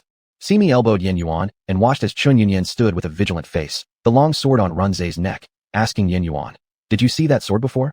Yin Yuan shook his head. "No, it should have been conjured by her." This is how it went. One early morning, Rinzai left without knowing what he was going to do. Exactly when he was gone, Chun Yunyan woke up, finding her clothes changed and with traces of herb application. But there was no one in the cave. Around noon, Rinzai returned with herbs. As soon as he entered the cave, Chun Yunyan confronted him with her sword. Rinzai showed neither anger nor fear, his face expressionless. He directly took off the bamboo basket behind his back and threw it in front of Chun Yunyan, saying, "Since you're awake now, patch yourself up." Then, he went out of the cave very confidently. Knowing that Chun Yunyan was about to apply the medicine, Simi immediately pulled Yin Yuan out. Watching Rinzai skillfully wash the pot and start a fire, take water to boil fish, Simi sighed. The way this guy catches fish is exactly like a joie. It's just the cooking method is too savage. Yin Yuan couldn't help but say. Anyway, it's not for you to eat. Why are you so concerned? Kidnapper, shut up. Not long after, Qin Yunyan came out. Her clothes were neat, her face pale with illness, yet she maintained her vigor. Runze glanced at her with an indifferent look, then turned around watching the fish in the pot gradually lose its life. This time, Qin Yunyan actively walked over and asked, Brother, was it you who saved me? Runze didn't even bother to look at her, continuing to watch the fish in the pot until it was cooked, while facing her back. Simi inwardly ridiculed how today's aloofness turns into dressing up as a woman for Qin Yunyan later. Qin Yunyan didn't find it awkward either, bowed towards his back. Thank you for your help. Then, her complexion changed slightly as she followed up. I wonder, these clothes. They were changed by me. Runze finally said something. Qin Yunyan's expression turned somewhat unpleasant. Runze continued. I originally planned to eat you, but since you're a woman, I don't eat women. Yin Yuan. See me. TCH, choosing to eat based on looks is one thing, but also being gender discriminatory? Qin Yunyan asked. Why? Not tasty. Have you eaten people before? Not tasty. Simi looked at Yin Yuan, indicating through her eyes. Listen, is what this guy says human language? Yin Yuan responded quickly, no? After hearing these words, Qin Yunyan's face became extremely odd. Following closely, she stepped back 2 or 3 steps, her hand instinctively wanting to move the sword. When her sword was slowly raised and aimed to stab Runze's back, he added another sentence. Mother cows and ewes aren't tasty either. People must also taste bad. See me. Yin Yuan. TCH, does this guy actually feel regretful? Have you eaten humans? Qin Yunyan held the sword firmly, without relaxing even a bit. There are only dead bodies below this pool. After hearing this sentence, Simi immediately felt nauseous because she drank water from this pond earlier today. Yin Yuan's face was almost green, yet he still managed the nausea and patted Simi's back to let her feel better. Qin Yunyan's mouth corners twitched, asking, was it you who ate them? I don't eat dead bodies. If it wasn't you, then why are there dead bodies at the bottom of the pond? Runze looked up at the sky and said, they fall from above. It's been happening quite often these days. So far, you're the last one. Simi, who had just calmed down upon hearing him say that people frequently fell from above, immediately became uneasy again. Qin Yunyan sheathed her sword and said, it won't happen anymore. Runze finally turned around to look at her. How do you know? Because I'm the last one. Runze turned back to look at the casserole, not saying whether he believed her or not. Qin Yunyan approached and asked him, are you cooking fish? Runze didn't respond. Qin Yunyan tried a different angle and asked, how long have you been here? Without hesitation, Runze replied, I don't know. You don't know? Runze continued looking at the casserole without replying again. Qin Yunyan walked over to the edge of the pool and looked into the water whose depth was unfathomable. She asked him, did they directly fall into the water? They died when they hit the rocks occasionally. Did you throw them into the water? Runze answered matter-of-factly, my fish need food to grow fat. Simi's face got even worse. She covered her mouth and said to Yin Yuan, we'd better leave this place. Yin Yuan's face was an alarming shade of green, and he immediately agreed, but how do we go up? I don't know. They had to figure out a way to get up. They decided to sit beside and think while listening to the other two chat casually. Qin Yunyan looked up at the sky. I didn't die because of that tree. She remembered being saved by a tree as she fell off the cliff, but she lost all her strength and fainted. Runze nodded. Yeah, it smashed quite a few bird eggs. Qin Yunyan. Just as the atmosphere grew awkward, Runze suddenly stood up and said, the fish is cooked. I eat the fish, you drink the soup. Yin Yuan chuckled. Is this what you call treating her well? Simi shot him a glare without replying. Qin Yunyan's face stiffened slightly and declined. No thanks, there are my brothers at the bottom of this pond, so I won't eat the fish here. I didn't ask you to eat the fish. Yin Yuan couldn't help but laugh out loud again. Simi. Qin Yunyan's lips twitched and refused firmly. I won't drink the soup either. Chapter 63. Yun Yin returns to the bottom of the cliff. Since she woke up, Qin Yunyan had been eager to return to the battlefield and fight, but after trying several times, she gave up because of her severe injuries. Run saw her frustrated appearance without responding, continuing to live a monotonous life of washing pots, boiling water, cooking fish, and eating it. It was so dull that Simi felt like dozing off when observing them. Qin Yunyan once requested him to let her go back to the battle. She didn't want to lose this fight. Upon hearing her request, Runs remained unmoved, still watching the casserole in front of him until Qin Yunyan nearly lost her patience. He then said, it's already over. It's over? As if expected, yet mostly unbelievable, her current tension made her eyelashes tremble. Who won? Runs looked at her and said, you fell down here. Why worry about it? Qin Yunyan quickly approached Runs, but stopped a step away from him. Her hand trembled fiercely as she grabbed his sleeve. Tell me, who won? She yearned for an answer but feared it might be unbearable. Even with his sleeve being tightly pulled, Run's expression hardly changed. Looking at Qin Yunyan, he found it amusing and said, naturally, the living person wins. A dead person knows nothing about losing or winning. I don't need such answers. Runs continued looking at the fish in the casserole, occasionally stirring with a wooden ladle. Who cares about victory or defeat? Anyway, you survive. If the city is broken and the country falls, I will be a sinner of Qi-In Kingdom. Qi-In Kingdom. Simi immediately looked at Yin Yuan. It's your Qi-In Kingdom. Yin Yuan also seemed confused. When did Qi-In Kingdom have female generals? Simi slapped his head and said, are you stupid? This happened a long time ago. How long? Maybe 100 years or more. At least that was what she estimated when seeing Chun Yunyin's remains. 100 years. Yin Yuan stroked his chin thoughtfully, frowning. Qi Yin Kingdom had female generals 100 years ago? How could I not know? Simi heard his words and responded with great disdain. Of course you wouldn't know. All you think about are vulgar things. You'd never understand something like this. Yin Yuan wasn't pleased by her comment. What vulgarity am I guilty of? You've probably forgotten the vile things you've done. Yin Yuan nonchalantly leaned on a stone and turned to look at her. I admit, my actions were only toward you. TCH. Simi scoffed in contempt. She didn't wish to stay below anymore. Simi and Yin Yuan flew up together. The scene above was strange. Trees weren't chopped up haphazardly, and even wild grass appeared devoid of vitality. There's a strong smell of blood. Simi furrowed her brow and covered her nose. Yin Yuan looked around and said, according to what Runs mentioned earlier, there must have been a fierce battle here. Fierce battle? Yin Yuan nodded, closing his eyes momentarily and tilting his head before opening them again. There indeed was a fierce battle here. The bodies, except for those that fell down, were dragged somewhere else to be burned. Burned. Yin Yuan nodded. Either buried or burned. These are the most common ways to deal with bodies on the battlefield, mainly to prevent the spread of disease. Since they fear death, why do people still fight? Yin Yuan looked at Simi and patted her head, saying, you wouldn't understand. After pausing silently for a while, he added, and hopefully, you'll never have to. Simi, influenced by the oppressive atmosphere around, sighed. If no living beings understood, that would be best. She actually understood. She had seen it before, though those were very distant events. She merely glanced from afar and no longer wanted to talk about them now. The air above was polluted, and the stench of blood wouldn't dissipate, making it too oppressive to stay. Simi decided to return below where it looked much cleaner. Although Chen Yunyan was eager to ascend, she didn't know the situation above, didn't know who had triumphed or suffered defeat. Plus, she was severely injured, with Runs remaining uninvolved, so she could only anxiously stay below. During this time below, Chen Yunyan preferred to eat grass roots and tree bark rather than touch the fish meat from the pool. From her heart, she wished to stop Runs from eating fish from the pool, but she knew Runs wouldn't listen to her. She even risked aggravating her wounds to submerge underwater intending to retrieve her fallen comrades for proper burial, but eventually had to give up since she couldn't reach the bottom. Frustrated, she climbed ashore, and just then, her eyes met Runs who had just emerged from the cave. She sat on a nearby pile of stones, wringing the water out of her clothes, and muttered, this pool is deep. Yes, I dug it.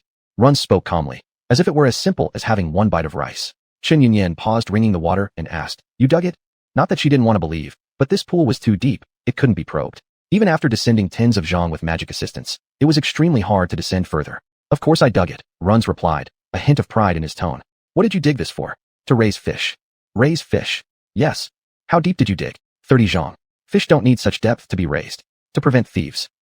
Simi, who had just descended from above.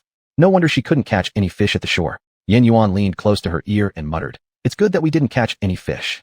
Simi was about to ask why when she suddenly remembered the piled up bodies beneath and felt nauseated. The days down below were very dull. Chun Yunyan's wounds healed, and this time, she insisted on ascending. Runs didn't stop her, lifting her arm slightly as he pointed his toe and flew up, finally landing steadily on the ground. Chun Yunyan looked at the familiar forest around her, filled with countless emotions. It was here that she fought an incredibly fierce war against the enemy army. Now she was still alive, but wondered if her comrades in arms were still around. Chun Yunyan looked at the person beside her and asked, why did you agree to bring me up today?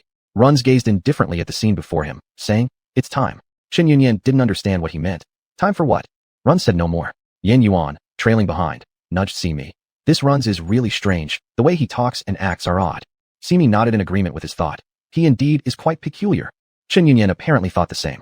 She was initially curious, but after staying with him for a while, there were some things she didn't bother asking anymore. She simply politely asked, do you know where Runs is heading next? Runs countered, where are you headed? I'm going to leave the mountain now and find a place with people. To inquire about the result of the battle. Runs nodded expressionlessly, replying, me too. Simi snickered several times behind them. This guy must have intentionally planned to go with Chun Yunyan. Chun Yunyan didn't overthink it, stating, what a coincidence, then we can descend the mountain together. On their way, they barely spoke, the silence lasting most of the journey. On the contrary, Simi and Yin Yuan babbled nonstop behind. First, Simi remarked, I wouldn't have expected your Qi Yin kingdom to have such a capable woman, so brave in battle. Yin Yuan crossed his arms, looking somewhat smug. That's natural. The men of our Qi Yin kingdom are even more amazing. As he said this, he arched an eyebrow at Simi. Simi gave him a scornful glance. You're definitely the type who holds everyone else back. How am I holding anyone back? The two began another round of arguments about this matter. Fortunately, the two ahead couldn't hear their words. Otherwise, they would have already been flung away by Run's sleeve. Chapter 64.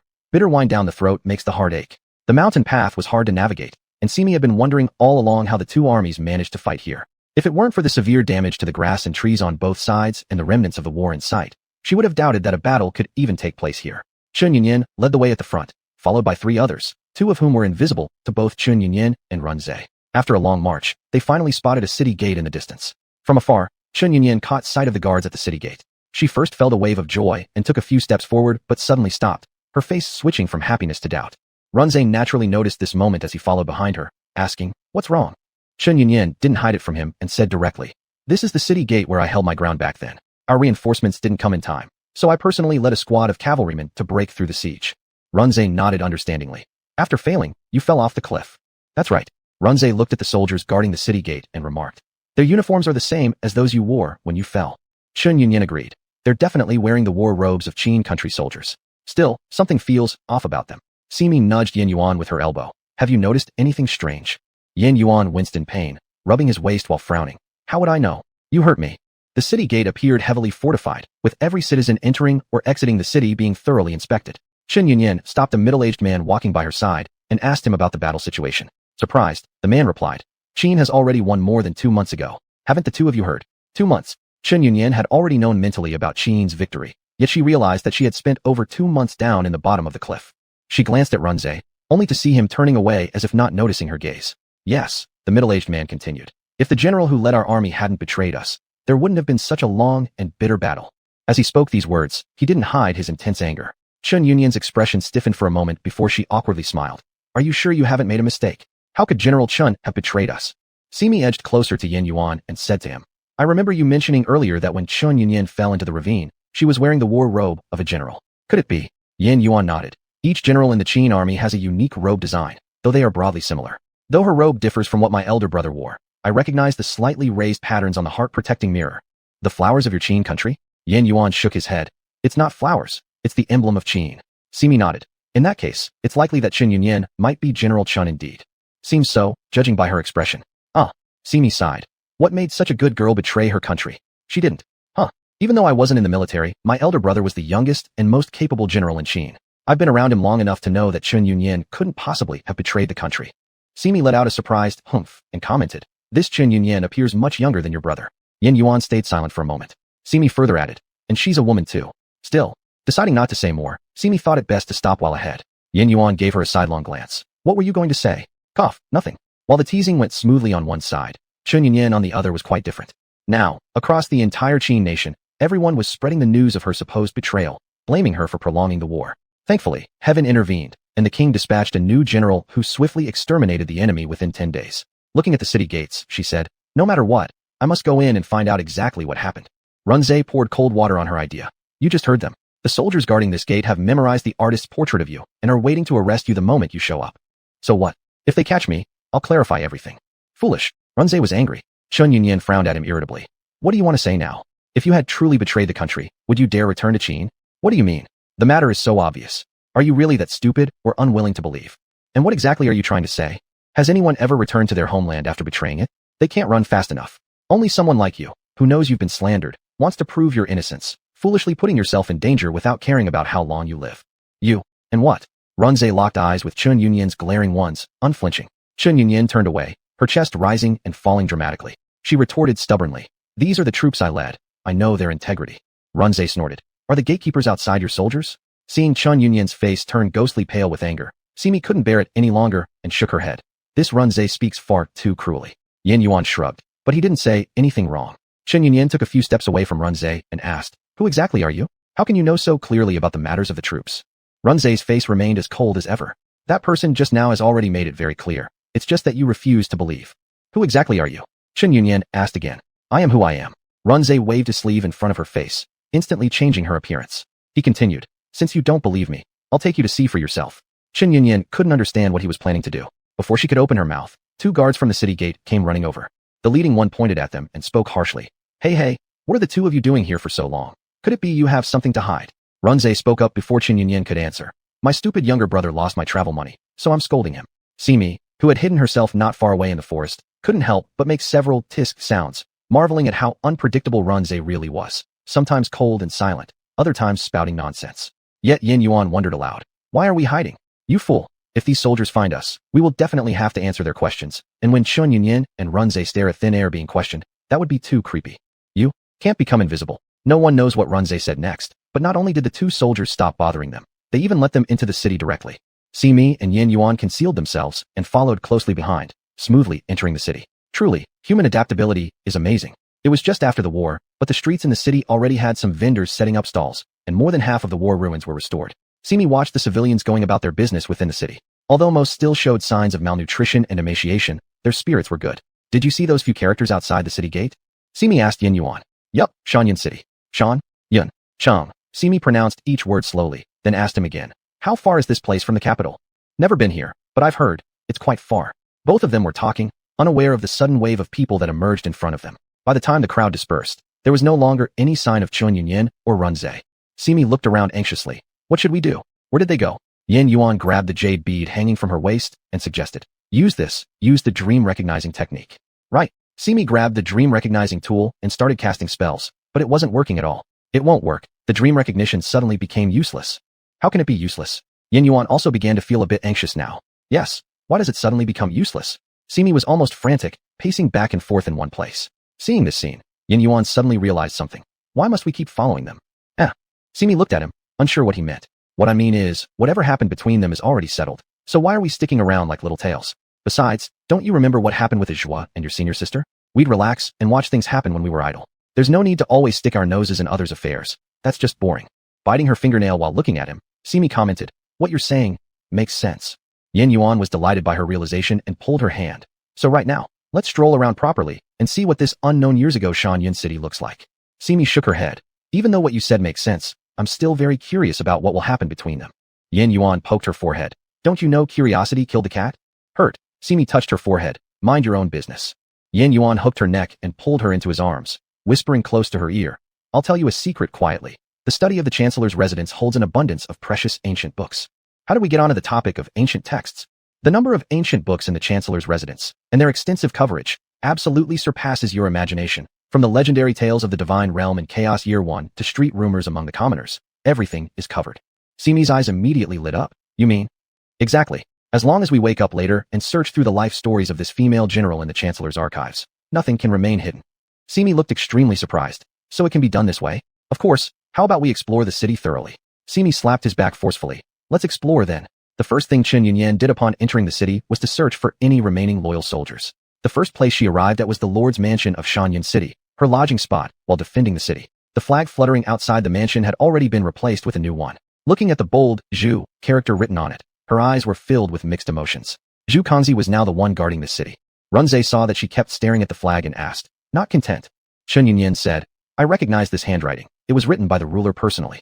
The original flag had the character Chun Yunyan's Chun. It was written in front of her by the current ruler, who then handed it to her personally. She still vividly remembered what the ruler said when handing over the military banner. This nation and its fate are entrusted into your hands today, my minister. Do not let me down. Chen Yunyan looked down at her own shadow stretched long on the ground, her fists clenched very tightly. What exactly happened that made her suddenly bear the charge of treason? Shanyan City, although recovering quite well, had still experienced warfare. Moreover, being located on the frontier, 2 months wasn't enough time for full recovery. Simi found it uninteresting after strolling around just a bit. There's nothing here. I really want to leave quickly, or perhaps find Chun Yunyan and the others. Yin Yuan enjoyed the leisurely walk together on the street, and naturally didn't want such trivial matters to interrupt them so soon. He proposed actively, there's a noodle shop up ahead. How about I treat you to some noodles? He remembered how much Simi loved eating noodles. Simi stopped walking and looked at him. Eat noodles? You mentioning it reminds me of that bastard. Yin Yuan's expression darkened slightly. How did this jerk always manage to get mentioned in their stories? He grumbled unhappily. Why are you thinking of him for no reason? That troublesome devil only knows how to make trouble or flatter women.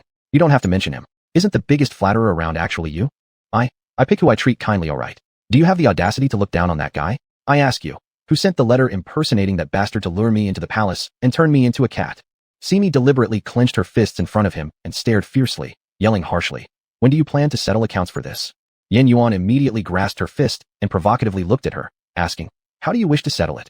Simi frowned as she saw her easily grasped fist, saying, how did your hands get so big? You're holding both my hands so tightly with just one hand. Hearing this, Yin Yuan felt somewhat pleased. Men naturally enjoy being exaggerated sometimes, and inevitably become boastful occasionally. He told Simi arrogantly, every part of me is big. Simi pouted at him. Is that true? You always deceive people. Though unsure what part he referred to, Yin Yuan's mouth was notorious for lying anyway. Wherever he claimed it big, it must be small. Yin Yuan used his free hand to flick the hair hanging before his forehead and smirked at Simi. You'll see sooner or later. Simi sneered dismissively and pulled her hand back, turning away immediately. I'm not interested in seeing tiny things. She had no interest whatsoever. Yan Yuan hurried to catch up beside her. Walk slower. You're unfamiliar with the area. Be careful not to get lost. What business is it of yours? At least we came in together. Now since your dream recognizing ability is useless, you should stay close to me. Not going to. Meanwhile, in a shabby tavern, Chun Yinyin under a disguised appearance and Run Zhe sat, listening to the casual chatter of passing drinkers.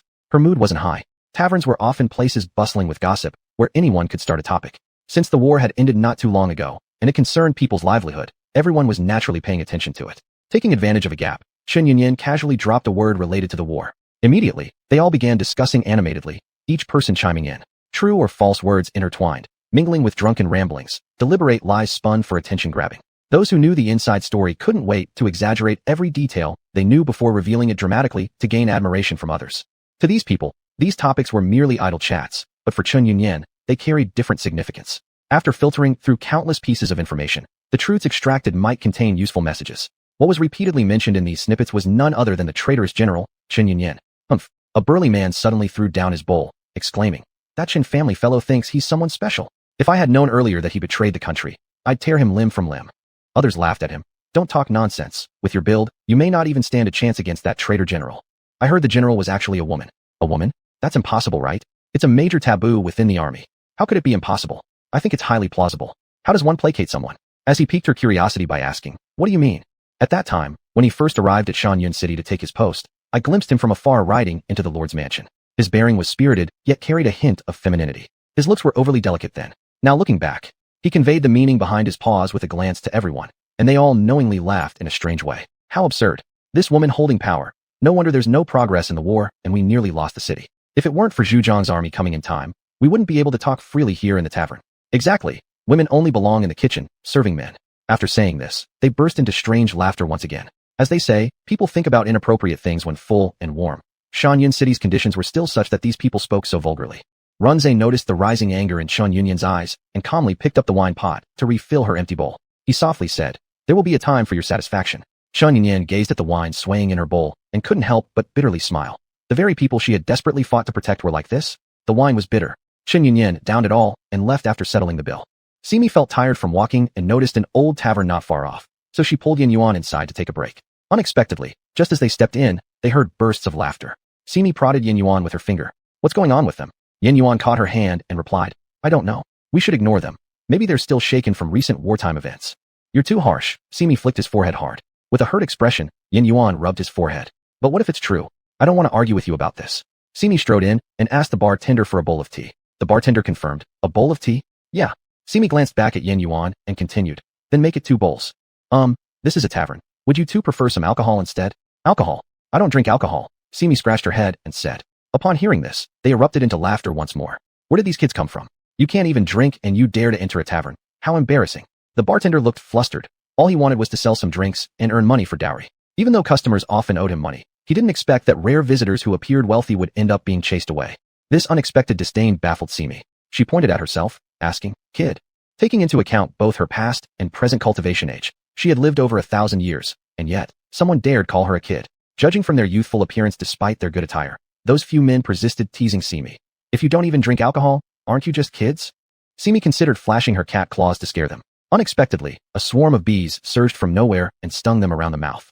Immediately, moans filled the air and they raced out in competition. It was obvious who could control the bees. Simi couldn't help but laugh at Yin Yuan's sour face. Poor bartender suffered greatly. With tears streaming down his face, he ran after their fleeing backs shouting at the door, "Money! Money! You haven't paid yet." Yin Yuan suddenly took a few coins from his money pouch and walked up behind the bartender, tapping his shoulder saying, "I'll cover it for them." Although relieved initially, now suspiciously looking at him, the bartender asked, "You?" Yin Yuan showed his money pouch to him, making the bartender immediately beam and welcome them in. Simi questioned him, "Where did you get the money? Did you bring it before fainting?" Yin Yuan lifted the 2 bowls of tea and plate of melon seeds served by the bartender and raised an eyebrow, replying, "Of course not. The ruling regime has changed, so the standard currency changes too." Simi glanced at the joyful bartender happily counting money and leaned closer to Yin Yuan, lowering her voice to ask, "These monies, surely they're from the group who got stung and fled earlier?" Yin Yuan tapped her forehead. "Precisely." Simi pointed at him and squinted mischievously. "Ah, you're such a bad guy. But good job." Yin Yuan smiled and, propping his chin with his hand, gazed at her, asking, "What do you think? Are you liking me more and more?" Simi mimicked his posture, propping her chin and tilting her head while smiling. "I've always liked you." Chapter 65. sharing the bed but not the quilt. The night wind was cold, blowing the moon to hide behind the clouds. Simi rubbed her arms and said, "They say that places where people have died are filled with Yin energy. I didn't feel it during the day, but it's getting more obvious at night." Yin Yuan grabbed her hand. Its icy touch startled him. "Why is your hand so cold? Aren't you capable of magic?" Simi couldn't understand either. "Of course, I can use magic, but I'm still cold. Aren't you?" Yin Yuan warmed her hands while rubbing them. "I am a boy, with abundant yang energy, so naturally, I'm not afraid of the cold." Simi felt dizzy, and even Yin Yuan holding her hand seemed more pleasing. She yawned and said, "It's strange. Why do I feel cold?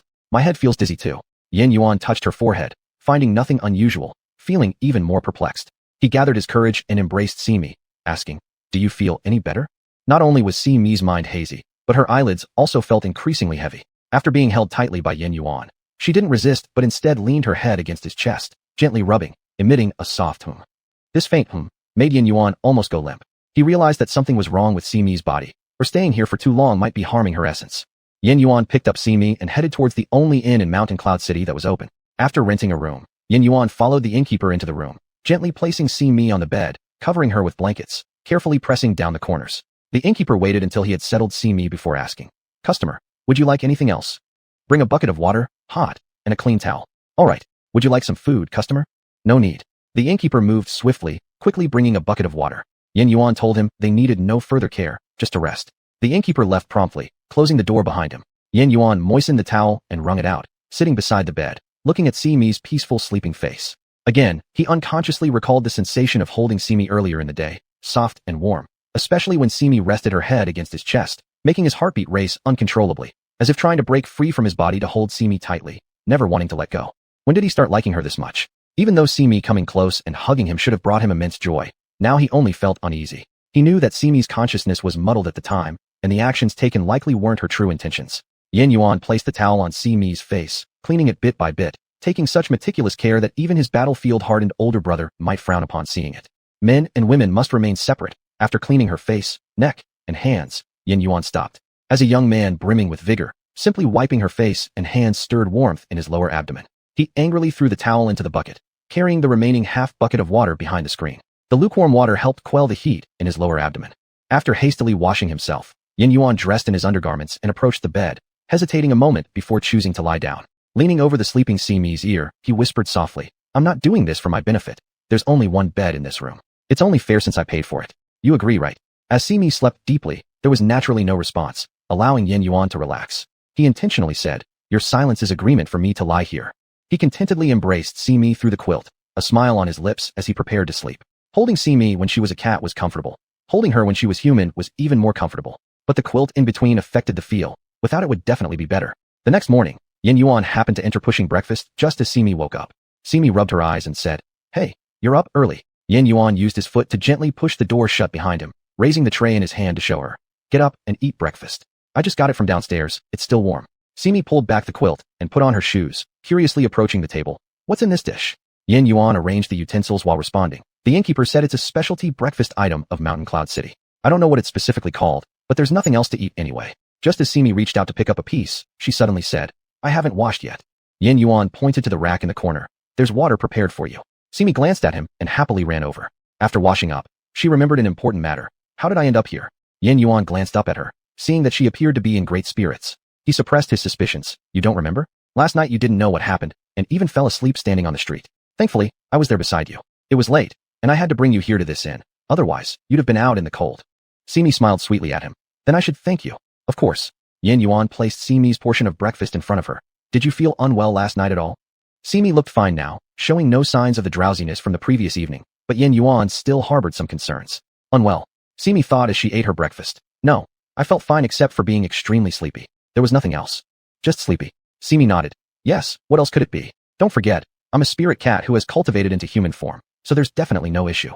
Seeing her good condition, Yin Yuan put most of his doubts to rest, assuming she must have been exhausted, which explained her extreme drowsiness last night. If that were the case, then it was best. Some things, truly, are just an incredible coincidence. As soon as Simi stepped out, the door next to hers opened too. She noticed Chun Yunyan walk down to knock on Runze's room with her right hand curled slightly into a fist. Not long after, Runze opened the door. Simi quickly hid behind the door, watching the two walk downstairs together and leave the inn. Yin Yuan leaned his chin on her shoulder and asked, "Shall we follow them?" "Sure." The two tailed them quietly. Amongst the curious gazes of passers-by, Simi suddenly remembered something important. She stopped mid-step and turned back to Yin Yuan. How many rooms did you book last night? She had felt something off when Chun Yunyin went to knock on Runze's door earlier in the morning. Now thinking about it, Yin Yuan had shown up in her room first thing this morning and hadn't left to go to any other room. Could it be? Yin Yuan hesitated at her question. Why do you ask that? How many rooms? Simi persisted. 1. Simi furrowed her brows, and Yin Yuan immediately added. Because we didn't have enough money. Really, what's the point of lying? Those guys yesterday were all poor as dirt and had no money on them at all. Faced with Simi's continuous questioning, Yin Yuan crossed his arms irritably. I spent the entire night attending to you. This loud statement drew the attention of all the passers-by, who stopped to give them odd looks. The prying eyes, the slowly retreating steps, and the obvious curiosity in their expressions were evident, fueling their desire to listen to what would happen next. Yin Yuan. Simi. This setting where everyone around can see them apart from the main characters is truly annoying. Chapter 66. Grain-sized fireflies. After all the commotion, the two of them had lost track of Chun Yunyin's group once again. But it didn't matter anyway since they already knew where they were staying. What difference would losing them make? Now that they couldn't find the people, and there was nothing interesting in the city, it might as well be fun to enjoy themselves a bit. With this mindset, the pair slipped out of Shanyan City and headed back along their previous path. It was strange indeed. After just 2 days in the city, the appearance of the surrounding forest had changed quite a lot. The traces of the war were gradually fading away, almost disappearing completely. One wouldn't notice the former differences unless looking closely. After asking nearby insects and taking several detours, Yin Yuan finally brought Simi to a fruit tree. Simi looked up at the unknown wild fruits hanging on the tree and asked him, will they be poisonous? Yin Yuan patted her little head and said, I'll try them first. If I'm fine after half an hour, then the fruits from this tree will be safe. Simi couldn't help but laugh at his words. She lightly slapped Yin Yuan's head. You shouldn't taste test. Just ask the bugs whether it's toxic or not. Though she knew Yin Yuan was joking, Simi still felt inexplicably happy inside. She wanted to hide her joy, but the smile kept creeping onto her lips, sweetening her heart. Yin Yuan held the picked fruits in his arms and led Simi to the creek that the insects mentioned earlier, planning to clean them before eating. Simi squatted by the side, her hands half-fisted propping up her face as she watched the clear stream flow down toward the foot of the mountain. The incessant sound of flowing water striking rocks created countless tiny splashes. A cool breeze brushed through the serene forest, causing Simi to shiver involuntarily. Yin Yuan, who was washing the wild fruits, suddenly turned around. What's wrong with you? Are you cold? Simi rubbed her arms somewhat blankly. Was she cold? She felt a bit chilly, yet perhaps not really. I'm a little sleepy now, she muttered. Sleepy? Yin Yuan recalled how Simi also dozed off unexpectedly last night. He started feeling uneasy. Did you not rest well enough? Shaking her head, Simi replied, I don't know. Maybe it's because we've been running around so much during the day. Yin Yuan handed over the cleaned fruits to Simi. You haven't eaten much today. Have a few of these fruits to pad your stomach. As Simi reached for the fruits, she chuckled. Pad my stomach? Aren't you planning to feed me something else afterward? Whatever you want, I'll get it for you. Simi offered the wild fruit to Yin Yuan's lips, saying, You've eaten even less than me today. You climbed the trees to pick fruits and wash them here at the creek. You must be more tired. Here, have some first. Yin Yuan stood dumbfounded. Staring at Simi, Simi rarely showed concern for him voluntarily. First, she clung tightly to him the other day, and now she was giving him fruits. What had happened to her? Could it be, when she was sleepy, she became like this? Seeing his blank expression without any response, Simi could not help but ask him, What's wrong? Why are you looking at me like this? Is there something on my face? Yin Yuan grabbed Simi's hand and boldly gave it a quick kiss. You look adorable. When her hand touched Yin Yuan's lips, she instinctively pulled back, slightly frowning. That tickles. Yin Yuan did not see any signs of rejection on Simi's face, yet he sensed something unusual about Simi right now. He restrained himself from making another move. Quietly, he finished cleaning all the fruits in his hand. When he turned back, Simi had already finished one fruit and was about to start the second one. The deep purple wild fruit with an unknown name was full of juice. As soon as it was bitten into, the juice would drip along the seam between her lip and the fruit. Yin Yuan watched as a drop of juice flowed from the peel to her palm, making him unconsciously swallow hard. This very subtle action made Simi hear the sound. She turned her head to ask him, Do you want some? Her cheeks were puffing with the fruit meat she'd just bitten, making her look particularly cute. Her pink lips stained with fruit juice and her seemingly confused eyes left Yin Yuan feeling like a string of reason in his mind was being constantly plucked by an unknown force, nearly breaking. As Simi noticed Yin Yuan's face getting closer and his eyes slowly closing, her heart flared up with a sudden thought, and with a lift of her hand. She poked him. Simi quickly retracted her hand and timidly asked, Are you okay? Clutching his eye, Yin Yuan groaned in pain. Try poking someone else's eye and see what happens. Simi snapped back to reality, realizing what she'd done. She immediately tucked her hands behind her back and lowered her head to show weakness. Whether it was quicker for the night to fall over Shanyan City or in the mountain forests, by the time Yin Yuan's eyes eased up, the sky was already filled with stars. Simi was dozing off on the side, while Yin Yuan rubbed his eyes and sulked silently. Another cool breeze blew past, startling Simi into a sneeze, which not only brought her concerned and conflicted gaze from Yin Yuan, but also woke her up. Covering her mouth with a yawn, Simi looked around and asked Yin Yuan, How did it get so late already? Yin Yuan turned his face away with a humph, saying nothing. Still mad, Simi moved closer behind him, grabbing onto his shoulders and looking at his profile. Yin Yuan turned his face away again, avoiding Simi's gaze. How dare I? Simi shifted to the other side of Yin Yuan's arm and poked his cheek, smiling and teasing, all puffed up. This time, Yin Yuan didn't bother to turn his head again, sitting cross-legged on the ground and staring blankly at the stream flowing toward the foot of the mountain. Simi sat next to him, propping her chin on her hands, also watching the water in silence, as if they were competing who could stare longer without breaking. After a moment, Yin Yuan glanced at Simi, unable to hold back any longer. Aren't you sleepy anymore? Hearing Yin Yuan's sudden question, Simi immediately turned her head to look at him.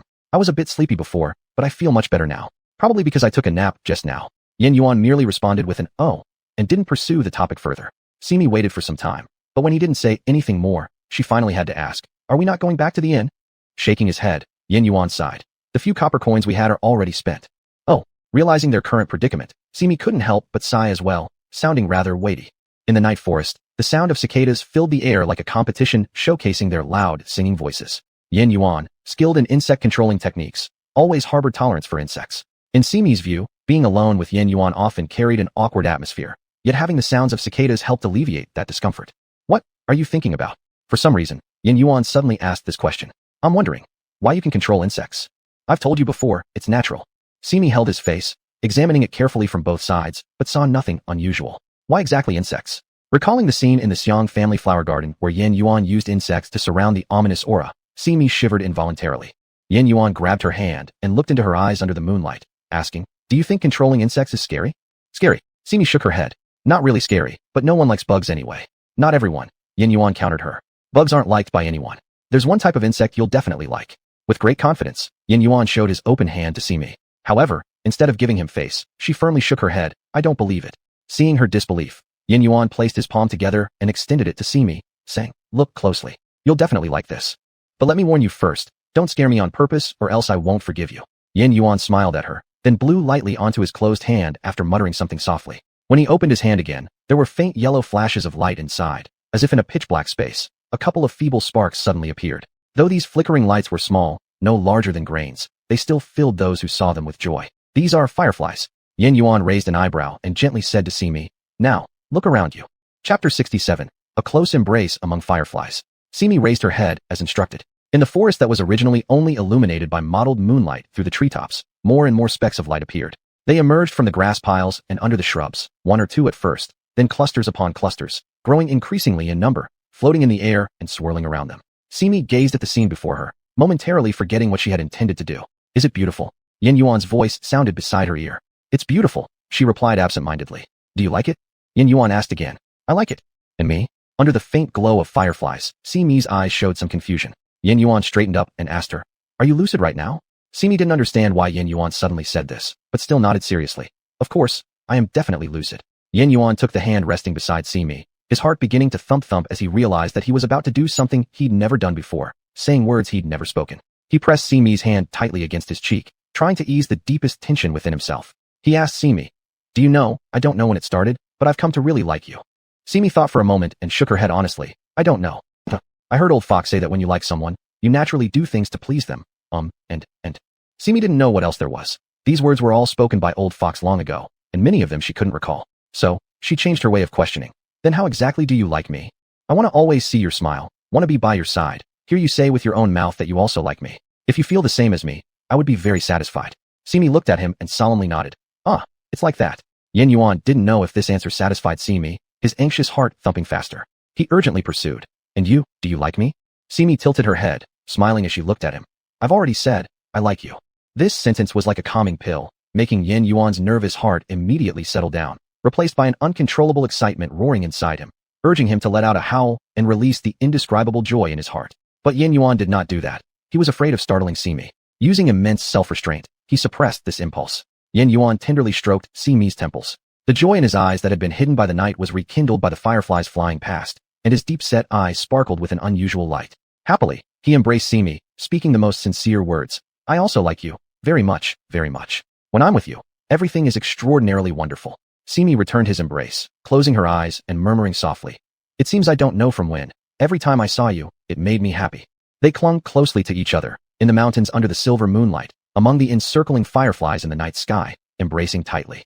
The next morning, Simi woke up with the chirping of birds and the buzzing of insects. As soon as she opened her eyes, what she saw was a lean waistline. Following the waist upwards was a well-dressed, sturdy torso, then a neat and handsome neck, and further up, that face which she saw every day, so familiar that it could not be any more so. The warm embrace from last night and those blush-inducing sweet nothings surged back into her mind instantly, reconstructing last night's memories in her brain. She hurriedly sat up and checked her clothes while turning her back to Yin Yuan. Phew. Thank goodness, everything was perfectly neat. Why check her clothing? This was a point old Fox had mentioned during the rare morning lessons he gave to the stray cats and dogs and various creatures he picked up. If spending the night outside, especially in the presence of strangers, one should check if their attire is in order as soon as they wake up. If orderly, no issue, but if disheveled, well, prepare to sharpen a knife for vengeance. Moreover, although Simi had no personal experience yet, she had witnessed countless brothels and dance halls from Yunji realm to Qian kingdom. She wasn't new to visiting such places either, and thus had some vague understanding. Recalling the words exchanged last night, Simi couldn't help but bash herself on the head. She didn't know what happened, but last night, she just dared to say anything without thinking.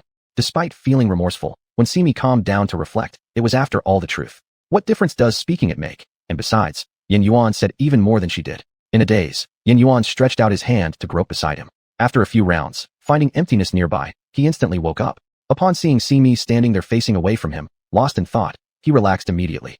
She was still here. He hugged Simi from behind, laughing until his eyes nearly disappeared at the surprised shriek she emitted, pinching her little cheeks as he teased. What are you thinking about so early in the morning? I'm not thinking about anything, she replied evasively. Not thinking about anything? You, let go of me first. Simi tried to pry off Yin Yuan's hands that were wrapped around her waist, attempting to pull him away. But instead of listening to her, Yin Yuan only held on tighter. No way. You're indecent. Feel free to scold me, but I'm not letting go. Without another word, Simi delivered a swift flick to his forehead and used the opportunity of his pain to quickly escape. With many trees and thick grass in the forest, losing sight of each other without magic would make it hard to keep up. Even with magic, unforeseen accidents could take a lot of time to resolve, so Yin Yuan naturally didn't feel comfortable letting Simi out of his sight. He decisively chased after her. In Simi's eyes, she thought Yin Yuan was going to chase her and hit her, so she increased her steps, running even faster, fearing that Yin Yuan would catch up with her. After all, Simi lived up to her name as a spirit cat. Her jumping speed through the forest was impressively fast, evident from the distance she put between herself and Yin Yuan. However, Simi only focused on running forward, not watching her feet. Unaware, she tripped over a vine lying on the ground, falling face down into the dirt. This scene naturally caught Yin Yuan's attention. Though he rushed forward in worry, the difficult forest path hindered him from preventing Simi from being tripped by the vine and falling down. If just tripping wasn't a big issue, then the accompanying sprained ankle certainly made her feel otherwise. When Yin Yuan hurriedly knelt beside her, he saw Simi clutching her right ankle in pain, her eyebrows furrowed tightly, a sight that made Yin Yuan anxious as well. He crouched down to check Simi's injury. A slight movement of her ankle made her wince, which both worried and angered Yin Yuan. All he could do was reprimand her. Will you still run recklessly next time? With a pained expression, Simi shook her head. No more running. That's more like it. Simi's ankle began to swell red. Perhaps due to the limitations of the illusionary realm, using magic couldn't alleviate the swelling. So Yin Yuan had her bear with the pain while he massaged it gently. Once Simi said it didn't hurt as much, he intended to carry her to the stream nearby, using the cool water to reduce the swelling. But before he could lift her, he heard voices nearby. Simi signaled for Yin Yuan to stop moving, then looked toward the direction of the sound. Sure enough, she spotted Chun Yunyin and Run Zhe, accompanied by several young men dressed in shabby clothes. Chapter 68. Dense jungle grass provides good concealment. Chun Yunyin was now overwhelmed with myriad thoughts. She looked at the brothers before her, who had once fought side by side with her through life and death. They should have been revered as heroes for protecting the city, but now, because they stood up to speak for her when she was under scorn, they ended up having no home to return to, hiding in the jungle grass, and were eventually forced into becoming outlaws. After hearing about the current situation from everyone, she closed her eyes and said, I'm sorry for letting all of you down. If it weren't for me. A man around his early 20s spoke first. General, don't say that.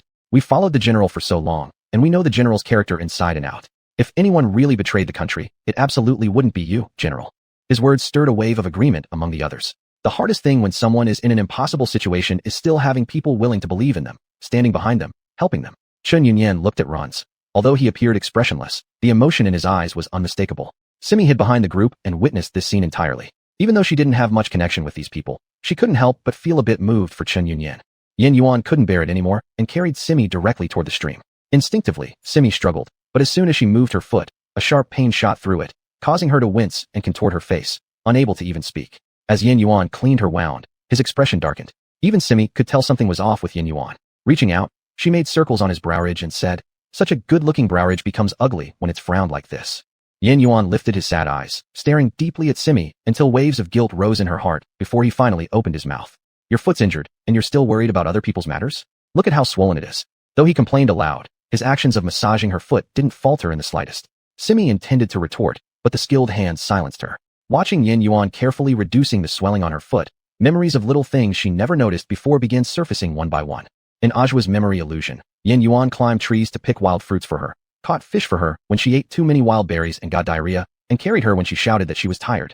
Then in Run's memory illusion, when she said she wanted to leave the cliff base, Yin Yuan left with her, and when she wanted to go back, he took her back again. In Mountain Cloud City, when people laughed at her, Yin Yuan summoned bees to scare them away. And when she fell asleep during their journey, it was Yin Yuan who brought her to an inn. Now that her ankle was sprained, Yin Yuan remained by her side to relieve the swelling. When did Yin Yuan start treating her this well? Was it when he helped her when she was attacked by negative energy in the Prime Minister's garden? It seemed earlier than that. How much earlier?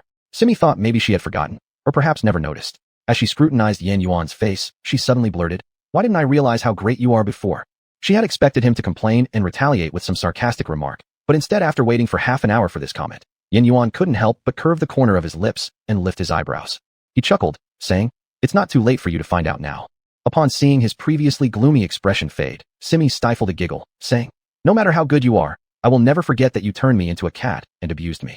I'll definitely make you pay it back someday." Suddenly, Yin Yuan leaned closer, grinning wickedly and saying, "If you kiss me, I'll let you take it back right now." Simi's face turned red as she slightly tilted her body backward, glaring and angrily exclaiming, "Pervert." But Yin Yuan was unperturbed and continued to laugh shamelessly. "Anyway, I only behave lewdly towards you." Hearing this, Simi furrowed her brows lightly, remembering that she had heard these words somewhere before. Once she realized it, her carefree attitude transformed immediately, and her expression became serious. "These two words remind me of something you did before." Not knowing what she would say next, Yin Yuan instantly changed the subject. "That was then, this is now. Since we're getting along well now, why bring up the past?" While saying this, he continued what he was doing. The most offensive act he committed against Simi was turning her into a cat and tying her up so she couldn't leave. Just thinking of Simi's vengeful expression at the time, wanting to chew through his bones, he instantly cowered. He didn't want to anger Simi again. Based on his experience mixing in dance halls for such a long time, it's always best not to provoke women. No matter how harmless and gentle a girl looks, once angered, there would surely be regrets, especially fiery ones. To sum it up in one sentence, angry girls are especially terrifying. Simi saw right through his attempt to change the subject, and without another word, she hooked his chin upward, piercing Yin Yuan with an extremely fierce gaze, as if trying to see straight through to his soul. "Hey, I'll ask you a question, and you answer me honestly. If I find out you're lying, I'll leave you in Run's dream and never let you come back." She was really mad. Something terrible is about to happen. This was the first thought that flashed through Yin Yuan's mind. Then he looked at Simi with the most sincere eyes he could muster and said, "I'll tell you everything I know. No matter what, I'll soothe her first." Seeing his good attitude, Simi slightly eased the force on his chin. "Tell me, how old were you when you first went into a dance hall?" I was brought there very early." "How early is very early?" "Probably 8 or 9. But it wasn't my choice. It was an elder at the time who insisted. He said the dance halls were places of elegance, and he dragged me in. What could a child do against an adult?" Simi frowned. "What did you do inside?" Yin Yuan realized that she was interrogating him to see if he'd done anything outrageous in the past. The fact that she cared enough to investigate meant that Simi still placed importance on him. This realization made Yin Yuan both delighted and relieved. Although he had often lingered in such pleasure dens, he had never crossed any lines with the dancers there, nor had any inappropriate feelings for them. Before he even entered those places, that elder had warned him, appreciating a dancer's moves was one thing, but composing sweet nothings on the spot was another. Never should he become physically intimate with anyone inside, much less develop feelings for someone there. He remembered clearly the elder's warning. People capable of dancing gracefully may not possess hearts worth admiring. A person and their dance are two different things entirely. Until now, Yin Yuan hadn't understood why the elder watched the dancers perform even though he harbored no fondness for them. But now he got it. Some pleasures can be replaced, yet certain individuals cannot. "I just watched the dancers." Pretending to mock Simi's furrowed brow, he tried to reach out and smooth her frown, but she dodged. "Don't change the subject. Tell me, have you ever done anything improper with a dancer?" Yin Yuan feigned ignorance. "Like what?" "Like, something overstepping." As she said this, Simi's face suspiciously turned red. Yin Yuan continued playing dumb. "Such as?" "Like, what we did last night." After saying this, Simi's face became redder. She couldn't help it. Every time she thought about their words and actions from last night, her cheeks flushed uncontrollably. Now Yin Yuan understood. So for Simi, what happened last night qualified as overstepping boundaries. Seeing he wasn't answering, Simi grew anxious and tightened her grip on his chin. "Well, have you or haven't you?" "Of course." Chapter 69. Halfway up the mountain outside Mountain Cloud City. Before Simi erupted in anger, Yin Yuan quickly uttered his last 2 words. "None at all." A single sentence being split into 2 parts couldn't help but intensify Simi's suspicion of him. "Are you telling the truth?" Not only did she voice her doubts aloud, but the force in her hands increased considerably, causing Yin Yuan so much pain that his eyebrows were almost knitting together. Yin Yuan grabbed Simi's hand and moved it away from his chin. Then he held her face very seriously and said, "If you don't believe me, after we leave here, I'll let you delve into my memories, alright?" These words coming out of Yin Yuan's mouth had already proven how important Simi was to him. How many people in this world dared to lay bare their past so candidly for another, regardless of who this person might be? Simi hadn't expected Yin Yuan to say something like that either, momentarily startled into forgetting what she intended to do. She reconsidered whether she would be willing to show her own past events openly before Yin Yuan. Simi pinched Yin Yuan's cheeks and said, "I won't look anymore. I trust you." Thanks to Yin Yuan's persistent efforts, Simi's foot improved significantly in a short time. With just a little more spirit energy adjustment, as long as there was no intense movement, walking normally wouldn't be an issue. The moment her foot got better, Simi began to stir again, informing Yin Yuan that they should find out what Chen Yunyin and the others planned to do. Yin Yuan was also curious and didn't bother to dissuade her. He simply suggested that if they wanted to know what Chen Yunyin and her group were doing, they needn't follow them personally. Instead, nearby insects could gather intelligence for them. After listening, Simi fully agreed, beginning to genuinely appreciate how practical Yin Yuan's insect mastery was. While waiting for news, Yin Yuan took Simi to collect herbs for treating external wounds. In no time, flying insects relayed the information directly into Yin Yuan's ear. Simi watched as the large butterfly rested on Yin Yuan's earlobe, its large wings flickering repeatedly, instantly recalling the 7 butterfly spirits she had encountered in the mountains previously. Her mood deteriorated instantly. She stared angrily at the butterfly, then reconsidered that Yin Yuan probably had nothing significant with them. Holding every trivial matter against him would make her appear petty. As a result, she started sulking inwardly. When Yin Yuan finished listening to the message and wanted to inform Simi, he saw her staring gloomily at a pile of grass in front of her, her rosy cheeks inflated due to some pent-up irritation making both sides puff up. Finding her expression quite amusing, Yin Yuan couldn't help but poke her cheek with his finger and ask, "What's wrong with you?" Poked back into focus by him, Simi dispelled her negative thoughts and asked instead, "Did you get any news?" "Of course I did." The process, however, was truly bizarre. "Oh, tell me more." Chen Yunyin was born into high society. Her father and grandfather were both famous great generals of the Qiying kingdom, and one could say she was expected to live up to those expectations since birth. Her mother passed away early, and her father had no intention of remarriage. Thus, even though she was a girl, she remained the sole heir to the Chen family. For this very reason, even though she was a woman, her father never allowed the slightest leniency in discipline. She was cultivated as the successor to the Chen family military strategies, 1,000 martial arts. All these skills were taught to her. Among her generation, Chen Yunyin was regarded as one of the most promising heirs. Whether in literary or martial tactics, spirit techniques, or magical powers, she did not fall behind the male contemporaries of her age. Thanks to her ancestral achievements, despite being female, the title of National Defense General was bestowed upon her without dispute. As long as the skills matched, being female made no difference. Unfortunately, not everyone possessed such insight. Are you saying that someone deliberately set a trap for Chen Yunyin simply because she is a woman? Yin Yuan nodded at Simi. Yes, exactly that meaning. Simi pressed further. Who set the trap for her? And how? Although Simi was a cat, at least a female one, in human form, she was also a young woman. Moreover, having spent so much time in the Yunji realm, she'd never experienced discrimination based on gender. Naturally, this event left her extremely discontented. However, for the insects, living well within the forest during their brief lives was satisfaction enough. They paid no mind to the plots of a group of humans that randomly showed up in the woods. Discovering even these bits of information was remarkable. It was impossible for them to be completely knowledgeable about other stratagems.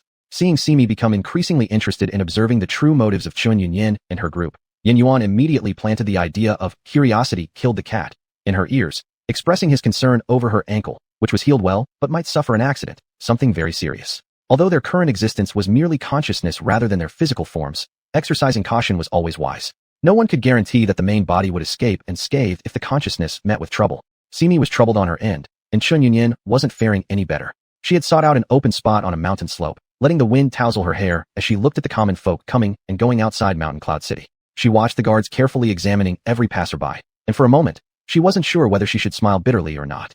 Not long ago, she had been fighting alongside her soldiers to defend this city and its people. Now, they were so resistant to her presence. The wind here is very strong. It can easily get in your eyes. Runze had appeared behind her without her noticing. Chen Yunyin turned her gaze from the crowd and looked at Runze. Why have you come? Runze countered with a question of his own. Am I not allowed to come? In the time it took to utter those words, Chen Yunyin had already cleared her thoughts and pretended to be cheerful. Mountain Cloud City truly lives up to its name. The mountains outside the city stretch endlessly, and the taller ones even reach the clouds. It's quite a place. Yes, if there were also mountains to the north, the enemy would find it difficult to invade. Chen Yunyin glanced toward the northern side of Mountain Cloud City. There, the road was flat, and travel was convenient. Shaking her head, she smiled. If there were mountains to the north, once the enemy invaded, the terrain would work against us. Though there were tall mountains outside Mountain Cloud City, The city itself was built on low-lying land. If the enemy stationed themselves on the mountain slopes, not only could they trap them inside the city, but they could also clearly see the city's layout from above. This was precisely why she had previously led her trusted soldiers out in a surprise attack. I don't understand the tactics you're talking about, but I know that if there were mountains all around, the enemy wouldn't dare enter. Chen Yunyan looked at his sharp profile and couldn't help but ask, "You followed me for so long, and I've never seen you do anything else." Runze turned back to look at her, but said nothing.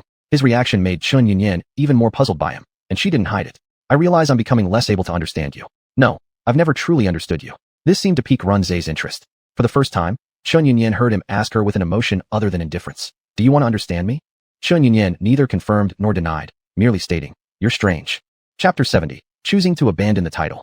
Runze looked at Chen Yunyan and asked, "What's strange?" "I'm curious, who are you really?" This was what Chen Yunyan had been wanting to ask all along. "What do you think I am?" "I don't know." Runze withdrew his gaze. "You'll find out later." Simi lay on a pile of dirt, hearing the strange conversation between the two, and could only feel that having a brain was a good thing. It just didn't work very well. As she watched the two walk away, she figured it was about time for her to slip back before Yin Yuan woke up from his nap. On the way back, Simi suddenly noticed something was wrong. It hadn't been long since daytime, yet why was it getting darker and darker? She saw the shadows on the ground quickly shifting and knew something was off. By the time she found Yin Yuan, he was still napping, but the surrounding scenery had changed. Simi nudged Yin Yuan awake. Yin Yuan, still immersed in his dream, was a bit disoriented when pushed by her. Rubbing his eyes, he asked Simi, "What's wrong? Does your foot still hurt?" When a person speaks while still half asleep, they usually say things without much thought. The words Yin Yuan blurted out made Simi feel a little happy. Yin Yuan genuinely cared about her, not just pretending. But obviously, now wasn't the time to talk about these things. She cupped Yin Yuan's face and said, "It's not my foot that hurts. Look around. Everything has suddenly changed." Yin Yuan spoke with the haze of drowsiness. "How long did I sleep? Why did it get dark?" "No, time has jumped forward, just like what happened before in the malevolent energy illusion." After hearing her words, Yin Yuan glanced around and immediately understood. Time has moved forward. Simi nodded. "Yeah." Based on their experiences, this kind of situation generally indicated that something important must have occurred at this moment in time. The two exchanged a look, both knowing what they needed to do. Right now, their priority was finding Chen Yunyan and Runze, and figuring out exactly what had happened that caused such a significant change in the timeline. With a serious expression, Yin Yuan hid behind a pile of grass using the terrain as cover, stealthily observing Chen Yunyan and Runze sharing drinks. Simi frowned. Drinking together can lead to nothing important. What a waste to come here, all worked up. Yin Yuan carefully observed the atmosphere between the two and said to Simi, "Have you noticed something different about them compared to before?"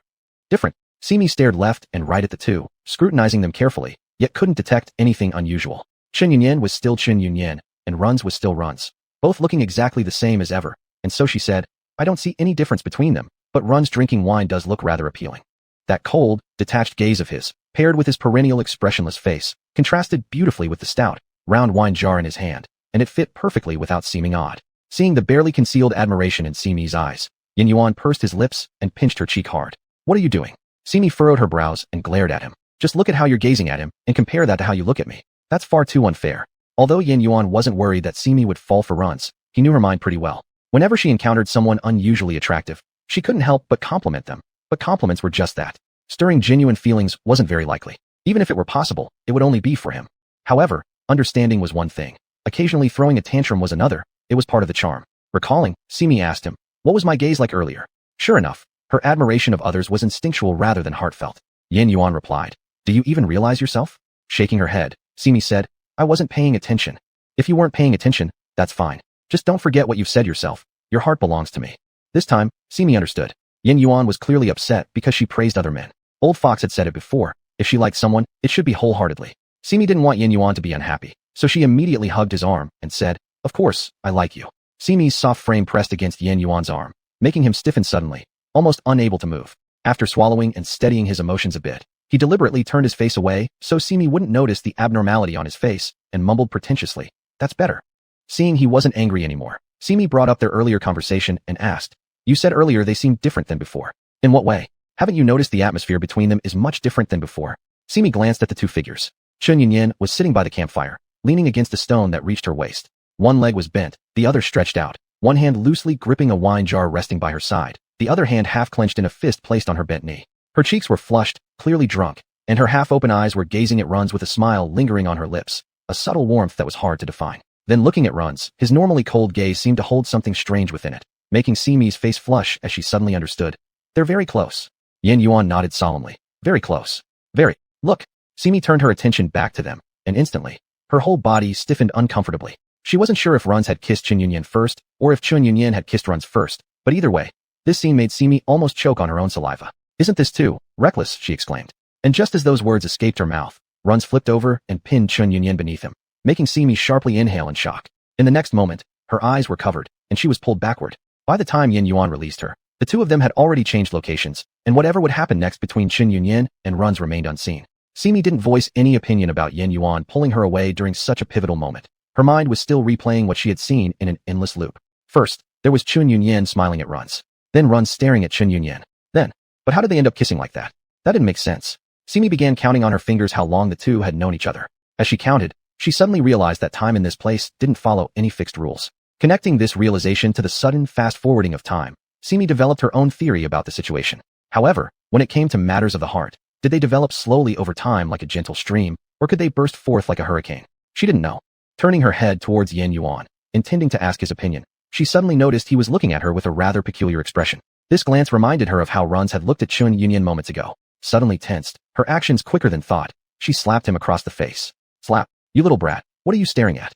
Chapter 71. Chun Yunyan handed the money pouch in her hand to the horse trader, took the horse from him, smoothed its mane on its back, mounted it, and said farewell. The horse trader chuckled and said, "Since we've settled the money and goods, I shouldn't ask, but where is master in such a hurry to go?" A slight smile appeared at the corner of Chun Yunyan's mouth as she replied, "Naturally, there is an urgent matter to attend to."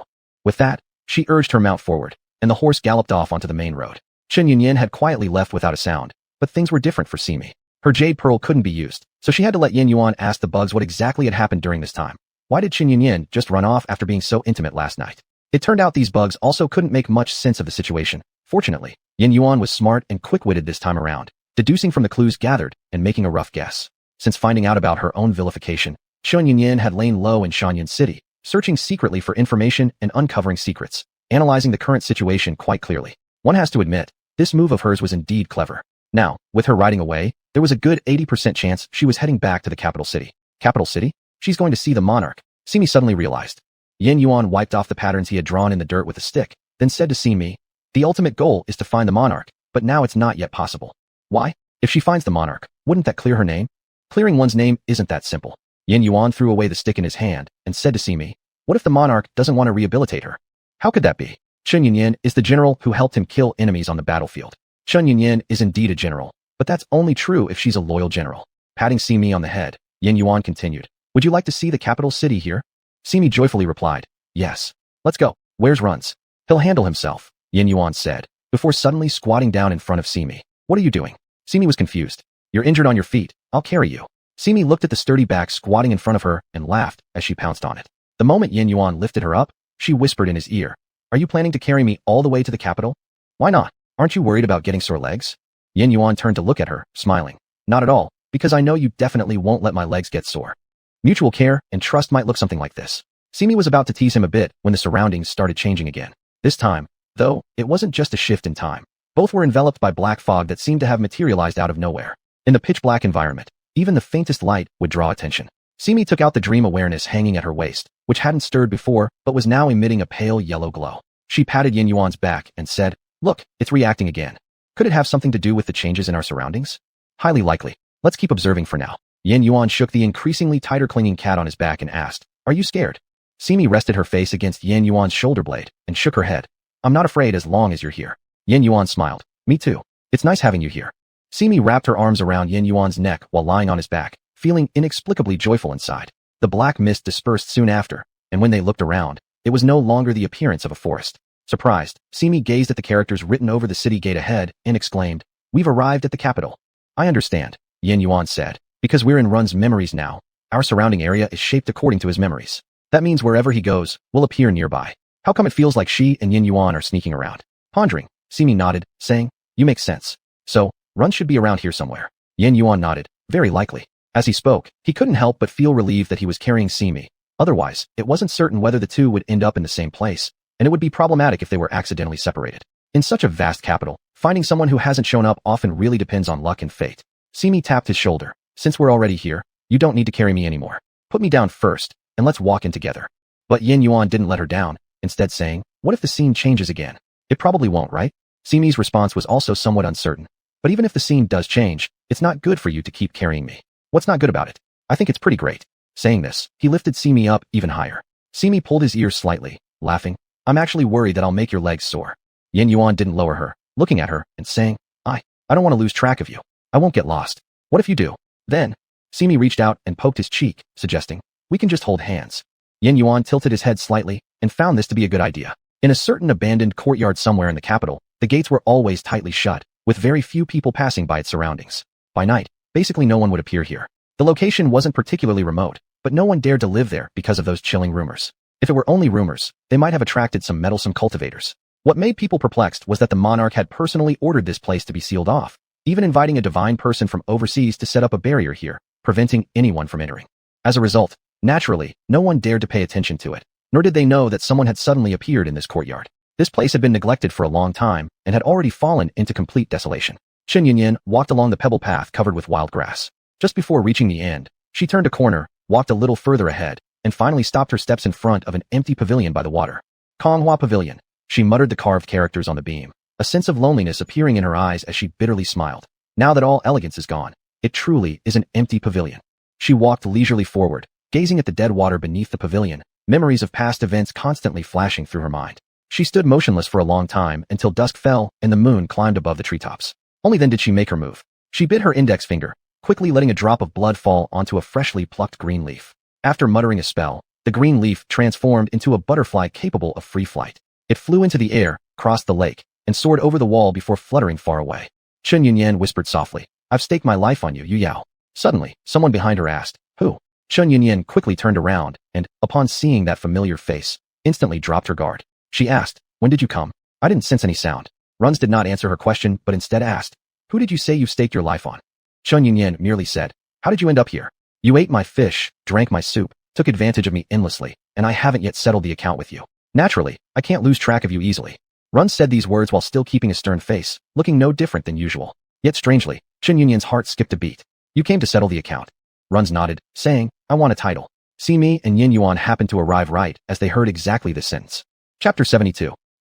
Simi was the first to burst out laughing, completely lacking in decorum, whereas Yin Yuan was evidently struggling to hold back his laughter. Chen Yunyan stood with her back to them, her expression obscured by the cover of nightfall, though it was clear her body shifted unnaturally a few times. Title.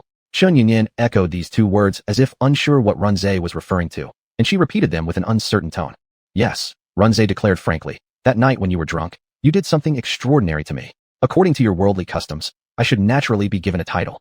The situation grew so intense that Simi nearly wished for a jug of wine and some peanuts to enjoy this drama alongside Yin Yuan.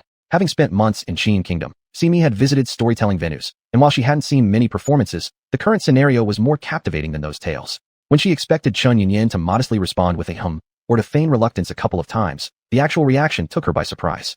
The things done under intoxication don't count. Simi, truly, General has such commanding presence, nothing like typical young women who act coy. Yin Yuan finally spoke up, quietly addressing Simi. I can take responsibility for you too. Simi flicked her finger at his forehead and pushed him away. Meanwhile, Chen Yunyan calmly let Runze go free on one side, but Runze wouldn't leave it alone, asking sternly, How does it not count? Are you planning to reap all benefits then walk away? Is this the demeanor of the female general of Qin Kingdom? Simi shook her head helplessly. Even though I'm unaware of what truly happened between them, their progression now is quite surprising. It's as if the story has suddenly become interesting. Yin Yuan massaged his head and said, Agreed. Chen Yunyan sighed deeply, sounding very weary. Runze, that night we both got carried away with drinking. I'm truly grateful to you for saving me and staying by my side. But my shoulders carry the honor of the entire Qin army. I cannot forsake my goals for just you. I must reclaim my reputation. I won't allow the name of our Qin ancestors to be disgraced through me. Runze replied, I can accompany you. Chen Yunyan shook her head. It's too difficult. Just uncovering the secrets in Shanyan City made me tremble in fear. I don't want you involved. I'm not afraid. But I am. Chen Yunyan's voice started quivering. This path is perilous. I don't know whether I'll die halfway. I don't want you to follow me. Then why not him? Who is Yu Yao? Why can he? She's different. Even if the person behind her would die themselves, they wouldn't let her get hurt, even slightly. Therefore, only she can help me. Runze gripped her arm and examined her for a long time under the moonlight before finally pulling her into an embrace. I can help you too. Protect you from harm. This scene was profoundly touching. Leaning on her chin, Simi couldn't hide her excitement as she observed the pair, revealing emotions beyond description in her eyes. Pondering a bit, Simi suddenly said, I don't know why, but suddenly feel somewhat sour. Yin Yuan asked her, Sour? Do you fancy eating plums? Simi shook her head, resting her head on Yin Yuan's shoulder and hugging his arm. This is just more comfortable. Unable to stop the corner of his lips curling up, Yin Yuan responded. If it's comfortable, then holding onto each other this way isn't bad either. In this manner, Chun Yunyin and Runze embraced each other, foreheads pressed together gazing into each other's eyes, while Minkuei team observed them leaning heads against each other. The stars shone brightly above, and insect chirps occasionally arose from the grassy banks of the lake, creating an atmosphere harmonious and peaceful. But this picturesque moment was soon shattered. Ayen. This cry easily disrupted the previous harmony. When Simi turned around following Chun Yunyin, she felt momentarily confused. Who appeared so dark? As that shadow moved forward a few steps, it became evident that it was a young woman, a delicate girl entirely cloaked in a massive black cape. Wasn't this the Yu Yao they've been talking about? Her hand lightly emerged from beneath the cloak, her wrist looking pure and frost-like under the moonlight. The moment her hand reached her shoulder and removed the hood of the cloak to reveal her plain face, it was as if a veil was lifted, unveiling the true essence. Such a clean, unadorned young woman. Simi couldn't help but say aloud. Indeed. Yin Yuan nodded in agreement. Chun Yunyin stepped away from Runze's embrace, approaching her and softly calling, Yu Yao. Yu Yao, incredulous, stretched out her hand to touch Chun Yunyin's face, but couldn't bring herself to do so. Her eyes unexpectedly filled with moisture. Ian, is it really you? It's me. You, your face. How has it changed? Chun Yunyin only then remembered that along the way she had deliberately used an illusion spell on her face to avoid being recognized. After a glance at Runze, she lifted the spell and revealed her original appearance. It's you, truly you. Yu Yao finally couldn't hold back any longer and cried out loud as she threw herself into Chun Yunyin's arms. They tricked me into believing you were dead. You hadn't come back. I would have believed them. This loud wail was like the sudden release of long-repressed grievances. No matter how much they tried, it could not be restrained anymore. With knitted eyebrows, Chun Yunyin embraced her without saying a word. Simi glanced at Runze standing 2 steps away, suddenly feeling an odd atmosphere, so she joked. I didn't notice before, but when they hugged together, it struck me. Chun Yunyin is half a head taller than Yu Yao, proving how different a female general is from a delicate young lady, ha ha ha ha ha. Yin Yuan tilted his head, neither agreeing nor disagreeing. Simi, seeing he remained unmoved, raised her eyebrows and continued watching for more entertainment. Once little Yu Yao had finished crying, they were finally able to sit quietly and speak properly. You say you've been falsely accused of treason. Yu Yao's gaze was full of disbelief. But with such a big event, why haven't I heard even a single word about it? Chun Yunyin asked. You stay close to our ruler. Hasn't he mentioned this incident even once? Shaking her head, Yu Yao replied, no, not a single time. As she said this, she grabbed Chun Yunyin's hand to confirm. In Mountain Cloud City, did they really post announcements accusing you of betrayal? Chun Yunyin nodded. Otherwise, I wouldn't have returned in such a sorry state. Still, Yu Yao couldn't believe it. Why is what I heard so different? The king told me you died for the country, and also sent my keepsakes. Keepsakes? Yu Yao pulled out a sachet from her waist and handed it to Chun Yunyin. This is the sachet I entrusted someone to deliver to you before your expedition. Inside is a protection talisman I prayed for at the National Protection Temple. Chun Yunyin looked at the sachet in her hands. It was the size of a palm, with some parts grayish as though covered by dust, masking its original color. He gave this sachet to me, claiming it was found amidst the battlefield debris, dirted in the process. Afraid to ruin it by washing, I daily wiped it with a handkerchief, and over time, it became gray like this. Chun Yunyin pursed her lips slightly and said, I've never seen this sachet. What? I said, I've never seen this sachet. Chun Yunyin looked at Yu Yao seriously. I'm certain. At this, Yu Yao grew anxious, exclaiming, impossible. I sent it through a trusted person, someone you know, my personal attendant maid, and she told me she had already delivered it into your hands. Chun Yunyin brought the sachet close to her nose and sniffed. It smells only of soil, untouched by battle flames. Yu Yao stared at her, emotions unclear in her eyes, but the pain on her face was undeniable. Are you saying he lied to me? Chun Yunyin nodded. Yes. That's why I came to find you today. It's precisely because of this matter. No. She wouldn't lie to me. Why would he deceive me? No. There must be some misunderstanding somewhere here. Seeing Yu Yao's unstable emotional state, Chun Yunyin hesitated for a moment and said, whether or not there's any misunderstanding can be clarified upon investigation. Investigate? How do we investigate? Whatever you need me to do for uncovering the truth, I will assist you. Chun Yunyin gazed at Yu Yao and asked, think carefully if you find no mistake here, but rather, what will you do? Yu Yao confirmed firmly. There won't be. He promised me he'd never lie in this life. Chun Yunyin wanted to say something, but ultimately swallowed her words. I hope so. As long as you tell me what to investigate, I'll help you. Do you understand the situation that has developed recently? Yu Yao paused momentarily, shaking her head. Besides me being defamed, there's something odd about this sachet too. What should I do? Just tell me, and I will act accordingly.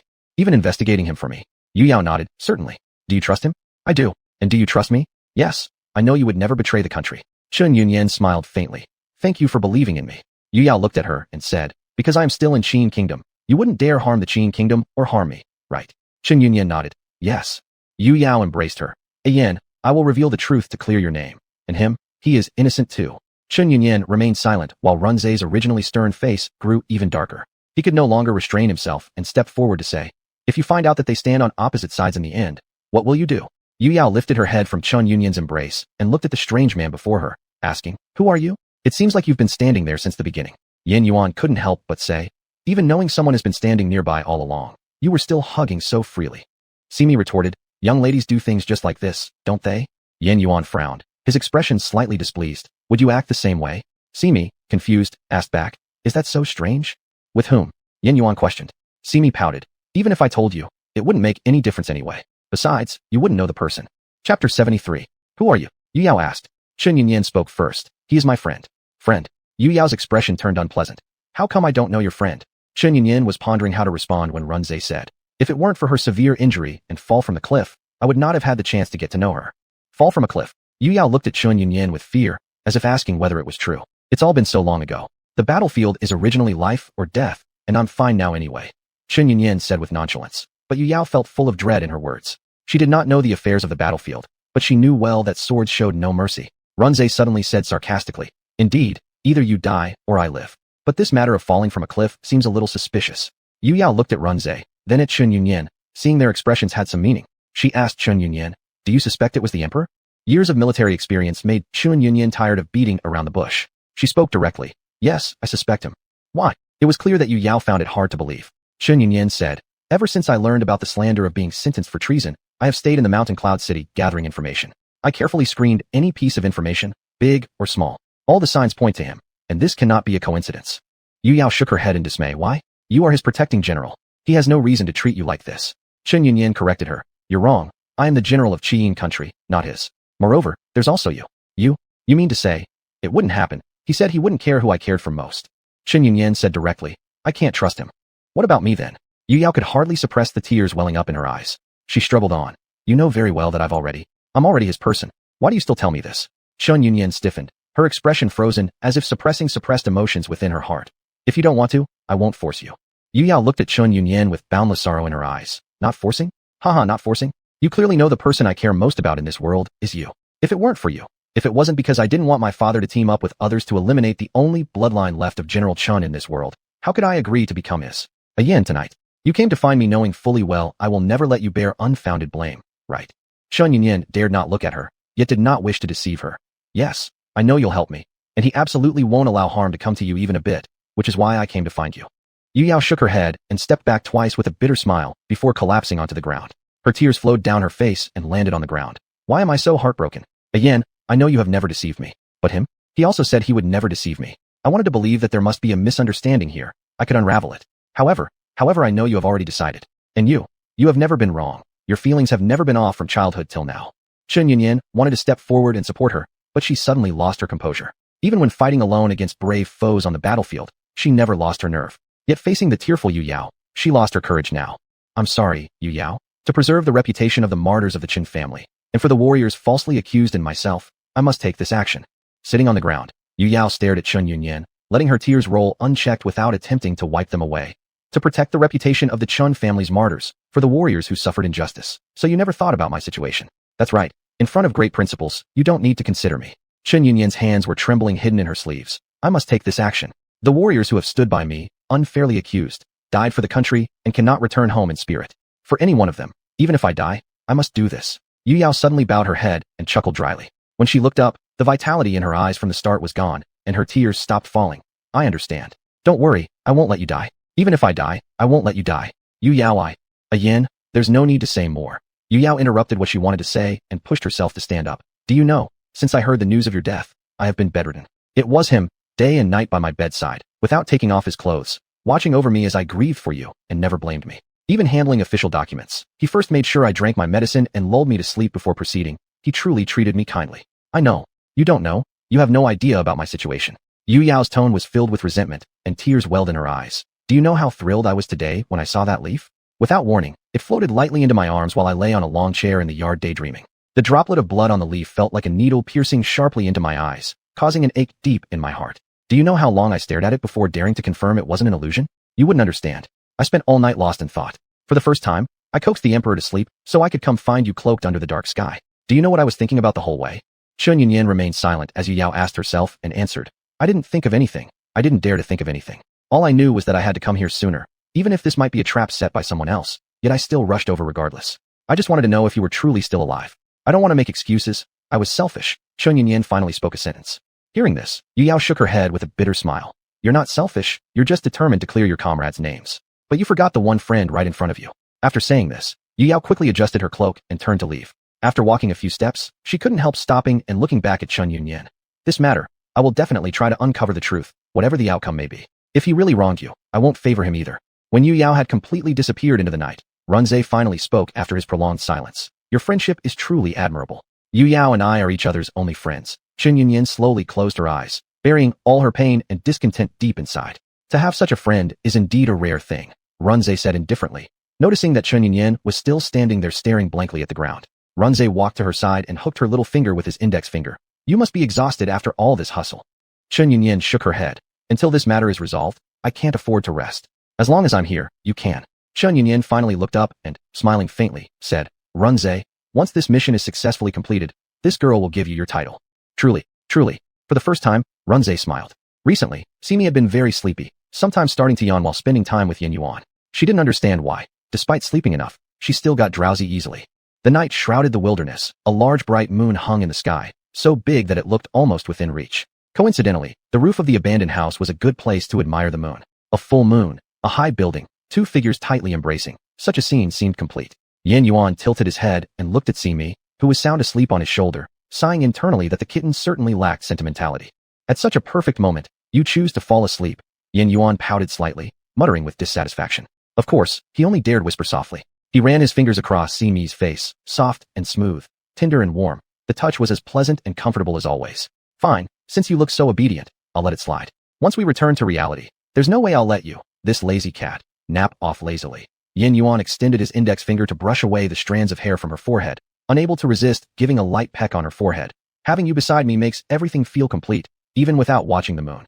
Lately, Simi had been overwhelmingly sleepy, leaving her no energy to care about Chen Yunyan's affairs, focusing all her attention instead on catching up on sleep. As for Yin Yuan, needless to say, though he wasn't tired, he didn't dare leave Simi alone either. What if the timeline suddenly shifted again and their location changed once more? He didn't want to lose Simi in this realm. By comparison, even if they couldn't do anything but watch Simi, that was satisfaction enough.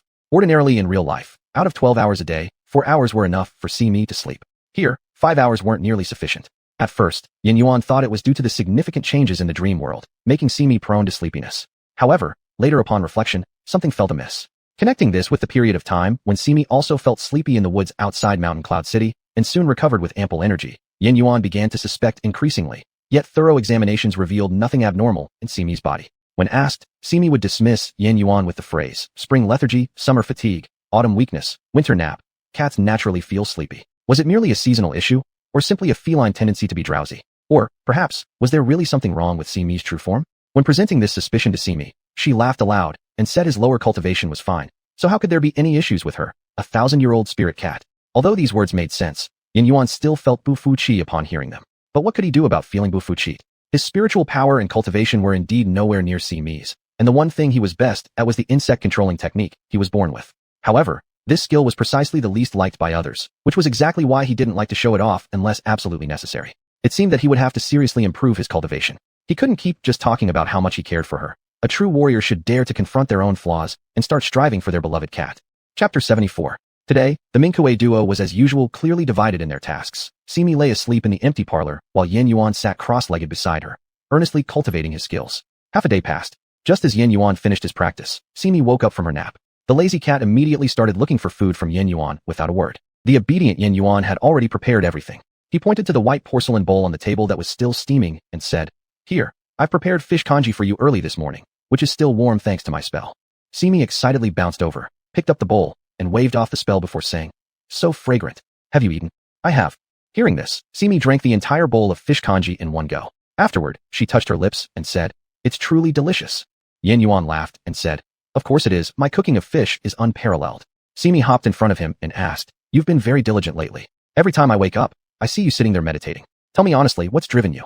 Yin Yuan shrugged and said, As a man, isn't it normal to have some ambition? There's no need for so many reasons. Simi burst out laughing after hearing this. She crossed her arms and tilted her head to say, If someone else said they were ambitious, I would believe them, but you. Simi shook her head. I don't believe it. Things are definitely not this simple. After listening, Yin Yuan tapped her forehead lightly with a bent index finger and said, How could you say that about one of your own? Simi felt pain and, holding her forehead, frowned at him. But I didn't say wrong. Yin Yuan raised an eyebrow and imitated her by crossing his arms and said, unless you're thinking that you don't want me to be ambitious? Of course not. It's just that your sudden behavior makes me feel really unaccustomed. How unaccustomed? Well, very unaccustomed. Saying that, Simi pouted and shook her head, revealing all her distrust. Yin Yuan almost burst into laughter due to her expression. Hey, other girls wish their men to be ambitious. Why do you, on the contrary, prefer me to be mediocre? Simi quickly hugged his arm, looked up at him and said, how could I want you to be mediocre? Don't wrong me. Yin Yuan smiled faintly as he lowered his head, touched her nose tip with his index finger, and said, then why don't you want me to be ambitious? Not only do you not encourage me, but now that I'm actively practicing cultivation, you start doubting me. It's not doubt. What is it then? Just because you're human. If something happens, I will surely help you. Don't forget, I am a cat who has practiced cultivation for nearly 1,000 years, and I can definitely protect you. Her words made Yin Yuan pause in astonishment, a surge of admiration welling up within him. He carefully examined Simi's expression, confirming that she spoke with sincere sincerity, also realizing that these words came straight from her heart without much thought. Despite all this, Yin Yuan found himself inwardly delighted. He hadn't expected this lazy cat to be quite good at soothing people. With his middle finger curved and the nail resting on the base of his thumb, he snapped his middle finger towards Simi's forehead. Watching her wince again, release his arm to rub her forehead, and stare at him with her lips pouting discontentedly, Yin Yuan couldn't suppress the thrill in his heart any longer. He leaned down and placed a kiss on Simi's forehead. Startled by this sneak attack, Simi moved her head away slightly and stared at Yin Yuan with displeasure. You. Yin Yuan's lips curled into a smile as he leaned down closer once again. This time, he kissed Simi on the lips.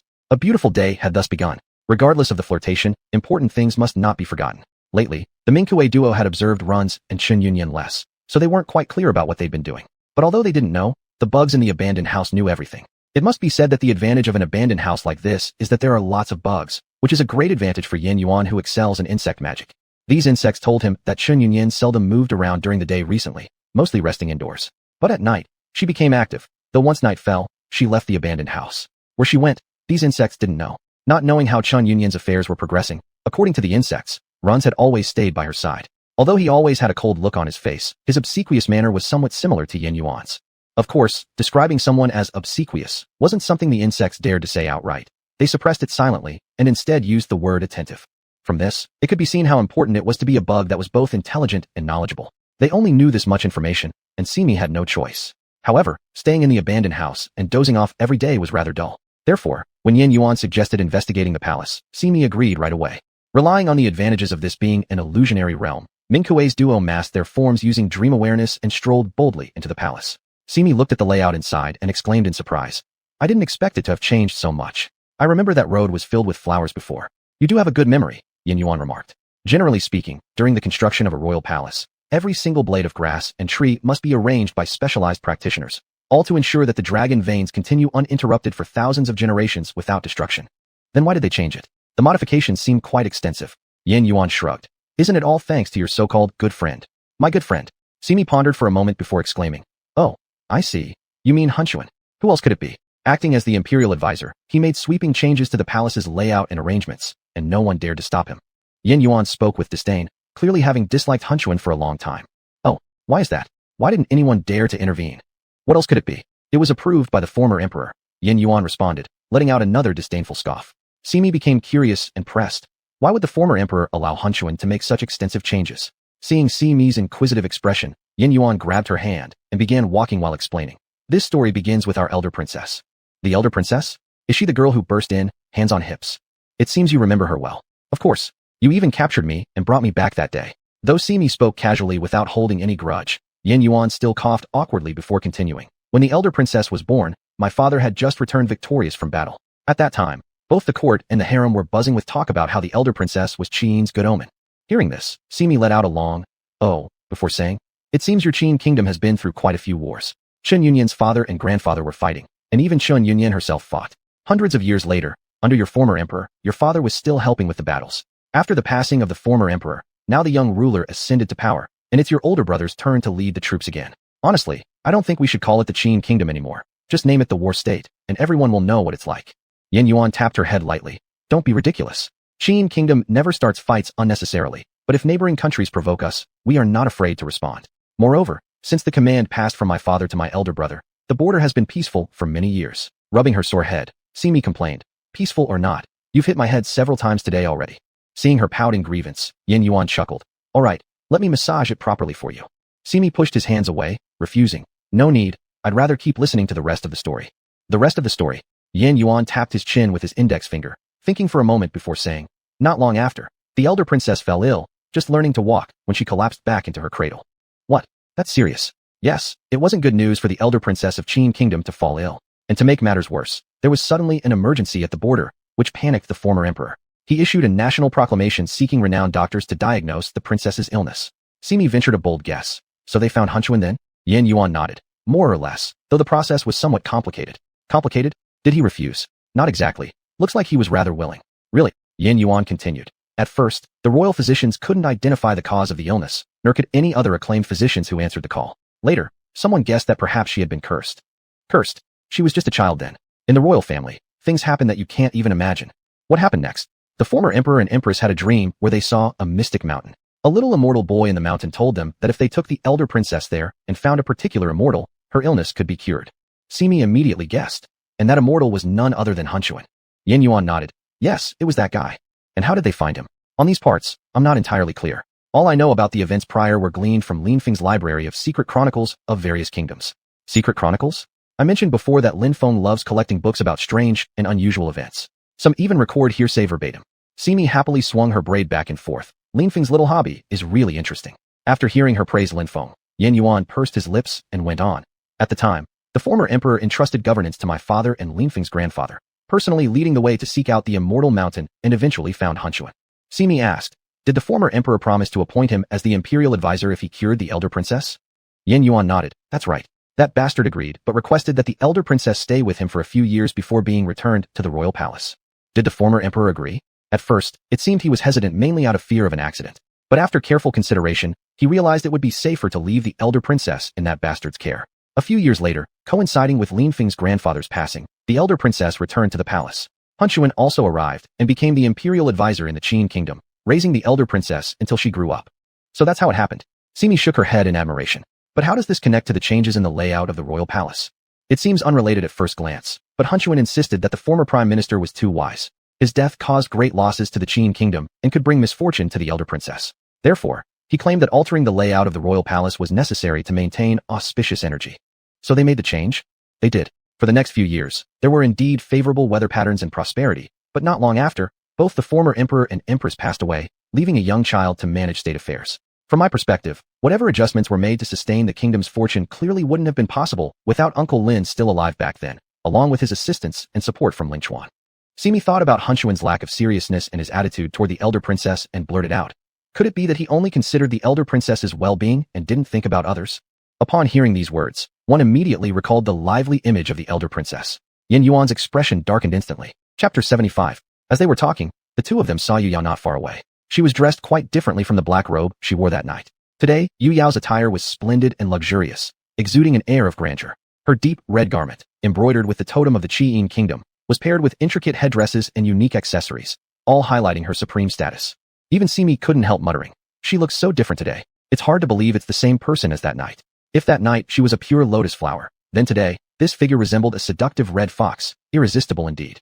Yu Yao picked a blooming flower with her hand, looking very aloof. She addressed the servant kneeling before her. Is everything you've said true? The servant bowed her head even lower, hardly daring to take a breath, saying, this servant dares not tell another lie. Without looking at her, Yu Yao instead examined the flower in her hand. Look how beautifully this flower blossomed. But life is unpredictable. How could she have guessed that the one who would break her roots would be me, the one who planted her long ago? The servant dared not say a word. Yu Yao continued. But if we must find fault, it should be her own for growing askew. If she had just lived out her season like the other flowers, why would I have broken her? The maid was startled, her upper body completely collapsing to the ground as she cried desperately. Your Majesty, please spare my life. Your Majesty, please spare my life. Yu Yao tore off a petal, let go of it, and watched it spin as it fell to the ground. It's already been broken. How can it ever return to its place? Your Majesty, please spare my life. I've followed you for so many years. I beg you to remember our past and spare my life. Yu Yao shook her head. You made mistakes first by meddling with people you shouldn't have touched, doing things you ought not to do. Your Majesty, Chun Yunyan is just an ordinary official, a woman. And what of it? Yu Yao's face finally showed anger. Clutching the flower tightly, she tilted her chin up and looked down on her. Had it not been for her efforts, do you think you'd still be able to stay safely in this palace? Yet, you harbored jealousy toward her, hid the protective charm I requested, and even informed others of her whereabouts conveyed in letters. The maid no longer wanted to argue. She only wished to leave alive and started frantically begging and apologizing. Yu Yao looked at her expressionlessly, clearly unwilling to let this matter rest. Seeing the small patch of blood left by the maid's repeated kowtowing, Yu Yao silently turned to leave. At that moment, the maid clutched at her dress hem, trembling and saying, "Your Majesty has always had a good relationship with General Chun. If you refuse to spare me now, don't forget His Majesty also bears responsibility here. If you execute me here, he will surely." Yu Yao cut her off without concealing her intent. "I want to execute you right here." The maid looked at her with eyes wide in horror, as if seeing a mad woman, unsure for a moment what to say. "I'm not afraid." Yu Yao stared at her, finishing her last 3 words and moving on without hesitation. Watching Yu Yao pass by, Simi instinctively ducked behind Yin Yuan. Only when she had walked far did Simi speak. "She's terrifying today." Yin Yuan patted her head. "Did she scare you?" Simi shook her head. "Not really. I'm not that easy to scare." Knowing her stubbornness, Yin Yuan didn't laugh at her, but patted her head again and said, "Let's go follow her and see what happens." "What about her?" Simi looked at the maid being dragged away by several guards, unsure whether they should leave or not. Yin Yuan took her hand and covered her eyes with his free hand, leading her in the opposite direction while saying, "Don't worry about it. There's nothing you can do to stop her." Following Yu Yao into a palace, Simi looked around and couldn't help commenting, "We seem like peeping Toms, following someone back home like this." Yin Yuan paused. "You're right. Why don't we look elsewhere for something fun to eat or play?" He acted as if he was going to leave. Simi quickly pulled him back. No. Since we've come this far, we might as well see it through before leaving." Yin Yuan shrugged. "Fine, we'll watch what we can. As for unhealthy content, we won't bother with that." Simi nodded fiercely, showing her agreement with the plan. This illusion experience was very different from the last one with the masked man. Not only did time fly by fast, but many plot developments leaped forward as well. For instance, Chen Yunyin and Runze developed feelings for each other almost immediately, and shortly thereafter Yu Yao uncovered the beginning and end of the events. The development was extremely rapid. Simi and the others weren't particularly concerned about this fact. Since they couldn't change the course of events anyway, they saw as much as they could. If they wanted to know more later, they could just refer to the small books in Lin Feng's study upon their return. Although it's not good to dig too deeply into someone's past, whether openly or secretly, knowing these things right now is probably enough. However, returning to reality isn't something they can decide on their own. Simi stroked the dream awareness pendant hanging from her waist and sighed quietly. She didn't know when they would be able to leave, and she also wondered if the old fox would say that she was too playful and didn't want to go back. Lost in thought, Simi yawned. When Shizia entered, he immediately saw Yu Yao sitting on a square couch, staring at a flower in her palm that had been crushed almost beyond recognition. He approached her, holding her from behind, and as his cheek rubbed against her ear, he asked, "What's wrong? You look very unhappy." Yu Yao broke free from his embrace, went to the dressing mirror, and carefully placed the flower down before replying, "I don't want Ziling to be my personal palace maid anymore." Shizia squatted beside her, grasping her hand and looking at her as he said, "Is that why? Tell me who you want, and I'll find them for you." Yu Yao looked at him and replied, "I miss Yen." Shizia's expression changed slightly as he responded, "Rower, I know you can't let go of her, but once dead, one cannot come back to life." "Did she really die?" Yu Yao asked this question with an indifferent expression. Shizia gazed at her tenderly and said, "Why do you ask all of a sudden?" Yu Yao withdrew her hand from his grasp, turned her head to see her own expressionless reflection in the mirror, and remained silent. "Rower, is she truly so important to you? You know, from childhood till now, only she dared to get close to me and speak for me." Shizia pulled her hand back forcefully, massaging it gently as he said, "I know, of course I know." The atmosphere grew increasingly heavy, making a palace attendant who had suddenly scurried and stopped after just a few steps, and then quickly retreat several more steps. Shizia frowned and asked, "What is troubling you?" The palace attendant immediately bowed his head and stammered, "Your Majesty, it. The servant glanced up at Shizia helplessly, unable to finish his sentence despite his efforts. Fortunately, Shizia understood what he wanted to convey and did not hold it against him, merely saying, "I have understood. You may withdraw." The servant respectfully bowed, then quickly left the room. Shizia stood up, smoothed Yu Yao's long hair, and looked at her with tender affection. "I will handle some urgent matters first. If you need anything, send someone to inform me. And whoever you prefer as your personal maid, just tell me, and I will certainly fulfill your wish." Yu Yao pursed her lips, and after a long while, she faintly replied, "Yes," in a low voice. Referring to himself as Gu, an imperial title, in front of palace attendants, but calling himself Whoop, the regular I, in front of Yu Yao, this struck Simi as somewhat familiar. Very familiar indeed. Chapter 76. Shizai had barely stepped out of the palace gate when Yu Yao took the chance, while no one was paying attention, to follow him closely. Along the way, it seemed both were trying not to let others know what they were doing, which made Simi pout. She found their behavior incredibly dull. Yin Yuan, after hearing her words, suddenly asked, "Simi, don't you feel something is strange?" "Strange? Of course it's strange. As per your world's definition, they're married. Yet right now, they're acting as if they need to hide everything from each other." "That's not what I meant. What else could there be? Could it be that you've discovered something? Tell me." Yin Yuan tapped Simi's head and said, "Tell me, whose memory are we currently in?" "Of course it's Runze. Isn't this something we've known since the beginning?" "True, it's Runze's memories. But precisely because it's his memory, things seem rather peculiar. Simi was confused. What's so strange about it? Think about it. Since this is Runze's memory, shouldn't everything we see here be related to him? Just like last time, within Shachi's memory, all we learned revolved around him. That's true. Simi nodded, watching Yin Yuan expectantly as he continued. Precisely. It's strange, isn't it? In Runze's memory, everything we should witness must somehow connect to him. Yet now, all we're seeing involves Yu Yao and the king. Her expression grew serious. After some thought, she said, in Shachi's memory before, we weren't always by his side either, right? But at least no one else appeared, and we certainly didn't see someone else's story. If it wasn't through first-hand experience, how would you understand another person's affairs so well? And more importantly, in the memories we access, we should only see events that left a deep impression on them. Why does Yu Yao and this king's story appear so vividly in Runze's memory? You raise a good point, Simi admitted hesitantly. Maybe. Maybe what? Simi pointed at the jade bead hanging from her waist and suggested. Could it have something to do with the dream consciousness? Dream consciousness? Yin Yuan frowned deeply, contemplating for a moment before asking. Let me take a closer look. Hand it over. Simi murmured. Oh. Preparing to untie it but suddenly stopped, studying Yin Yuan suspiciously. Seeing her hesitation, Yin Yuan frowned, puzzled. What's wrong? Why are you looking at me like that? You wouldn't be trying to trick me into handing over my jade bead, would you? Yin Yuan inhaled deeply, struggling to maintain patience before finally snapping. Do I really look that despicable to you? Simi covered her ears and leaned back slightly, conflicted as she stared at him. Well, considering your past. Simi, the little aggravating cat.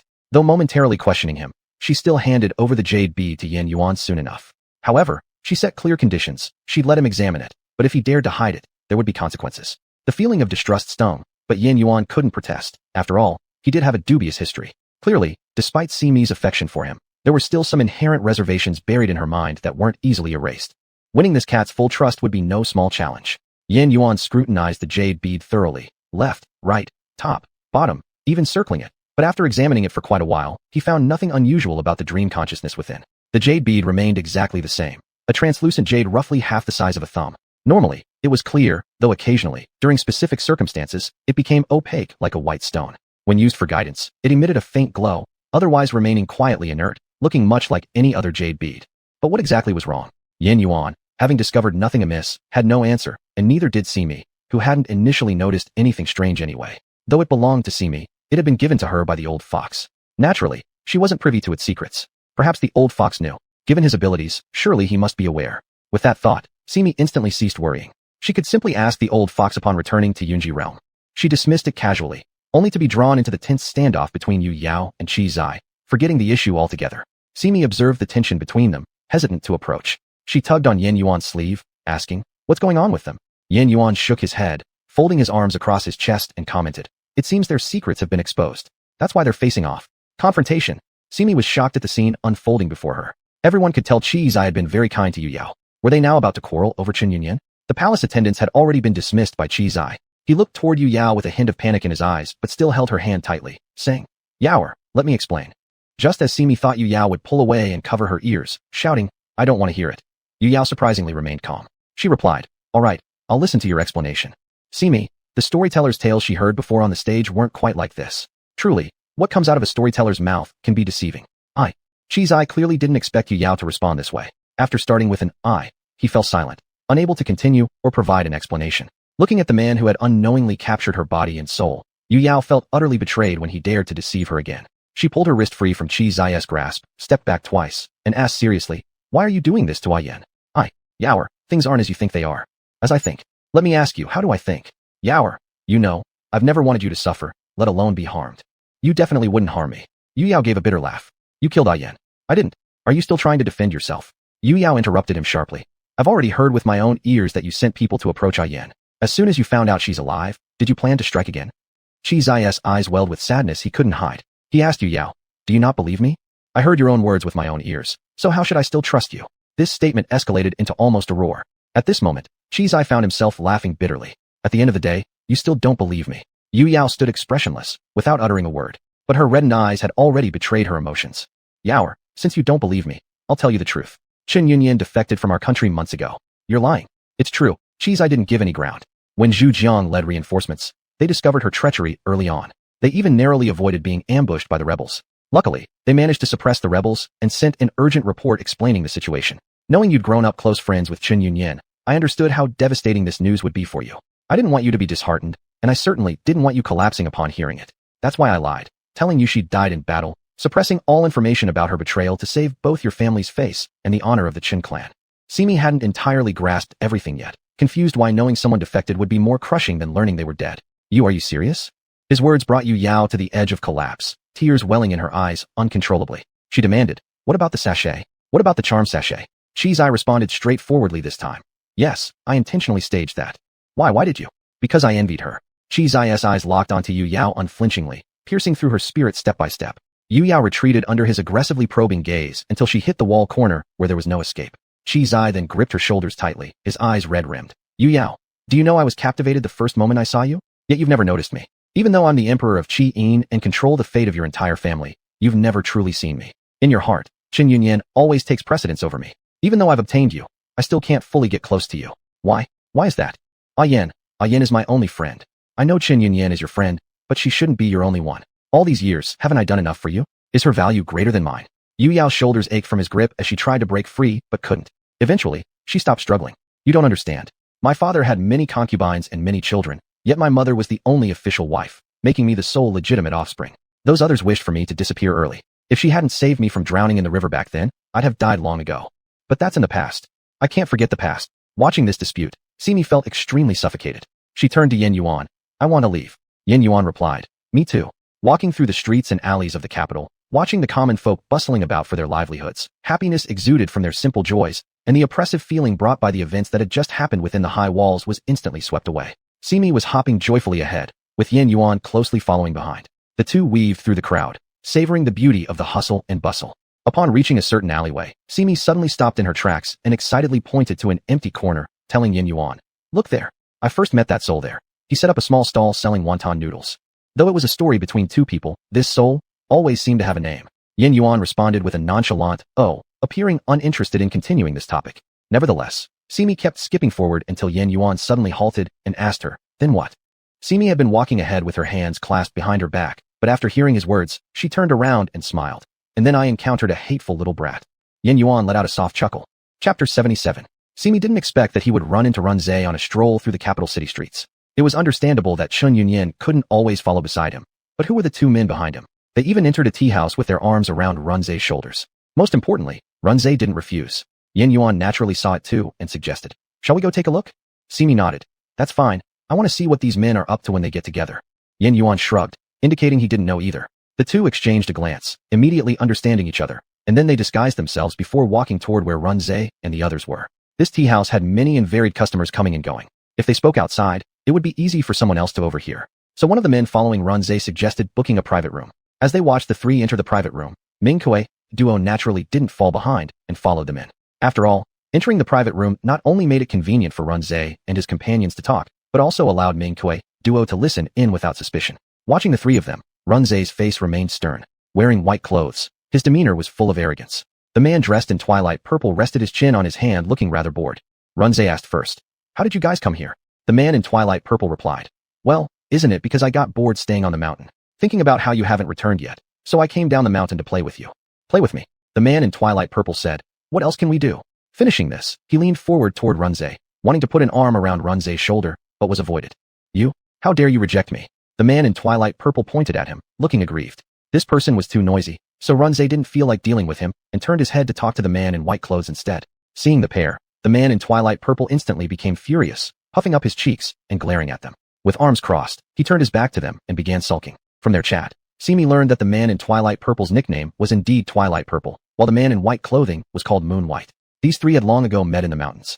These things weren't particularly important. The crucial point was that Runze's appearance at the bottom of the cliff was just because of a bet. And the target of this bet happened to be the Wutong tree spirit that Simi had seen in the forest just before entering the dream. The one that woke Qin Yunyan. Simi couldn't help but let out a few tsks inside. She hadn't expected that the green-hatted tree spirit actually had such a connection with Runze from so early on. As for the specific content of the bet, Moon White asked several times, but unfortunately, Runze remained silent, refusing to answer this question. Since Runze wasn't sharing his secrets with them, the man in twilight purple naturally didn't want to be inferior, so he interjected. We came here also for something important. Runze? Oh, Moon White glared at Twilight Purple, scolding. Don't speak rashly. Twilight Purple fell silent and continued to stand with his back against them, clearly upset. Runze glanced at them but didn't ask further. Although Simi also wanted to know the details of this matter, since Runze wouldn't say, she had no choice. Just as she was sighing, she unexpectedly heard something that surprised her greatly.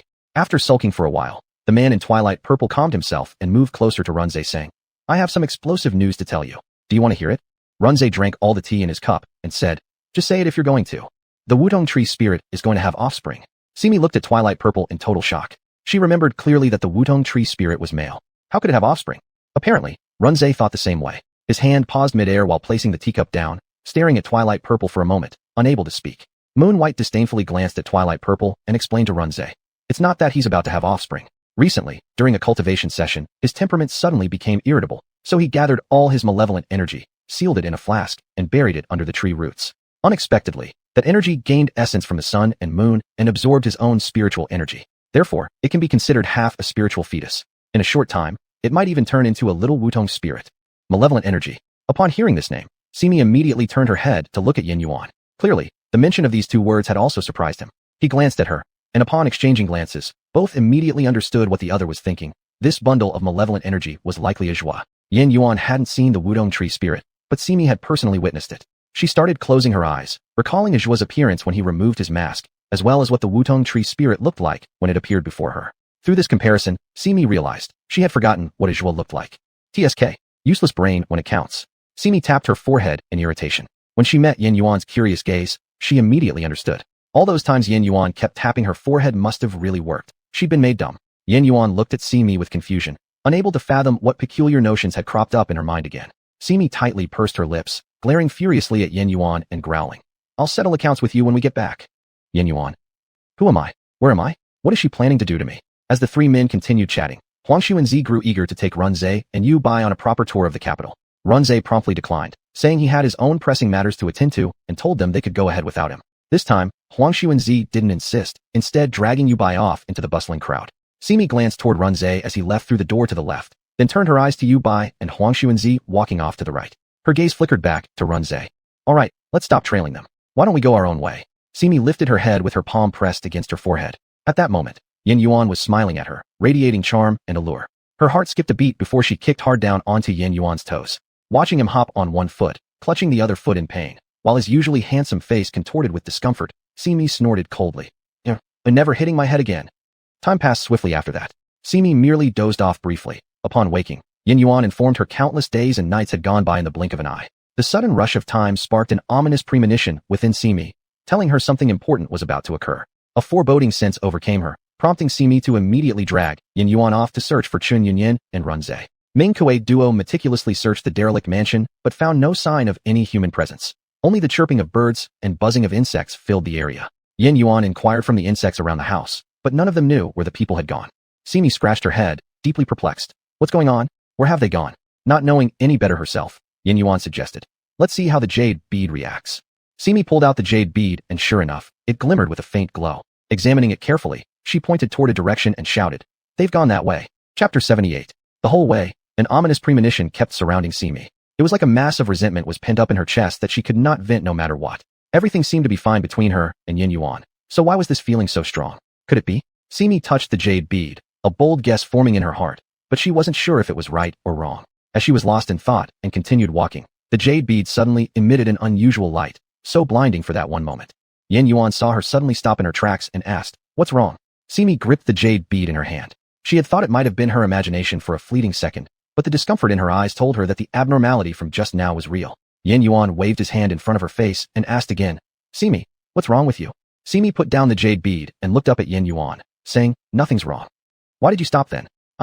Before Simi could explain, she realized she had stopped in front of a fabric shop. She asked Yin Yuan, Is this store selling fabric? Yin Yuan looked in the direction she pointed and said, Yes, they also help people make clothes. Make clothes? Simi noticed a splash of bright red somewhere inside. Her body reacted faster than her brain's thinking, and without even consulting Yin Yuan, she ran inside on her own. When she got closer, she found it was a red dress hanging on a wooden rack, a wedding dress that had just begun to be made. Yin Yuan followed Simi inside and saw her standing before the red dress, lost in deep thought. His face instantly turned uncharacteristically red. He whispered into her ear, You like it, If you want to wear it, once we return to the general's residence, I'll definitely make sure you look grand wearing it. After finishing, his already red face seemed even more excited. Little did he know Simi only responded with 2 words, Don't make noise. At this time, the shop assistant who had gone to the back just walked out. Seeing Simi staring intently at the red wedding dress, he immediately approached them, smiling respectfully. Are you two looking at wedding attire? Yin Yuan proudly raised his hands and arrogantly, yet slightly agitatedly, ed in response. The shop assistant, seeing their somewhat luxurious clothing unlike ordinary common folks' coarse cloth, immediately smiled cheerfully at them and said, "You two have great taste." To brag a little, in the entire capital city, our shop making wedding dresses ranks as second, and no other dare call themselves first. Seeing him raise his thumb in excitement, Yin Yuan frowned, thinking, with all these words coming out, can he still count that as not bragging? A man like him who is elegant and handsome would never say he is the most handsome man in the capital. People these days, they really don't know humility. Clearly, Simi hadn't paid much attention to what the shop assistant said, asking instead, "Is this dress ordered by someone already?" The shop assistant nodded. "That's right, indeed. This fabric was ordered about half a month ago by a customer specifically for wedding attire. When he came, he gave us a few diagrams and specially spent a lot of money asking us to invite the best craftsmen to make these 2 sets of wedding attire." Yin Yuan took a look at the set of clothes and said, "I don't see anything particularly special about it. And until now, it's just some fabric." The shop assistant immediately explained, "Master, your view there is rather one-sided. Hiring a senior master to cut according to the proportions took quite some time. The style has never been seen in the capital city before, being exquisitely designed. Although it appears bare now, wait until we invite the master to embroider the designs. I guarantee that this will absolutely be the most beautiful wedding attire in the entire capital." Simi naturally knew what kind of appearance it would be after embroidery. She had once seen it in Runze's stone cave.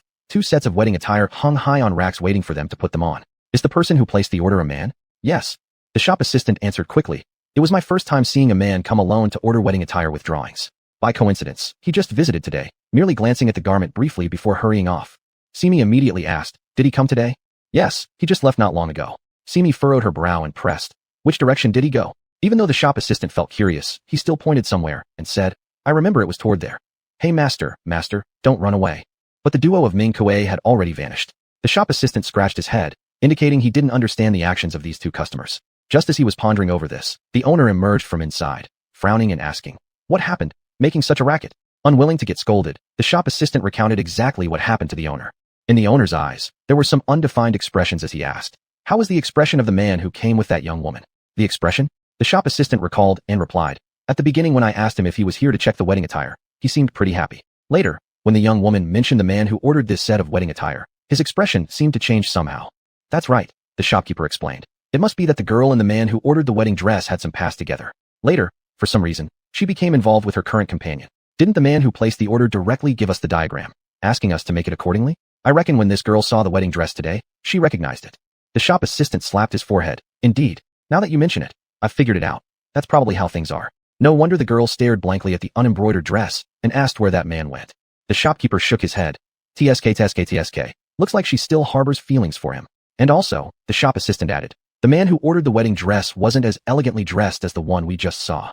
The shopkeeper gave the shop assistant a glare, and before he could speak, got a knock on the head. "Do your job properly, and stop gossiping."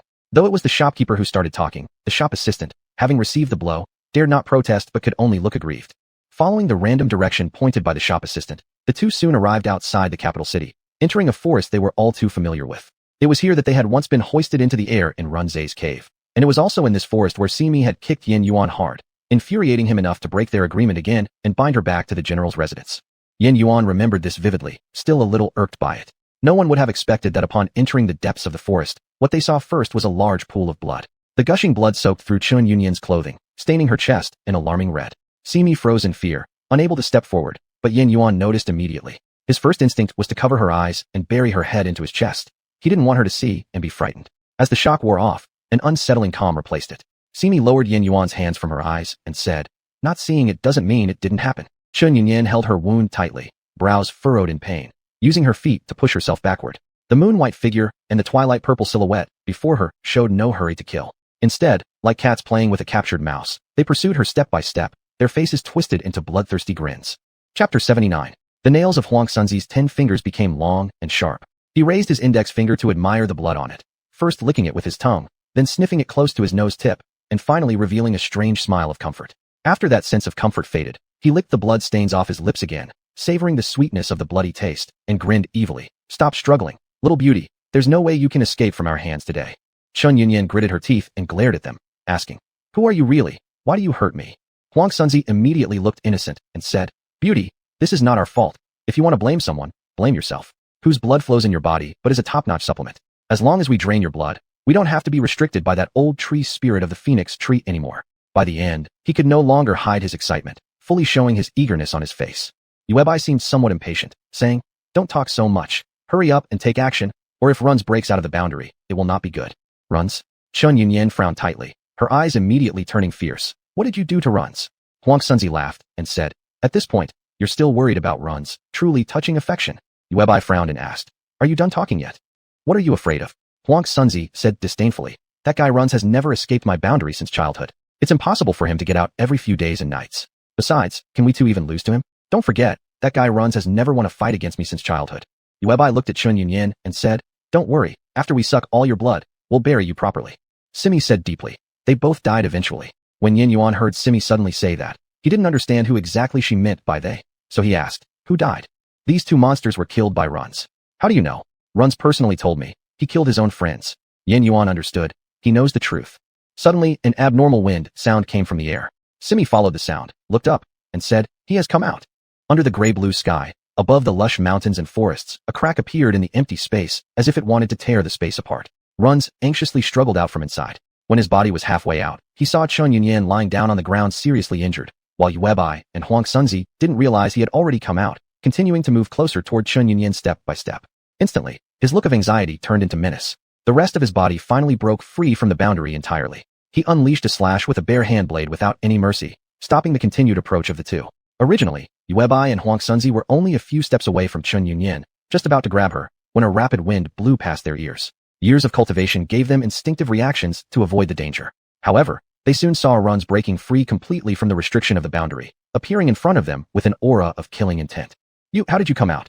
Huang Sunzi couldn't believe what he was seeing, looking at Runs along with the traces of blood around his mouth. Could it be that Runs sensed the woman's danger, so he used his spiritual power to rip open the boundary? Runs paid no attention to Huang Sunzi. His first reaction was to rush over to Chun Yunyan, hugging her to check her wounds, his excessive nervousness making his hands shake.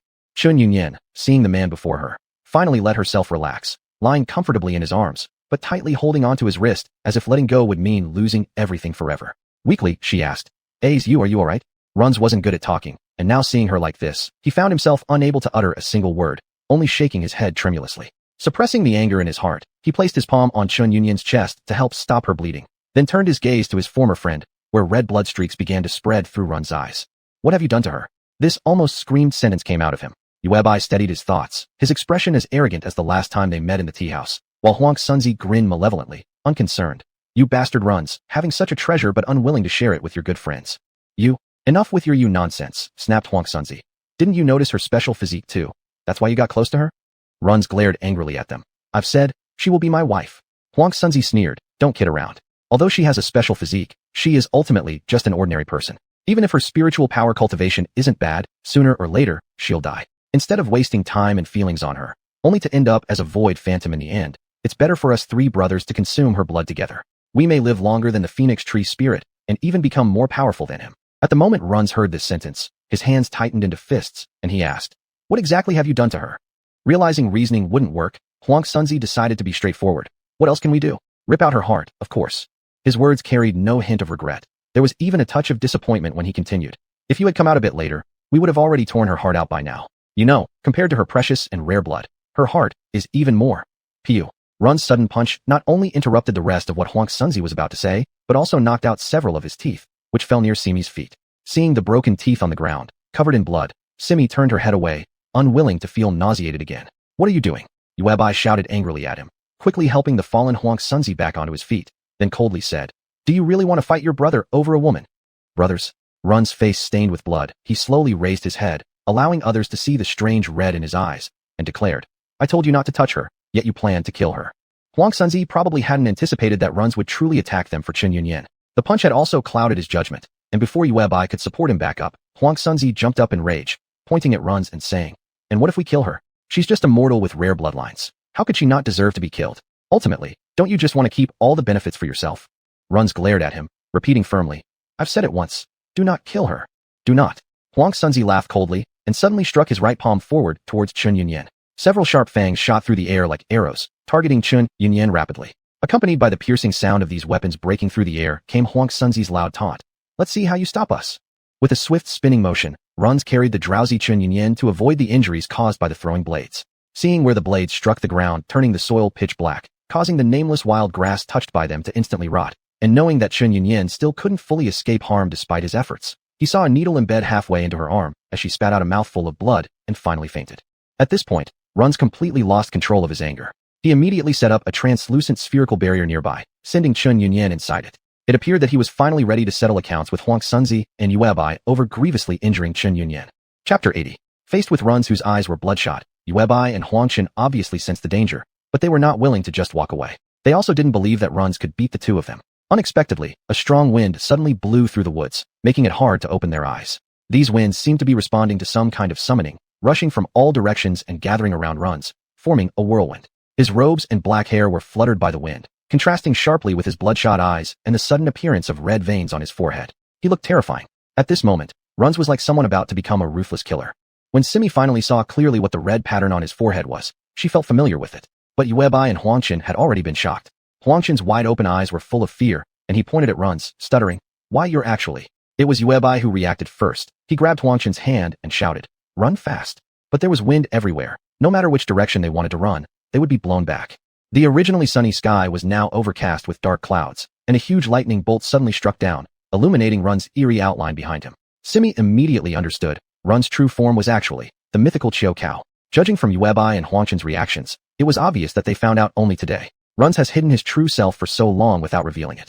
This time, Yuebai and Huang Chen had absolutely no way to escape. Simi didn't dare to look at the scene that followed. Instead, she looked at Yin Yuan. The latter got her attention and reached out to cover her eyes, pulling her into his arms. "If you don't want to watch, then we won't watch." Yuebai and Huang Chen were still resisting, but Runs had already decided to destroy them. When his sharp claws grabbed Huang Chen's neck, the latter's veins on his forehead and neck bulged up completely. Yuebai wanted to come forward to save him, but the massive wind prevented him from getting close. As Huang Chen was about to choke to death, Yuebai suddenly shouted, "It was Qi Zia who told us to do this." Qi Zia. Upon hearing this name, both Simi and Yin Yuan were startled immediately. "You said who?" This was Run's first voice after going berserk. His voice was hoarse, like a gust of sand blowing in a valley that has long been abandoned, making people feel uneasy and terrified. "It's Qi Zia." Yuebai was suppressed by the wind on the ground and gritted his teeth to say, "He sent people to tell us about this woman. Otherwise, why would we come down from the mountain?" "Who is Qi Zia?" "The emperor of Qi Yin country." "Where is he?" "I don't know." Run stretched out his hand towards Yuebai and drew him into his palm, asking again, "Where?" "I really don't know." Ah! The clouds parted, the wind and mist disappeared, and the thunder ceased. Yuebai and Huang Chen died. When Runs turned to look at Chen Yunyan again, the evil aura around him had already dissipated, and he became once again the composed man who looked cold as he appeared during their first meeting in the cave. However, he was different from when Chen Yunyan first met him. Today, his clothes were torn, and his expression was filled with pain, his strength seemingly drained, moving toward Chen Yunyan step by step. The transparent barrier surrounding Chen Yunyan, as if sensing something, actively carried her and floated before him. It quietly dissolved as he reached out his arms, letting Chen Yunyan float softly down into Run's embrace.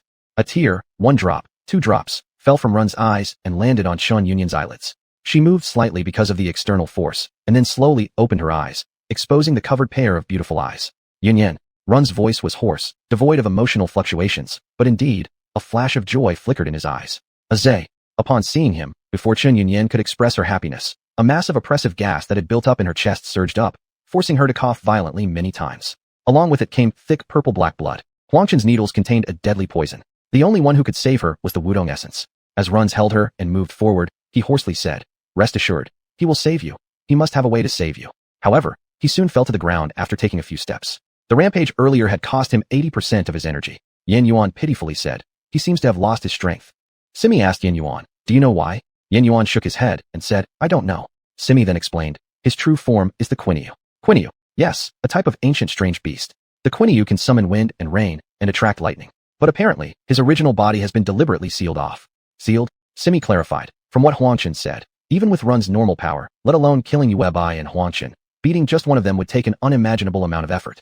But according to my knowledge, Quinyu shouldn't be this pathetic. The only explanation is that someone has sealed his original power. But why? Simi shook her head and said, "I'm not entirely sure, but I know it must have something to do with his power. Quinyu is an ancient strange beast, and without any cultivation, their natural power is infinite. However, precisely because the innate power is too strong, if they are untaught, they will easily make mistakes, leading to damage of themselves. It's like his berserk state out of sadness just now. Although it made him instantly powerful, invincible, it's obvious that he had been controlled by power, only thinking about killing. So I guess that the person who sealed his original power did so to prevent him from causing trouble, which would eventually endanger Runs himself. It's like what? Like how the old fox sealed part of my magic before I left Yunji boundary. The seal would automatically dissolve only when there's danger to my life. Otherwise, many spells couldn't be cast. I see. Yan Yuan nodded thoughtfully. How did you know he was the strange beast Quinyu? I saw the red patterns on his forehead, a distinctive birthmark of the Quinyu's true form. Chen Yunyan painstakingly reached up to caress Run's cheek, wiping away the dirt on his face caused by the wind and sand, forcing a smile. I've never seen you in such a state. Her voice was very weak, making the heart ache. Runs grabbed her cold hand and rubbed it against his cheek, saying, whatever aspect of me you want to see, I can show you, as long as. Chen Yunyan smiled and picked up the sentence. As long as I live? Yes, as long as you live. Run's tears ran down his face, which remained mostly expressionless. This time, the droplets landed on Chen Yunyan's cheeks. Chen Yunyan smiled again. Growing up, I've always been by my father's side as a young general, and I've never worn women's clothes. If I die, you must change me into a woman's dress. I haven't even seen myself in a dress yet. Cough, cough. You won't die. Runs choked. Even if, I'll still be by your side. I once said I'd give you a proper title, she whispered. But looks like I failed. Runs closed his eyes and let the tears fall continuously. He kissed her forehead gently and said, no, I've been yours for a long time. I also made a wedding dress for you, a real girl's wedding dress. Chen Yunyan became increasingly weak, her pale face whispering, is that so? It must be very beautiful. The wedding dress is very beautiful. Only you can wear it. Chen Yunyan struggled to open her eyes, but failed after several attempts. She labored to breathe and told Runs, I heard what you said to them. Yu Yao is my best friend. I don't want her to feel lonely in this world. So please, don't hurt Chizia. Runs clenched his teeth and didn't say anything. Just listen to me this one last time. Don't harm him. Chen Yunyan didn't finish her sentence. Her hand slid from Run's palm, falling limp onto the mud beside her, appearing weak but still bearing calluses that spoke of battles fought by its owner. Run stared blankly at his empty palm for a long while before speaking faintly. This time, I don't want to listen to you. His voice was so low, almost imperceptible, as if speaking to himself. Chapter 81. As Simi had anticipated, Runs took Chen Yunyan to the Wutong tree spirit. The person he mentioned who could save Chen Yunyan was indeed this tree spirit. If Simi hadn't guessed wrong, the one who sealed his true form was also this lush Wutong tree spirit. Runs explained their purpose and handed Chen Yunyan over to the Wutong tree spirit. After only asking the tree spirit to save her, he intended to leave. The tree spirit looked at the breathless Chen Yunyan and called out to Runs. Are you sure you're not joking with me? Runs paused his steps and said, you must have a way to save her. If it were just ordinary rescue, there would be no problem. But now you're asking me to bring her back from the dead. Then you should figure out a way to bring her back from the dead.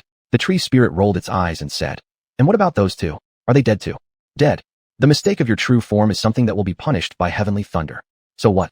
They deserve to die. Let's put aside whether they deserve to die or not. I just want to warn you that if you make another mistake, you might not get to see her waking up again. I need to vindicate her name and seek revenge for her. You can't continue killing. Runs lowered his gaze and said, I know my limits. With that, he turned and left in a relaxed manner. He didn't look at Chen Yunyan. He feared that looking at her one more time would make him unwilling to leave. As the tree spirit watched Runs walk away, it sighed and touched its forehead. Great. Now I've got to resurrect 3 people, and my leaves haven't even fully grown back yet. They'll be gone again soon. Runs obviously meant to take action against Chi Ziyue. Chen Yunyan's fate was already set, but what would happen with Chi Ziyue and Yu Yao remained unclear. Simi didn't know if she should check it out, but Yin Yuan expressed curiosity about how everything would end up. Faced with an unanswerable question, Yin Yuan suggested a course of action, and Simi naturally wouldn't refuse. Watching the tree spirit carry Chen Yunyan into the tree hollow, Simi followed Yin Yuan down the mountain after Runs. However, they lost sight of Runs along the way. Simi, imagining Runs was about to go on a killing spree while she could do nothing, became very anxious. Seeing this, Yin Yuan tried to calm her down, saying, he must be heading to the palace.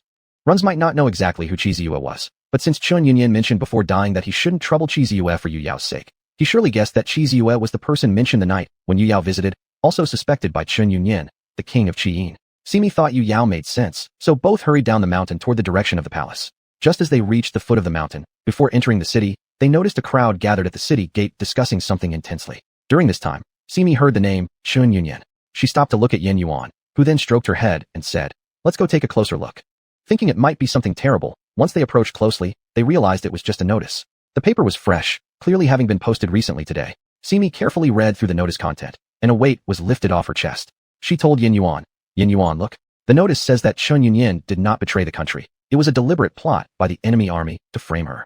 This counted as the best news of the day. Yin Yuan looked at her and said, yes, it seems that Yu Yao really matters a lot to Chi Ziyue.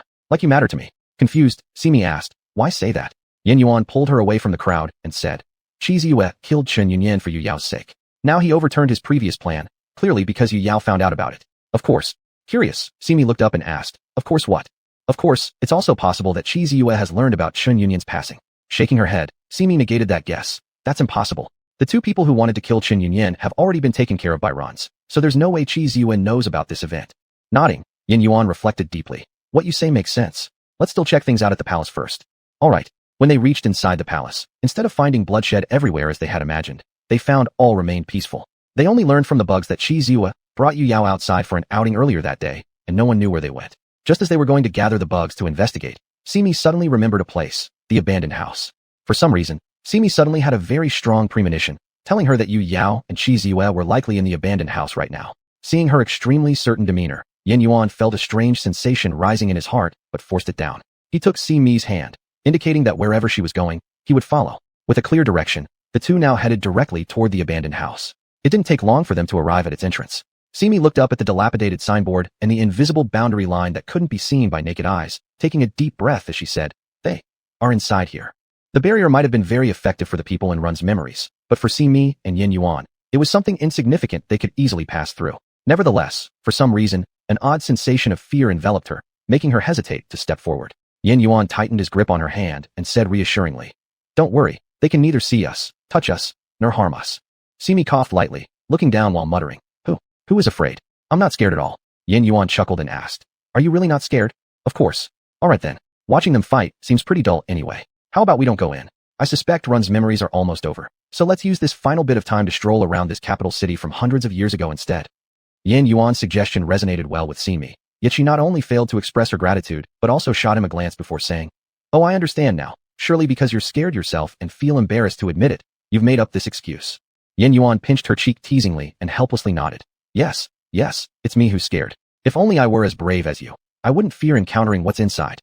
Simi frowned in confusion and asked, "What's inside? Why did you stop speaking halfway?" Yin Yuan pointed behind her and said, "Look, isn't that someone?" Following Yin Yuan's indication, Simi turned around, only to see a man dressed entirely in green slowly walking towards them while holding something in his hands, accompanied by golden butterflies and green birds fluttering around him. There was no doubt. This person was none other than the Yutong tree spirit wearing a green hat. He strolled along cheerfully humming a tune and greeted them as he passed. "Oh, what a coincidence. Simi." Yin Yuan.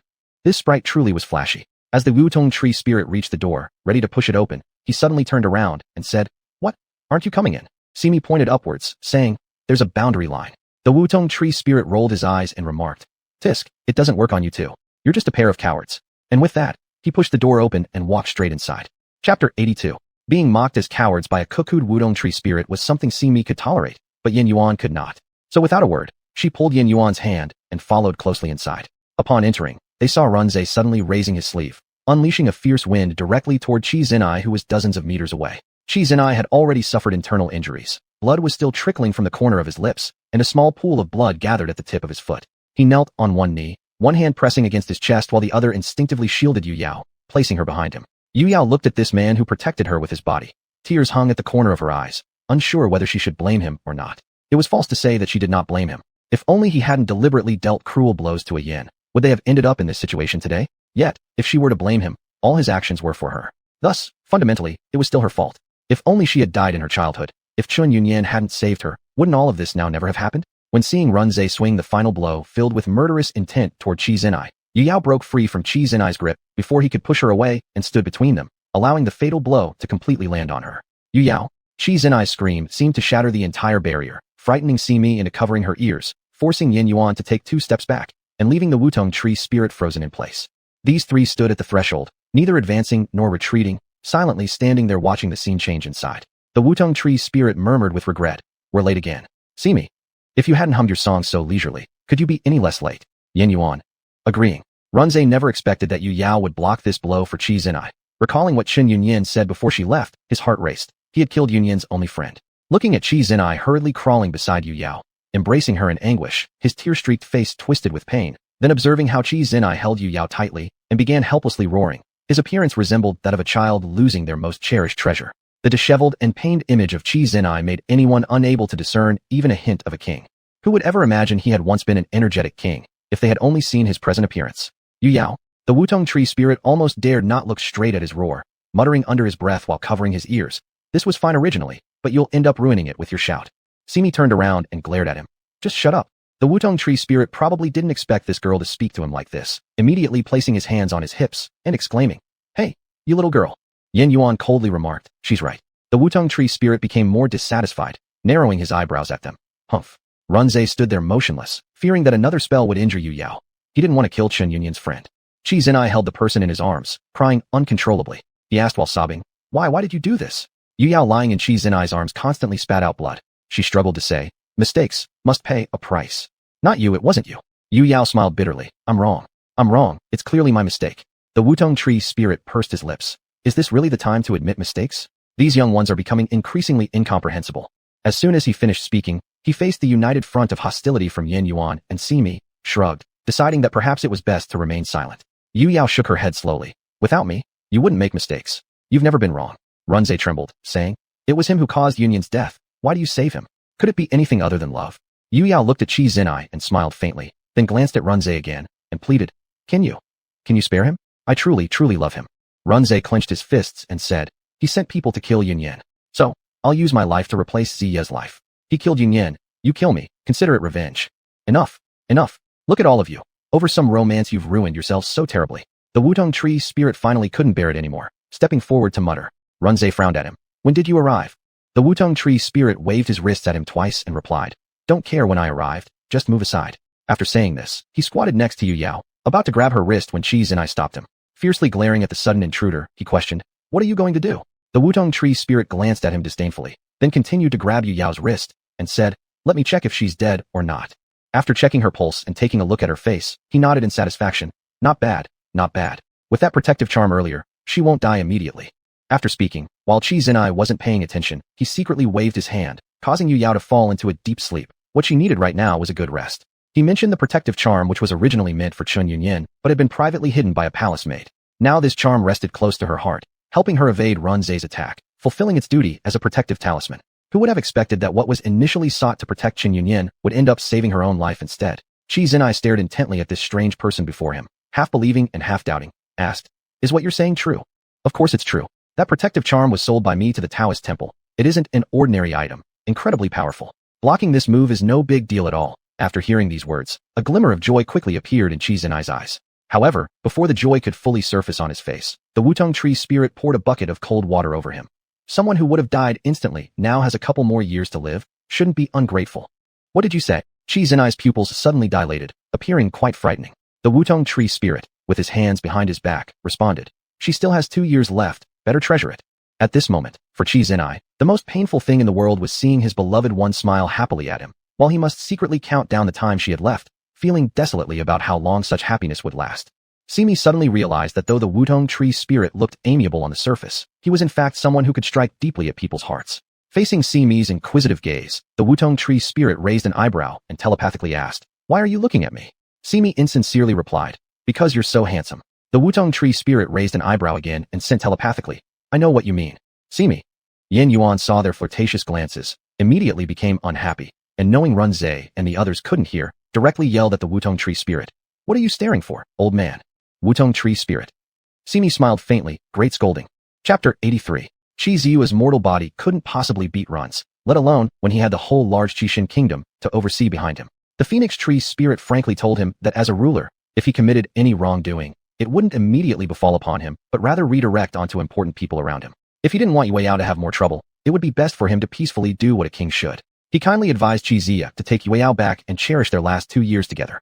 As for Run's, the phoenix tree spirit decided to take him back and properly discipline him. It had to be said that the old tree spirit was indeed capable. Before Simi and others could react, in just a few words he managed to resolve everything. No one knew if he specialized in persuasion techniques or not. When leaving with Run's, the phoenix tree spirit suddenly paused beside Simi and Yin Yuan, looking at them and saying, The story has ended. It's time for you both to wake up. After finishing, he waved his hand, causing Simi's vision to go dark, and she lost consciousness. After an unknown period of time, Simi gradually regained her awareness, opening her eyes with difficulty. What she saw first was a face, fresh and young, that she hadn't seen for quite some time. Yin Yuan, how did you turn into a child again? After the shock subsided, she suddenly realized something wasn't right about herself. Wait, pause. She had turned back into a cat. Yin Yuan, who had awoken a bit earlier, dejectedly lowered his head and stated, Stop looking. You've turned back into a cat, and I've turned into a kid. Simi interrogated, What happened? Why are we like this? Yin Yuan was about to shake his head when the closed room door was pushed open from the outside. Lin Feng entered wearing a long robe, followed by Han Dan whose face was full of schadenfreude. Seeing them, Yin Yuan frowned. How did you two get in here? Lin Feng replied, Why don't you allow us? Han Dan interjected, If it weren't for us discovering you first, and ordering no one to approach this room. Probably the entire city would already be buzzing about how the second young master of general residence and an outsider girl had shrunk while lying in bed together, turning into a little baby and a magical cat. Yin Yuan was extremely dissatisfied with his slightly mocking tone, unsure how to refute it, but Lin Feng spoke first. As the imperial advisor, one must not make wild statements. Whoever is involved, things concerning the residence of the general are always handled with the strictest confidentiality. Yes, all thanks to General Yan's effective management. While listening to their banter, Simi became impatient because none of their conversation addressed the matter at hand, so she asked directly, "What is wrong with us? Why are we both so small now?" Before Lin Feng could answer, Hun Dan corrected her. "Correction, it's one person and one cat. Your condition now, obviously, it's due to your jade bead messing things up." Jade bead. Simi looked down at the jade bead tied around her furry little paw and asked anxiously, "Is it because we went inside someone else's memories?" "This jade bead can absorb other people's pasts on its own and seal them away," Hun Dan explained, shaking his head. "Since your spiritual powers aren't strong enough, it easily pulled you into those memories. Judging by the fact that this isn't your first trip inside, and that the last visit being short didn't cause problems, while this visit lasting too long obviously harmed your original forms. Just look at your current sizes now, shrunk significantly. Simi." Yin Yuan silently calculated regarding the matter of Hun Dan, giving Simi a jade pendant that allowed her unrestricted access to the palace. His mood already soured seeing him, and watching his gloating over their misfortune only made Yin Yuan feel worse. Thus, he remarked, "All you know is talking nonsense. Can you show some competence and turn us back?" Hun Dan wagged his finger in front of Yin Yuan. "Simi can, you can't." "Why not?" Helplessly, Hun Dan shrugged. "Who told you to have such a fiery temper?" "You." "Enough, that's all between you two," Lin Feng interrupted, pulling out a paper crane from his robes and handing it to Simi. "Little kitty, this is for you." At the sight of the paper crane, Simi immediately lit up with joy. "This is Old Fox's reply. I don't know whose reply it is, but when I discovered it a couple days ago, it was resting at your feet. There were faint traces of ink inside, which means someone sent you a message. Since I didn't know when you'd awaken, I've been keeping it safe for a few days. Don't worry, nobody has opened it." Actually, even if someone did open the paper crane, it wouldn't matter much. Happily, Simi took the paper crane from Lin Feng and unfolded it right in front of Yin Yuan. Yin Yuan leaned in to take a look, but at a glance, he furrowed his brow. "There's nothing written on there." Smiling silently, Simi said nothing. This paper crane was enchanted by Old Fox. When folded, regardless of who observed it, they would see ink traces. However, once opened, the writing would vanish without a trace, visible only to Simi. But still, Simi frowned as she read through the sprawling text. No rush, take it slowly." She suddenly fell into deep thought. In the last 1,000 paper cranes she sent to Old Fox, she seemed to have mentioned that she was going back to Yunji Realm. Looking at the rare sunshine outside, Simi decided this time to listen to Old Fox. There was no way she could go back to Yunji Realm unless she returned to her human form. Otherwise, wouldn't Songging laugh himself crazy if he knew she had come out and turned back into a cat, several times at that? Considering Songging's not so high IQ, if he laughed himself insane, Old Fox would have to laboriously take care of him. To prevent making Old Fox work so hard, Simi made a decision to be an obedient disciple once and just not irritate Songging while looking like this. Since it was here already, the jade bead's backfire force was too strong. She probably couldn't return to her original state for a while. As Old Fox had said, take it slowly and don't rush, hence she might as well stay here for several more days. During this period, Yanao all had to stay at the parade ground to train soldiers. Since Yin Yuan's current appearance wasn't convenient for others to see, Lin Feng took both him and Simi, who had transformed into a cat, back to the Prime Minister's residence. He continued using the same fabricated excuse from before, claiming that Yin Yuan was the son of a good friend he met outside, brought to the mansion for a few days' stay. After last time, this time Chuyer and others showed no surprise, instead letting some rumors reach his ears. Word has it that young Master Yi's little Yanao is General Yanao's child conceived outside of marriage. I've heard about this too. Look at the boy's facial features. They are so much like General Yanao. And there's more. Have any of you seen young Master Yi acquaint with someone else besides General Yanao? That doesn't add up. If he was General Yanao's child, why keep it secret? For what other reason? Just consider how old the boy is and compare it with how old General Yanao is now. Likely, it's to avoid reprimand from the ancestors. You're wrong on that one. Military men don't care about these formalities. I say, most probably it's because of young Master Yi's problem. Young Master Yi? Exactly. Think about it. The hell-raising little devil. If it weren't for the previous master keeping an eye on him, how obedient would he be? Ever since the previous master passed away, how many times do you think young Master Yi has visited places of pleasure? That's true. Perhaps it's simply because young Master Yi doesn't like children, thus preventing this matter actively. Don't blabber nonsense. When has General Yanao ever listened to young Master Yi? He listens only to our second young master. Lin Feng, standing outside the door, went alternately red and white in the face, finally loudly coughing twice, silencing the gossip instantly inside. Instead, it was Yin Yuan, who sat on the roof hugging Simi the cat in his arms, who couldn't help but sigh. No wonder my reputation is so bad. Chapter 84. Simi stretched her arms and yawned, joking with Yin Yuan. Are you just figuring this out? Yin Yuan tilted his head to look at her. You already knew? Of course. Why didn't you tell me if you knew? Tisk. Simi glanced at him disdainfully. Do you even have a clue about yourself? Yin Yuan raised his head proudly and said without hesitation, no. Seeing his thick-skinned demeanor, Simi had long gotten used to it and wasn't interested in arguing about this. She jumped down from Yin Yuan's embrace, and the little spiritual cat named Simi said to him, I have something I want to figure out now. Do you want to come along? Yin Yuan stepped forward and picked her up again, carefully walking on the roof. How could your business ever exclude me? Simi teased him. Do you even know what I'm going to do and you're still willing to go along like this? It won't be dangerous anyway. The things I do are always dangerous. Simi deliberately lowered her voice as if she were really planning to do something perilous. Unexpectedly, Yin Yuan was confident. With me here, there will definitely be no danger. You talk better than you sing. Bad things always happen when I meet you. Although Simi complained with her words, the little kitten face resting on Yin Yuan's arm blushed red uncontrollably. Fortunately, the white fur hid it, so outsiders couldn't see. A baby-faced boy held a white spirit cat in his arms, sneaking into a room while avoiding the notice of those in the mansion.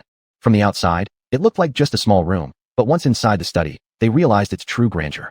From the door to the farthest wall, there were shelves several dozen feet high, neatly arranged in 5 or 6 rows. And from the leftmost side to the rightmost, the room extended dozens of feet in length with bookshelves lining the walls continuously, their quantity truly astonishing. Simi looked at the neat array of books on the shelves in shock, her lips slightly parted. After a long pause, she finally asked, Is this Lin Feng's study or the Chancellor Mansion's? It's way too big. Simi had seen Yin Yuan's study in the general's residence before. Calling it a study was a stretch. It barely had any books, but weapons such as knives, spears, and swords were plentiful. But those belonged to Yin Xian. Yin Yuan didn't care for them, nor did Simi. Previously, she assumed all studies in Qiying country would be the same. Now, after comparing with Lin Feng's, she realized Yin Yuan's so-called study didn't even qualify as pretend playtime. She finally understood why Lin Feng seemed elegant and scholarly, whereas Yin Yuan. Never mind. There was no point worrying about it. Even if her partner was dim-witted, she had to make allowances. Putting all this aside, Lin Feng's vast collection and orderly arrangement of books still amazed her. The old fox also loved books. His lair was filled with various types of bookshelves, but their number was less than half of what Lin Feng had here. Still, Simi had never seen the old fox tidy up the bookshelves. He'd toss books aside after reading, leaving it to her and Song Gung to clean up. This is called the Chancellor's study, but it might as well be Lin Feng's alone. Nowadays, the only people running the Chancellor's estate are Lin Chuan and Lin Feng. Lin Chuan has moved most of his things to the palace, so this room is dedicated to storing Lin Feng's books of all kinds. How many books must there be? Well, hundreds, or maybe thousands. I'm not sure, but there must be several thousand altogether. All these books belong to Lin Feng? How did he collect so many? Yin Yuan closed the door securely, holding her as they weaved through the maze of bookshelves, glancing around and explaining, not all of them. Some of the books were left behind by Grandpa Lin. Grandpa Lin. Yin Yuan nodded, confirming with an before continuing. A great majority were collected by my brother during his military campaigns across the land. My brother enjoys martial arts and excels at leading armies, but he personally doesn't have much interest in books. However, every time he returned victorious and passed by bookstores, he would buy a heap of strange tales and historical anecdotes and give them to Lin Feng. Lin Feng's habit of arranging things neatly meant his study wasn't just one, he had several. But all the peculiar legends, regional histories, and folklore resided here in this particular room. This was also one of the important reasons Yin Yuan had mentioned earlier to Simi that they could find answers here. No wonder when I came to Qiying, people kept saying your brother loves learning. So this is why? Your brother and Lin Feng get along so well. I want friends like that. Simi was envious, stars twinkling in her eyes. Yin Yuan had been under the control of Uncle Lin since childhood, and after his death, under the supervision of his elder brother and Lin Feng. Now, hearing Simi mention their names made his head ache, forcing him to sigh helplessly. Just tell me what you want, and I'll provide it. Can you give me anything I ask for? Yin Yuan thought for a moment and decided to face reality. Anyway, I can't get it. I can ask Zhong Mo. If Zhong Mo doesn't work, then I'll ask my elder brother or Lin Feng. If they don't work either, there's still Lin Chuan as the national chancellor above them. The king listens to Lin Chuan the most. Simi shook her head 3 times at him, making a tisk sound with each shake. After a few rounds, Simi remarked, So you're actually the younger brother of General Yin, second young master Yin. Yin Yuan's face turned red with embarrassment, and he had to say, All right, we should focus on the task at hand. Though his tone seemed nonchalant, deep inside he felt somewhat disappointed. He had grown up always relying on others. Rarely was there something he could accomplish independently. No wonder the servants in the Chancellor's mansion gossiped about him behind his back. Indeed, being such an ordinary person surrounded by shining stars, he felt like a fake pearl among real ones, only appearing important because of the true pearls nearby. Yin Yuan suddenly wanted to beat himself up. He had made plans to take care of Simi using his own abilities, so why did he instinctively revert to depending on his brother again? This bad habit must be thoroughly eradicated. Simi had been held in Yin Yuan's arms as they strolled in front of the bookshelves when suddenly the person holding her stopped walking, and their breath came closer. Simi tilted her head back to look at him and saw that his usual carefree demeanor was replaced with seriousness. She didn't understand. This person was fine just moments ago, so why the sudden change? What's wrong with you? Simi asked. Yin Yuan carefully told Simi word by word. I want to let you know that in the future, if you want anything, you can directly tell me, no matter what it is. If I can't meet your needs now, one day in the future, I definitely will. One day, everything you desire, I will deliver to your hands. Simi was shocked by his words. She didn't know why Yin Yuan chose to express himself this way now. Perhaps her deliberate teasing struck a chord within him and awakened some hidden sense of manhood. She extended her claw and patted Yin Yuan's forehead. Simi recalled something said long ago by Tsang Gung to a gray wolf pursuing her in the mountains, a phrase she had remembered for quite some time. Now, she finally had the opportunity to say it to Yin Yuan. She imitated the tone she remembered from Tsang Gung. You needn't worry, I won't accept anything unless you give it to me. As long as it's from you, I'll like it, whatever it is. Yin Yuan was delighted upon hearing these words, unable to suppress his joy. Are you serious? Of course I'm serious. Let's do our proper tasks quickly, or it wouldn't look good if someone outside sees us. The human and cat had come here not for anything else, but to read through miscellaneous historical anecdotes mentioned earlier in Rouge's memories. They already knew quite a bit about Rouge and Chun Yunyan, and the relationship between Qizia and Yu Yao also seemed more or less figured out, yet they still felt something was missing. They couldn't quite say what it was, but fortunately, Lin Feng had an interest in collecting obscure histories and folklore, and maybe they could find some clues here. However, they weren't sure if the events recorded in his collection were accurate. Lin Feng's books were neatly arranged, though Simi had never been inside before, while Yin Yuan had visited once or twice. But since he wasn't a big reader, he hadn't stayed long and thus didn't know Lin Feng's habits for placing books. They were both clueless now, so they simply decided to search based on intuition. After circling around without finding relevant books, they decided to start from the very first page. From the first bookshelf to the last one, from the first book to the last. If the desired book was among the earlier shelves, naturally, it would save time and effort. If it was among the last few shelves, they'd keep flipping. What else could they do? Unfortunately, the current young Yin Yuan wasn't tall enough to reach the upper shelves easily. At best, he could add a chair and stand on tiptoes to search. It was certainly troublesome being a child-sized form. If he were in his normal form, he could quickly scan 10 lines at a glance and search an entire bookshelf in no time. While criticizing himself, Yin Yuan dragged the chair to the next bookshelf to continue searching. Though Yin Yuan was unreliable at the moment, thankfully, Simi's original form was a nimble little cat. With a gentle leap, she stood steadily atop the highest shelf. Unfortunately, people may stumble and horses may trip, and even Simi, who was steady normally, faced challenges. The study, though called a study, contained not only books, but also a few boxes of varying sizes placed on high shelves. Simi was so focused on searching that she wasn't careful with her footing. Somehow, she lost her balance, almost falling off the shelf. Fortunately, she quickly clawed onto the bookshelf to stabilize herself. Yin Yuan was distracted by this minor accident as Simi continued kicking her dangling hind legs until her feet finally touched something. At that moment, there was a loud thud as a wooden box fell and broke open on the floor of the quiet study. After regaining her composure, Simi looked down and saw the scattered contents of the fallen box. Not only did her legs shake, but her heart began to tremble in panic. Yin Yuan was about 2 bookshelves away, diligently searching when he heard the sound. He turned around immediately and caught Simi glancing nervously at him, making brief eye contact. Phew, it's good that she's safe. Yin Yuan felt slightly reassured. Jumping down from the stool, Yin Yuan ran over to where the crime scene occurred and carefully inspected the fallen wooden box. He found that it had only opened without any damage to its contents, which put his mind at ease. Lin Feng's study housed many treasures he didn't fully understand, especially items collected by his brother. If anything were damaged, no amount of whipping could relieve the guilt. As he was about to gather the scattered papers back into the box, an unfolded portrait caught his eyes. He picked up the painting and examined it closely, along with the inscriptions and signatures beside it, causing Yin Yuan's expression to drop dramatically. He waved at Simi, calling out, "Hey, lazy cat, come down here and take a look." Simi assumed that she had broken something, trembling in fear and refusing to move, shaking her head to signal that she did not want to go down. Yin Yuan seemed to have discovered some sort of major secret, eagerly gesturing to her with both hands and exclaiming, "Come quick, take a look at what I've found." Chapter 85. Simi shook her little head and said, "I don't want to get down." Yin Yuan handed the portrait in his hand to Simi and asked, "Look who this is." Simi tilted her head and took a quick look, immediately stunned. "A joie." "Yes, come down quickly, there are more here." Simi aimed at the spot, lightly tapped her foot, and the entire cat landed steadily on Yin Yuan's shoulder. Her 2 front paws rested on Yin Yuan's shoulders, her chin on Yin Yuan's head, eyes wide open and tightly focused on the painting in front of her, boldly guessing. "This was painted by my elder sister." Unexpectedly, Yin Yuan shook his head to deny it. "No, look at Ajua's appearance in this painting. It's clearly the moment when Grandpa Lin removed his mask. Also, the inscription on this painting is written by Grandpa Lin. But if you look at the date, it is clearly many years after Ajua's death."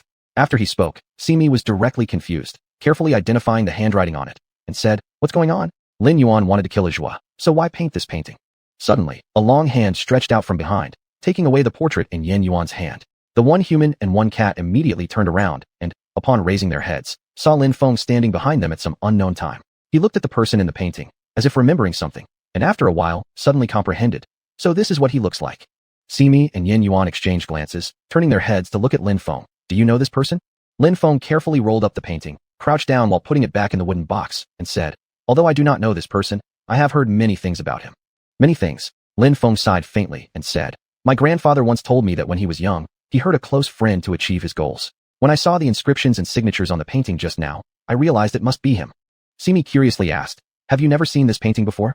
Wiping off the thin layer of dust on the wooden box, Lin Feng suddenly smiled faintly and said, "This wooden box is one I personally placed on the bookshelf, but I have never opened it." Simi understood and said, "I see. So you were afraid to touch your grandfather's things, right?" Lin Feng shook his head. "It's not because of that. This wooden box has been in my study since my grandfather passed away. I also wanted to see what was inside, but unfortunately, although the box is lockless, someone cast a spell on it that made it extremely tight. Yin Xian can't even open it, let alone me, an ordinary person with no magical abilities. Naturally, I couldn't open it either." "Huh, but it's now." Simi watched the wooden box she had accidentally knocked to the ground and decided not to say the rest of the sentence. It seems Miss Simi is more skilled in opening this kind of wooden box. Being complimented like this, Simi felt guilty and lowered her head, not daring to make a sound. "Now that we're on the subject, how did you two suddenly end up in my study?" "I distinctly remember Yin Yuan dislikes reading the most." Yin Yuan, Simi looked up and asked Lin Feng. "We came here to look for information about Qi Zia." "Qi Zia? You mean the monarch of Qi Yin country hundreds of years ago?" Simi's face lit up with joy. "You know him?" "Of course, he was a very legendary monarch in the history of Qi Yin country." "What about it? Doesn't Yin Yuan know?" Simi lay on Yin Yuan's head looking at the suddenly mentioned person and laughed. "This guy doesn't know either." Lin Feng chuckled softly. "Well then, are you two looking for folklore or anecdotes about him?" "That's exactly it. Follow me then." Lin Feng smiled and led the human and cat to the back row of bookshelves. After searching for a bit there, he pulled out a stack of books and handed them over. "Here they are." Both Simi and Yin Yuan instinctively swallowed, somewhat uncertain. "This much?" In fact, there used to be more. There aren't many official historical records about this monarch, but there are quite a few folk tales and miscellaneous anecdotes. However, most of them are too scattered. I found them interesting, so I sorted through them and put them all together. All the contents I have collected are basically here.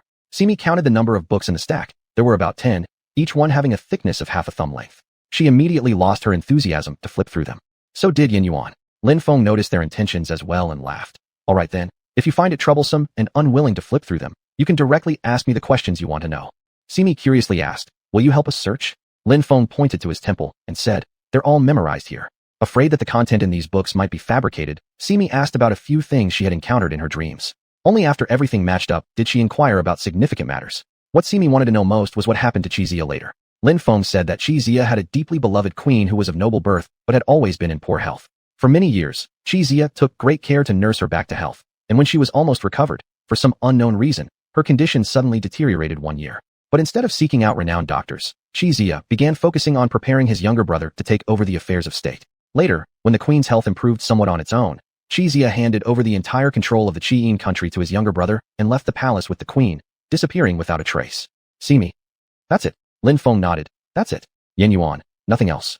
Lin Feng shook his head. "Nothing else." Simi asked again, "Was he ever pursued or hunted down as revenge?" "Why would someone pursue or hunt him down as revenge?"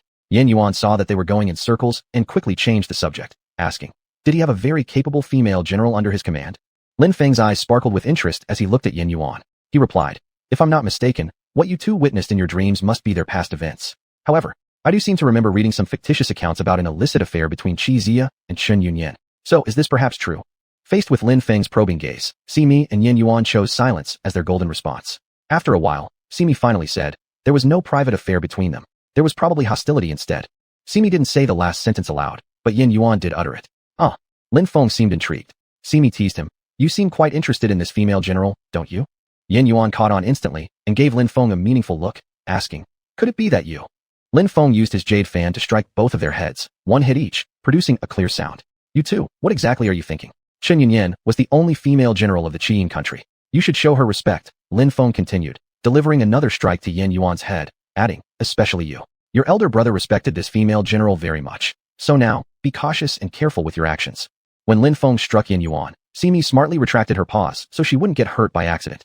As for Yin Yuan, after being struck twice, he was just about to pout in a show of Veicha, being wronged, but then he remembered that Simi was perched on his forehead. Immediately, he straightened his neck and chest, assuming a posture of, "I'm completely fine."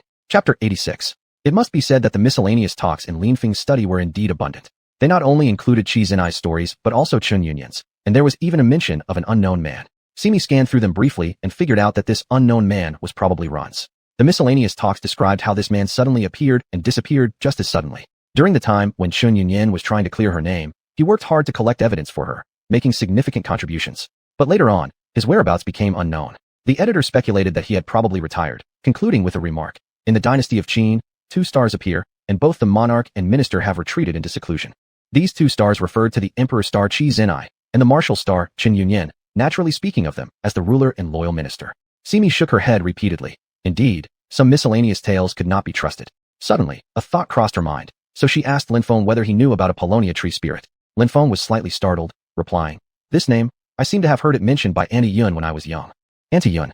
Linfeng nodded and said, "Auntie Yun once said he was an immortal among the mountains and forests, and she also mentioned." Yin Yuan interjected curiously, "Mention what else?" Linfeng chuckled at their expectant expressions and said, "Fine, since so many years have passed, telling you now wouldn't matter. Auntie Yun told me that this Paulownia tree spirit had revealed to her a secret that could change the fate of scholars. Later, she informed my grandfather about it, and because of this, there came the story of my grandfather and his close friend." Almost instantly, Mi and Yin Yuan understood. It turned out that the one who had initially informed Auntie Yun that Asha's negative energy was beneficial to scholars was the Paulownia tree spirit. But Huang Xianzi had once said that it was his own negative energy gathered together, which should count him as half the child responsible. No, he was definitely the whole child. Linfeng noticed their increasingly peculiar expressions, leaned forward, and asked, "What are you 2 little heads thinking about? Are these random recollections brought up from your recent visions?" Not knowing how to explain the matter to Linfeng, they didn't say much. Fortunately, Linfeng, noticing their puzzled appearance, stopped probing further. Instead, he reminded them not to take any books out and not to damage anything inside before leaving, saying he had business to attend to. "Strange," Simi muttered, unable to help herself after watching Linfeng leave. Yin Yuan frowned, asking, "What is strange?" Linfeng seems odd. Every time he goes out, he always takes a carriage and has Zhong Mo accompanying him. This isn't strange at all. Every time he goes out, he is swarmed by a large group of girls asking him countless questions. Moreover, his body is frail to begin with. Without Zhong Mo accompanying him, he couldn't walk more than half a li in a day. So exaggerated. After sighing, Simi suddenly recalled the first time she met Linfeng. That time, she merely saw part of his face through the partially lifted curtain and was already astounded. Seeing his full face would have made her heart pound uncontrollably. Seeing her lost in thought while staring at the direction Linfeng left, Yin Yuan felt somewhat displeased. All right, he's long gone. You might as well stop gazing at him and look at me instead." "Look at you." Simi glanced down at him. "I've already memorized your appearance thoroughly. What more can I find by looking again?" Though spoken frankly as an offhand comment, these words stirred something in Yin Yuan's heart, like a creeping vine trying to quietly tie Simi up and hide her deep within his soul without her noticing. No, actually, she had already been hidden away inside him. He hadn't realized just how deeply his heart had buried Simi beyond casual notice. "Shouldn't we go find a spirit next and clarify things?" Yin Yuan suggested. Simi immediately nodded in agreement. "Yes, let's track down that green-capped Paulownia tree spirit and get to the bottom of it." Green-capped Paulownia tree spirit. Yin Yuan reflected back on the entirely greenish Paulownia tree spirit and commended Simi internally for describing his figure perfectly. This wasn't their first trip to this forest, yet each time seemed to bring a different mindset. Passing a certain expansive clearing, Simi suddenly remembered kicking Yin Yuan in a certain spot. Glancing sideways at that area, judging by Yin Yuan's state now, there must be no harm. The Paulownia tree spirit seemed to have anticipated their arrival today and did not conceal himself. Instead, he was leisurely lounging amidst dense foliage, idly amusing a baby still swaddled in blankets in his arms. Yin Yuan stared at golden butterflies flitting around the tree as if in a dream, momentarily speechless at the scene. Simi, however, had already witnessed such scenes before. Besides, old foxes were known for being flashy, and every time they stepped out, they made sure to spruce up properly. After seeing numerous similar displays, she found nothing unusual. She perched on Yin Yuan's head and asked the Paulownia tree spirit, "Hey, who's the one you're holding?" New paragraph starts here. The Paulownia tree spirit stopped teasing the baby in his arms and looked down at the infant like Yin Yuan and Simi who was sprawled on his head like a chubby white hat. He said to the baby in the swaddling clothes, "This kitty is giggling so impolite. Zwar, you must not learn from her when you grow up, understood?" The baby in the swaddling clothes hadn't even grown milk teeth yet and emitted happy gurgles. Whether it had absorbed the message or not was unknown. But at this age, most infants wouldn't understand such words anyway. Several green-winged birds flew over together. The Paulownia tree spirit waved at them and said, "No need, I can hold him myself." With that, his feet seemed light as wind, and the whole tree spirit gracefully descended before Simi and Yin Yuan, his dress fluttering lightly in the breeze, creating an ethereal dreamlike scene. He held the baby in his arms and asked, "You've come quite early today." Early? Simi glanced at the sun above. Whether it was early or not she didn't know, but the weather today was indeed rare and good. The Paulownia tree spirit also looked up for a moment and said, "In this season of Qiying Kingdom, it's hard to see the sun. Once it shines, my whole tree feels better already. Most plants, after all, enjoy basking in the sunlight." Simi stared at the baby in his arms who kept giggling, asking, "Is this your child?"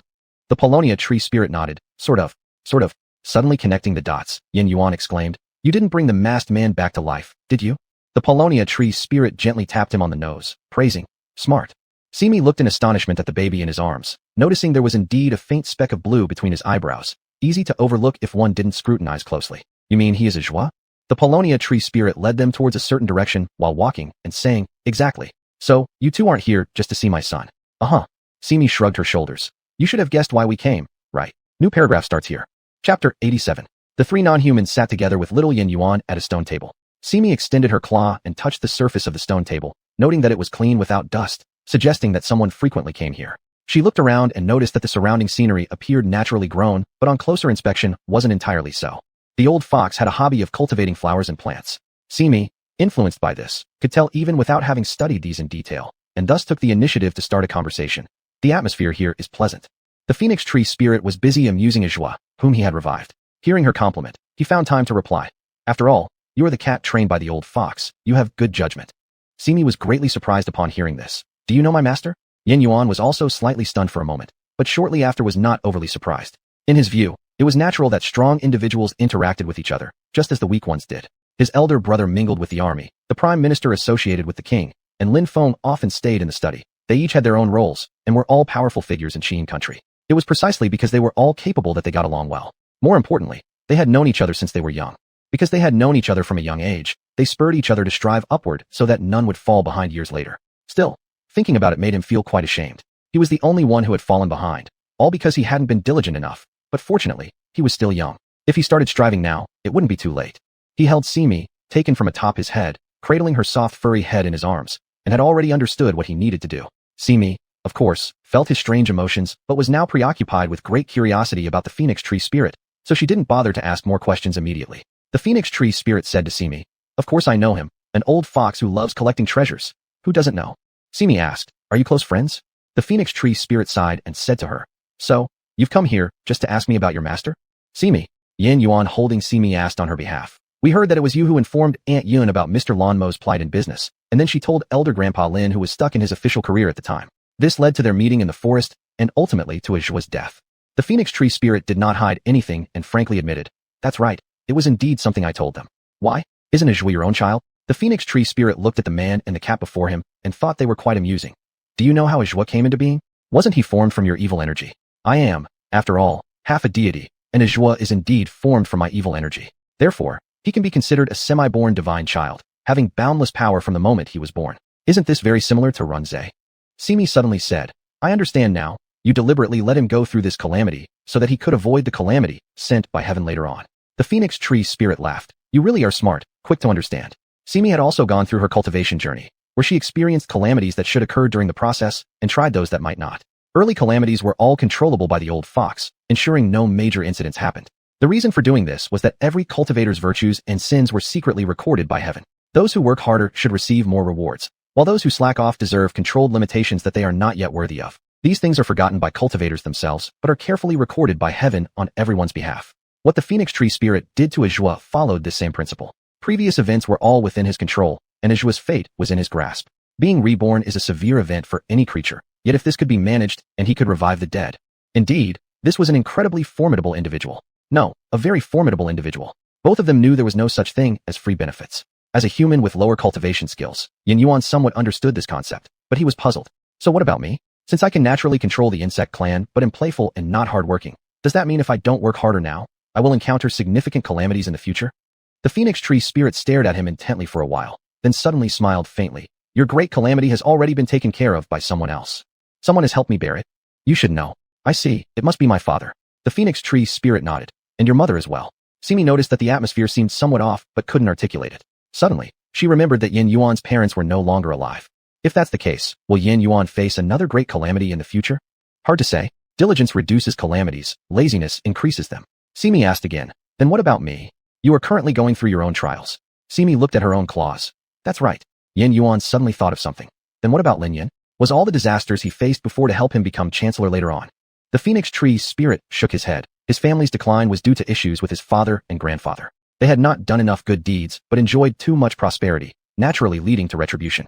However, they themselves were relatively diligent, leaving their descendants to enjoy undeserved advantages, so heaven wouldn't easily let them go as they wished. Thus, the calamity fell upon the next generations. Simi, So this is why his family declined. But I heard that his mother was a very kind woman. Indeed, she was kind and beautiful. You need to understand, being pretty and truly beautiful are different things. So what? Of course, one cannot have everything going their way. These are cause and effect. It's like if you do something wrong now and avoid your punishment, your descendants will not be able to escape it. You should know, when calamity falls on those closest to you, it's even more painful than if it happened to you yourself. As he said this, the phoenix tree spirit pulled out the finger from little Ajua's mouth. Simi roughly understood. Then what about Yin Xian and Lin Chuan? Did they gain their positions today because of their ancestors, despite having paid a lot to? But surely their background played a big role. You can rest assured, their calamities have already passed. Really? That's great. Yin Yuan, seeing her excitement, couldn't help but pat her little head. Of course it's true. Yin Xian constantly fights battles outside, his body riddled with scars. All this counts as part of his calamity. Lin Chuan has a weak body but still worries over all the matters of the Qiying country. This is a cruel form of punishment. As for Lin Feng, his greatest advantage is staying out of official roles, often doing good deeds, living freely and joyfully. Of course, his weaker constitution compared to an ordinary person also serves as a way to avoid calamity. He then suddenly looked at Yin Yuan. As for you, I believe you already have a plan in mind. Yin Xian nodded. He indeed understood what he needed to do. After hearing the phoenix tree spirit's words, Simi suddenly realized, it's like this then. Oh, wait. Could it be that Lin family's offspring's ill health is due to excessive blessings? The phoenix tree spirit shook his head, partially. What's the other part? Because of his joie. Back then, his grudges were overwhelming. Lin Yin made a contract with him, which did have some effect, but this immense resentment affected others instead. The only son of Lin Yin died in middle age. Do you remember how your senior sister knelt in Yunji realm to beg your master to solve this issue? Ah, I see. The phoenix tree spirit's words reminded Simi. Many problems suddenly became clear. Ah, this explains why Lin Chuan's body is weaker than Lin Feng's. Back then, Ajua's resentment was still heavy. By the time of Lin Feng, it had weakened significantly, right? Exactly so. So, in fact, the ruler making people boil medicine to suppress Lin Chuan's cultivation was to deprive him of the chance to cultivate, thereby avoiding the calamities brought by cultivating. The phoenix tree spirit nodded again. Should be. Simi couldn't help but shake her head in admiration. This child is truly worthy of being a natural ruler, thinking so comprehensively. Since the phoenix tree spirit was probably lonely for too many years, suddenly these two small beings came to chat with him, opening up his endless talkativeness. He laughed. I have many secrets here. Do you want to hear them? Upon hearing there were secrets, the ears of both cat and human immediately perked up. Simi even flapped her little ears a couple of times. Simi, quickly tell us your secrets. There run Zhe and Chun Yunyan's secrets. Their secrets. Simi glanced at Yin Yuan and said, we witnessed their relationship develop throughout. What secret could there possibly be that we don't know? There are plenty. Oh, like why Runze ended up at the bottom of the cliff, whether his cave from before and later are the same one. Why did Qin Yunyan go to the abandoned house, or the illusionary garden in the abandoned house? Are you not curious about these secrets? Both man and cat glanced at each other and immediately chimed in unison. Yes. Satisfied with their reaction, the phoenix tree spirit nodded and said, secrets must be exchanged with secrets. What secrets do you have to exchange with me? Exchange secrets? Simi was puzzled. It was the first time she'd heard such a thing. Naturally, since you've listened to so many of my secrets, you should tell me a few. Simi found this somewhat difficult. But, we don't have any secrets to share. That's incorrect. The phoenix tree spirit reminded her.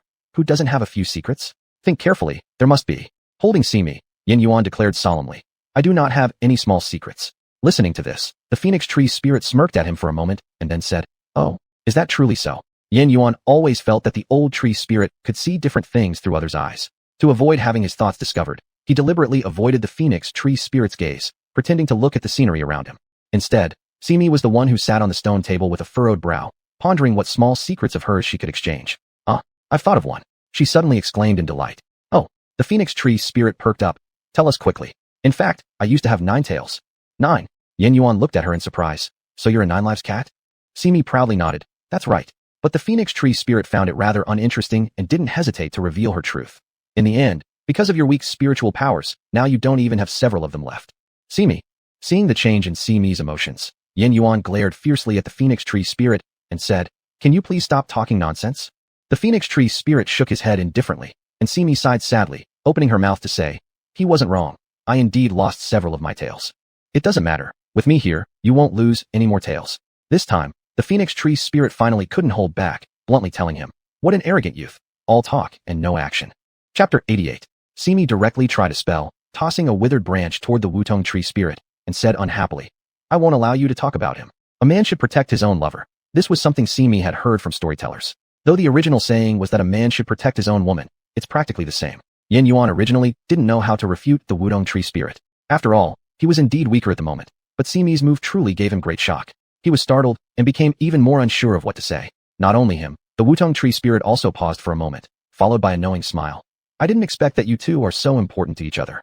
Simi continued to furrow his brows and look at him without saying a word. Seeing her attitude, Yin Yuan was already too happy to bother arguing with the Wutong tree spirit anymore, just wanting to embrace the cat in his arms and ruffle it. The Wutong tree spirit saw how affectionate they were being and looked once again at the baby she had created single-handedly, who was still giggling while biting his thumb, making her heart feel sour as if she had eaten a plum. All right, why are you both being so sappy? She interrupted their staring, feeling slightly better. Seeing the Wutong tree spirit's appearance filled with envy and jealousy, Yin Yuan felt satisfied but also knew when to stop. He asked her, didn't you say you would exchange secrets? Just now Simi said one. Now it's your turn to say another. The Wutong tree spirit chuckled and replied, I've already told many secrets before. You have only revealed one that I already know, and you still want an exchange. Yin Yuan lifted his head and said, you never included those before. Since you didn't mention them, they don't count. Before the Wutong tree spirit could argue back, he quickly added, don't take advantage of us because we're younger than you. Simi immediately agreed. Exactly. The Wutong tree spirit, looking at their shrewd expressions, couldn't help but laugh. Are you sure you want me to tell you? Of course. Yin Yuan frowned and said, what is it? Are you going to renege on our deal? The Wutong tree spirit waved her hand and said, no reneging. How dare an old tree spirit like me go back on my promise to the two of you? Yin Yuan. Then hurry up and tell us. Simi slapped his paw. Tell us quickly. The Wutong tree spirit calmly looked at the two of them and said to Simi, back when you first arrived in Qiyin country, didn't you often drop your handkerchief? How did you know that? Simi wondered curiously, then thought about it for a moment. He knew everything about himself down to the last detail, so it wasn't surprising that she knew he often dropped his handkerchief. He complained to her, I really did often drop it. The handkerchiefs my master prepared for me were almost all gone. But girls in Qiyin must carry a handkerchief when they go out. So later I directly used an illusion spell, making others think I always had my handkerchief. Yin Yuan vaguely felt something was off. Sure enough, the Wutong tree spirit glanced at him and then smiled at Simi. Do you know why? Isn't it because I lost it? The Wutong tree spirit replied, certainly. Wait a moment. Yin Yuan interrupted the Wutong tree spirit's next words, whispering into Simi's ear. This person is surely trying to waste one of our secrets. You must not fall for it. Simi glanced at the Wutong tree spirit, blocking his lips with his furry little paw, and whispered to Yin Yuan. I can see it. This person has ill intentions. Don't be deceived either. All these small actions naturally caught the Wutong tree spirit's attention, but she didn't expose them. She just smiled silently. Why do you keep smiling so insidiously? Yin Yuan was the first to frown and challenge her. The Wutong tree spirit steadied the little baby in her arms and said to them, all right, basically I've been talking while you've been listening today. It's quite unfair. After all this talking, even my son Zhua has grown tired. To prove this point, the Wutong tree spirit even said to the energetic Ajwa, is that right, little one? Ajwa laughed a few times and yawned shortly after. See? I wasn't wrong. The Wutong tree spirit looked expectantly at the two in front of her, her eyes conveying, enough already, you two should leave. See me. Yin Yuan. Trust you? Never. Under the Wutong tree spirit's eager gaze, Yin Yuan spoke up. If you want us to leave, that's not impossible, but Simi has already revealed a secret. You need to return it to us with another secret. Seeing the Wutong tree spirit's large eyes filled with tiny doubts, Yin Yuan added, don't try to wriggle out of your own promises. Simi quickly followed with a serious expression, glaring at the Wutong tree spirit and slamming his hand on the table. No matter how weak, the momentum must not be lost. The Wutong tree spirit was amused by them again. She hadn't seen any living creatures dare to threaten her in such a long time. Looking down at Ajwa nibbling his thumb in her arms, she said to the man and cat before her, since this is the case, how about I tell you another big secret? The man and the cat exchanged glances, conveying certain information through their eyes. Finally, Yin Yuan spoke up. All right, what do you have to say? The Wutong tree spirit tapped her fingers on the table, pondering for a while before asking, what would you like to know? Simi answered, naturally, something more important. We don't need to hear trivial things. The Wutong tree spirit glanced at the jade bead that she had cast an illusion on, then said, in recognition of how your dream consciousness has nurtured Zhua for some time, I will share one more thing with you. Wait, Yin Yuan interrupted, suggesting voluntarily. We want to know why Run's dressed in women's clothes. He didn't mention Simi before, but once he did, Simi suddenly got excited, wildly pounding on the stone table. That's right. Why would someone as stubborn as Run's wear women's clothes? Oh, seeing their crazy state, Ajwa immediately forgot to put his fingers in his mouth and used them to cover his ears instead.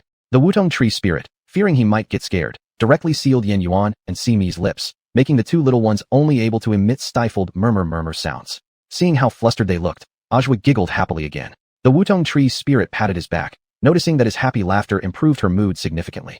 She turned to the man and the cat and said, regarding Runs, it's simple if you want to put it simply, or not really all that complicated either way. Simple? Simi and Yin Yuan stared at each other, their small eyes filled with great disbelief. The Wutong tree spirit continued. You probably already know that Runs had always appeared in the guise of Chun Yunyan.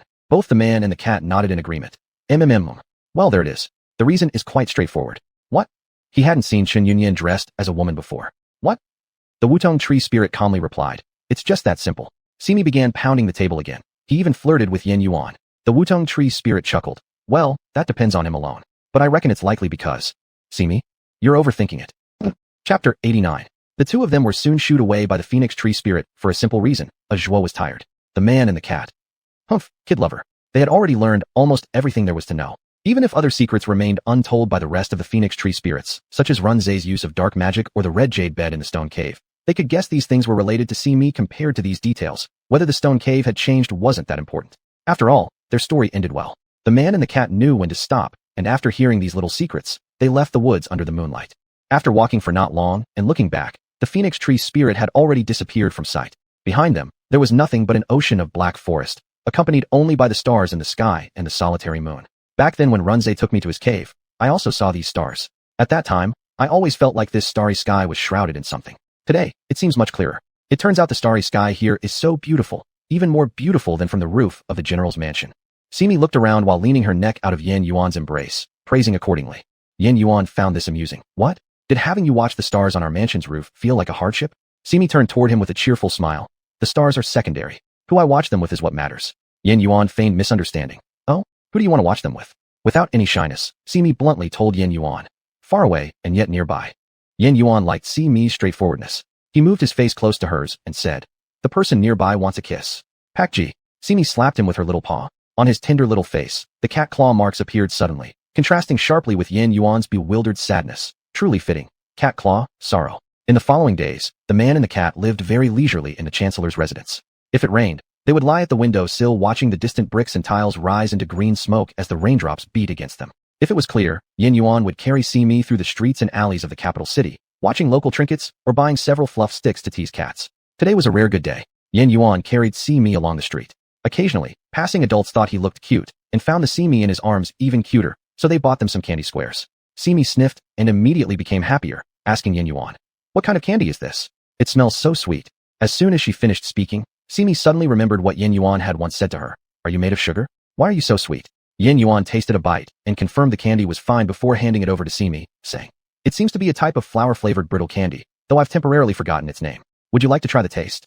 Simi glanced at Yin Yuan, extended her little pink tongue, and licked the piece of brittle candy, delightedly declaring, this tastes different from the brittle candy at the chancellor's residence. Yes. Yin Yuan watched her joyfully, feeling equally happy himself, and handed over 2 more pieces to Simi, allowing her to eat slowly. Thus, the two strolled and browsed until they unconsciously arrived outside a shop. Seeing the shop's name, Simi immediately patted Yin Yuan's shoulder and called for him to stop. Yin Yuan asked, what's wrong? Look at the name of this shop. Following her pointed direction, Yin Yuan replied, isn't it the same as the one where Runze bought the wedding attire? So many years have passed. I wonder if it's really the same shop. Let's go in first and take a look. Yin Yuan furrowed his brows, telling Simi, Chen Yunyan's incident happened years ago. If that ancient shop can still exist now, how could it remain a mere small store? It must be a grand store by now. Simi disagreed. Why define it so early? Let's go in and check first. Yin Yuan shrugged and said, all right, if you insist, but I'm sure this shop is just coincidentally named the same. For reasons unknown, today this shop's business was rather quiet. Just as Yin Yuan walked in carrying Simi, a young man rushed over and addressed them. Where does this young master come from? And you're holding a cat too. During this period, Yin Yuan had mostly stayed in the chancellor's residence, dressed in large-sleeved robes that Lin Feng favored. He didn't appear like a martial arts enthusiast, but rather resembled a scholar immersed in literature. However, Yin Yuan was used to being called young master and felt slightly awkward being called young scholar, correcting, I practice martial arts, not literature. The young man immediately apologized. My apologies, it was my mistake to misidentify your identity, young master. Seeing his pleasant attitude, Yin Yuan naturally didn't bear a grudge, replying humbly, don't mention it, don't mention it. It's rare for me to wear this style of clothing, so it's no surprise that there's confusion. Simi found it odd and leaned towards Yin Yuan, whispering in his ear, I have always known that in the Qiying country, scholars are called young masters and martial artists are addressed as young gentlemen. But I've never thought much about these distinctions. Her comment was naturally overheard by the shop assistant who then responded with delight. Who would have thought that this young gentleman holds a talking spirit cat? With diligent cultivation, it might only take a few years before it transforms into human form, proving once again that good words don't always resonate well. In this case, although the shop assistant intended to offer praise, he was unaware that Simi had already transformed into a human figure but temporarily reverted back to her original feline shape due to unforeseen circumstances. Noticing the disappointment of the little cat in his arms and understanding that the assistant's misdirected praise was unintentional, Yin Yuan refrained from fault-finding. Instead, He stroked Simi's fur soothingly, saying to the assistant, "This shop appears to have been around for some time." This remark was baseless since there was nothing about such an average shop that suggested its history, yet Yin Yuan, appearing youthful, could get away with his blunder. Who would quibble with a child's harmless observation? But upon hearing this, the shop assistant laughed. The young gentleman truly has keen eyesight. This shop indeed has been operating for many years. Is that so? Both Simi and Yin Yuan were intrigued, staring at him expectantly, caught under their penetrating gaze. Even the shop assistant felt somewhat awkward, but still patiently explained, "I'm not entirely sure how many years this shop has been running, but according to tales, it existed many years before my birth." Yin Yuan couldn't help asking curiously, "If this shop has existed for so long, why is it still so small?" Regarding that, I don't know either, except that even though the business may seem quiet, someone has been financially supporting the shop all along. It's what's kept it going until now. So, does that mean the shop was almost closing? It seems that way. Nevertheless, no matter what, it's continued to operate. Immediately seizing on this clue, Simi asked further, "Do you know who that person is, the one funding it behind the scenes?" Shaking his head, the assistant replied, "That I do not know. All I know is that it's a spirited young woman who prefers red clothes, as remembered by those from the past. A woman in red." Simi immediately knew the answer. One glance at Yin Yuan confirmed his silent nod of agreement. It must be Runze. Oops. The assistant suddenly slapped his forehead, realizing, "How did I end up telling you all this? What exactly is it that the young gentleman wishes to see?" Chapter 90. Yin Yuan glanced at Simi in his arms, then looked at the young man before him, and finally at the finished fabrics in the shop. He asked, "Can you make clothes for Simi here?" The young man nodded. "Of course we can." Yin Yuan nodded again. "Then I'll send someone later with the design. You can make a piece of clothing according to it." The young man smiled. "All right. Make sure it looks good. We can negotiate the price." The young man asked, "Are your parents coming to confirm?" "Anyway, once I place an order, I won't back out. You can rest assured about that." The young man laughed. Looking at the clothes on Master Yin, it's clear you're not one to break promises. After seeing off Simi and Yin Yuan, the previously smiling young man deflated as he muttered, "Oh, are all the rich young masters so full of themselves now? He's shorter than my legs, yet so authoritative." While sighing faintly, he walked into the shop. Simi looked back at the retreating shop and couldn't help but ask, "Do you think, who owns the shop now?" Yin Yuan responded matter-of-factly, "Naturally, whoever pays owns it." Simi thought for a moment and said, "It's not bad like this. Not bad at all." A person and a cat wandered and ate around the streets. Halfway through, a small thing with a faint glow landed naturally on Yin Yuan's head. Yin Yuan felt something resting on his head and was about to remove it when Simi grabbed it. Then she fell silent. "What is it?" Yin Yuan asked. Simi held it up to him. "Here, it's a 1,000 origami crane." Yin Yuan's expression also changed. He knew the 1,000 origami cranes were used by Simi and the old fox she mentioned to communicate. Its arrival meant the old fox had sent a message. What the old fox would say to Simi, Yin Yuan did not know, but he felt a growing sense of unease. Simi opened the origami crane right in front of Yin Yuan. She stared blankly at the empty piece for a while before her ears drooped. Yin Yuan's uneasy feeling grew even stronger. He asked, "What does it say?" Simi rested her head on Yin Yuan's chest, closed her eyes dejectedly, and listlessly replied, "The old fox wants me back in Yunji realm." "Do you have to go back just because he says so?" Yin Yuan was somewhat displeased because of the old fox's letter. "Yes," Simi said listlessly. "And, can't you stay?" Yin Yuan wanted to say it aloud, but something in his throat suppressed him from doing so. "I hate leaving you." Simi spoke with exhaustion, though her sorrow and disappointment were evident. "Can you not go?" Yin Yuan voiced the question. Simi shook her head. "If the old fox speaks, there's no changing it. He's even more powerful than the phoenix tree spirit. If I don't return." Simi didn't finish the sentence, but Yin Yuan could guess what it might mean. He harbored great resentment toward the so-called old fox. Regardless of this resentment, there was little he could do about it at present. "If you're unwilling to leave, why can't you stay?" he asked. Simi shook her head again. "He's the old fox, I cannot defy him." Suddenly, Yin Yuan felt a wave of helplessness wash over him. He intensely disliked this feeling. Hugging Simi tightly, he buried his small face in her furry back and murmured softly, "I too don't want you to go." Unable to outwit with magic, he must outsmart with intellect. It seemed he needed to come up with a good plan. Simi hadn't told anyone that he was leaving except for Yin Yuan.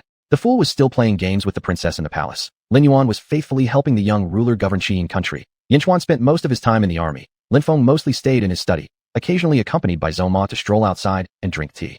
As for Yin Yuan, the moonlight shone through the window and scattered inside the room. Simi watched the young boy still asleep in bed. Quietly transforming into human form, he knelt beside the bed and stared at him silently for a long, long time. Long and delicate fingers slid down Yin Yuan's forehead to his nose and philtrum, finally resting on his lips after a lingering moment. Simi let go and pressed a kiss to them. "Yin Yuan, please don't blame me for leaving quietly or for intentionally letting you sleep deeply. If I can, I will come back to see you in the future." Simi said this while lying on his chest listening to his heartbeat. Pushing open the originally closed door, Simi gazed at the full moon outside, a sudden wave of sadness surging within. Even the moon was full, yet she had to leave. Gazing far away at the misty shadows of distant mountains and touching close grass swaying in the wind, Simi lay among the grass, her hands behind her head, watching leisurely white clouds drift away in the blue sky. She sighed quietly under her breath. It had been so long since returning to Yunji Realm, yet her spirits had not lifted. Even when butterflies, which she loved catching before, landed on her face without any reaction, she didn't understand how this had happened. Just as she was feeling down, suddenly a light little trinket hit her face. Simi grabbed it before it rolled away. It turned out to be a small ball made of grass, and there was no doubt who had thrown it. She threw it back forcefully, hitting the bird hiding in the nearby grass directly. Sangin couldn't avoid the attack of the grass ball and fell into the grass. Flapping her wings, she transformed into human form and pounced toward Simi. You little girl, why didn't you aim properly when you threw it? You hit me. Simi shoved Sangin off her and retorted. If I didn't want to hit you, why would I throw it? Sangin didn't pounce on Simi after being pushed aside. Instead, she lay on her side in the grass, propping up half her face and pouting. I must say, since you came back from Yunji Realm, you've been like a lost soul. People might think I did something to you. You didn't do anything to me. How could you do anything to me? Simi continued looking at the white clouds floating far above, sighing as she spoke. I didn't say you did anything to me. The two comfortably enjoyed the breeze for a while. Then a tiny bird suddenly rested beside them. Sangin noticed it first and said, Today you dare come so close. Don't you worry about Simi chasing you? The little bird flapped its wings and said, Not at all. Ever since Simi returned from the mortal world, the whole cat is like she's lost her heart. She ignores us completely. I'm not afraid of her now. Sangin looked at Simi after hearing this and saw her listless, lazy appearance and laughed softly, sighing secretly that Simi really seemed to have lost her heart. Seeing Simi still gazing at the sky absently, the little bird continued, Don't look now when the wind blows through the grass here. It's easy to catch me, but in a few years I'll be able to transform into a human shape. Then I'll repay all the chases Simi used to give me. She certainly remembered everything Simi used to do to her. Sangin lay on the grass, her two small feet dangling, and propped up her face as she asked the little bird, Do you have anything interesting to share? Just asking casually, not expecting any real news since there hadn't been anything new in Yunji Realm for a long time. The biggest piece of news was that after returning, Simi acted like she lost her heart. She no longer caught birds or butterflies, and spent all day lying on the grass staring at the blue sky and clouds. Truly, fate toys with cats. The little bird flapped its wings and said, Come to think of it, there is some fresh news. Oh, the old fox has gone on a distant trip again, and will return soon. Sangin shrugged, So what? That's not really fresh news. Have you forgotten? Every time the old fox goes on a distant trip, he always brings something back. Sangin slapped her forehead. If you hadn't mentioned it, I almost forgot. The old fox hasn't gone on a long trip for a while. This time he might bring back some small living creature. The little bird said, I hope he brings back a small animal. Look around our Yunji realm. Everywhere you see are spirit flowers and grasses he picked up on his journeys. There aren't many like us who can transform into human shapes. Sangin laughed upon hearing this. You haven't even mastered transforming into a human yet. The little bird huffed dissatisfiedly. I'm not far from being able to transform into a human. Sangin was about to laugh at it when Simi suddenly said, Every time the old fox goes on a long trip, the little creatures he picks up depend on his mood. What do you think this time if he just picks something up? Sangin thought for a moment. First of all, it should be furry. Look at us three, we're all furry. The little bird disagreed with her opinion. Not necessarily. Look at the surrounding spiritual grasses. They were also brought back by the old fox on his long trips. Simi joined in. What if he picks up a rat? Sangin, little bird. They didn't think so. Time in Yunji realm seemed to pass very quickly, but also felt very slow. Simi watched the clouds every day and wondered when the next time she'd go to the mortal world would be. Or, maybe without waiting for the future, she could just sneak away now while the old fox wasn't in Yunji realm. This idea barely formed in Simi's mind before she herself burst its bubble. To begin with, the Yunji realm had been surrounded by barriers set by the old fox to protect it from outside enemies when he left, and besides that, the mist within this realm she could not escape either. These were all defenses put up by the old fox to safeguard Yunji realm, but indeed, they also kept their desire to run restrained. Attempting to leave surreptitiously wouldn't work. As Simi was sighing, a little fleshy hand holding a wooden box suddenly stretched out from midair. She jumped up and, seeing the person in front of her, didn't know if she was dreaming or in reality. How did you come? Yin Yuan waved the small wooden box in his hand and said, Since you didn't come find me, I had no choice but to come looking for you. Seeing Yin Yuan's bright smile, Simi felt a surge of surprise and excitement. After a moment, she calmed herself and asked, Why are you a child again? Yin Yuan grabbed Simi's hand and shoved the small wooden box into it before explaining, If I hadn't done this, how would your old fox bring me in? Bring in? You were also brought in. Yeah, this idea took some pestering of the phoenix tree spirit before he finally told me, but it turns out to work pretty well. That's true. The old fox does like picking up interesting little creatures when he travels around. That's right. And now I can already control myself getting bigger or smaller. My insect controlling skills have become much stronger too. Simi looked at him, feeling extremely pleased, but then a thought suddenly disrupted her joy. How long will you be staying here? She asked. Yin Yuan propped his chin on his hands as he looked at her. That's a secret. Don't worry. I've already discussed with him. Once I'm able to fully protect you from harm, I'll take you away with me. Simi pursed her lips, hiding her happiness. Oh, what about the general's mansion? And your brother Linfeng? Do they know about this? Of course they do. If they know, why let you go? Yeah, while I'm not there, they can save some energy. But don't worry. I've already made arrangements with the old fox. If anything happens to my brother or them, I'll leave and help. Simi nodded repeatedly. I never expected you to consider everything so carefully. Yin Yuan nodded. You haven't even looked yet what I've brought for you.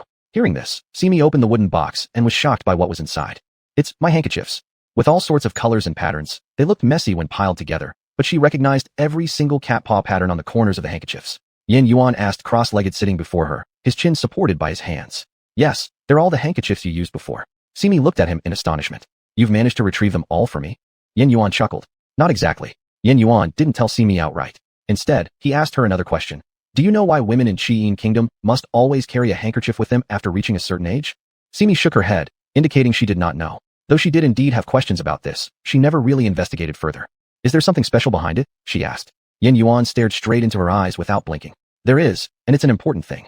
Oh, what is it? Before Yin Yuan could answer, he laughed softly to himself for a bit. Finally, just before Simi twisted his ears, he explained, the customs in Qi Kingdom are open-minded, especially regarding romantic affairs. There's never been much restriction on these things.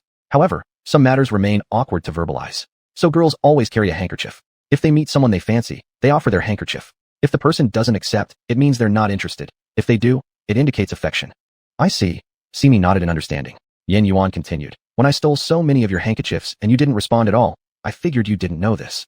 Suddenly, Simi spotted a handkerchief stained with grease and was lost in thought for a moment. She recalled where this came from. She held the handkerchief in front of Yin Yuan. This one, wasn't it the one you snatched from me while we were eating wonton noodles? Yin Yuan readily admitted the grease stain. Yes, it was that one. Simi. So, have you liked me since way back then? Yin Yuan thought for a while before nodding. It seems so. It seems so. Because I don't remember how early, but I've always wanted you to stay by my side forever. Simi's face instantly turned red. She stared at Yin Yuan for a long time, then suddenly shouted. Back then you were still a kid. Yin Yuan. I just look young. Before Simi could recover, suddenly a bird and Songing popped out from behind, glaring fixedly at Yin Yuan. Yin Yuan. Simi. After pondering for a long time, Songing said, he really doesn't seem furry. The little bird flapped its wings, and he's chubby. Not slim at all. Yin Yuan. The little bird complained. How come he can transform into human form even though he's so small? Is he some sort of magical species? Songing with a serious expression. Are you guessing if he's male or female? Little bird immediately refuted. No, the correct terminology is whether this baby boy or girl. Yin Yuan. Anyway, since he's still a baby and we can't distinguish, perhaps. The two birds exchanged glances and chimed together. Let's strip him and see. Yin Yuan. What? Simi. Stay away, stay away, stay away. Before the two birds could make a move, Simi shooed them off, stood up, and hugged Yin Yuan into her arms, warning them. He's mine. You're not allowed to touch him. Bathed in sunlight, Simi's cheeks were rosy, looking fluffy and soft, making Yin Yuan want to take a bite of her. As expected, the cat he fancied was the cutest. The end.